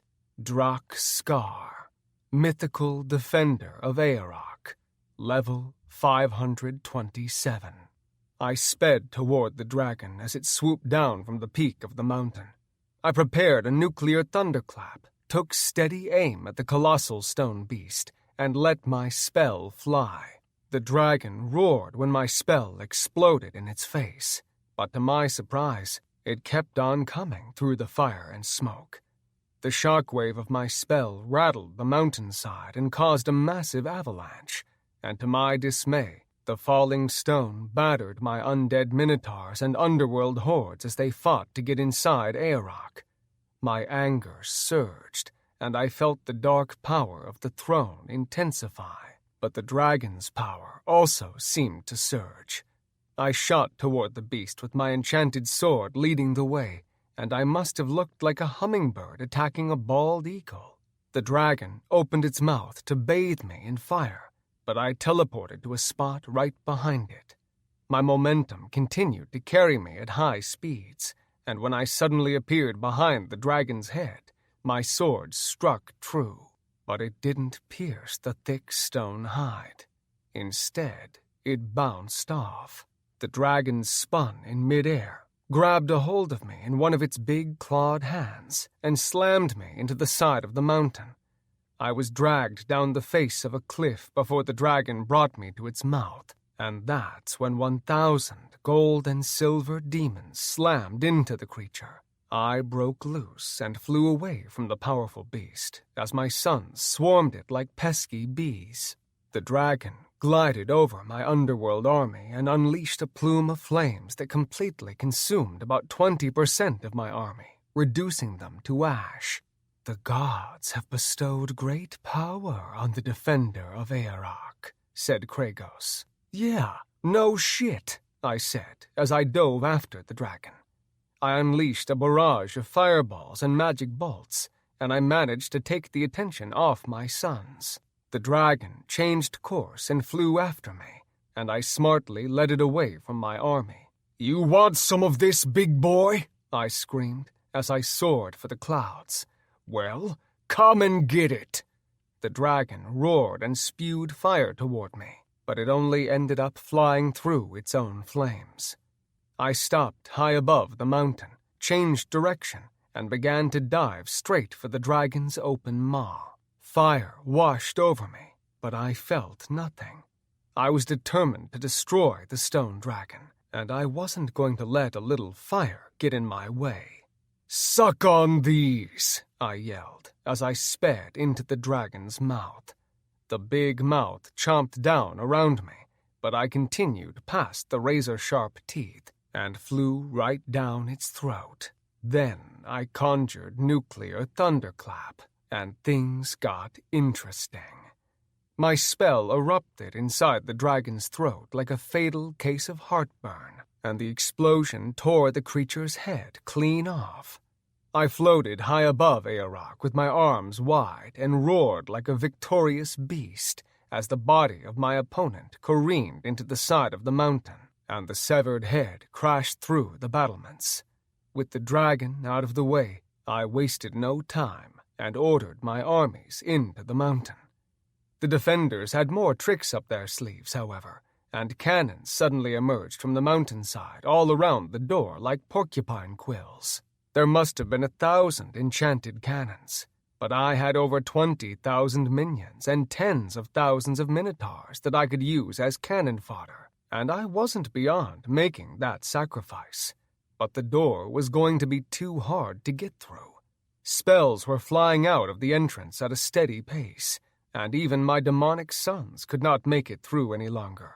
Whatever had happened to those who had made it in early on was a mystery to me, and I found myself growing worried about them. I flew down to the back of the demonic army, where my guildmates were trying to manage the hordes. "I'm going in," I told them as I landed. I didn't want to take that risk, because I have no idea what might be waiting for me in there, but I don't know if we can knock through those defenses. The Game Masters must have made this place 500% stronger or more. I've never seen anything like it. "Sam," said Anna with severity, "I don't think that the Game Masters are going to allow themselves to lose Aorok." "She's right," said Cecilia. "If they let you take the most populous city, then it'll wreak havoc throughout the game." "Good," I said as I set my sights on the mountain door. "I'm telling you right now, I'm taking this mountain." "Dude, they know how powerful you are," said Tweak. "And they're programmers. All they have to do is make the defenses more powerful." "It's a game, bro," I said. "Relax." With that, I unsheathed my sword, closed my eyes, and imagined myself just on the other side of the mangled doors. I started swinging before I opened my eyes, and when I looked, I found that I was in the middle of the sea of defenders. I spun a circle and brought my sword around in a wide arch, severing heads and cutting bodies in half. The real-world players around me began to scream, and I unleashed arcane lightning and laughed balefully as my spell engulfed hundreds. "I'm back, motherfuckers!" I roared as my electrical fingers struck like vipers, and dozens of players burst into flames. Hundreds of spells slammed into me, and they hurt a little, but they barely dropped my health by 2%. It was going to take a hell of a lot more firepower to take me down, and soon everyone knew it. "Defenders of Aorok!" came the voice of none other than Dr. Marks. "Now is the time!" Now's the time for what? I wondered. "Get out!" Kragos tried to warn me, but too late. Blue, swirling beams of light erupted from all around me. They didn't explode against me or break my flesh. Instead, they wrapped around me like lassos and squeezed me tight. "Teleport!" the throne screamed. "I can't!" I said aloud, and my desperate cry must have given the rest of the players renewed confidence. More beams wrapped themselves around me, and soon I was floating in a cocoon of sparkling blue light. It may as well have been white-hot wire, however, because it burned the shit out of my skin. The collective grip of the many beams was incredible, and I fought helplessly as more and more joined in. I could see some of the players casting the spell with wands, and others had staffs or rings, and it became apparent that these were the mythical items that Dr. Marks had mentioned in his speech. Fear suddenly gripped my heart. Had the sword of untold fates been found? Was someone even now charging toward me with the hated blade? Had I made a mistake in attacking Aorok? My heart surged. My panic rose. Then Dr. Marks appeared before me, looking solemn, as I was pulled to my knees by the thousands of shimmering strands of light. "Sam, this is your chance to let go of the throne." "Fuck you!" "Sam, I beseech you, give up the throne. Return to the light." "You bastards never did this against Kincaid," I screamed. "You let him lay waste to Aorok. You let him hurt me." The pain and anger that I felt was like a tempest in my mind. What the programmers were doing was wrong. They were interfering directly with the game. something that they had been so loath to do. But back then, they had me to defend them, and without someone in the game like me, the programmers had been forced to basically cheat the system that they themselves had put in place. Why? Because they were afraid of me? Yes, yes, let your anger flow through you. They have wronged you yet again. They seek nothing but your destruction. Dr. Marks nodded to someone behind me, and suddenly 12 gods appeared out of nowhere and surrounded me. They all raised similar wands, and from them, thick beams of light, far more powerful than those of the regular players, engulfed me. The pressure was incredible, but the pain was almost non-existent. But when Kragos cried out in my mind, I realized that the attack wasn't meant to hurt me, but the throne. I felt a disconnect from the dark power, and for a moment, I knew that my mind was my own. Whatever it was that was issuing from those wands, it was denying Kragos's connection to me. I was free. "Now, Samson," said Dr. Marks as he reached out his hand. "Samson," came the steadily fading voice of Kragos in my mind. All I had to do was take the doctor's hand, and I knew that I would be pulled from the cold light. Kragos could not emerge from the holy light, however, and he would be torn from me when I crossed. I would go back to being regular old Samson, and you will be persecuted," the throne's voice echoed in my mind. "Fight, Samson. Fight for me. Fight for yourself." "No!" I cried, and pushed outward with my telekinetic power. The electric blue tethers holding me weakened for a moment, and the influence of the throne came crashing back into me. My dark power surged and mixed with my fury. It strengthened my kinetic energy. I roared like a caged beast as I lashed out, and the electric tethers that held me snapped and disappeared. The players who had been assaulting me were thrown back hundreds of feet, some slamming into the walls or stalagmites, and others colliding with those behind them. Dr. Marks was blown backward as well, and I hit him with a magic bolt right before he collided with a burly dwarf and rolled out of sight. I turned toward the door, where hundreds of defenders were manning huge cannons, and I unleashed scorched earth. My spell consumed the entire hall near the door, and a wall of flame 50 feet high raged in the threshold. Enchanted cannonballs exploded, and all hell broke loose. "Come, my children! Feast upon your father's enemies!" I commanded, and a moment later, my gold and silver suns shot through the smoke and into the mountain stronghold. The Minotaurs and underworld army raced in behind my demonic sons, and soon the dwarven halls echoed the alarmed cries of the defenders of Aeroc. The big stone statues that I had once fought alongside stomped toward me, but my demonic sons attacked by the hundreds, and by the time they flew away, nothing remained of the defenders but smoldering piles of rubble. "Stand and fight!" a real-world player urged his friends as they took portals that would get them the hell out of there. Others were calling for a full retreat, however, and the numbers inside the halls were quickly thinning. I laughed and marched through the dwarven halls with my hordes behind me, killing would-be heroes who stupidly charged me with their pathetic weapons.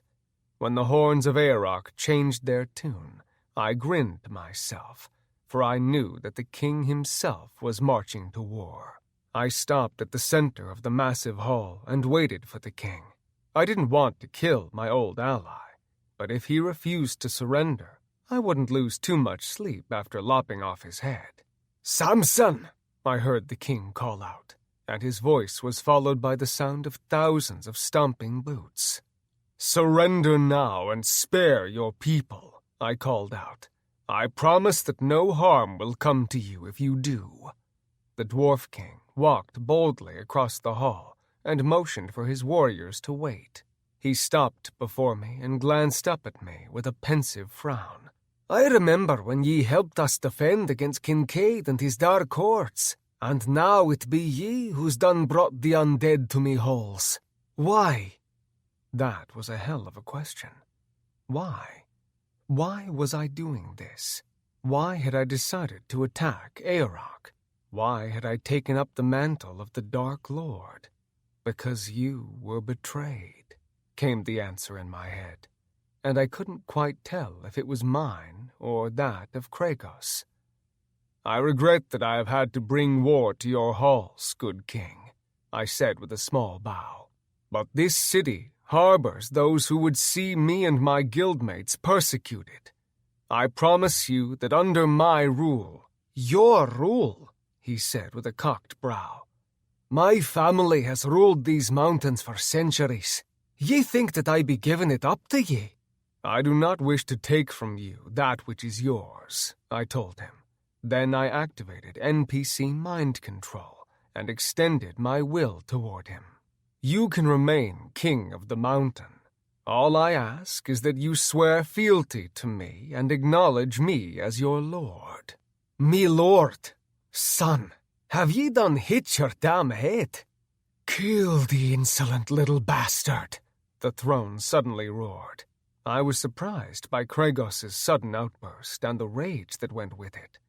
When he spoke the words, I felt his anger become mine, and the urge to kill the Dwarf King was hard to ignore.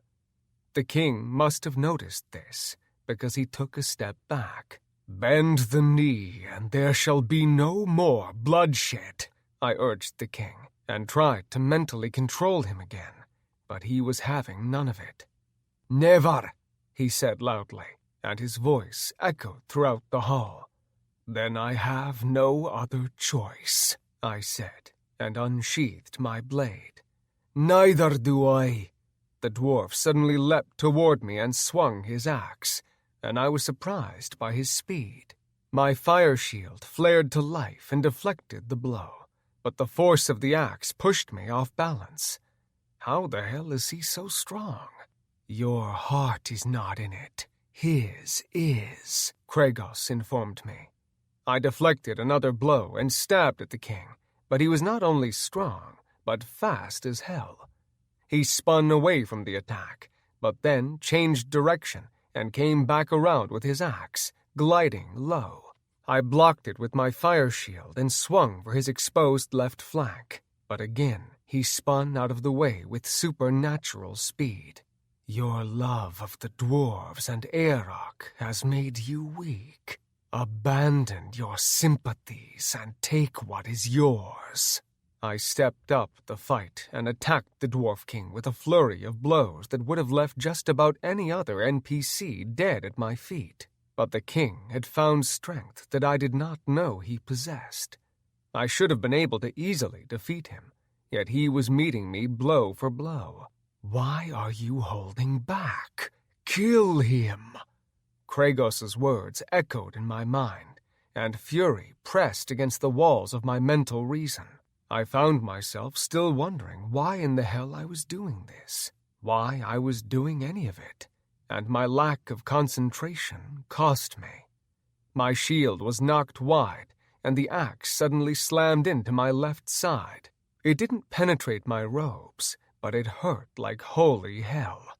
I lurched to the side and deflected the next blow, and all the while the Dwarf King's grin widened. "I don't want to kill you," I warned, "but I will if I must." Pain suddenly shot through my head that almost dropped me to my knees, and the memory of the crash that had left me paralyzed played in my mind. I heard the squealing tires, the busting glass, and the sound of metal being torn apart. Then I saw myself in the hospital bed, tied up to a half a dozen machines. Finally, the doctor's heart-wrenching news that I would never walk again. The king's axe took me upside the head, jolting me from my flashback, and I reeled back from the blow and squared on him.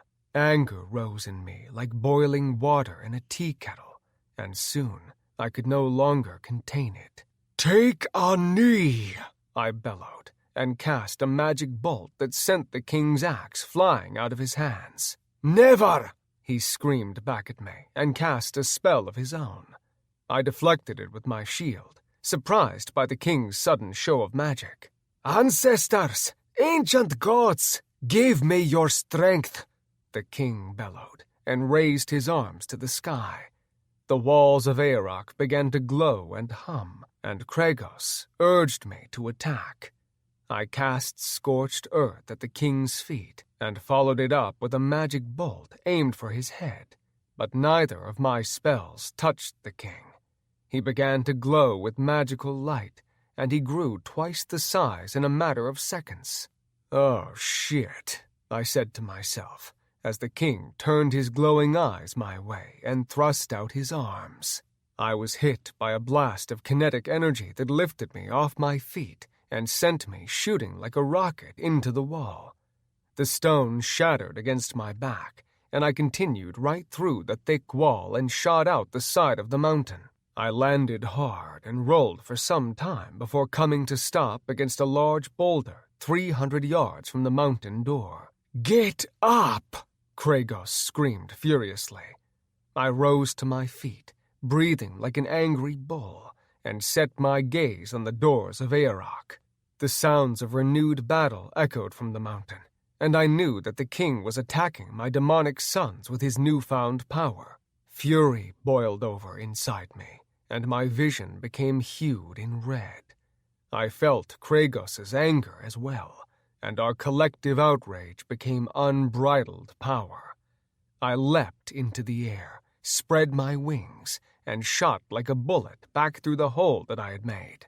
When I entered the mountain once more, I found the dwarves and my demonic hordes locked in a violent battle for dominance of the hall.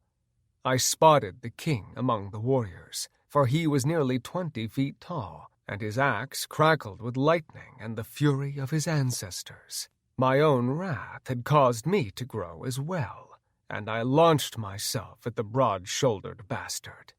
The king saw me coming and brought his axe around in a powerful strike, but I was ready for the move and deflected it easily with my fire shield. I retaliated with a magic bolt meant for his face, but to my surprise, the king batted it away with one of his golden gauntlets. He cast a spell of his own, but I suddenly teleported behind him and stabbed him in the back with my enchanted sword. He cried out in pain and spun with his axe, but I once again teleported around him, and this time slashed the back of his right knee. He fell to one knee, but quickly rebounded, spinning and lunging for me with his huge arms. We locked arms, and I moved with his momentum, using it against him to get around to his back. I hooked an arm around his neck and cranked it back, but his neck was too thick to get a good headlock, and he easily twisted out of it. His armored fist suddenly slammed into my face, and my head snapped back violently as I staggered backward. He charged again and grabbed me around the waist, slamming me to the floor with his superior weight. "You disgrace me with your weakness. Stop fighting the fury that resides within you and strike him down." The king rained punches on my face as the hellish battle played out around us. I didn't know for certain what level he was, but I had never imagined that he was this strong. Or had I just grown weak in my indecision? It was true that my heart wasn't in this fight. The king's words about once fighting alongside me had done something to me. They had reminded me of the man I had once been in Rebirth Online. I had once stood for justice. I had once walked in the light. But now I was on the other side of the fight, and it didn't feel good at all. I had known in the back of my mind for some time that what I was doing was wrong, but I hadn't cared. My anger at Dr. Marks and the Game Masters for what I had perceived as betrayal had sparked a fire of fury that I couldn't control. Now, however, it was hard to tap into that power. As I lay there being pummeled by the Dwarf King, I saw my demonic sons slaying dwarven warriors and real-world players that I had once fought alongside. I saw the beautiful dwarven city being destroyed by runaway spells, and it saddened me to know that I was the cause. "Must I do everything myself?" Kregos growled menacingly, and I felt his will intrude upon my mind. "No!" I cried, as I felt my control over my own body slipping. My right arm suddenly punched forward into the king's gut, and a spell flew out of my hand that sent the king sailing into the high ceiling. I leapt to my feet and flew into the air, but I was no longer in control of my body. "You're an NPC!" I screamed at Kregos. "You cannot control me!" I fought for control of my limbs as I flew toward the now falling king, but I couldn't stop my right arm from thrusting forward. I couldn't stop the black blade from entering the king's neck, and I cried out when the blade exploded out of the back of his head. "Your king is dead!" I heard myself bellow. Then Kregos forced me to throw the king to the stone floor. Terror welled in me when I realized the spell that Kregos was forcing me to cast, but I was helpless to stop it. A nuclear thunderclap screamed out of my right hand, hit the king in the chest, and incinerated everyone in the hall. Chapter 10. I woke up on the cold ground and groggily raised my head to look around. Dust and smoke clouded my vision, and the scent of sulfur and death permeated the stagnant air. I saw a green glow issuing from behind me, and when I rose to my feet to investigate, I let out an involuntary gasp. Before me was a portal 100 feet in diameter, and all manner of underworld monsters were pouring out of it. "What have I done?" I asked myself as I rose into the air on thick black wings. When I emerged from the smoke and looked down at the scorched world, I saw the remnants of Aerok. What had once been a magnificent stronghold built into the side of the mountain had been reduced to rubble. I searched the area with aura detection, but I saw none alive but the minions that marched from the portal. From my vantage point, I saw the truth of the size of the army that I had apparently summoned, and the realization took my breath away. There must have been tens of thousands of monsters spreading out in all directions through the land, and I tapped on my interface to get an exact count. Minions summoned from the underworld, 2,567,829. "Oh my God!" I gasped. "Kregos! What have you done?" No answer. "Kregos!" Still nothing. I searched for my guildmates, but I couldn't find them in the ocean of monsters. "Father!" I turned to find Legion floated behind me, and to his right was his silver brother, Leviathan. "What is this?" I asked desperately. "Where are they going?" Legion looked confused by my questions, and he looked to his brother. "They are going everywhere," said Leviathan. "The final battle has begun." "Final battle? I didn't summon them. I didn't want this," I said. Then I noticed the flashing icon in the top right corner of my interface. I tapped on it, knowing that I didn't want to see, but not able to look away. "It is indeed a dark day for Rebirth Online," said the wizard Donovan. He looked beat up and weary, and I felt a pang of guilt begin to grow in my throat. Footage of the battle for Aerok began to play behind him, and he droned on with his sad report. "The Dark Lord Samson has not only destroyed Aerok, but he has opened a permanent portal linking the surface world to the underworld." The wizard leaned forward and stared into the camera with hound-dog eyes, shadowed by bushy brows. "Dark times are upon us, my friends. May the gods be with you." I watched the footage play out, and I couldn't believe that it was me that I was seeing on the screen. The last memory I had of the battle was unleashing a nuclear thunderclap, and it was hard to watch what happened next. On the replay, a demonic version of myself continued to cast the terrible spell. Then I commanded my sons to do the same. Tears came to my eyes when I saw not only the dwarves being incinerated, but my own guildmates as well. "No!" I gasped when I watched Kit, Anna, and Ember turn to ash before my eyes.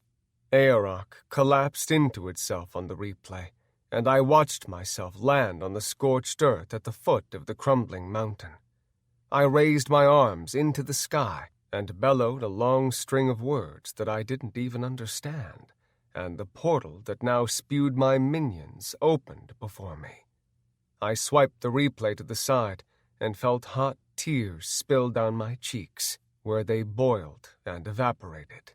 "Send them back to the underworld," I commanded my sons. "Father," said Leviathan. "Order them back to the underworld," I bellowed. "You are my generals, and I command you to—" "You have opened the portal, Father. Only you can close it," said Legion. No, I thought. Only Kregos can close it. I flew over the monstrous horde marching out of the portal, and they cheered their dark lord as I passed. "Frick!" I yelled, and the little imp appeared beside me. "What's up?" he asked without looking to me as he pored over a ridiculously long scroll. "How do I reverse this?" I asked. He raised his eyes and glared at me. "What?" "I need to send everyone back to the underworld," I said desperately. "What?" he repeated. I grabbed him by the throat and shook the little bastard. "I need to send them back!" "Dude," he said in a strained voice. "You just summoned everyone here. You ordered me to send them all to every zone, and now you want to undo it all? What the fuck is wrong with you?" I threw him angrily and searched desperately for someone who might be able to help. I needed to talk to Cecilia, or maybe Nanaya would know something. I opened a portal to Haven that would lead me to the common room and flew through. When I emerged from the portal, I was relieved to find my guildmates all gathered together, but when they turned their angry gazes my way, all joy fled from me, and shame replaced it. "Guys, I'm sorry. You fucking killed us all, man!" Tweak screamed, and the good-natured ape's outrage sobered me quickly. "It wasn't me. It was Kregos," I pleaded with them. "I can't control him. I need help." "That is the first step toward change," came the voice of Dr. Marks. "What is he doing here?" I asked, and backed away from them. Anna moved toward me cautiously, as if she was approaching an injured wildcat. "He's here to help, Sam. Please hear him out. Kill them all before they try to poison your mind," the throne suddenly screamed, and I cried out and pressed my hands against my temples. "Sam, there's something that you need to know," said Anna. I felt my anger begin to rise, but I choked it down like the venomous bile that it was. "Big Daddy, you've got to hear what he has to say. It's about the throne, Sam. It's about the nature of the throne. They are all liars." I felt Kregos trying to take control, and I knew that the throne would start commanding me to kill them all. "Fine," I told them. "I'll listen to what he has to say." "Nanaya," said Anna, and the succubus performed the ritual to open a portal. Dr. Marks walked toward me, and I noticed for the first time that he wasn't wearing his priest robes. Instead, he had on his hospital scrubs. I glanced around, looking for the winged eyeballs, but it seemed that this wasn't being broadcast to the rest of the players in-game. "What's with the clothes? Kind of breaking the fourth wall, aren't you?" I said, trying to inject a little levity. "Sam," he said as he approached cautiously, "I wanted to visit you in my real-world clothes so that you might remember what I am and who I am.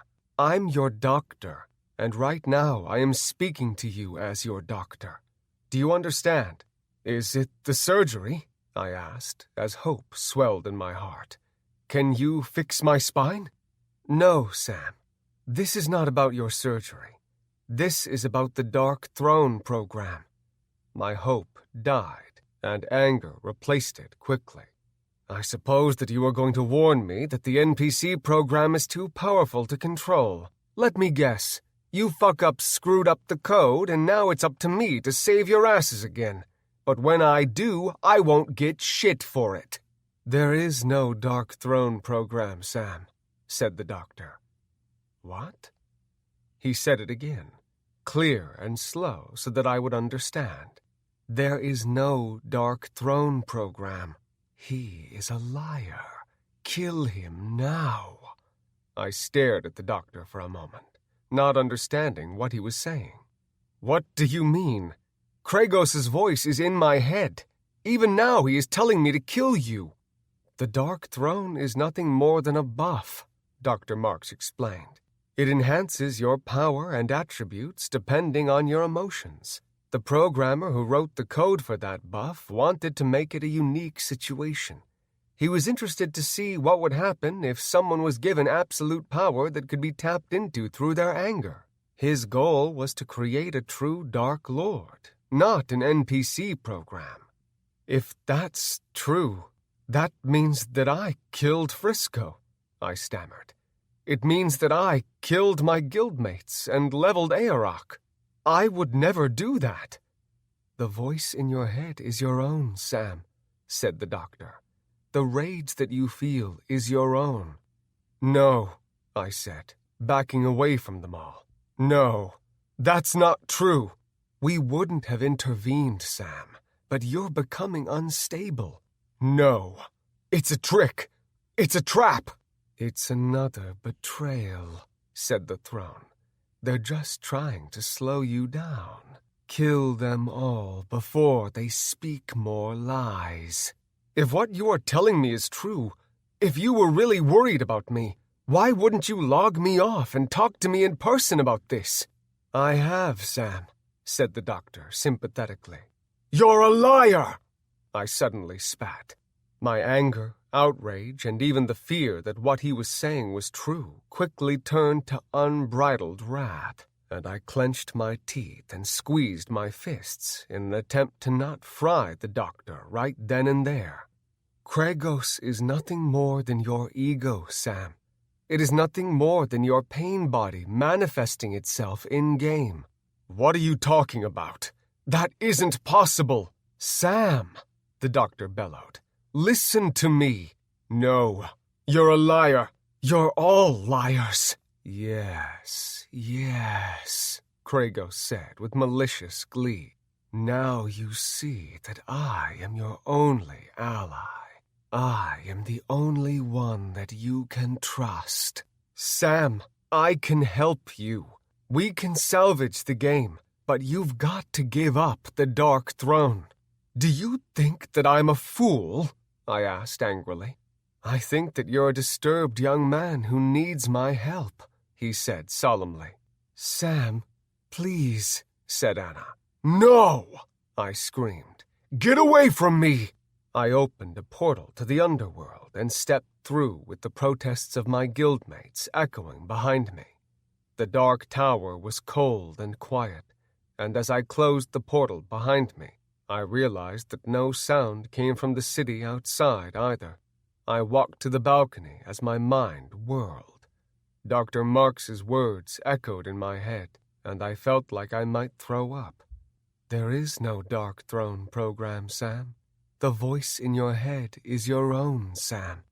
The rage that you feel is your own. It is all lies, said Kragos, and I grabbed a hold of the wrought iron rail on the balcony.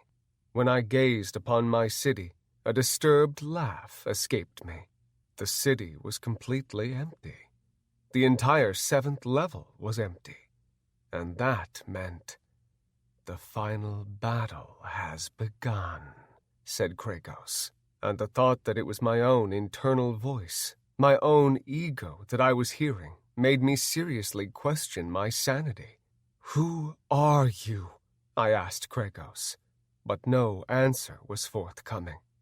Instead, he continued to ramble on about what we could accomplish together. Who are you? I screamed. When still he didn't answer, I angrily opened a portal and walked through it into the throne room. Black, oily walls reflected the green glowing light issuing from the seams in the tall chair, and I looked at it as if for the first time.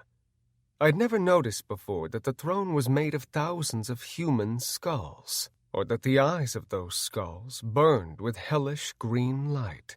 "Who are you?" I said threateningly, and drew my blade. As one, the skulls all spoke, and their words tore through my mind like the shards of a broken mirror. "I am you, and you are me, and we are we." "No!" I screamed, and flew toward the throne.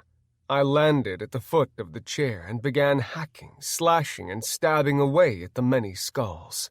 When I stabbed one of the hated eye sockets, I felt a sword stab my own eye. When I hacked at the crown of another, I felt a phantom blade slice through my own head.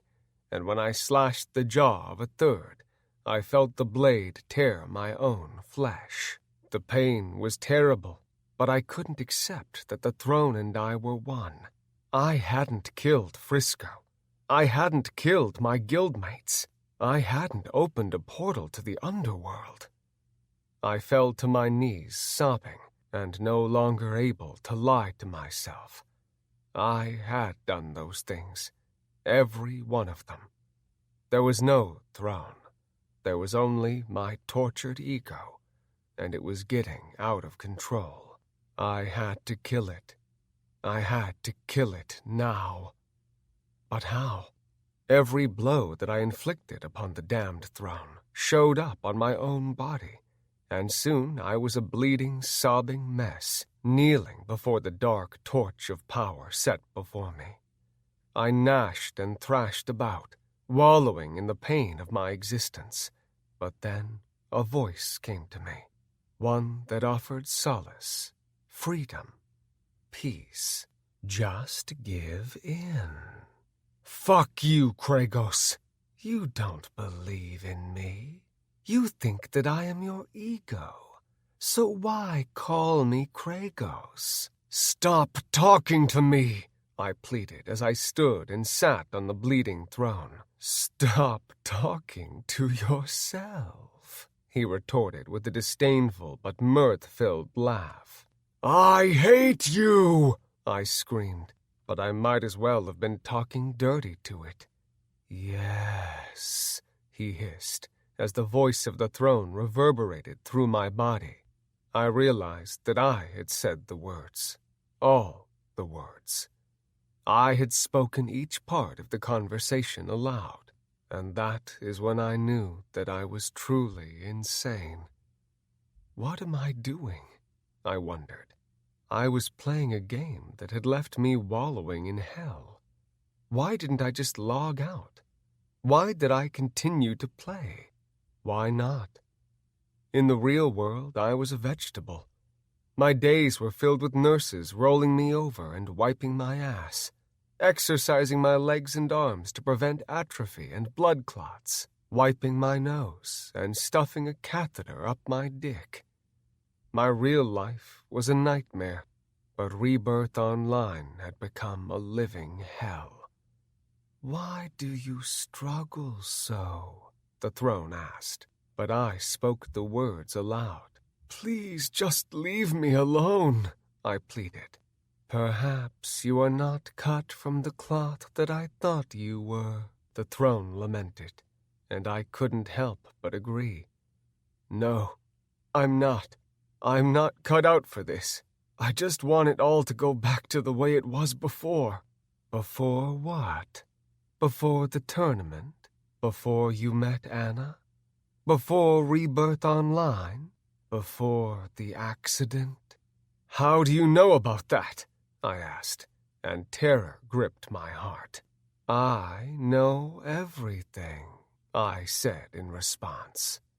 I lurched away from the throne and cast a fireball at it, and when the fire scorched my own face, I ran. I leapt off the balcony, but I didn't spread my wings. Instead, I plummeted 300 feet to the jagged volcanic ground below.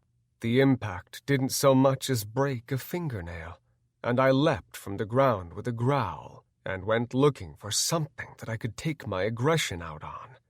I opened a portal to the surface world, intent on stopping what my ego had started, but when I tried to walk through it, my body stopped obeying my commands. "Where do you think you're going?" Kragos asked. "You can't control me," I said defiantly. "I'm the one in control. Do you understand?"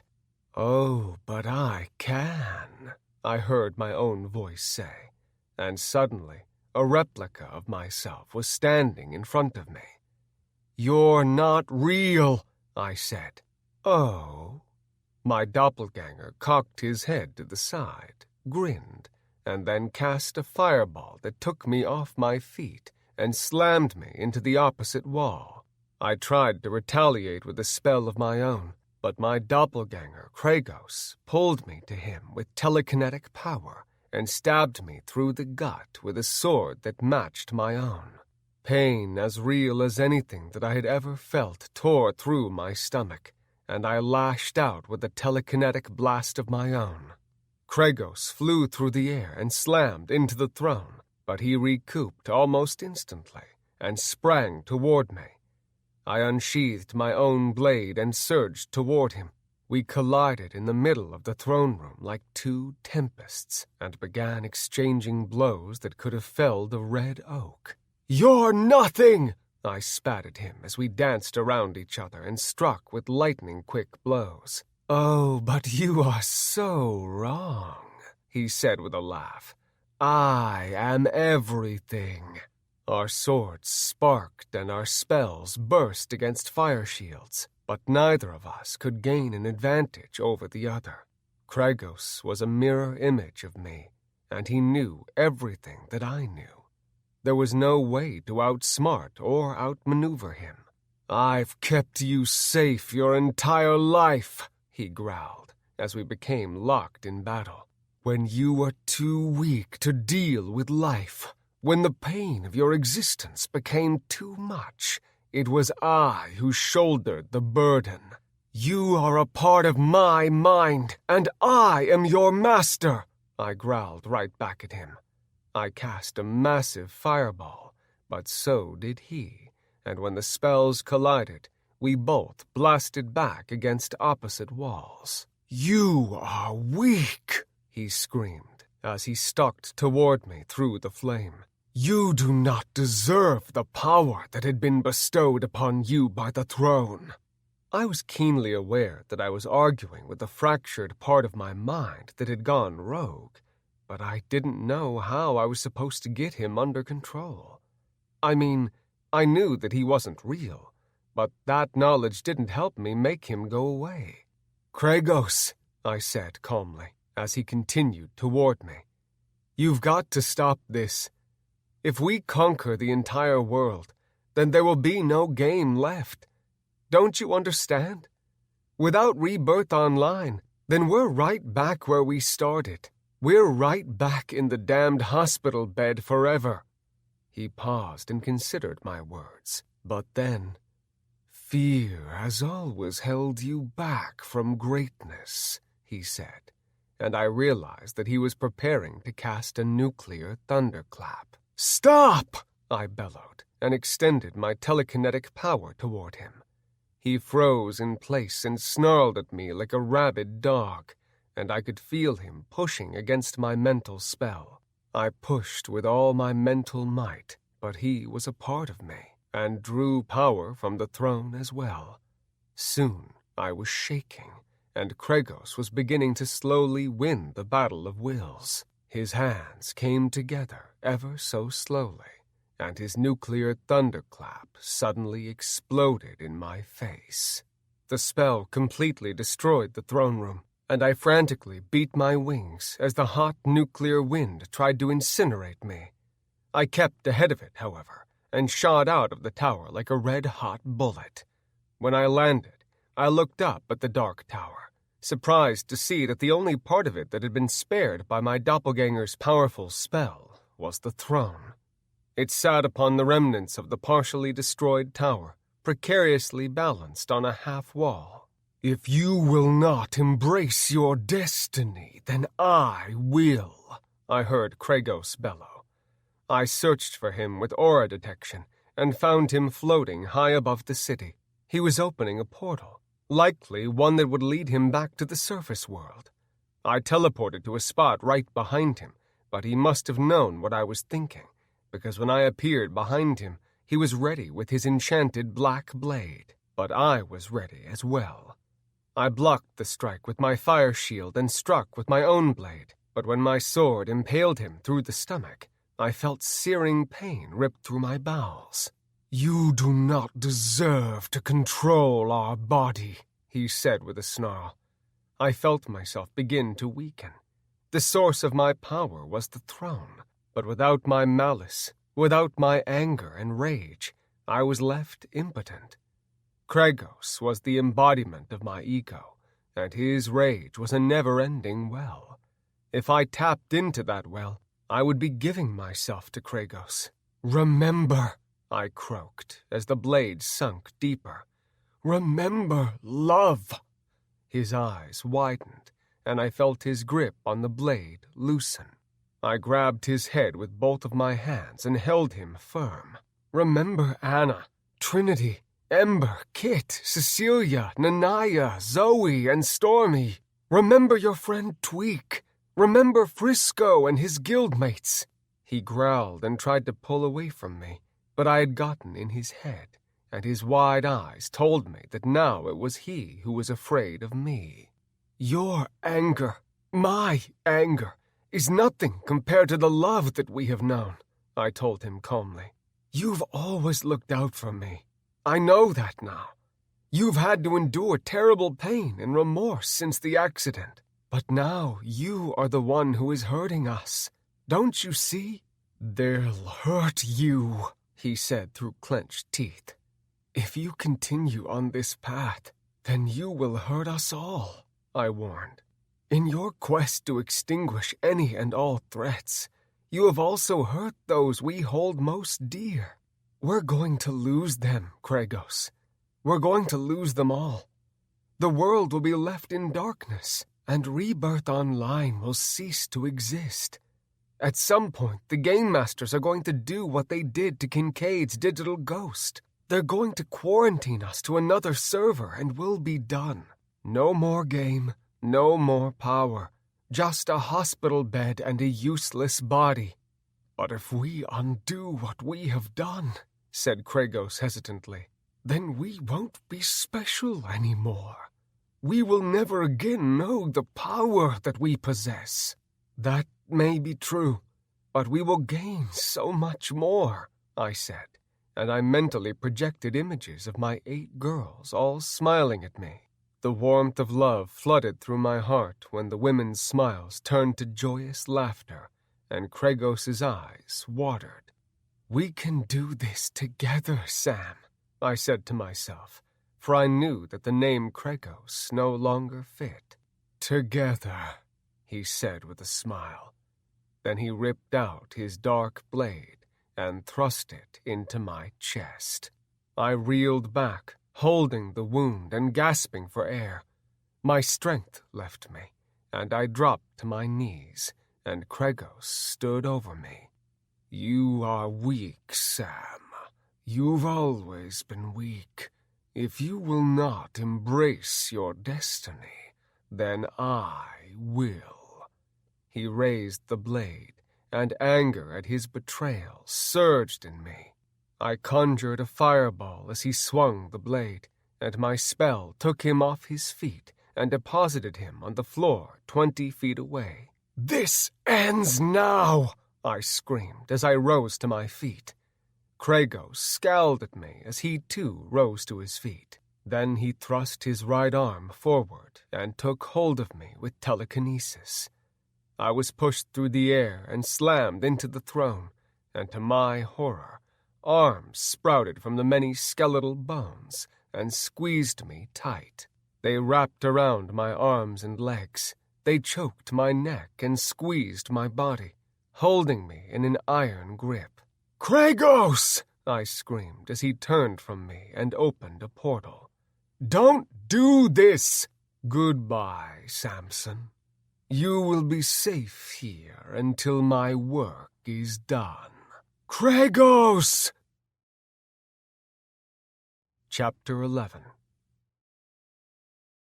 The embodiment of my ego walked through the portal, leaving me trapped in the skeletal embrace of the Dark Throne. I thrashed and fought the grip of the skeletal arms, but it was no use. I might as well have been trying to break iron rods. Kragos! I screamed in a rage. He didn't answer, of course, but I did feel some of my power increase. I realized that I was still linked to the throne. He hadn't taken the power with him. Somehow it had been split between us both. I roared like a caged beast and lashed out with all my might. At first, I only shook against my bonds, but then I heard a crack, and another. I pushed harder, and the bones began to break.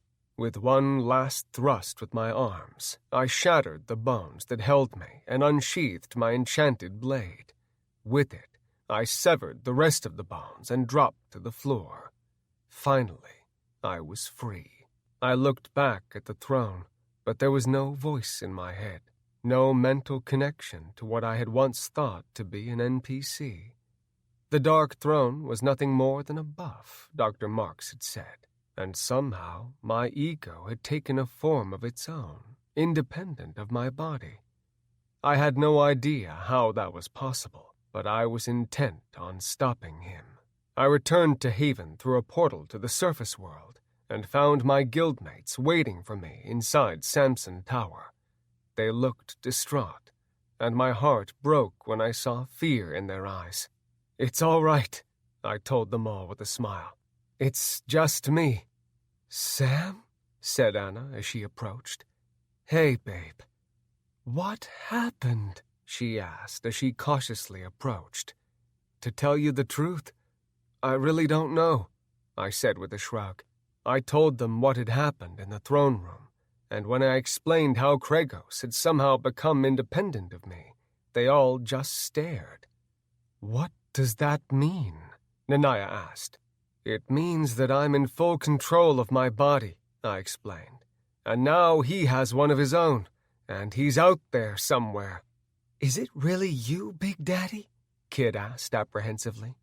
"Yeah, it's really me," I said, and opened my arms wide. "Oh, Big Daddy," said Kit as she threw herself toward me and squeezed me tight. "Sorry if I scared you, kitty cat." "Dude, you scared us all," said Tweak. "I know. I'm sorry. I never meant for any of you to get hurt." "What happens now?" Ember asked from her perch on the armrest of a couch. "Now we try to put the lid back on the jar," I said. "We've got to stop the underworld hordes." "Do you still possess the power of the throne?" Trinity asked. "Yes. Somehow Kragos and I both possess the power of the throne." "Then how do we stop him?" Stormy asked. "The Sword of Untold Fates may be our best shot," I said, and glanced at them all. "Has anyone found it yet?" "Not that we know of," said Cecilia. "But I think that if someone kills Kragos with it, then you will die as well. I mean, it makes sense.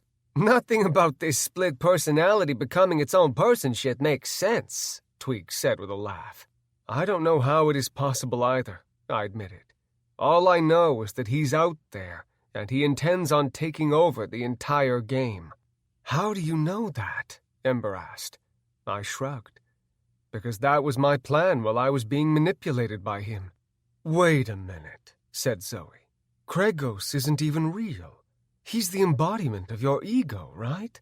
Then how in the hell can he be running around in his own body?" "I really don't know," I said with a shrug. "Maybe he has become an NPC. Maybe it's the game masters fucking with me. All I know is that he's real, he's got his own body, and he wants to extinguish any and all threats." "Including you?" Cecilia asked. "No," I admitted. "I think that if I die, then so will he." And only the sword of untold fates can kill you? Kit surmised. Yeah, I guess. But until the sword is found, we need to try and stop Kragos and the Horde's advance. But we have to find him first. That won't be odd, said Cecilia, and she swiped something on her interface toward the looking glass on the wall of the common room. Wizard Donovan was on the screen ranting about stopping me and my minions, and behind him, live footage of a demonic-looking Kragos appeared. That's the Sands of Time, said Tweak. He's trying to get inside the zone, said Ember. But look, he can't. We all watched as Kragos cast spell after spell at the energy dome surrounding the Sands of Time. But no matter how hard he tried, he couldn't break through. It looks like the Game Masters have the shields up around the level 50 and under zones, I said. Thank God, said Kit. Well, we know where he is, said Stormy. Let's go kick his ass. No, I said. I've got a better idea. They all looked to me expectantly. We're all ears, said Kit, and her cat ears perked up. We liberate Aerok while he's busy trying to break through to the other zones, I said. Then we let him come to us. Can't you just send the minions back to the underworld? Zoe asked. I don't know, I admitted. Besides, even if I can, Kragos can just summon them back. He's got the same powers that I do. Then what hope do we have in defeating him? Trinity asked. The Sword of Untold Fates, I said. But until someone finds it, we've got to try and slow him down. It will be dawn soon, and the minions and undead are going to have to go to ground. That should give us some time to take back some of the zones. I walked out to the courtyard and summoned my sons, who were scattered throughout the zones. At first, nothing happened, and I feared that Kragos had more control over them than I did. But to my relief, they suddenly appeared a few moments later and began circling above the city. Father, said Legion and Leviathan as they came swooping down to kneel before me. Hello, my children, I said with a smile, but they looked confused. We have just left your side in the Sands of Time, said Legion. How are you here as well? Leviathan asked. That was not me, I explained. That was my, it was Kragos. They both glanced at each other, seemingly communicating their confusion. The Dark Throne has created another version of me, I explained. He's a double, a fake copy. He's out of control and must be stopped. Why? Legion asked. He is fulfilling your quest to take over the surface world. I no longer wish to take over the surface world, I told them. I never did.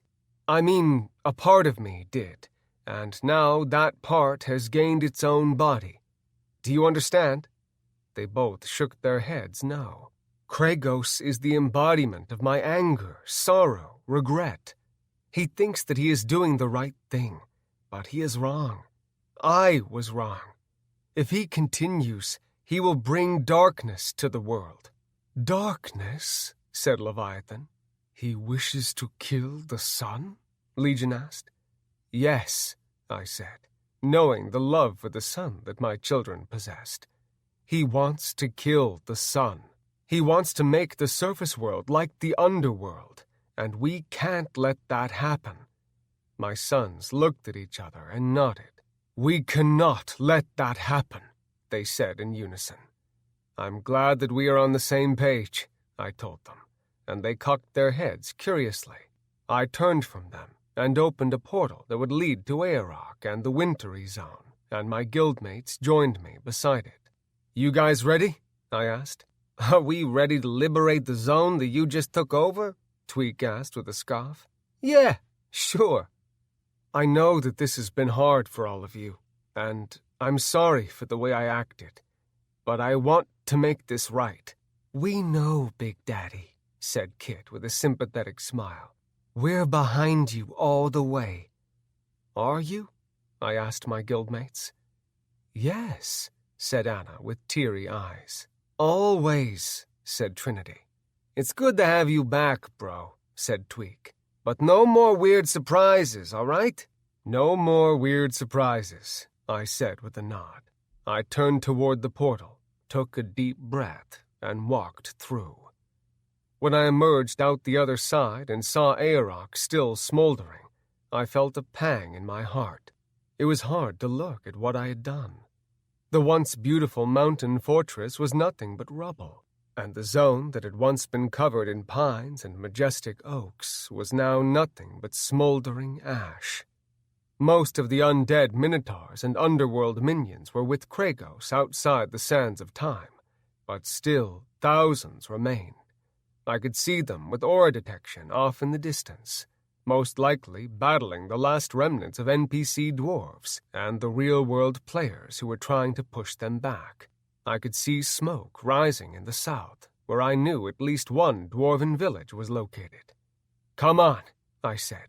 "There are still players battling the hordes. We've got to help." My guildmates and I took to the sky, they on their winged mounts and me on my black, leathery wings. My thousands of gold and silver suns flew with us, and when we reached the battlefield, I commanded them to attack.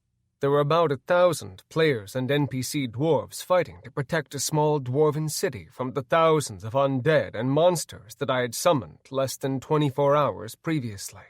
Guilt gripped my heart, and that guilt turned to anger, rage, and then power. A horn blared below, and soldiers issued a warning that the Dark Lord had returned. But those cries were silenced when I landed before the front line and sunk my sword into the head of an undead minotaur. "Stop!" I commanded the denizens of the underworld. I opened a portal that would lead the hordes back to the underworld. Then I turned to address them all. "The sun will soon rise," I told them. "It is time to return to the underworld."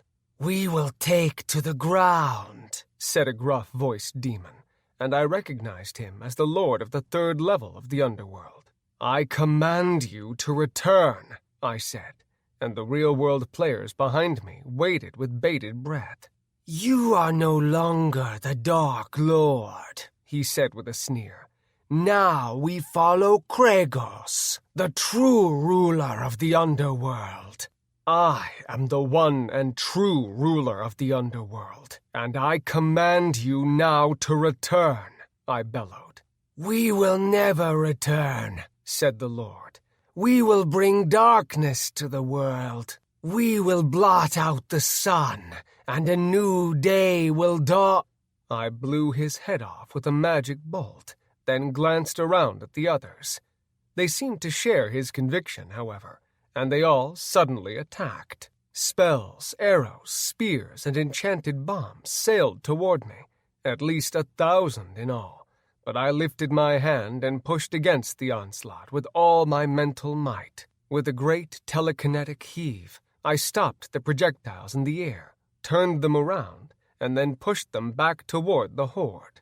As the explosions tore through the underworld ranks, I charged into the army with reckless abandon, hacking, slashing, and exploding heads with my many spells. "Samson fights for us!" someone in the crowd cried out triumphantly.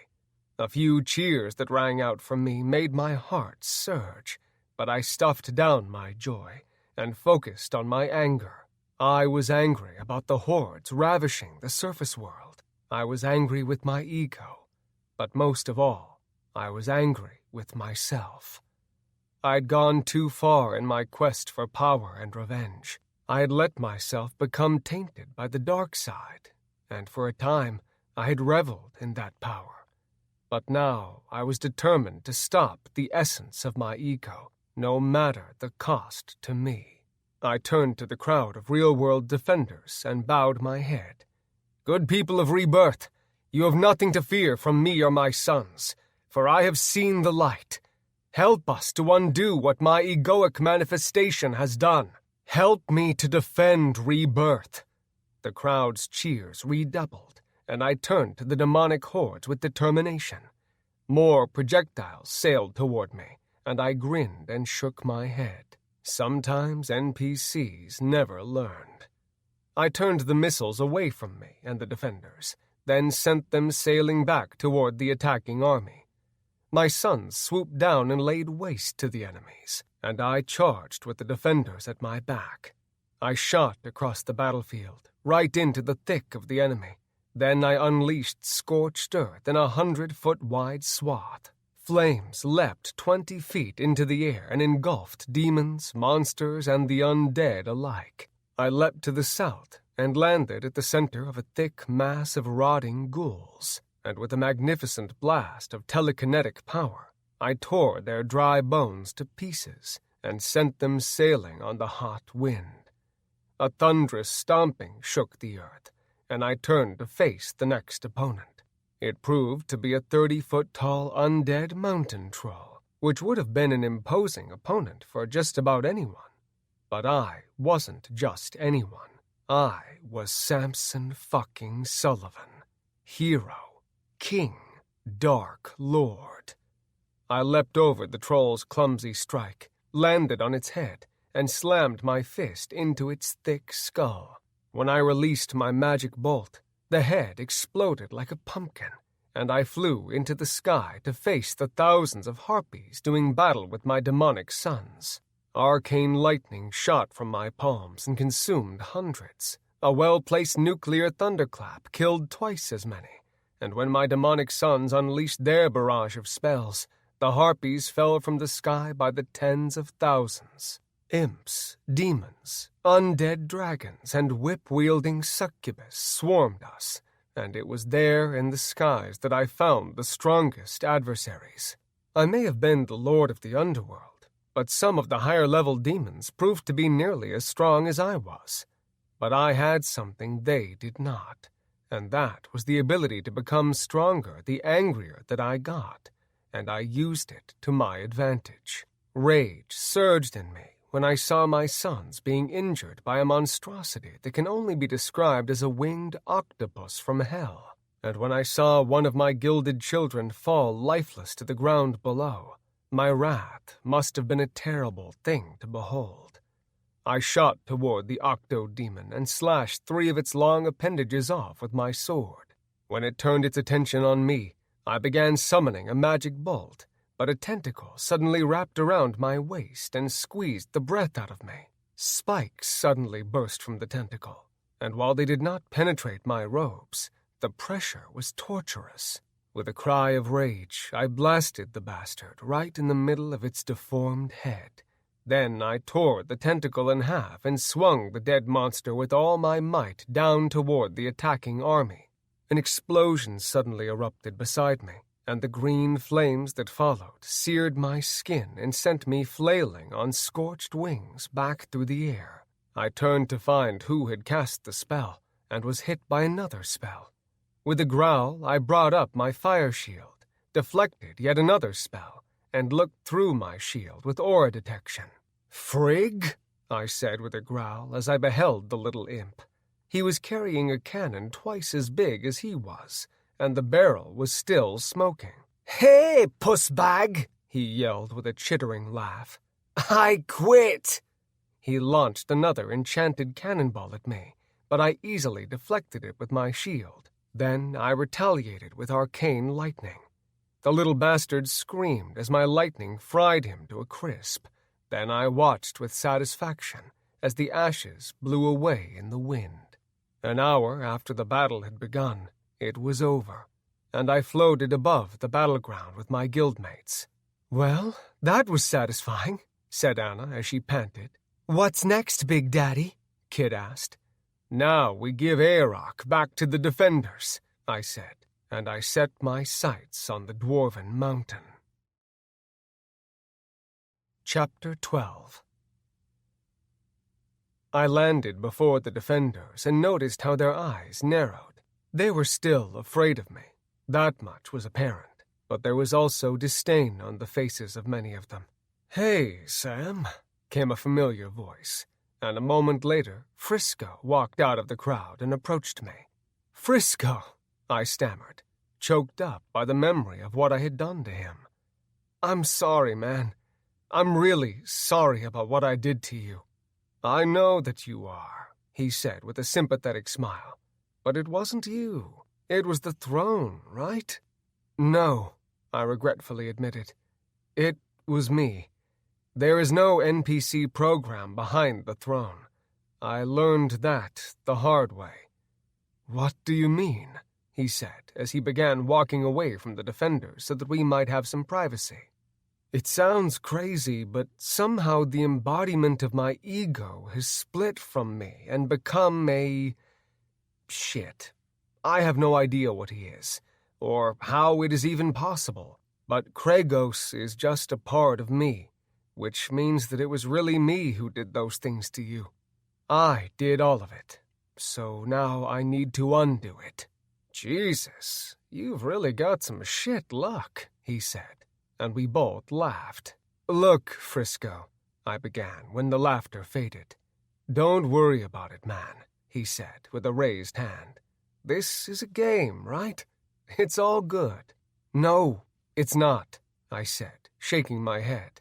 I let things go too far. I hurt those that I love, but I mean to make up for it any way that I can. Well, this was a start, he said, as he gazed upon the smoldering corpses that littered the battleground. Yeah, but the real test will be defeating Kregos, I admitted, and even I heard the apprehension in my voice. Can you defeat him? He asked. I don't know. He is the embodiment of my ego, and therefore I have to assume that he has a lot more anger to tap into than I do. What do you mean? You don't feel anger without him? No, that's not it, I said, as I considered how best to explain. I mean that he is like my subconscious, or, the part of me that is always looking out for danger, always alert, and always looking for an enemy. He is the part of me that holds on to all past pains. That's why I assume that he can summon more power from the throne buff. Dude, said Frisco, none of this makes any sense. How can a part of your mind become an NPC? He's not an NPC, I said. I mean, he could be, but I think that it's more like the throne buff created another avatar for me. Then that means that Kregos is really you. It means that you still control him. Yeah, I guess, I said, and shrugged. But I can't consciously control him. That's the weird part. He is a part of my subconscious. What a mind fuck, Frisco said, shaking his head. Tell me about it. So you don't really need to defeat Kregos in-game. You need to defeat him in your mind. I guess, but I have no idea how to do that, I admitted. I mean, I guess I kind of already did. That's why he split off from me. I thought about giving up the power of the throne, but that might only make me go back to normal, while my subconscious continues to remain intact as Kregos. What if you die and someone else takes up the throne? He asked. I shrugged. I don't know. All I do know is that I need to do what I can to slow Kregos down until I can figure out what to do about him. Well, listen, Sam, Frisco said, and glanced back at his guildmates, some of whom looked none too pleased. I got a split. If you need anything, just let me know. We're taking back the Aorok zone if you want to join us, I told him. All right. Sounds like a plan. Good luck, he said, and returned to his guildmates. How'd that go? Anna asked a few minutes later. I was still absently gazing at the battlefield, and she had given me a slight start. Better than I could have hoped, I said, as she snuggled up under my right arm. You know, she said contemplatively, I miss the old days when we first started out. Everything seemed so much simpler. Yeah, I know what you mean, I said with a sigh. She leaned over and kissed me, and I savored the sweet taste of her full lips. When we parted, she gazed into my eyes with a look that made my passions stir. I wish that I would have kept you to myself for a little while longer back when we met, she said with a sly grin. We could have just stayed in that cabin and screwed our brains out, quest a little, and screw some more. Damn, woman, I said, and adjusted my hardening cock. If you were trying to turn me on, it worked. Really? she said, and surprised me by grabbing a hold of my manhood. What's gotten into you? I said with a laugh. Not you recently, she said with a faux pout. I shook my head, laughing, and glanced around. I guess we've got a few minutes before we head to Aerock. I pulled Anna up onto my lap and let out a joyous laugh when I spread my wings and shot into the sky. We flew up above the clouds and hurriedly dismissed our armor to our inventories. A warm wind washed over us as the clouds slowly moved beneath us, and Anna wasted no time straddling me. We grinded together in a passionate embrace, and I rhythmically beat my wings with our movement, adding to my thrusting power. Anna held me tight and moaned as our tongues danced in each other's mouths. She stared into my eyes as she used her arms and legs to pull me deeper inside of her, and I fell in love with her all over again. Anna's breathing quickened, and she let out a moan that I knew well, one that told me that she was close to climaxing. I beat my wings hard and gripped her hips as she leaned back, arms wide. She let out a cry of passion as I thrust into her, and my own orgasm suddenly hit me like an avalanche. Yes, yes, give it to me, Samson. Oh, God, yes! Her words put me over the edge, and I pulled her close and came inside her with what felt like a gushing torrent. I love you, Sam, she said in my ear in a whisper that bordered on a sob. No matter what, I'll always love you. I love you too, Anna. We kissed, and our tears mingled on our cheeks. When we returned to the ground and found our guildmates, I wasn't surprised in the least to see them talking to Dr. Marks, but I was surprised by the hovering eyeballs all around them. Hello, Sam, said the doctor. Doc, I said with a nod and gestured to the cameras. What's this? A Rebirth Online network exclusive? Something like that, he said with a small laugh. But we're already done. I can't wait to watch the replay, I said, and glanced at my guildmates, wondering what they might have been talking about. I wanted to speak with you in private, he said kindly. All right, I said, and created a portal behind him. Then I told my guildmates that I'd be back shortly. I walked through the portal, wondering if the doctor had the balls to follow me. When I stepped out onto the battlements of Samson Tower, I was pleased to see the doctor emerge as well. What's up, Doc? I asked. What's up is that the creation of your alter ego's identical avatar is unprecedented. I'm assuming that you watched the footage from me in the throne room, I said, gauging his reaction. Yes, I have. And I must tell you that it is incredible. Did you know that we cannot see Kregos on the replay at all? And it is not until he emerged from the underworld before you that we could see him. I kind of figured that, I said with a shrug. So what's the prognosis? Am I completely batshit crazy or what? No, nothing like that, he assured me with a frown. Then what the hell is going on? How did Kregos gain a body? That's an easy one, he informed me. The Dark Throne buff is programmed with a dozen random extra scenarios that can play out, and the creation of an alter ego is one of them. It is in the mythos of a lot of different cultures. Random? I scoffed. Get the hell out of here. What are the other random scenarios? That's not important right now. Okay, then what is? Defeating Kregos. That's what I'm trying to do, I told him with a mirthless laugh. You need to understand something, though, he said, holding my gaze with his pensive frown. The two of you are linked. If he dies, then so do you. And if you die, then so does he. And if I reject the power of the throne, will he too lose strength? No. You must die, and a new Dark Lord must take your place, the doctor informed me. Sounds easy enough.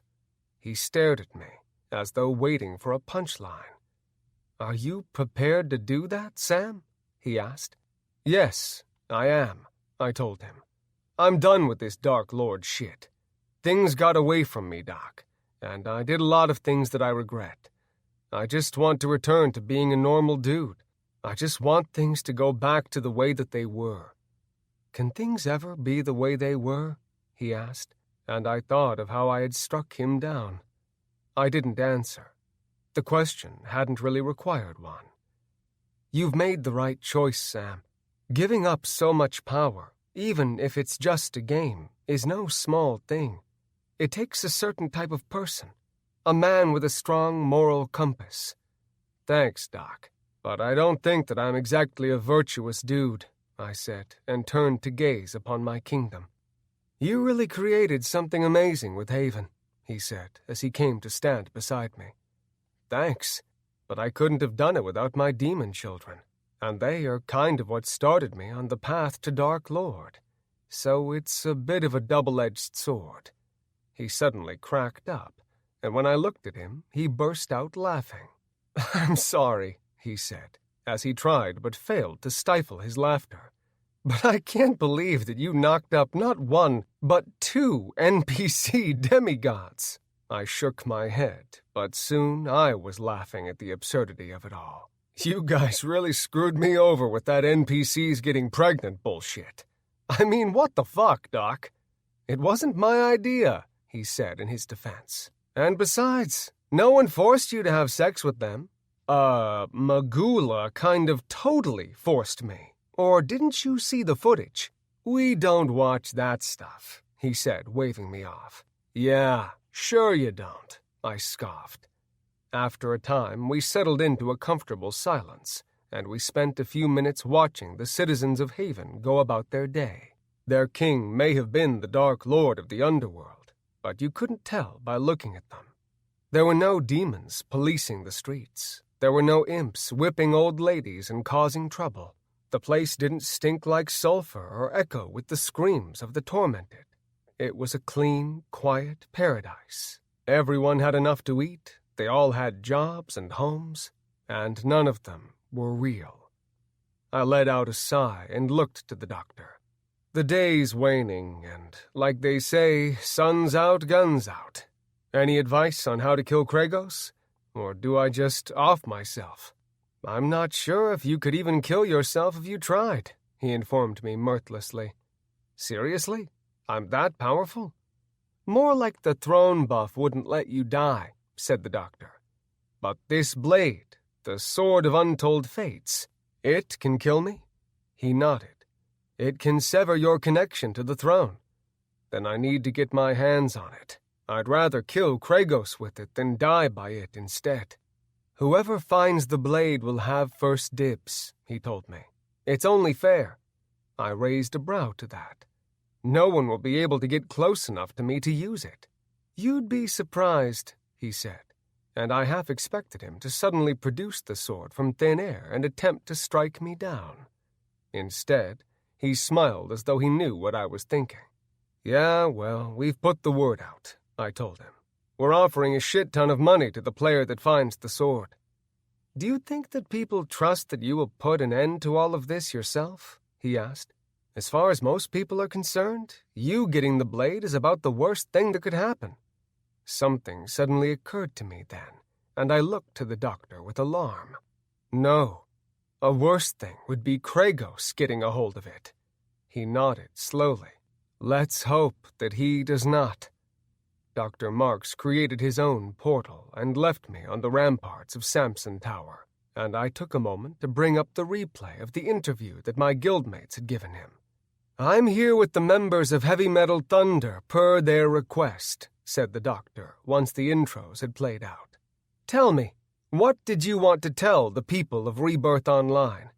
Anna stepped forward, even though Trinity tried to answer the question first. "We just wanted to tell everyone that we're sorry for how out of control everything has gotten. It was never ours or Sam's intention to hurt anyone.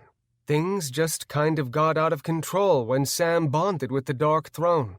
We lost him for a time, but he has come back to us. Because of Sam's bravery and his attempt to sever his bonds with the Dark Throne, Kragos, his alter ego, has been created. Know that we are not in league with Kragos. Kragos is the one who was really in control when Sam opened a portal to the underworld, and we intend on closing it. Thank you, Anna.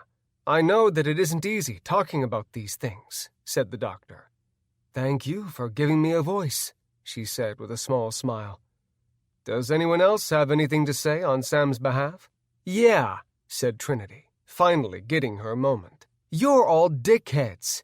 If the Game Masters hadn't made NPC pregnancy a thing, none of this would have happened. What she said, Kit said with a scowl. I turned off the replay and smiled when I thought of how Anna had stuck up for me. Then, with one last glance at my kingdom, I opened a portal back to the sands of time.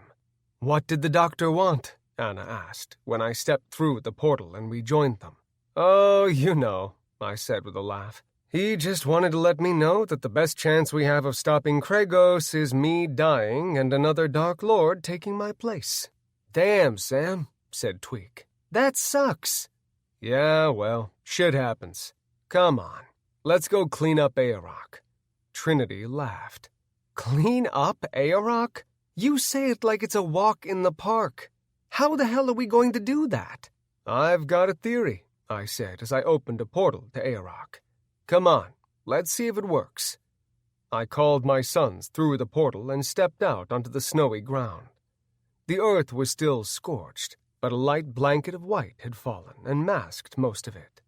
The entire side of the mountain was in shambles, and it looked like a landslide had raged down the face. The pine forest and valley leading up to the foot of the mountain was covered in ash and blowout from Kragos's continuous nuclear thunderclaps. I could barely look at what I had done to the beloved dwarven city, and I turned my head in shame. So, what's this theory of yours? Trinity asked as she came to stand beside me with the others.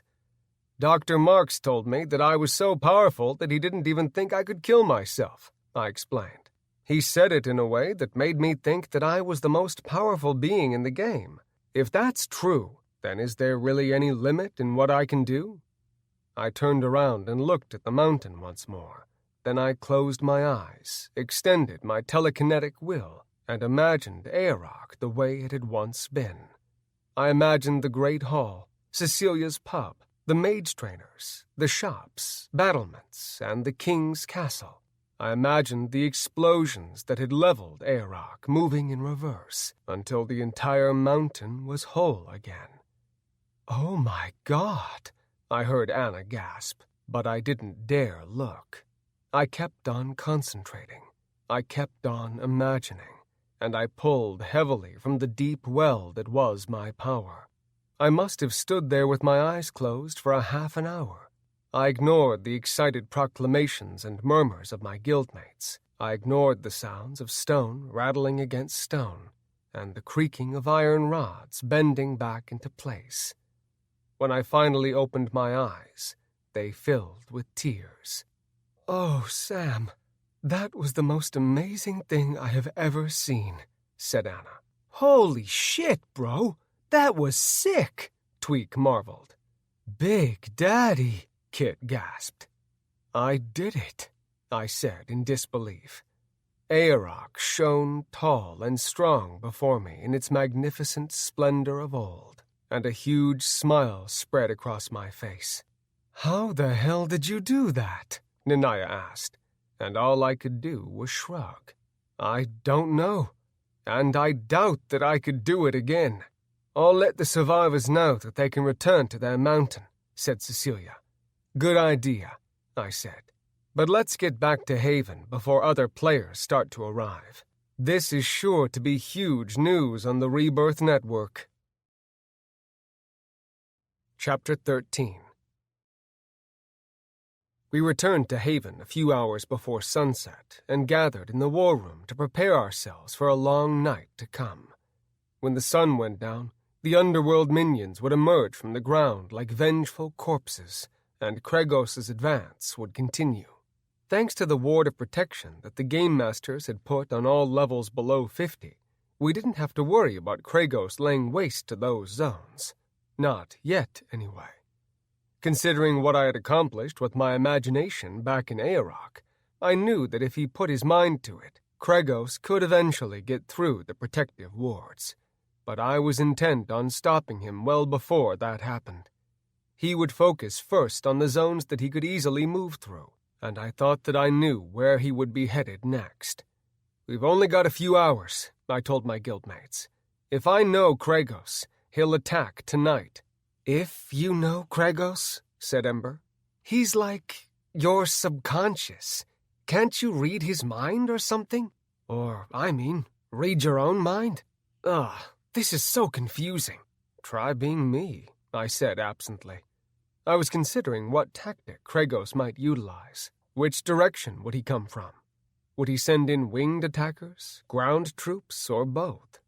I knew that he would attack us next. That's what I would do anyway. Get the hardest opponent out of the game first. He had enough trouble with the real-world players and NPCs that he was fighting, and he didn't need me on his ass. He had left me in the throne room to rot, but taking back Aerok for the dwarves definitely cued him into the fact that I was back and as strong as ever. He would strike tonight, and he would strike hard. The only problem was that I didn't have the mythical sword of untold fates, and until I did, it would be damned near impossible to destroy Kregos. "Any hits on the sword of untold truth?" I asked Cecilia. "None," she said. "A few bullshitters trying to make a buck, but that's about it." "If and when you kill Kregos with the sword, who will take your place as the Dark Lord?" Nanaya asked. "Whoever the throne deems worthy, I guess," I said with a shrug. "You're not thinking of—" "What?" she said, looking surprised by the idea. "Oh, hell no. I'm just thinking ahead." "To tell you the truth," I told her, "I don't care who takes my place." "Is that so?" came a familiar voice from behind me. I leapt from my seat and conjured my fire shield, and my guildmates took up a defensive stance as well. Magula stood by the big map of Haven against the south wall and laughed at us all. "How the hell did you get in here?" I asked her pensively. "One of our children let me in. Fine lad, that Legion is," she said with a smile. Gone were the dark horns, the dark hair, the black lipstick and fingernail polish. Magula looked like an angelic version of her former self, and I couldn't help but be drawn to her glowing, voluptuous form. "I thought you were dead," said Nanaya. "Silly succubus. Death is for mortals," Magula said with a little chuckle. "Sam may have ravished me. He may have chopped off my pretty little head and stolen my throne, but he did not kill me." "I did what I thought I had to do at the time, Magula," I said with a small bow. "But for what it's worth, I apologize." "Don't apologize," she scoffed. "It makes you look weak." Magula suddenly disappeared and reappeared right behind me. I felt a dagger poke into my back, and she whispered in my ear, "And you're not weak, are you, Samson?" I teleported directly behind her in the blink of an eye and pressed my sword into her back. Then I leaned forward and whispered, "No, I'm not." "Get a room," said Ember annoyedly. Magula disappeared again, and a moment later she was standing by the map once more. "What do you want?" I asked her bluntly. "I want what was taken from me," she said dangerously.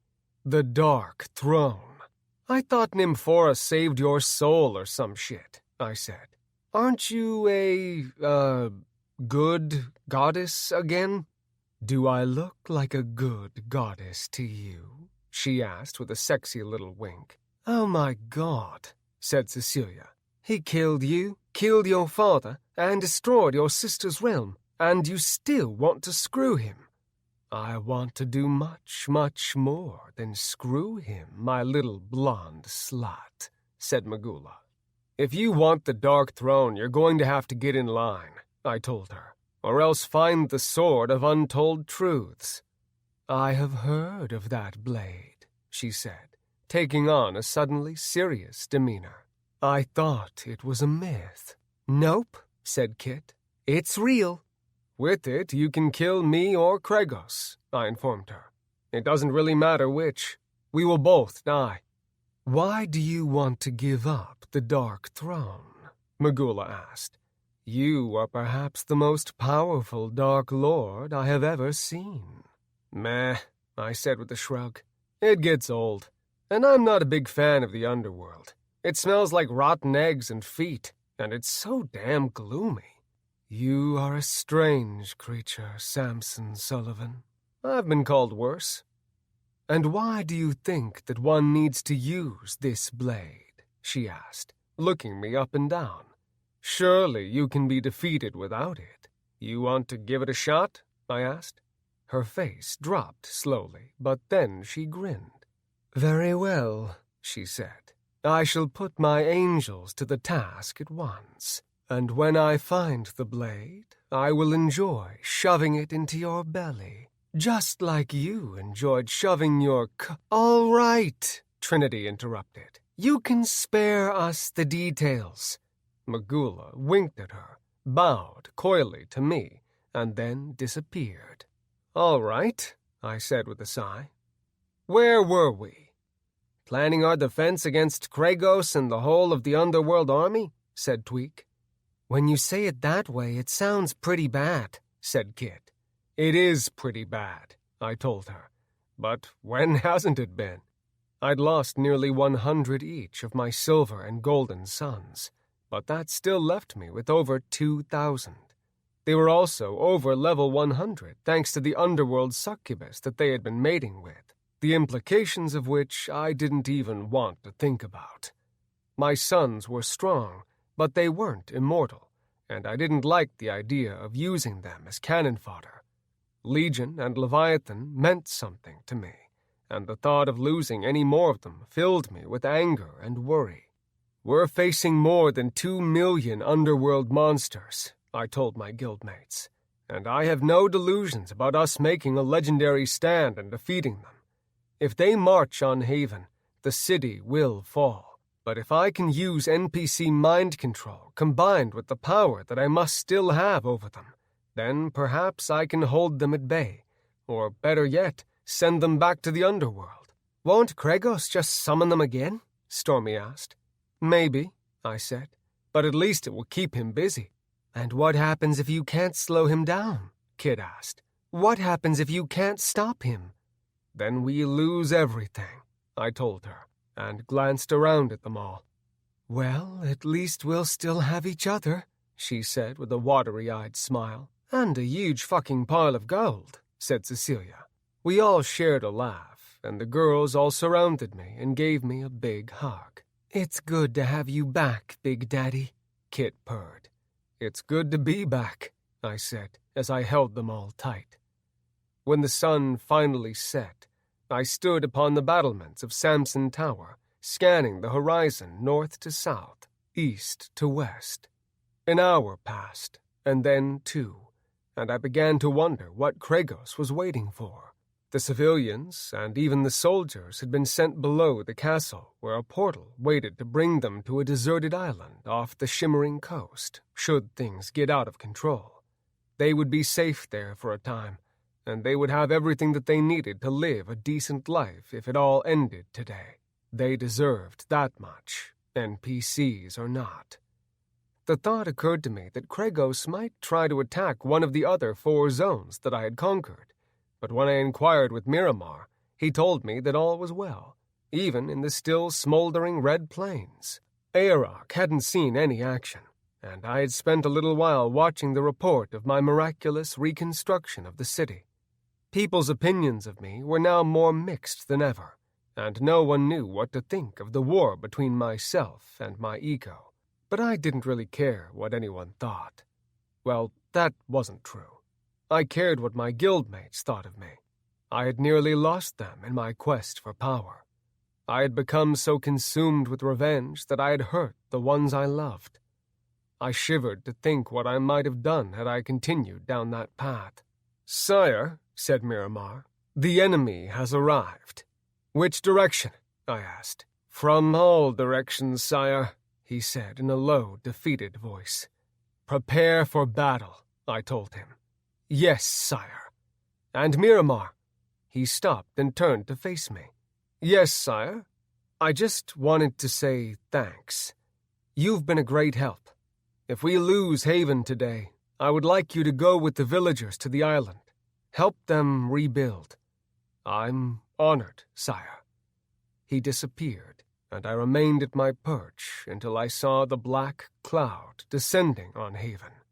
I turned a full circle, and indeed, the shadow was encroaching on my city from all directions. "Sam!" Cecilia cried from behind me, and I turned to see my guildmates all rushing across the battlements. "What is it?" I asked as they skidded to a stop before me. "The sword," she said as they came to a stop before me. "Someone has found it." "Who?" I asked. "No one knows," she said, "but it just came up on the network." I tapped on the exclamation point icon that I hadn't noticed before, flashing in the corner of my interface, and the breaking news began to play. "Wiz D here with some exciting news," said the wizard Donovan. "It appears that someone has found the Sword of Untold Fates. Whoever it was hasn't come forward yet, but I have a chance that we will learn their identity very soon. Let's go live to our field reporter Phil A. Mignon, who has just arrived on the outskirts of the Dark Lord Samson's kingdom. Phil, what can you tell us?" "Hello, Donovan," said the Minotaur. "As you can see behind me, Kregos and the minions of the underworld are now descending on Haven." "Then it is true what Sam's guildmates told Dr. Marks," said Donovan with astonishment. "Samson and his alter ego are really two separate avatars." "It appears that way, although they have not been seen together as of yet. Nevertheless, players are flocking to Ozara in preparation of what has been deemed the Battle of the Dark Lords." "Incredible," said Donovan. "But who do they fight for? Kregos or Samson or neither?" "The field is split," said the Minotaur. "But since Samson's reconstruction of Aeroc, many players feel that the hero we once knew has returned. Some of the players have joined Kregos, while still others are just going along for the ride. No matter the outcome, this is sure to be a battle that will go down in Rebirth history as one of the bloodiest of all time." The dark shadow that I had seen on the horizon crept over the sky above Phil, and the camera zoomed in to reveal thousands of demons, harpies, succubus, and imps, along with undead, dragons, griffins, and other winged beasts. When the camera panned back to the Minotaur, the underworld hordes came into view behind him. "Gods help us all," said Phil, as darkness crept across the land. There was an explosion, and the image filled with static, then abruptly returned to Donovan. I swiped the image to the side and glanced at my guildmates. "It sounds like whoever found the blade will make their way here," I said. "Cecilia, raise the reward for the blade to 5 million in-game gold. That might get their attention." "Done," she said as she tapped away at her interface. The shadow creeping over Ozara darkened, and I walked over to the shield generator. I brought up the tower's interface, tapped on Add Power Source, and selected myself. "What are you doing?" Anna asked behind me. "Buying us some time," I explained. Then I activated the power transfer. The emerald shield suddenly burst from the tip of the pyramid-shaped generator, and I felt my dark power flow into it. A steady humming sound accompanied the power transfer, and I ground my teeth against the odd sensation. I focused on my anger and pumped it into the shield. I thought of Kregos, my ego, and all the terrible things that I had done. The hate that I manifested into power for the shield was not directed at anyone but myself, and it seemed endless. After a few minutes, I began to grow weak, but the shield had become thicker, stronger, and brighter. I finally cut off the flow of power, and the emerald shield hummed with energy. I looked through the emerald shield at the shadow of winged monsters descending on the city, and I saw Kregos among them. "It's go time," I told my guildmates. "I'll try to keep Kregos busy, but you guys get as many kills as you can. No matter what happens, this battle is sure to make us a shitload of loot." "Good luck, Big Daddy," said Kit. "See you soon," said Anna, and kissed me on the cheek. I turned from them and focused on Kragos, letting my anger build. Then I shot into the sky toward my alter ego. Chapter 14. As soon as I emerged from the safety of the Emerald Shield, hundreds of spells came shooting toward me. I sent them back at their attackers with a telekinetic shockwave. Then I unleashed a nuclear thunderclap that exploded above the clouds and incinerated thousands. Translucent loot floated through the air and into my pack, but I ignored the riches and found Kragos in the inferno. He came screaming through the fire and smoke, glowing like a meteor, and I prepared another nuclear thunderclap, knowing that he was likely about to cast the same thing.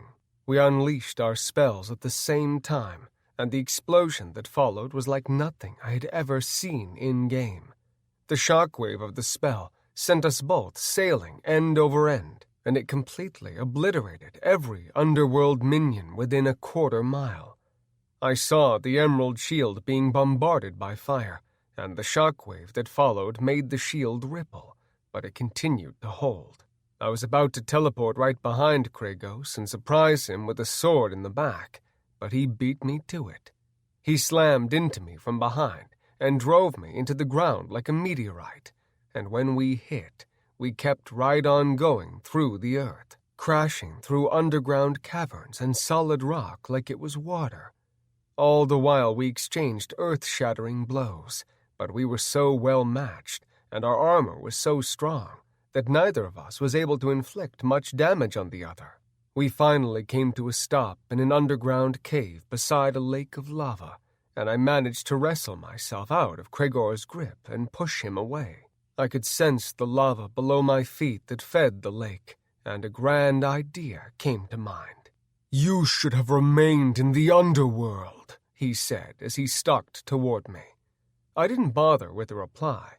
Instead, I focused on the endless river of lava below and yanked on it with a telekinetic pull. Then I teleported back to the surface as the lake of lava exploded. Pain surged through my nervous system, but I smiled to myself, knowing that the pain that I was feeling belonged to Kragos. A moment later, a geyser of lava exploded in the distance, and I saw Kragos shoot out of it like a red-hot projectile. Lava shot into the air 400 feet, consuming thousands of underworld minions and splashing down over the Emerald Shield with a hiss. Kragos appeared behind me, but I had been expecting the tactic, and I turned with my blade just in time to stop its twin. We faced each other, locked in battle, knowing that any injury inflicted on the other would be felt by ourselves as well. "The blade has been found," Kragos growled as we turned in a circle high above the earth. "We must work together or all will be lost." "All is lost, Kragos. It's over," I told him. Rage filled his glowing eyes, and he lashed out with hellfire. Green flames consumed me, and we both cried out in pain. I swung my blade with all my might, but so too did Kragos, and they collided with a thunderous retort. "No, it is far from over. It has only just begun," Kragos growled. He moved in a blur of motion as he pushed my blade out wide, and then came back around with his own and slashed me across the stomach. Hot pain ripped through my gut, but I saw the same look of pain in his eyes that I felt. "Go ahead, kill me if you can, for if I die, then so do you. But you won't be resurrected. Not this time," I said. "Your avatar was created by the Dark Throne, and without its power, you will be forced to return to where you belong." I saw real fear in his eyes, but that fear soon turned to rage, and he directed his next attack at the Emerald Shield. He unleashed his spell before I could stop him, and a moment later, a nuclear thunderclap exploded against the shield. Miraculously, however, it held. I slammed into Kragos and drove him away from the city, high into the clouds, and it was then that I saw Megula's heavenly army of angels descending from above. Kragos saw her as well, and I used the distraction to my advantage. I slashed him across the chest with my enchanted blade, and I felt the pain of the strike as well. He tried to conjure a nuclear thunderclap, but I held his arms firm with telekinesis long enough for Megula to reach us. When she did, she struck Kragos with a bolt of lightning that affected us both, and the next thing that I remember, I was waking up in a scorched field outside Haven. I groggily rose to my feet and looked for Kragos, but it appeared that he had recouped faster than me, or else he hadn't been as affected by the spell. When I looked toward my city, my heart dropped. The shield was down, and the underworld minions were pouring in. My guildmates and NPC defenders were steadily bombing the invaders, but the numbers were far too great to keep at bay, and soon I knew the city would fall. I saw my silver and golden sons fighting the invaders, and I watched with growing anger as they fell from the sky by the dozens, lifeless and bleeding. But then I saw something that surprised me. Thousands of real-world players had joined the fray, and to my surprise, they weren't attacking Haven, but defending it. My joy cost me strength, so I focused instead on my fury. I let it course through me, hot and righteous and powerful. Then I shot into the sky and veered toward the city. I landed atop Samson Tower and found my guildmates seated on the enchanted cannons, blasting away at the attackers. "You guys have to get out of here!" I yelled as I sent a barrage of arrows and spears sailing back toward their wielders. "We're not going anywhere," said Tweak as he unloaded rapid fire at the attackers. "We're staying with you until the end, Big Daddy," Kit screamed as her cannon barked repeatedly. Swarms of demons hovered above the city, but they didn't attack. Instead, they seemed to be waiting for something. "It's time to make a decision," came a voice, my voice, from behind me. I unsheathed my blade and spun, but Kragos took mental hold of my body, and I was frozen stiff. "Join me," he said with a glance at my guildmates, "or they die." "You won't kill them," I said through clenched teeth as I fought for control of my body. "You love them just as much as I do." "Sometimes you have to kill your darklings," he said with a grin. Then he unleashed a fireball that hit Trinity and turned her to ash. "Stop!" I screamed. "Then give yourself to me once more. Embrace your destiny." I pushed back hard with my own telekinetic power, but he overpowered me again. "Wrong answer," he said with a sneer. I watched helplessly as he killed Cecilia, then Kit, and aimed his next spell at Anna, who was walking toward him. "If you kill Anna," I growled, "then you have truly lost." He hesitated, but then he grinned at me. "She means to do the same to you," said Kragos, and he suddenly pulled her toward him and grabbed her by the neck. The sight of Kragos in all his demonic glory, manhandling my woman, sent a surge of anger washing through me, and like a caged beast awakened, I tore through the mental bonds that held me. A fireball burned bright in my right hand, but I didn't release it. Kragos still had Anna by the neck, and I knew that with a flick of the wrist he could kill her. "Let her go, Kragos," I said evenly. "This is between you and me." "You may as well give up on the sword," Kragos said with a smirk, and my mind screamed a warning. A moment later, he produced the blade out of thin air. I wouldn't have believed it had the name of the sword not been hanging in the air above it. "How?" was all that I could say. "It isn't hard to find things when you have 2 million minions at your service," he said with a snide grin. But do you know what is most interesting about this blade? I didn't give an answer. The most interesting part, he said as he put the sword of untold fates up to Anna's neck, is that it can kill anything. Let her go and we'll talk, I said desperately. We can talk now, said Kragos. Angels and demons battled above us, and a stray spell or two hit the battlements, but the war raging around us felt like it was happening outside a bubble, and inside, time seemed to be moving slower. I needed to disarm Kragos somehow, but I didn't dare move out of fear that he would kill Anna.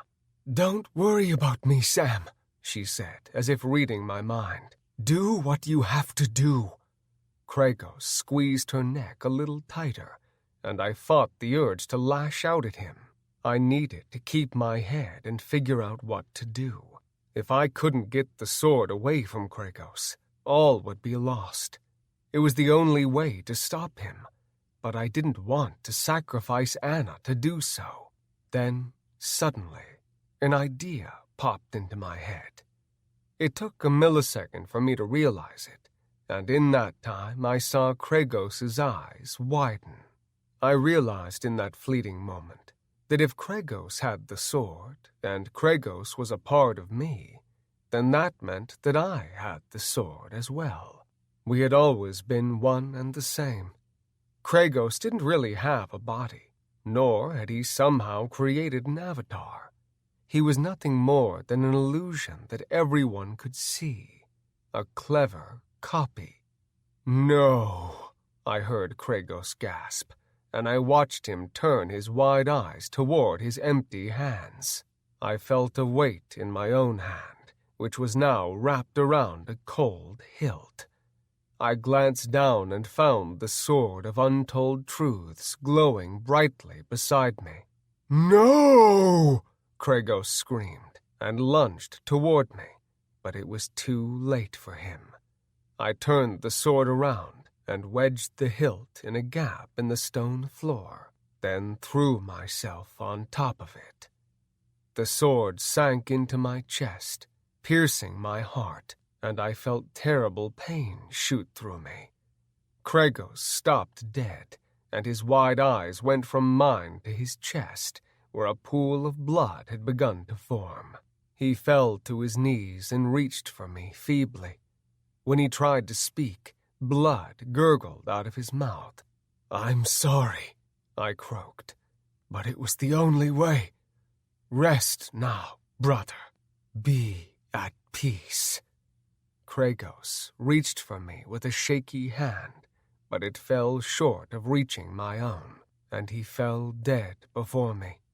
The darkness took me, and the warring world around me fell silent. Chapter 15. I opened my eyes and found Dr. Marks standing beside my bed, reading a halo chart. At first, I couldn't remember what had happened, but then everything came rushing back to me. I instinctively tried to sit up in bed, but my body didn't respond. Of course not, I thought to myself. I'm not in the game anymore. This is the real world. "What happened?" I said, and my voice issued from the speaker box beside my bed. Dr. Marks glanced at me, suddenly realizing that I was awake, and he smiled. The smile was a sympathetic one, and my heart sank. "It's complicated," said the doctor. "We couldn't take you out of the game until you defeated Kragos." "What do you mean? Why did you want to take me out of the game? Am I being banned from Rebirth Online?" I asked. "No, nothing like that," he said, and pulled up a chair. My mind whirled with questions. What had happened to everyone? Who had become the new Dark Lord? Were my guildmates all right? Had Haven survived? The doctor took his sweet-ass time settling in, and I waited expectantly in my paralyzed body. A body that I didn't feel at home in anymore. "Sam, I've got some news," I waited. He smiled. "Well then," I said through the speaker, "what is it? Is everyone all right? What happened after I died?" "This isn't about the game, Sam. It's about your surgery." My heart fluttered. My hope surged.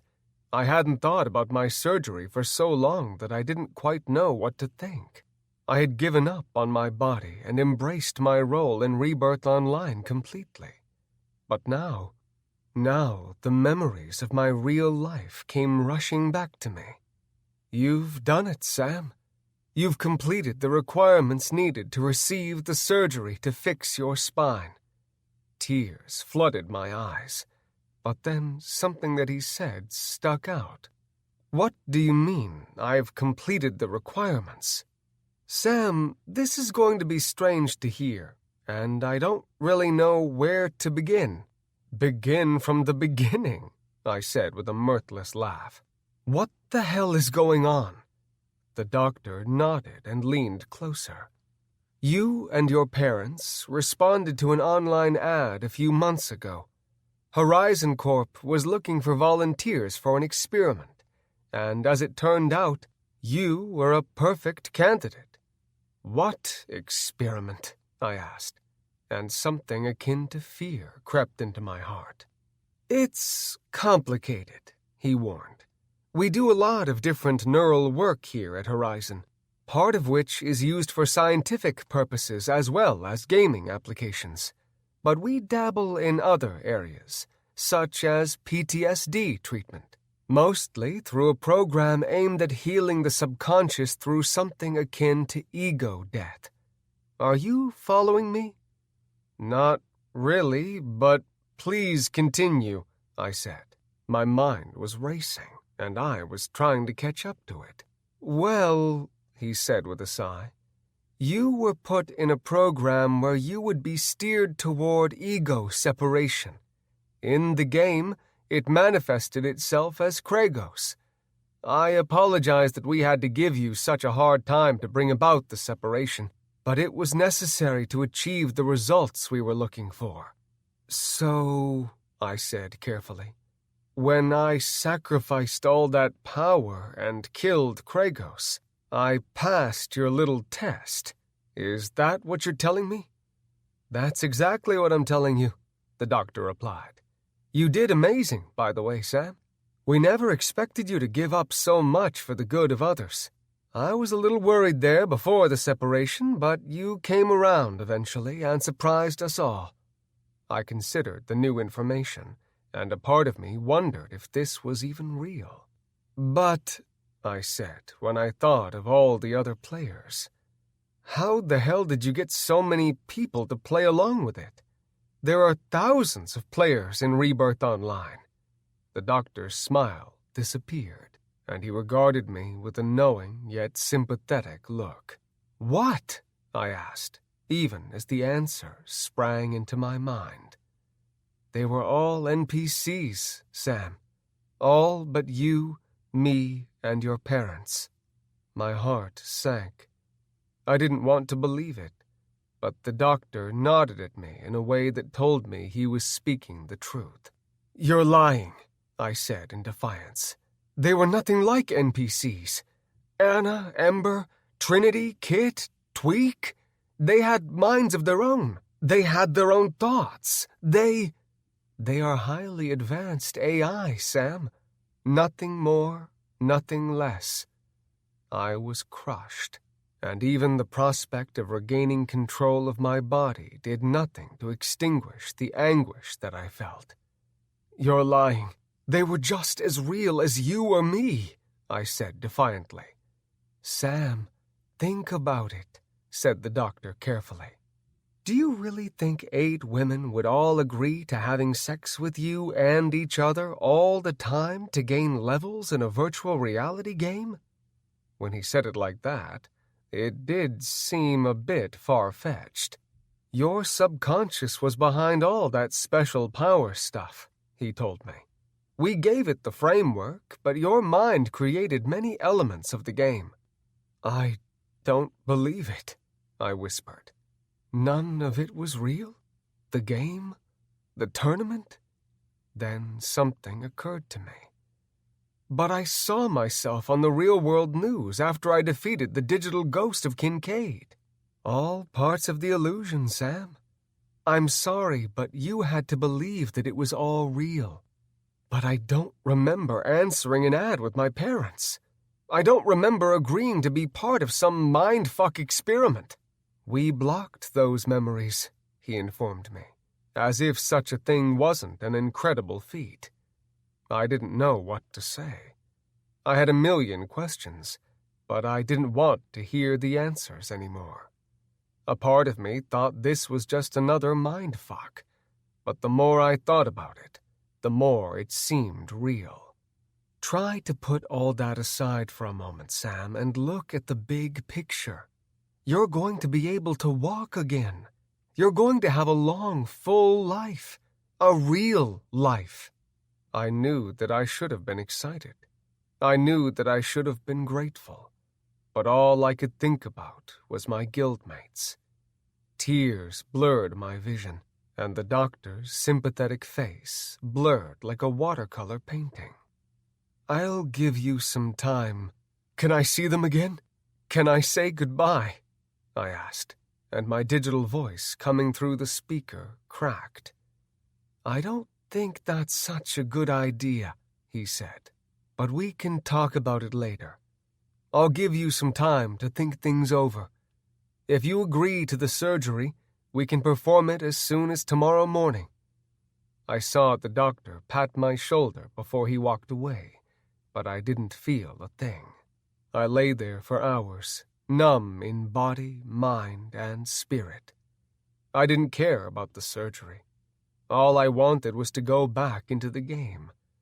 I wanted to wake up in bed with my women and feel their warm skin, see their smiling faces, and hear their beautiful voices. It didn't matter to me whether they were NPCs or not. They were real to me. More real than anything that I had ever experienced. I had loved them all, and they had loved me. Sam, are you awake? I opened my eyes to find my parents standing on each side of my bed. My father had his hand on my shoulder. He looked happy. My mother bent and kissed me on the cheek. She had been crying tears of joy. Hey, I said, and my voice expressed a smile. You did it, killer, said my father. You completed their experiment. They have you scheduled for surgery first thing in the morning, said my mother. I glanced at the big round clock above the door. It read either midnight or noon. There were no windows in the room to tell me otherwise.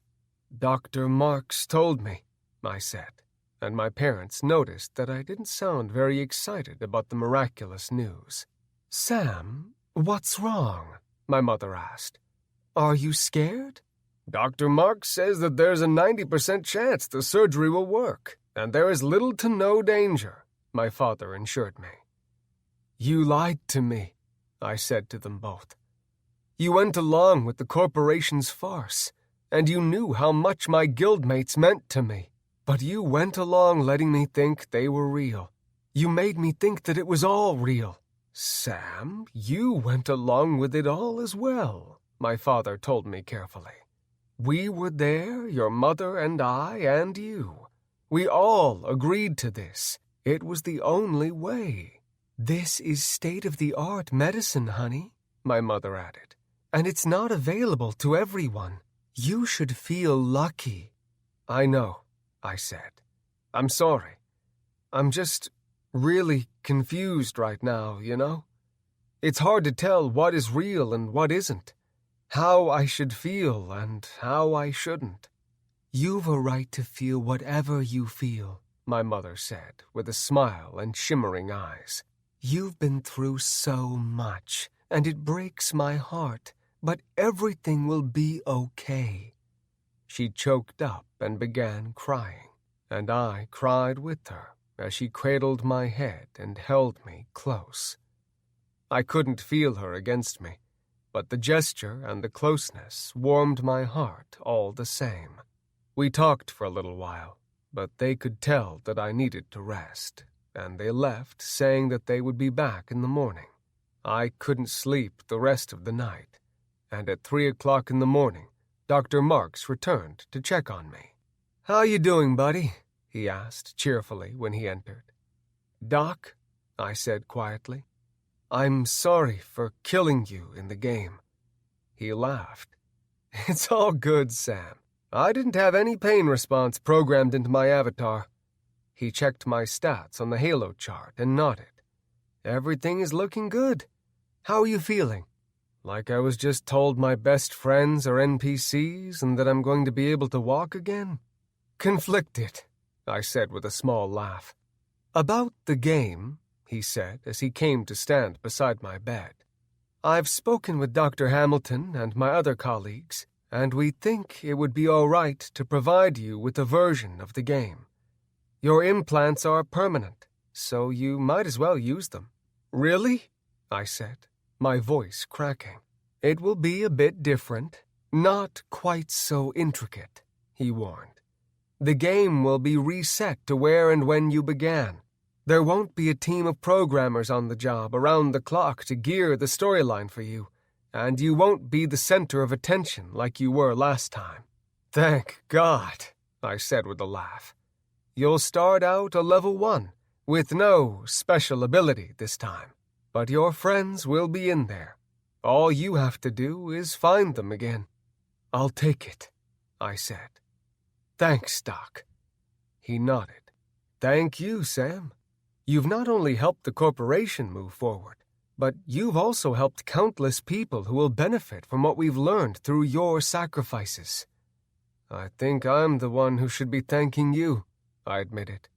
"You've given me my life back." "The pleasure is all mine," he said with a smile.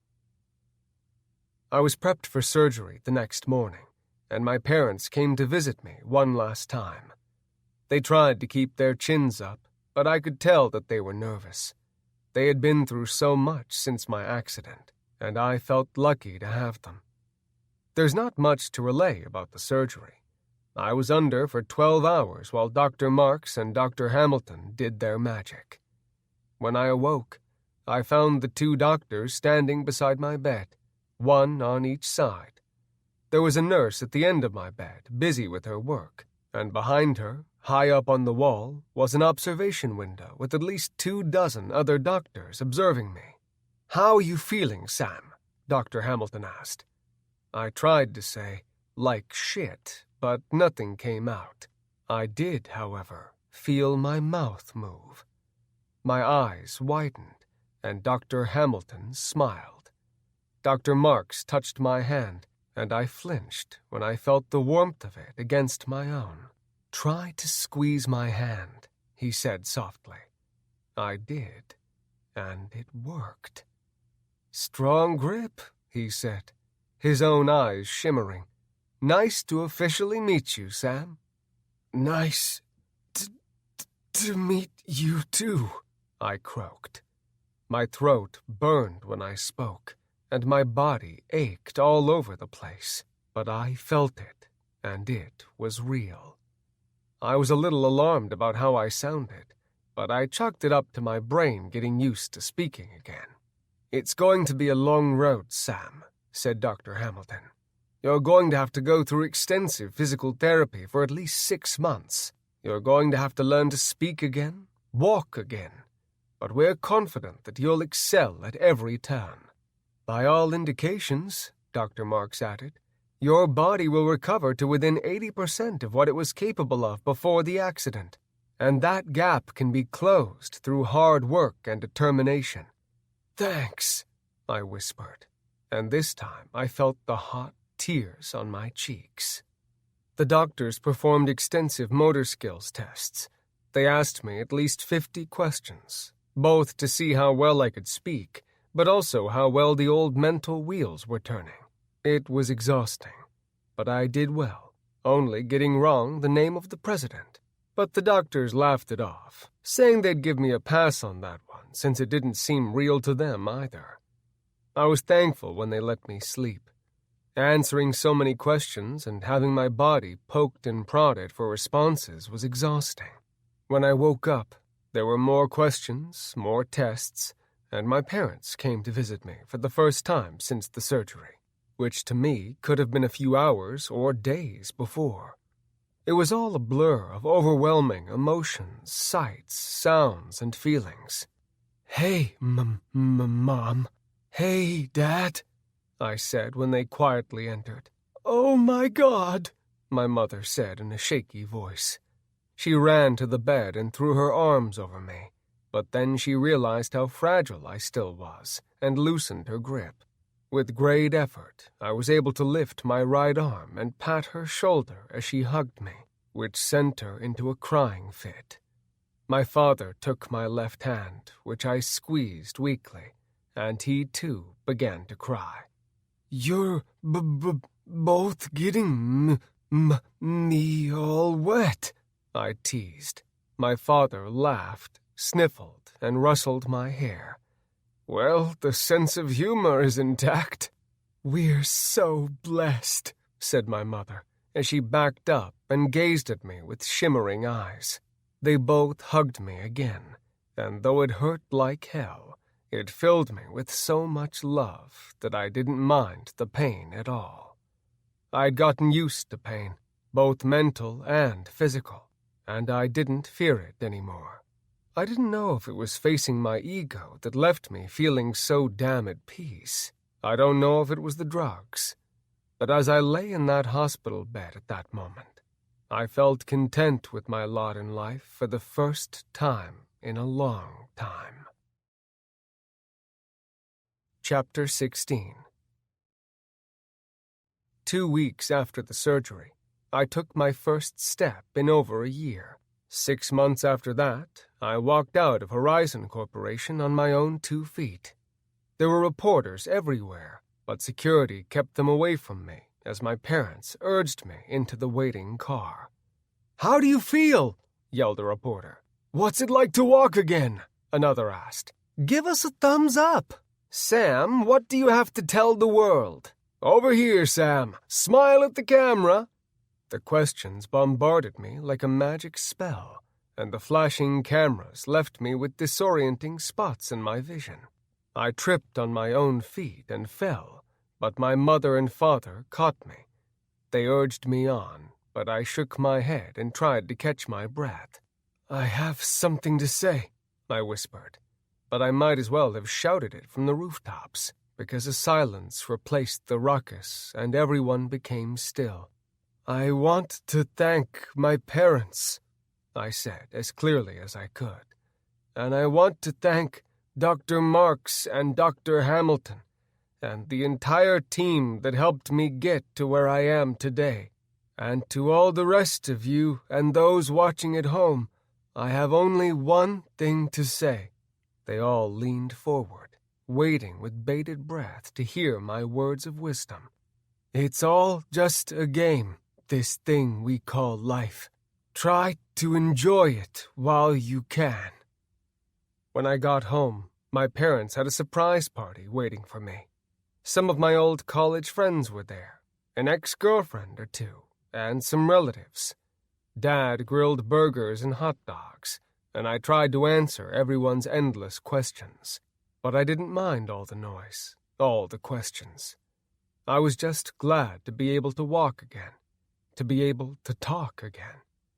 The last of the guests left shortly after sunset, and I retired to my room, telling my parents that I needed to rest. They were more than understanding, and told me to holler if I needed anything. In truth, I wasn't that tired. I was jumping out of my skin with excitement. I closed the door to my bedroom behind me, turned on my computer, and reverently pulled the hard drive containing my copy of Rebirth Online out of my pocket. Then I sat down and loaded the game, nervously bouncing my leg like I used to while the game slowly loaded. It was a huge file, and it took an excruciating 15 minutes for it to load. When it was ready, I plugged the jack from my implant into the computer, let out a long exhale, and clicked on Start. There was a strange sensation in the back of my head, Then a few electric zaps shot through my brain, and everything went black. I opened my eyes and squinted against the glare of the brilliant sunshine. The smell of flowers caught my attention, along with horse manure and rotting leaves. I put my hand up to blot out the sun, and when I saw the village full of wattle and daub buildings, a smile spread across my face. "Well, hello there," said an NPC with the name Friar Peterson above his head. "You look like you're new around these parts. Welcome to Talis Arkan." I tapped on my interface, which confirmed what Dr. Marks had told me. I was a level 1 fire mage, with only 10 gold in my 6-slot pack. I was a noob, but it was awesome to be back. "You look like a mage in training," the friar said affably. "If you're looking for the mage trainer, he can be found." "I'll figure it out," I said, and ran past him. Talis Arkan was where all the new players started out, and I thought there was a good chance that one of my old guildmates might be hanging around. "Excuse me," I said to passers-by. "Do you know an elf healer named Anna? Has anyone seen a dark elf assassin named Ember? I'm looking for a blonde human warrior named Trinity." None of the NPCs or the NPCs who thought that they were real-world players knew any of my friends, but I didn't give up hope. Dr. Marks had said that the game would start for me the same way it had before, except that I was a level 1 instead of a level 10, and I had spawned in Talis Arkan rather than on the road leading out of it. That meant that Anna was already a level 11, and she would be out on the road at some point, where she had found me the last time I began. "I need to get to the road north of here," I said aloud, but no one paid me much mind. I took the 10 gold from my interface, climbed atop a barrel beside the livery, and held up the money. "10 gold to the player who brings me north," I bellowed. This time, 3 people approached me saying they would do it, and I chose the highest level among them, a dwarf warrior named Brick, who was a level 10. "You know," he said after I gave him half the gold, "you really should save your gold. You're going to need it. Why do you want to go north anyway? You're way too low of a level to leave the city." "I need to meet someone, and it's way more important than 10 gold, I explained. He shrugged and summoned a mountain ram. "All right, who am I to judge?" We mounted the ram, and Brick steered it north. I scanned the crowds as we traveled through the city, but I didn't see any of my guildmates there. They had all been over level 10 and up when I started last time, and they had likely already moved out of the noob city in search of grander adventures. The sun sat high in the sky, and the weather was exactly as I remembered it to be on my first day. We moved out of the city and rode along the north road for about 15 minutes, until I recognized the tree that the mage trainer had originally had me practice my spells on. "This is it," I blurted, and leapt off the ram. Brick stopped the beast and dismounted, glancing around at the forest expectantly. "It is," he said with a shrug. "So where's your friend?" I looked up the road. "She should be coming any time now." "Why didn't you just have her meet you in Talis Arkan?" he asked as he scratched his head. "It's a long story," I said. The sound of horses echoed from up the road, and my heart leapt. "I thought that might happen," said Brick, as he came to stand beside me and glance up the road. When Mad Morgan came into view, Brick nodded and spit. "This is Mad Morgan and his cronies' route. We should get out of here. I can't take them all on, and you're a level 1. "I know. It's all right," I said, and handed him the rest of the gold. "Thanks for the ride." He just stood there staring at me. "Dude, they're going to kill you." "I know," I said, and put the gold in his hand. "It's all part of the plan." He frowned and shook his head. Then he shrugged and put the gold in his pocket. "All right, dude. Whatever you're into. See you later." "Later," I said, and turned to face Mad Morgan. Brick slapped his reins and hightailed it out of there, and a grinning Mad Morgan stopped his horse in front of me. "Well, well," he said in that familiar dickhead voice. "What do we have here?" I unsheathed my sword. It was a rusty level 1 blade with more chips than smooth surface. Seeing this, Mad Morgan laughed with his cronies as they spread out around me.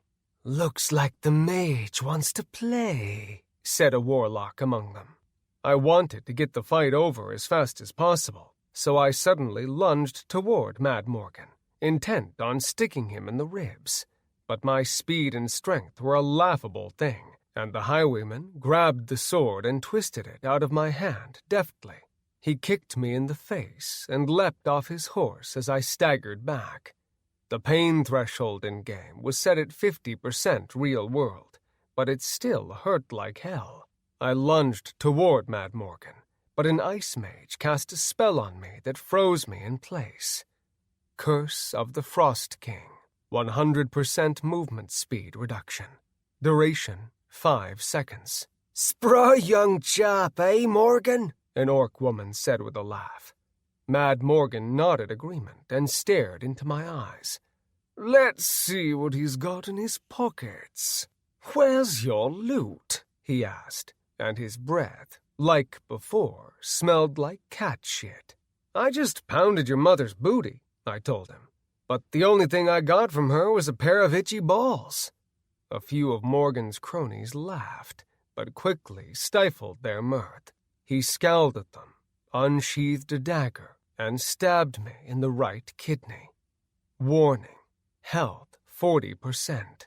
"You've got a big mouth for such a little prick," he said dangerously. "Speaking of little pricks," I grunted, as blood spilled out of my mouth. "Your father says hi. He was watching me pound your mom." Morgan's eyes flared, and he suddenly headbutted me in the nose. Warning: health 29%. I reeled back from the blow, hoping that Mad Morgan would be pissed enough to just kill me without toying with me first. Luckily, my insults hadn't put him in the mood for torture, and he stabbed me in the heart with a vicious strike. I clutched the sword sticking my chest and closed my eyes. Then sweet darkness took me. When I opened my eyes, I saw the long, knotted planks of a ceiling. I sat up and instantly wished that I hadn't. My head spun and my stomach turned. I groaned as I took a quick look around and lay back down on the soft bed.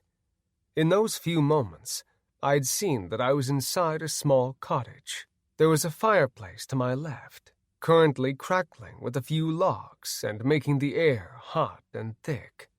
Herbs hung above the mantel, and something was simmering in a big pot hanging over the fire. By the scent in the air, I could tell that it was some sort of vegetable soup. In front of the fireplace was a table, and to its right was a primitive kitchen. To the left of the fireplace there was a stack of wood, a rocking chair, and a bookshelf with only 3 books. Directly across from me was a door, currently closed, and the window beside the bed showed me a twilight world. It had worked. I was in Anna's cottage. My heart pounded in my chest, for I knew that Anna would be along shortly. Last time, she had come through the door only a few minutes after I had awakened. It may have only been a few minutes before, but each passing minute while I waited felt like hours. I couldn't wait to see Anna again. I couldn't wait to hear her voice, to see her laugh. Just then, the front door opened opposite the foot of my bed, and in walked Anna. She stopped at the threshold, clutching a glowing vial in one hand and the doorknob in the other. When she saw me, her eyes widened with devilish delight. "Oh, good. You're awake," she said with a smile. "It's you," I said, and my throat constricted. "It's really you." She gave me an odd but entertained look.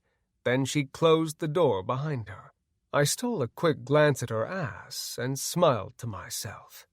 She wore a green cloak, but I could easily make out her pert tush beneath the canvas. Anna turned and drew her hood back, and 2 long ears twanged into position like a pair of door stoppers. She turned emerald eyes my way and shook out her curly auburn hair. Her lips were a bright pink, which contrasted with her bronze skin well, and she had the same perky sea cups that I remembered so fondly. She noticed me checking her out, grinned, and strode toward the bed. "How you feeling? Looks like they did a number on you," she said, as her eyes moved slowly over my body. "I feel like I died," I said with a laugh. "Just a moment ago," she said hesitantly, "you acted like you knew me. Have we met before?" "Once, but that was in a dream," I said with a smile. She smiled back at me and blushed. "My name is Samson," I said, and extended my hand. "But you can call me Sam." "My name's Anastasia," she said, and shook my offered hand. "But you can call me Anna."